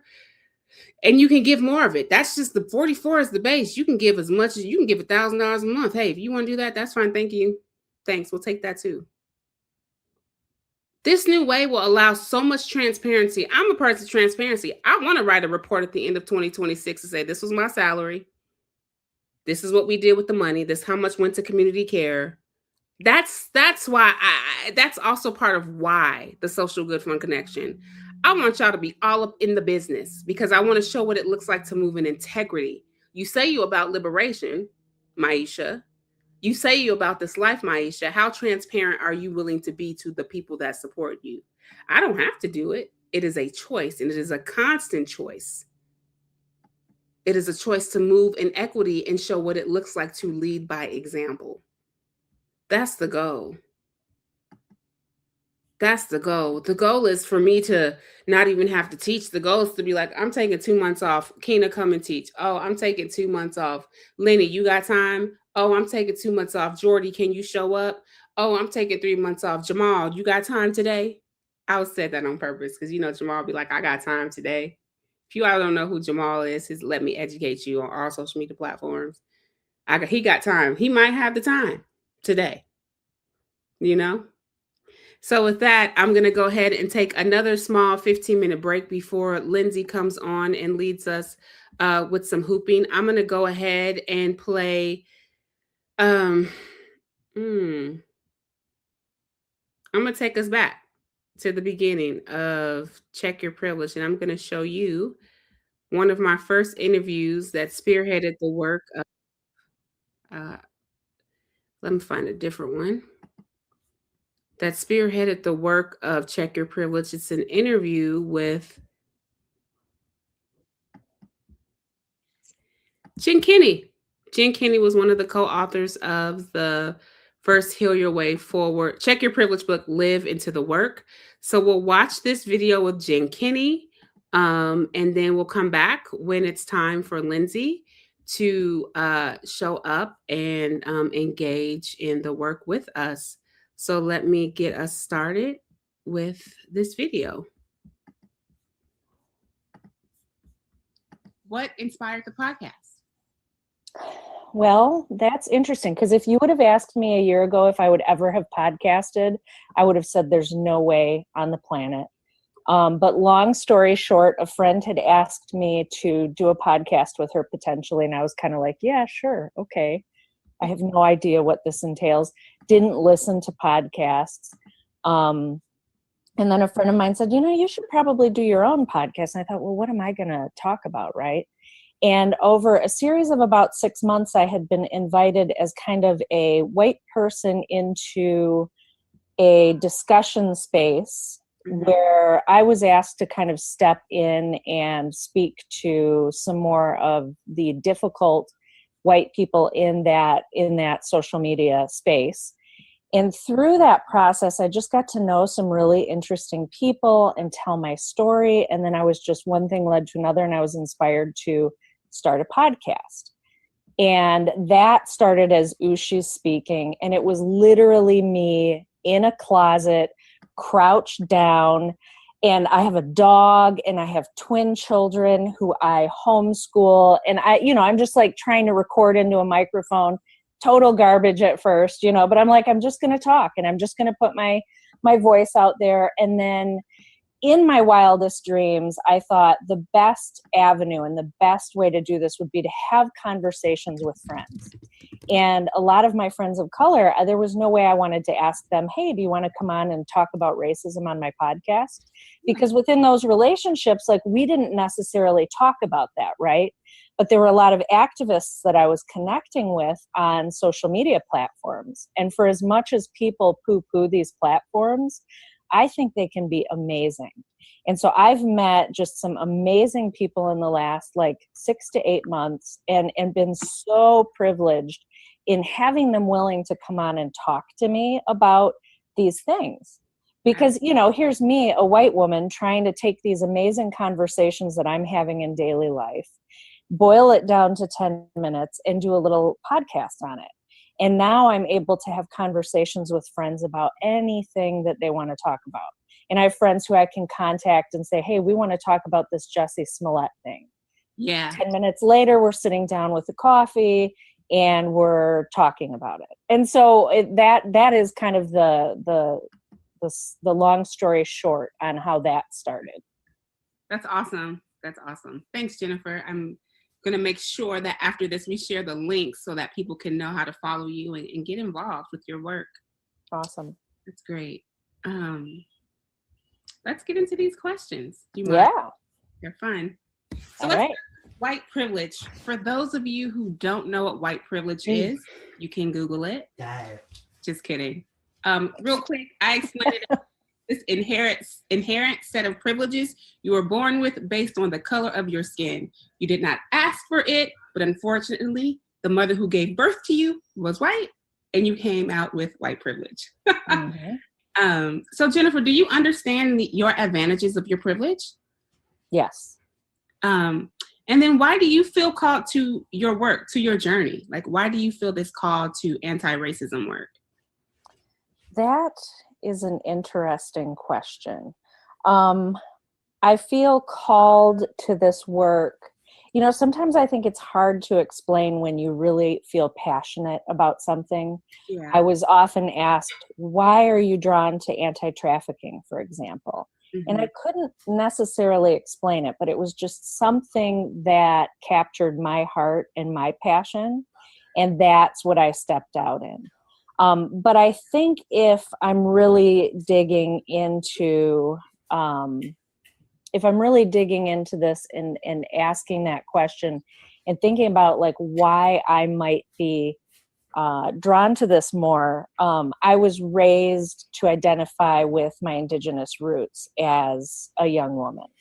And I didn't even realize the connection until more recently as I've been processing through and kind of dealing with the pain of growing up in that identity and yet being surrounded by this world that basically tokenized and turned Indigenous people into cartoon characters and, told false stories and so on. And so I think there's probably part of that also impacts me. But by and large, I feel like any injustice that I see, that I feel like I can do something to make a change in, I am drawn to, if that makes sense. That makes sense. So any social justice issue that you know that you can make a difference in, you would kind of step up to the plate and take it? I try, but I do feel uniquely called in this, and I don't want to get super spiritual, but I definitely feel like there were things put in my path that called me into this place where I felt like I could use my communication and my voice in communication, because really I've been writing up until I started podcasting. Yeah. And I had so many emotions and so many thoughts and so much to put out there, and it was really difficult to capture it in writing, because they want you to give them, 600-word documents and this and that and the other thing. And so just this idea of conversing with people and communicating on this topic feels right at this point. Yeah, awesome. Yeah, I'm not going to get spiritual either. In terms of feminism, would you identify as a feminist? That's kind of a tricky one, because I have had a love-hate relationship with this term, right? And for the longest time, the word feminist just had such a negative attachment to it. And I decided years ago that I was just going to take it back. And I'm going to call myself a feminist, and I'm going to use the term feminist, even if I don't fully identify. And it's so hard when you have such a large movement, right?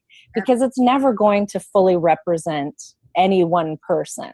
Mm-hmm. And there were a lot of things I saw that were very maybe catty and nitpicky and othering within the movement. But I just thought, you know what? I'm going to take the word and I'm going to make it, because this is important.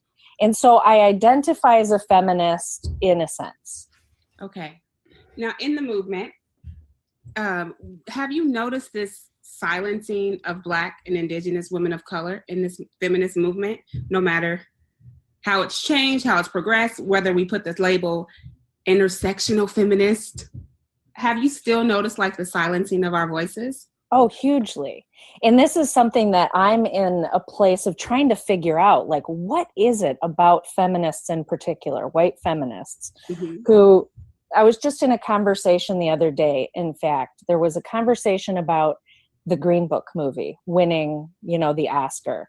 And it was this really prominent, well-known radical feminist who I follow. And she tries to advocate for women of color and bring this up. So she puts this post out there, and I get on and I start talking about why this is a problem, and the way that we want these feel-good sort of savior, white savior roles.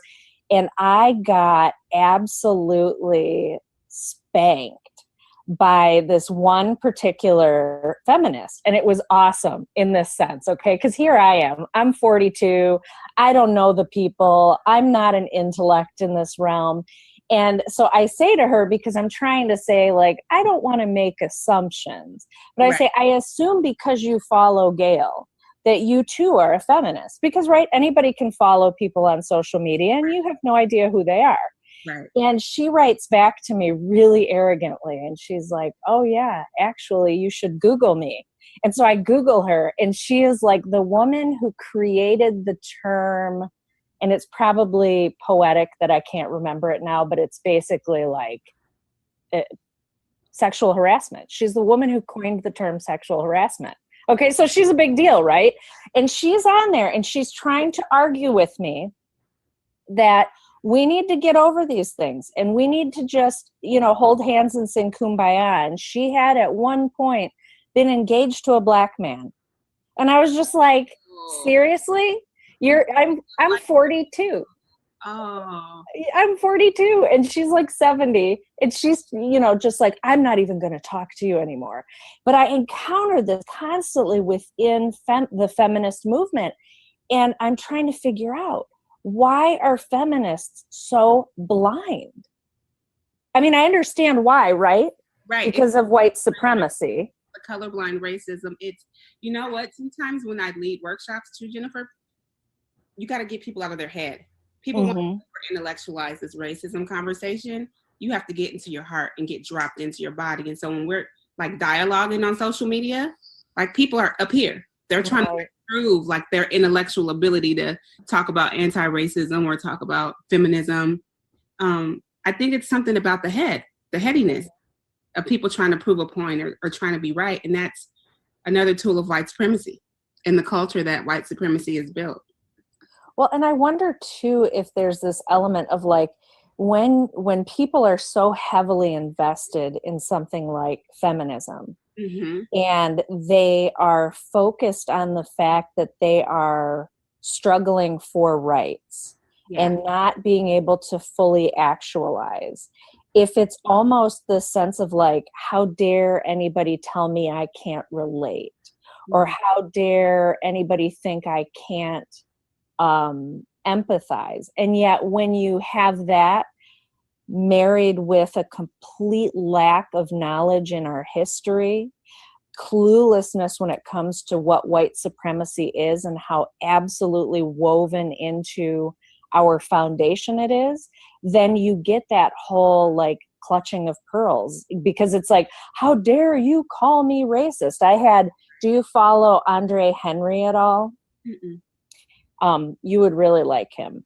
He is in your area as well. And he had posted something about white women in particular supporting the KKK, and white women being a problem, just as much of a problem within racism as anybody else. And there were these feminists who got on and just said, no, this isn't true. And so I feel like we're maybe entering this space where it's time to start breaking down this wall in a sense. Yeah. Breaking down the wall. Like how, now in breaking down this wall, here's my next question. Do you think that it's up for white feminists to help white feminists break down the wall? And or can womanists, black womanists or black feminists also help white women to break down the wall? And that's something I think you and I have kind of chatted about online that I really struggle with knowing the answer to. And what I tend to try to do, because I'm a white woman, is defer to women of color on this and say, like, what are you comfortable with? What do you want to do? The thing that I struggle with right now that I see a lot of very like woke, I would say progressives in particular, white progressives, who they have the knowledge about racism and they're really good about resharing posts and they're really good about speaking out against racism in certain realms, but they're dead silent on a lot of other areas. And part of that, I think, is they feel like they shouldn't have a voice and that the voices should be strictly people of color. And I think that comes from a good place. Like, I think what they're trying to do is they're trying to honor people. But then at the same time, what does that do for the unsafe spaces that women of color don't want to go into and don't feel the energy to go into? So like, how do we build these partnerships and coalitions in a sense where white women get off their butts and move from ally to co-conspirator, right? And start getting in the trenches, but at the same time then know how to step back and shut their mouths when it's time to do that. And that's what I'm trying to figure out. How do we do? Oh, I'm so sorry to have ended it. It was getting good, but that was a very thought-provoking question. So that was an interview from 6 years ago with Jennifer Kinney. And you know how I always say there's nothing new? We're still wrestling with that same question, right? We are still wrestling with what is the role of white women in this work? And looking at 2020 to 6 years ago, Maisha today, let me tell you what your role is. To introduce Lindsay to come on and lead us in hooping and moving. Let's move our bodies a little bit. We've been here for 8 hours, almost 9 hours. So Lindsay is a community holder in the Heal Your Way Forward Collective. Lindsay, thank you for your time today and helping us move our bodies. I love you so, so much. Oh, thank you. I'm like on stage now with you. You're on stage. The show is now yours. Oh, this is so exciting and also very nerve-wracking, but I'm here and excited to move.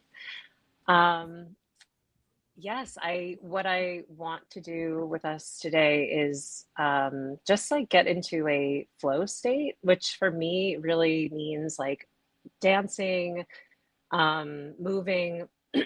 I am like a flow. I guess I could call myself a flow artist because I use a hoop to flow and dance, but you can use your body.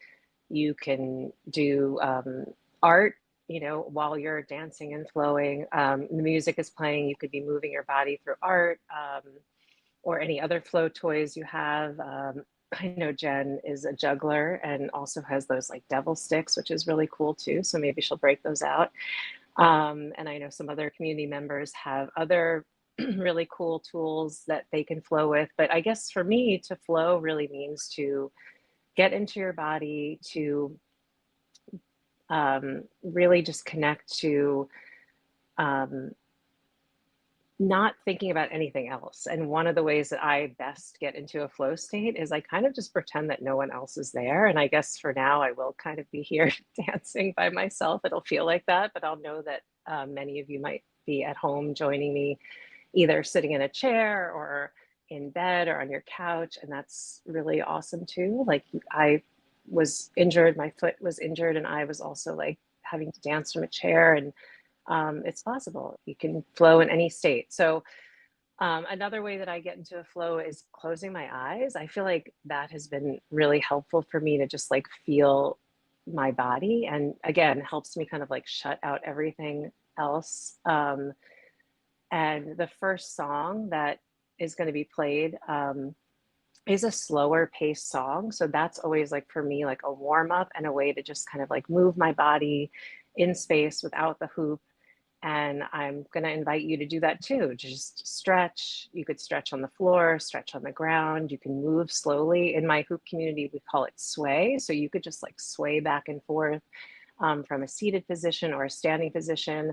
I love to like actually kind of fold forward and sway that way. That feels really good. So just do anything that feels good in your body. And that's the first song. And then after that, the pace will pick up, the beat will change. I chose a 90s hip hop playlist that was created by one of my hoop instructors. And I apologize in advance. There's going to be some ads on the playlist, but hopefully just keep moving through it. And yeah, it should be really fun. And I'm going to maybe put on some lights. Just going to dance, just join me, and move however you want to move.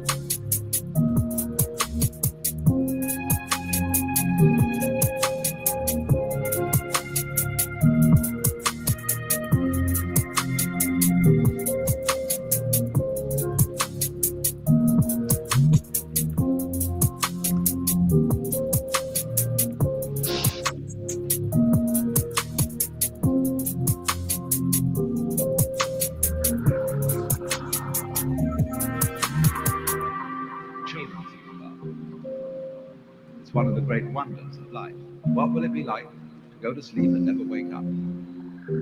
And if you think long enough about that, something will happen. You will find out, among other things, that it'll pose the next question to you. What was it like to wake up after having never gone to sleep?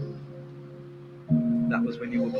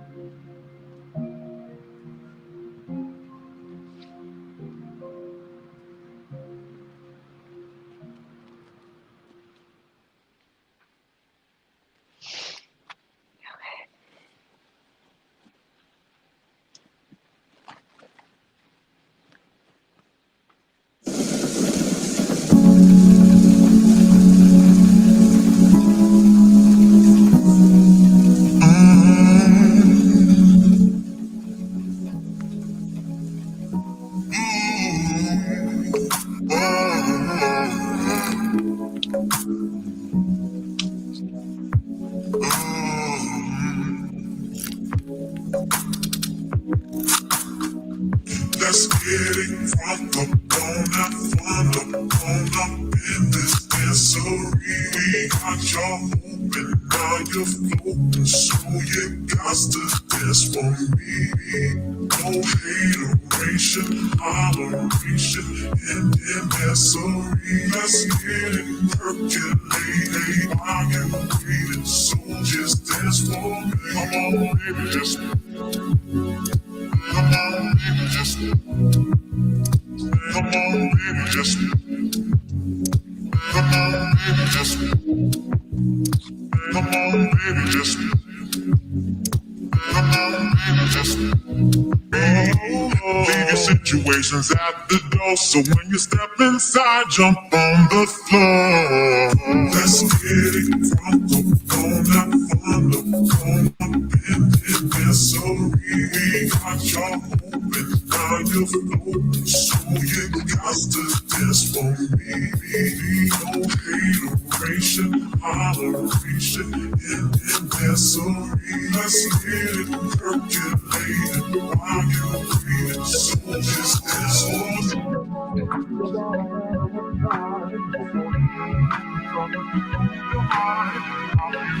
Go ahead and rock your eyes. Let's celebrate no more drama in our lives. We track up and everybody's jumping. Go ahead and push your back and get your bodies bumping. I told you leave your situations at the door, so grab somebody and get your ass on my dance floor. Yeah, on up in this dancery. We got your now you're floating, so you got to dance for me. Don't need no hateration, holleration in dancery. Let's get it percolated while you're waiting, so just dance for me.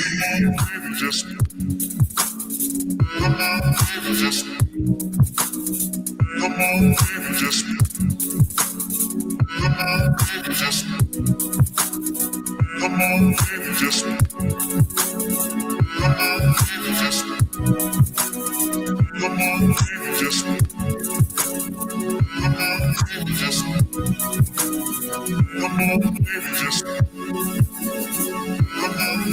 just come on, baby, just come on, baby, just dance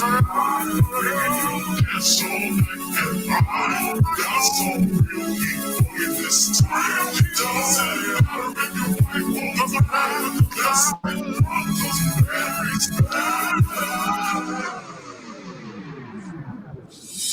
Let's get it from the corner.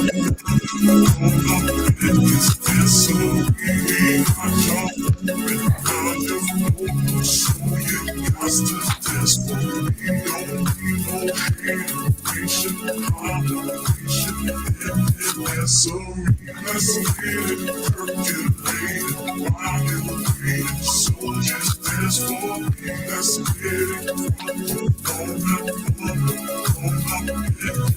So we got y'all now you know. So you got to dance for me. Don't need no hateration, holleration in this dance. So let's get it percolated. So just dance for me. Let's get it from the phone up in this dance for me.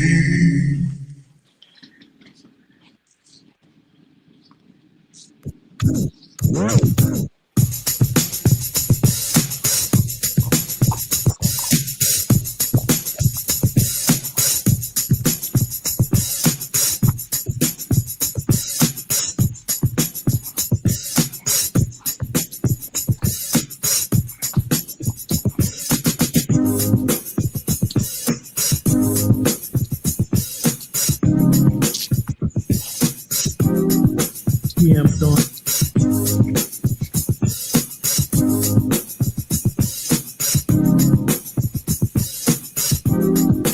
Yeah, I'm done.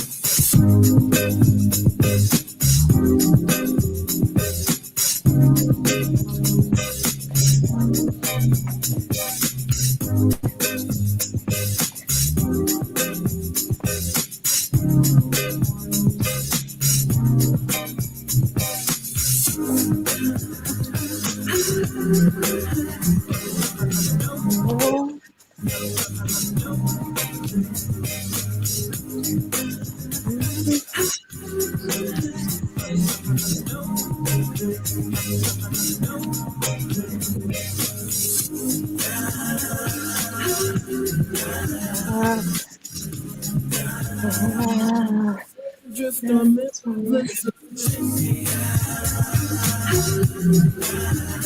Baby, you see me.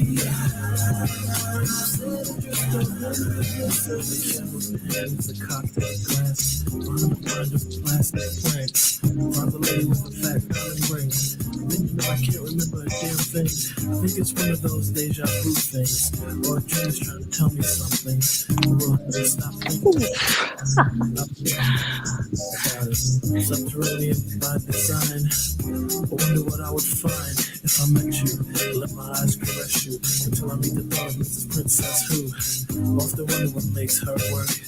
I guess I'll leave that question to the experts. Assuming that there are some out there, they're probably alone, solitaire. I can remember when I caught up with a pastime intimate friend. She said, but you're probably gonna say I look lovely, but you probably don't think nothing of me. She was right though, I can't lie.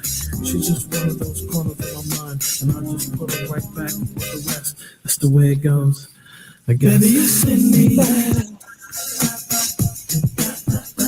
Baby, you send me.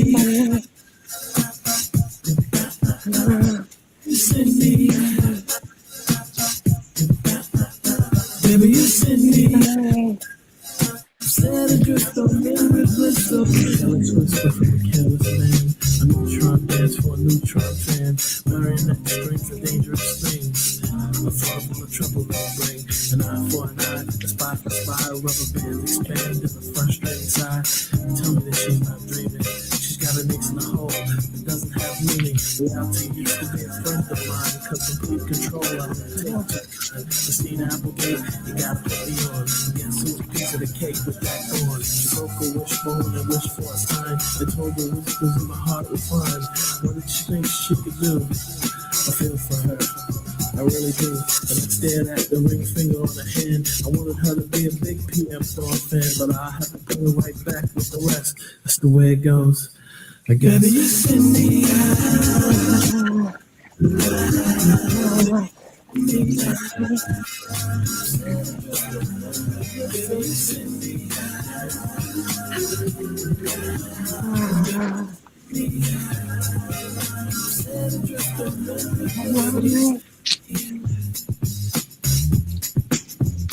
Baby, you send me. Baby, you send me. Baby, you send me.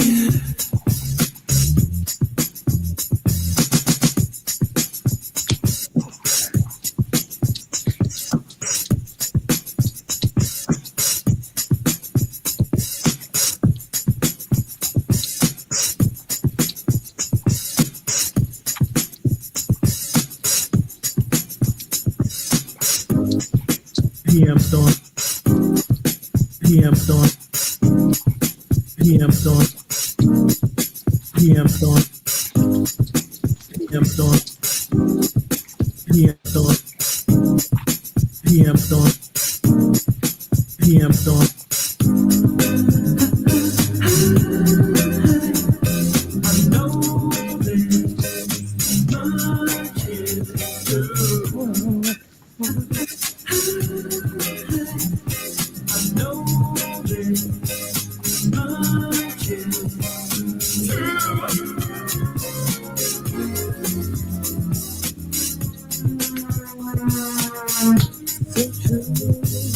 Funny how it seems we're always in time, but never mind for dreams. Head over heels, very toe to toe. This is the sound of my soul. This is the sound. I wanna take it to the world, but now I've come back again. Why do I find it hard to write the next line? Oh, I want the truth to be said.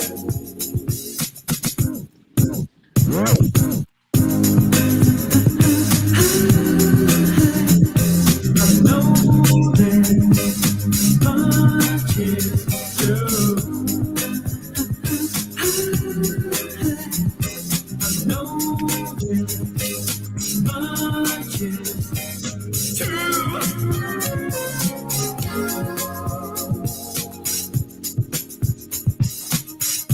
With a thrill in my head and a feel on my tongue, this open earth has just begun. Listening to Mom and this is the sound of my soul. This is the sound. I wanna take it to the world, but now I've come back again. Why do I find it hard to write the next line? Oh, I want the truth to be said.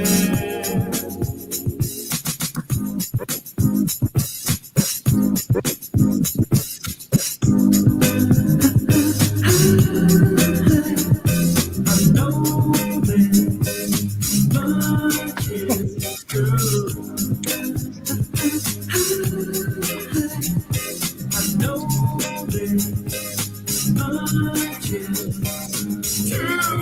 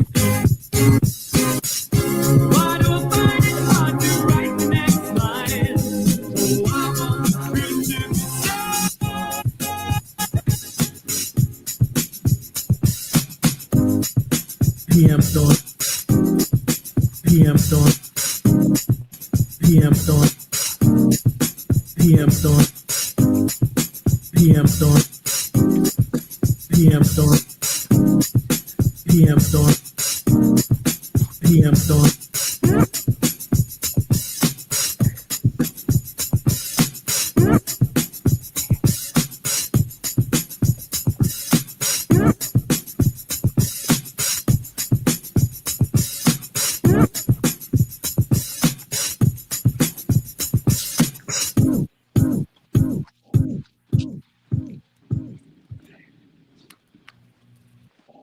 No, I don't want your number, no.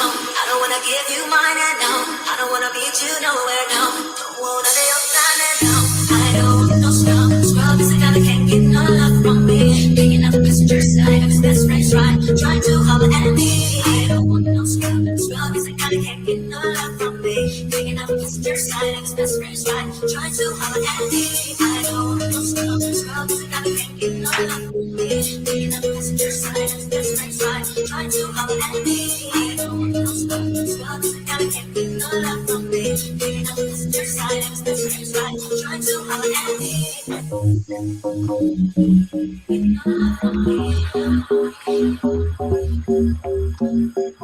I don't want your number, no. I don't wanna give you mine, and no. I don't wanna meet you nowhere, no. I don't want no time, and no. I don't want no scrub. Scrub is the guy that can't get no love from me. Picking up the passenger side of his best friend's ride, trying to holler at me. I don't want no scrub. Scrub is the guy that can't get no love from me. Picking up the passenger side of his best friend's ride, trying to holler at me. I don't want no scrub. Scrub is the guy that can't get no love from me. Picking up the passenger side of his best friend's ride, trying to holler at me. I don't want no scrub. Scrub is the guy that can't get no love from me. Picking up the passenger side of his best friend's ride, trying to holler at me. No love from me. No love from me. No love from me. No love from me. No love from me. No love from me. No love from me. I don't want no scrub. No love from me. Can't get no love from me. Can't get no love from me. Can't get no love from me. No love from me. Can't get no love from me. Can't get no love from me. I don't want no scrub. I don't want no scrub. Scrub is the guy that can't get no love from me. Picking up the passenger side of his best friend's ride, trying to holler at me. I don't want no scrub. Scrub is the guy that can't get no love from me. Picking up the passenger side of his best friend's ride, trying to holler at me.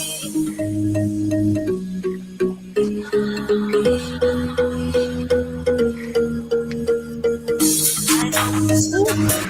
I wanna be you mine, and no. I don't wanna meet you nowhere, no. I don't want no time, and no. I don't want no scrub. Scrub is the guy that can't get no love from me. Picking up the passenger side of his best friend's ride, trying to holler at me. I don't want no scrub. Scrub is the guy that can't get no love from me. Picking up the passenger side of his best friend's ride, trying to holler at me. No love from me. No love from me. No love from me. No love from me. No love from me. No love from me. No love from me. I don't want no scrub. No love from me. No love from me. No love from me. No love from me. No love from me. No love from me. No love from me. I don't want no scrub.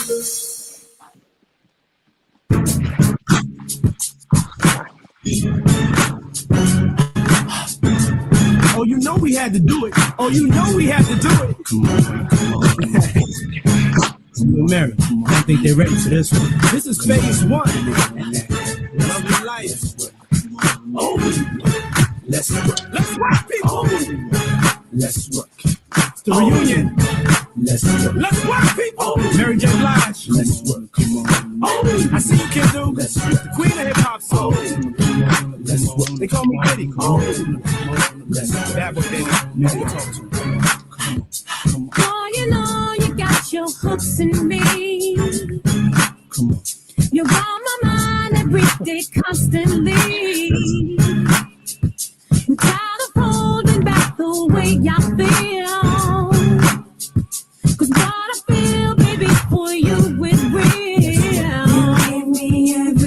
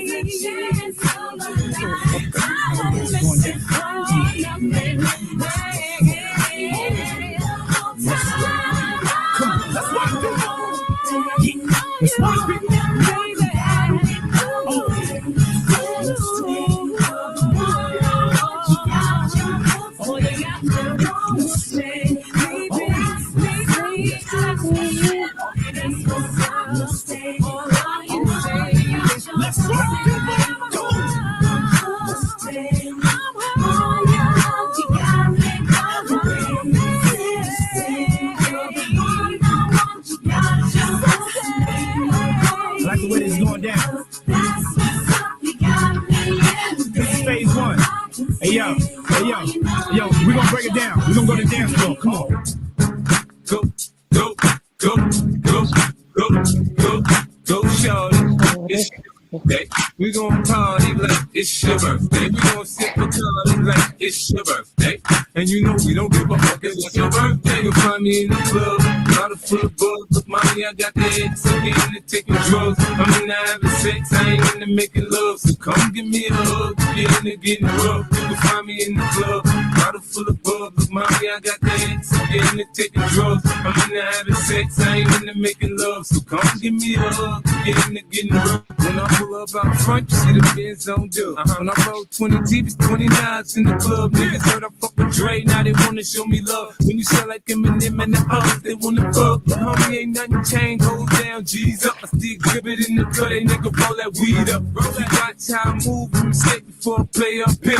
Been hit with a few shells, now I don't walk with a limp. In the hood, in the lady, they saying 50, you hot. They like me, I want them to love me like they love pop. But how they in New York, the niggas will tell you I'm local. When you playing is to put the rap game in the trunk. So I'm fully focused, man. My money on my mind, got a meal out the deal, and I'm still in the grind. Now shorty says she feeling my style, she feeling my flow. A girl from Wooded, they buy, and they ready to go. I'm in the club, bottle full of bug. Look, mommy, I got the head, sippy in the taking drugs. I'm in the having sex, I ain't into making love. So come give me a hug, get in the getting rough. You can find me in the club, bottle full of bug. Look, mommy, I got the head, sippy in the taking drugs. I'm in the having sex, I ain't into making love. So come give me a hug, get in the getting rough. My flow, my show brought me to go. That brought me all my fancy things. My crib, my cars, my clothes, my shoes. Look, nigga, I became more than I ain't changed. And you should way more than you hate, nigga, you mad? I thought that you be happy I made it. I'm the cat by the bar, toasting to the good life. You that faggot ass nigga tryna pull me back, right? My junk get the bumpin' in the club, it's on. I'm with my eyes, your bitch, if she smash, she gone. If the roof on fire, let the motherfucker burn. Determined about money, homie, I ain't concerned. I'ma tell you what banks for me, cause go ahead, switch the style up. Niggas hate to let them make them out the money pile up. Or we can go upside the head with a bottle of blood. They know where we fucking be. You can find me in the club, bottle full of bug. But mommy, I got the head, so get in the taking drugs. I'm in the having sex, I ain't in the making love. So come give me a hug, get in the getting rough. You can find me in the club, bottle full of bug. But mommy, I got the head, so get in the taking drugs. I'm in the having sex, I ain't in the making love. So come give me a hug, get in the getting rough. Don't try to act like you don't know when we be neither, nigga. We in the club all the time, nigga. It's a problem, pop off, nigga. G-Unit.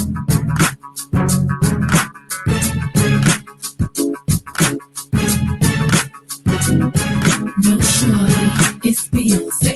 We gon' party like it's your birthday. We get in the naughty like it's your birthday. So put your drink up in my hat if you look sexy. I'm the chick with the hot fish, Manolo Blahnik, Jimmy Choo kicks, killing it. Who you with? Me and my girls at the party with the diamonds and nighties. I'm the classy mommy with the Marilyn Monroe body. I'm that fly chick, plastic, Margic me. Get all fabulous, glamorous, and effortless. Makeup like a Louis with my pastel Louis. Designer scarf, work a hard rock and vintage Gucci. Me in the club, sipping on some bug daddy. I got what you need, a sexy little thug. Don't wanna be a girl, I ain't looking for no love. So come give me a hug, a sexy little thug. You got me in the club, sipping on some bug daddy. I got what you need, I'm a sexy little thug. Don't wanna be a girl, I ain't looking for no love. So come give me a hug, a sexy little thug. My nails, my hair, my diamond ring, shining with all my fancy things. My bread, my phone, my clothes, my jewels. Why you mad? Cause I came up and I ain't changed. I'm that girl wearing with Chanel pearls, chandeliers in my ears from Bailey Wicks and bitters. You're feeling my style, you're feeling my flow. Hair chic, smell sweet like coke with flow. I'm the lady sipping Baileys while I strut like a model. If the ladies wanna hate me, I just send them a bottle. I know I got it, but before it, even though brothers want it. Dancing dirty while I'm prepping, cause they checking the phone. I'm in the club, sipping on some bud, daddy, I got what you need. A sexy little bug, don't wanna be a girl, I ain't looking for no love, so come give me a hug. A sexy little bug, you find me in the club, sipping on some bud, daddy, I got what you need. A sexy little bug, don't wanna be a girl, I ain't looking for no love, so come give me a hug. A sexy little bug. My nails, my hair, my diamond ring, shining with all my fancy things. My crib, my car, my clothes, my jewels. Why you mad? 'Cause I came up and I ain't changed.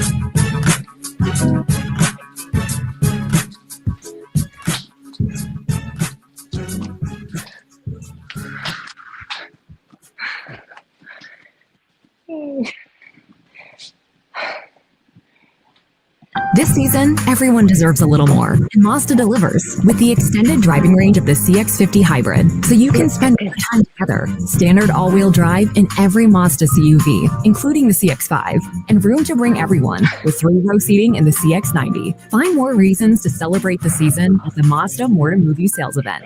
Every Mazda SUV offers you an elevated driving experience and refined performance.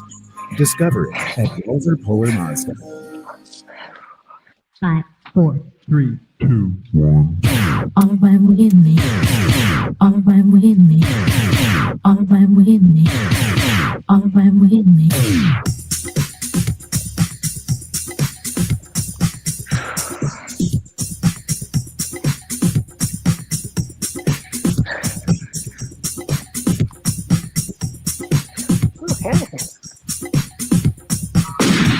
We are in a race between education and catastrophe.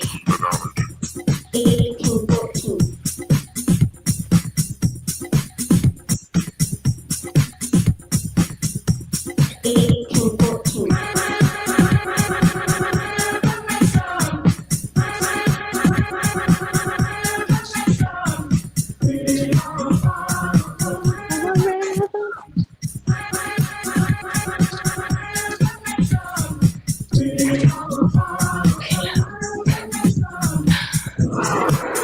It's alright. Don't worry about a thing. Whatever happens, whatever may come, whatever may be, it's cool. I got it covered, beloved, from A to Z. I'm the overweight lover, heavy but diddly dee. And you can flip on a trip, but it's alright with me. If things were meant to be, the be you be meant. And what I'm here to represent is excellent. If you need any help, open your eyes and it's Eddie D. That you won't think you're alright with me.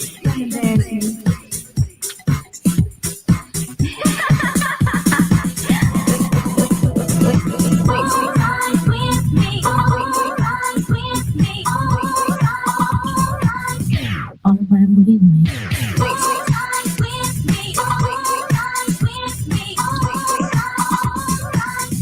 All right with me.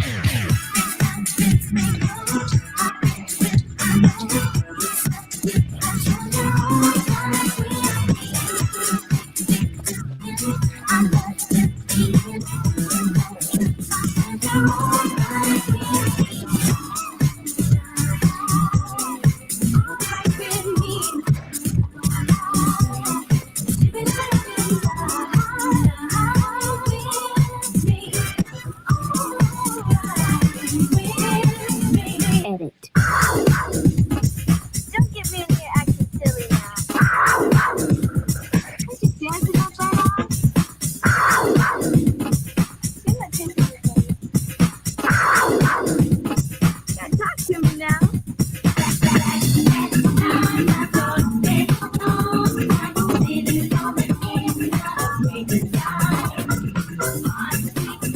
gonna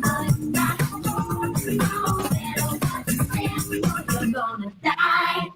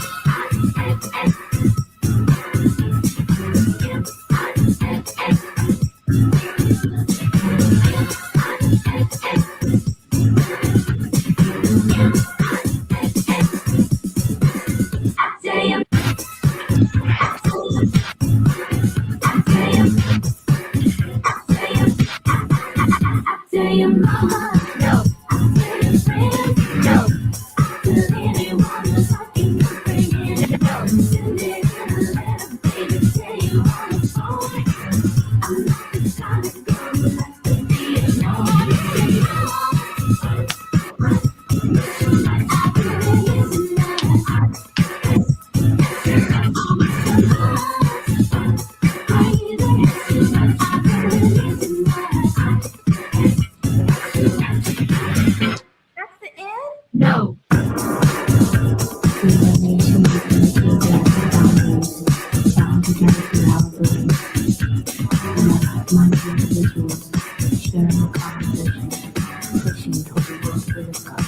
What we're gonna do right here is go back.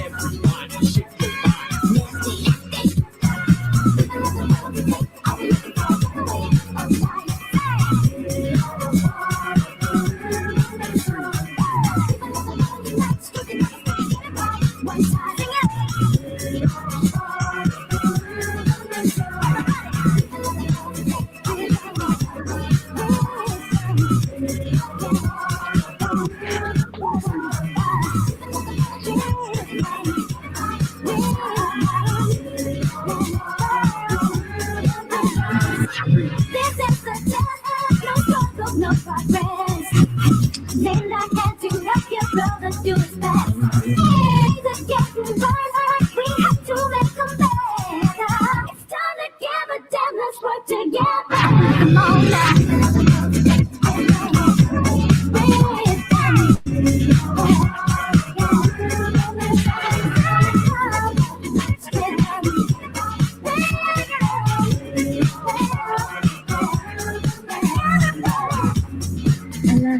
Get the point? Now talk to me now. We are in a race between education and catastrophe. Let's just dance in my mind. Good. Let's dance. Let's go. 4, 3, 2, 1. Don't get me in here acting silly now. Miss Jackson. Hey, Ray.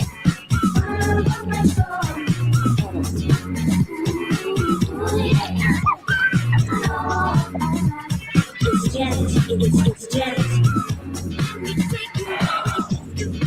That's the end.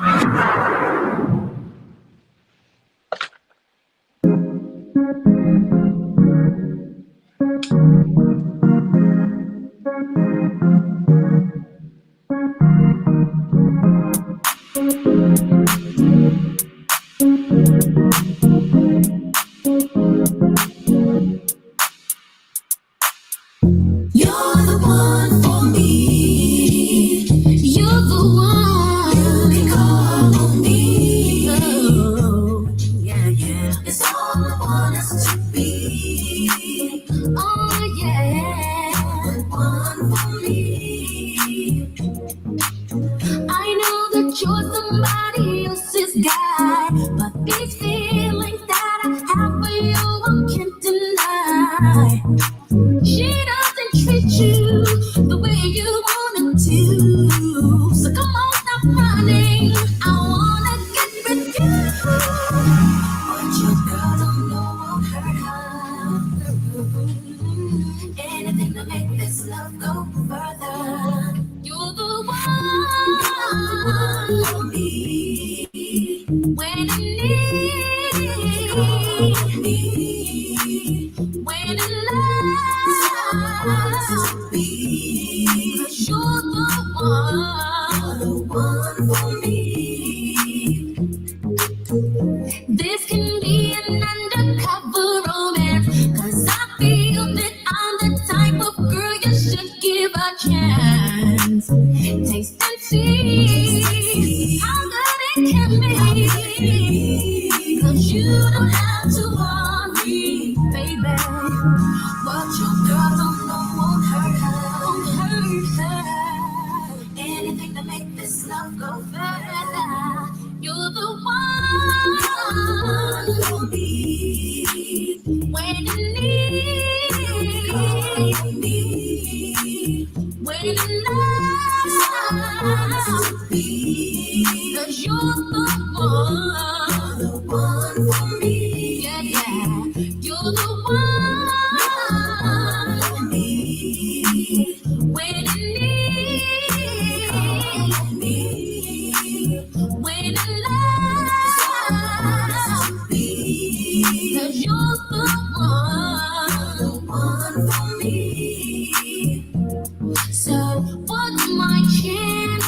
I'm willing to do anything to get in your hands. You don't have to worry, I won't say a thing.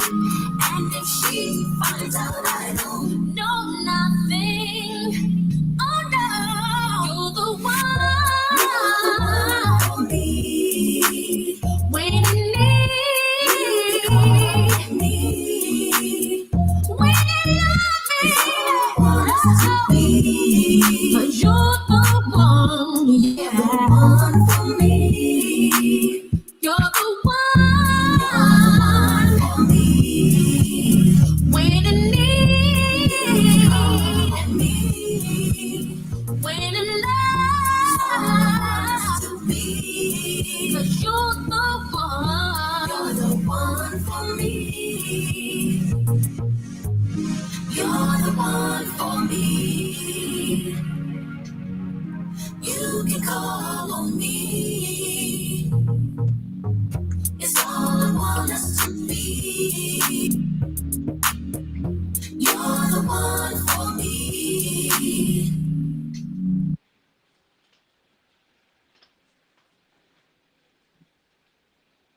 Tell the fiends I'm back. Don't want another, ain't gon' never be another. Can nobody do what you do to me? Nobody. Don't want another, ain't gon' never be another. Can nobody do what you do to me? Ain't nobody love me.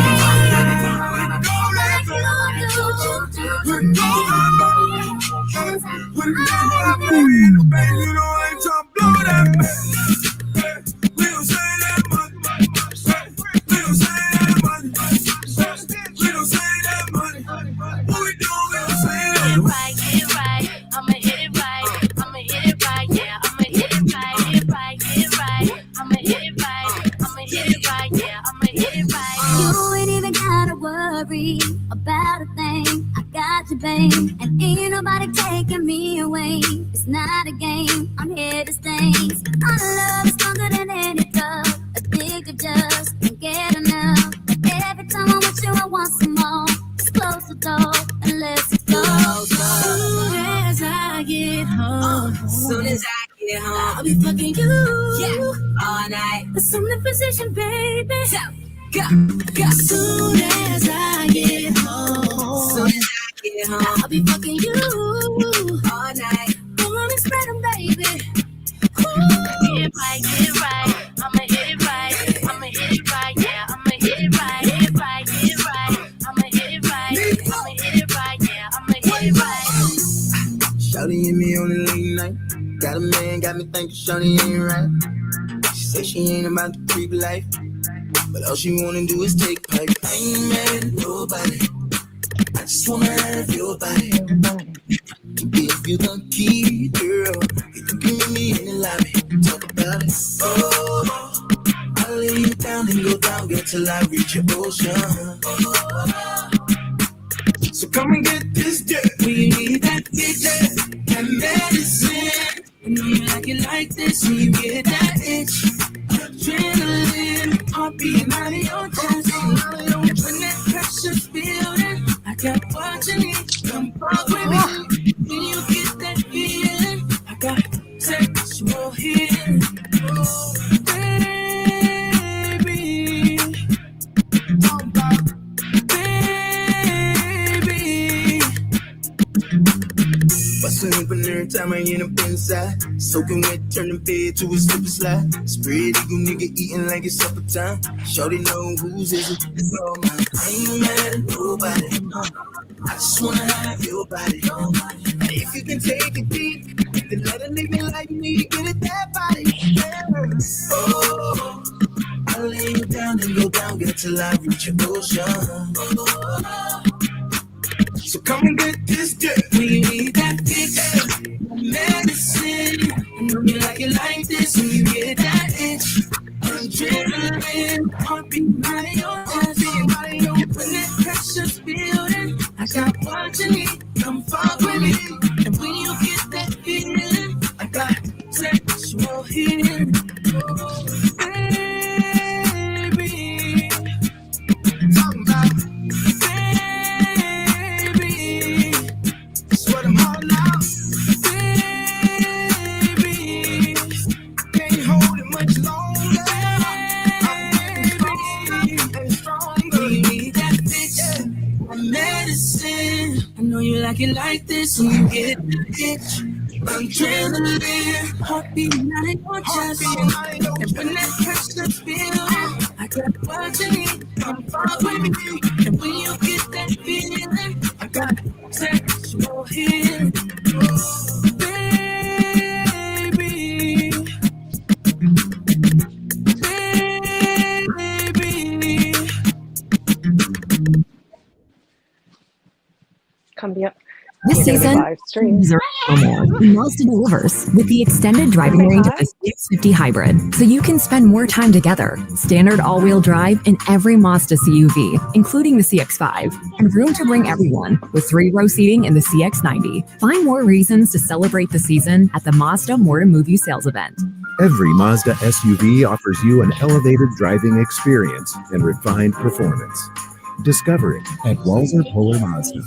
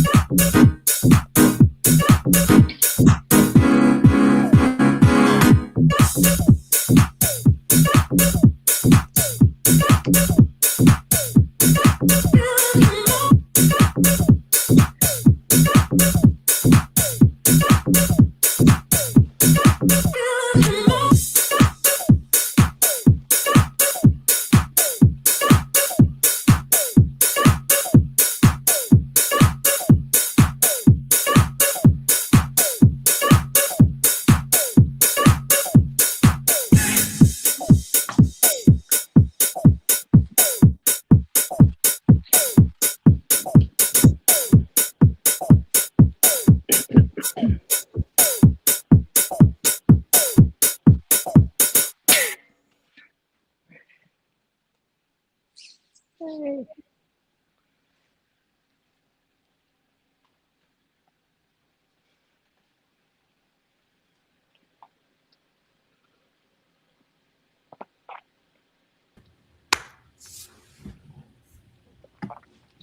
Oh, I'm on the stage with Lindsay. Okay.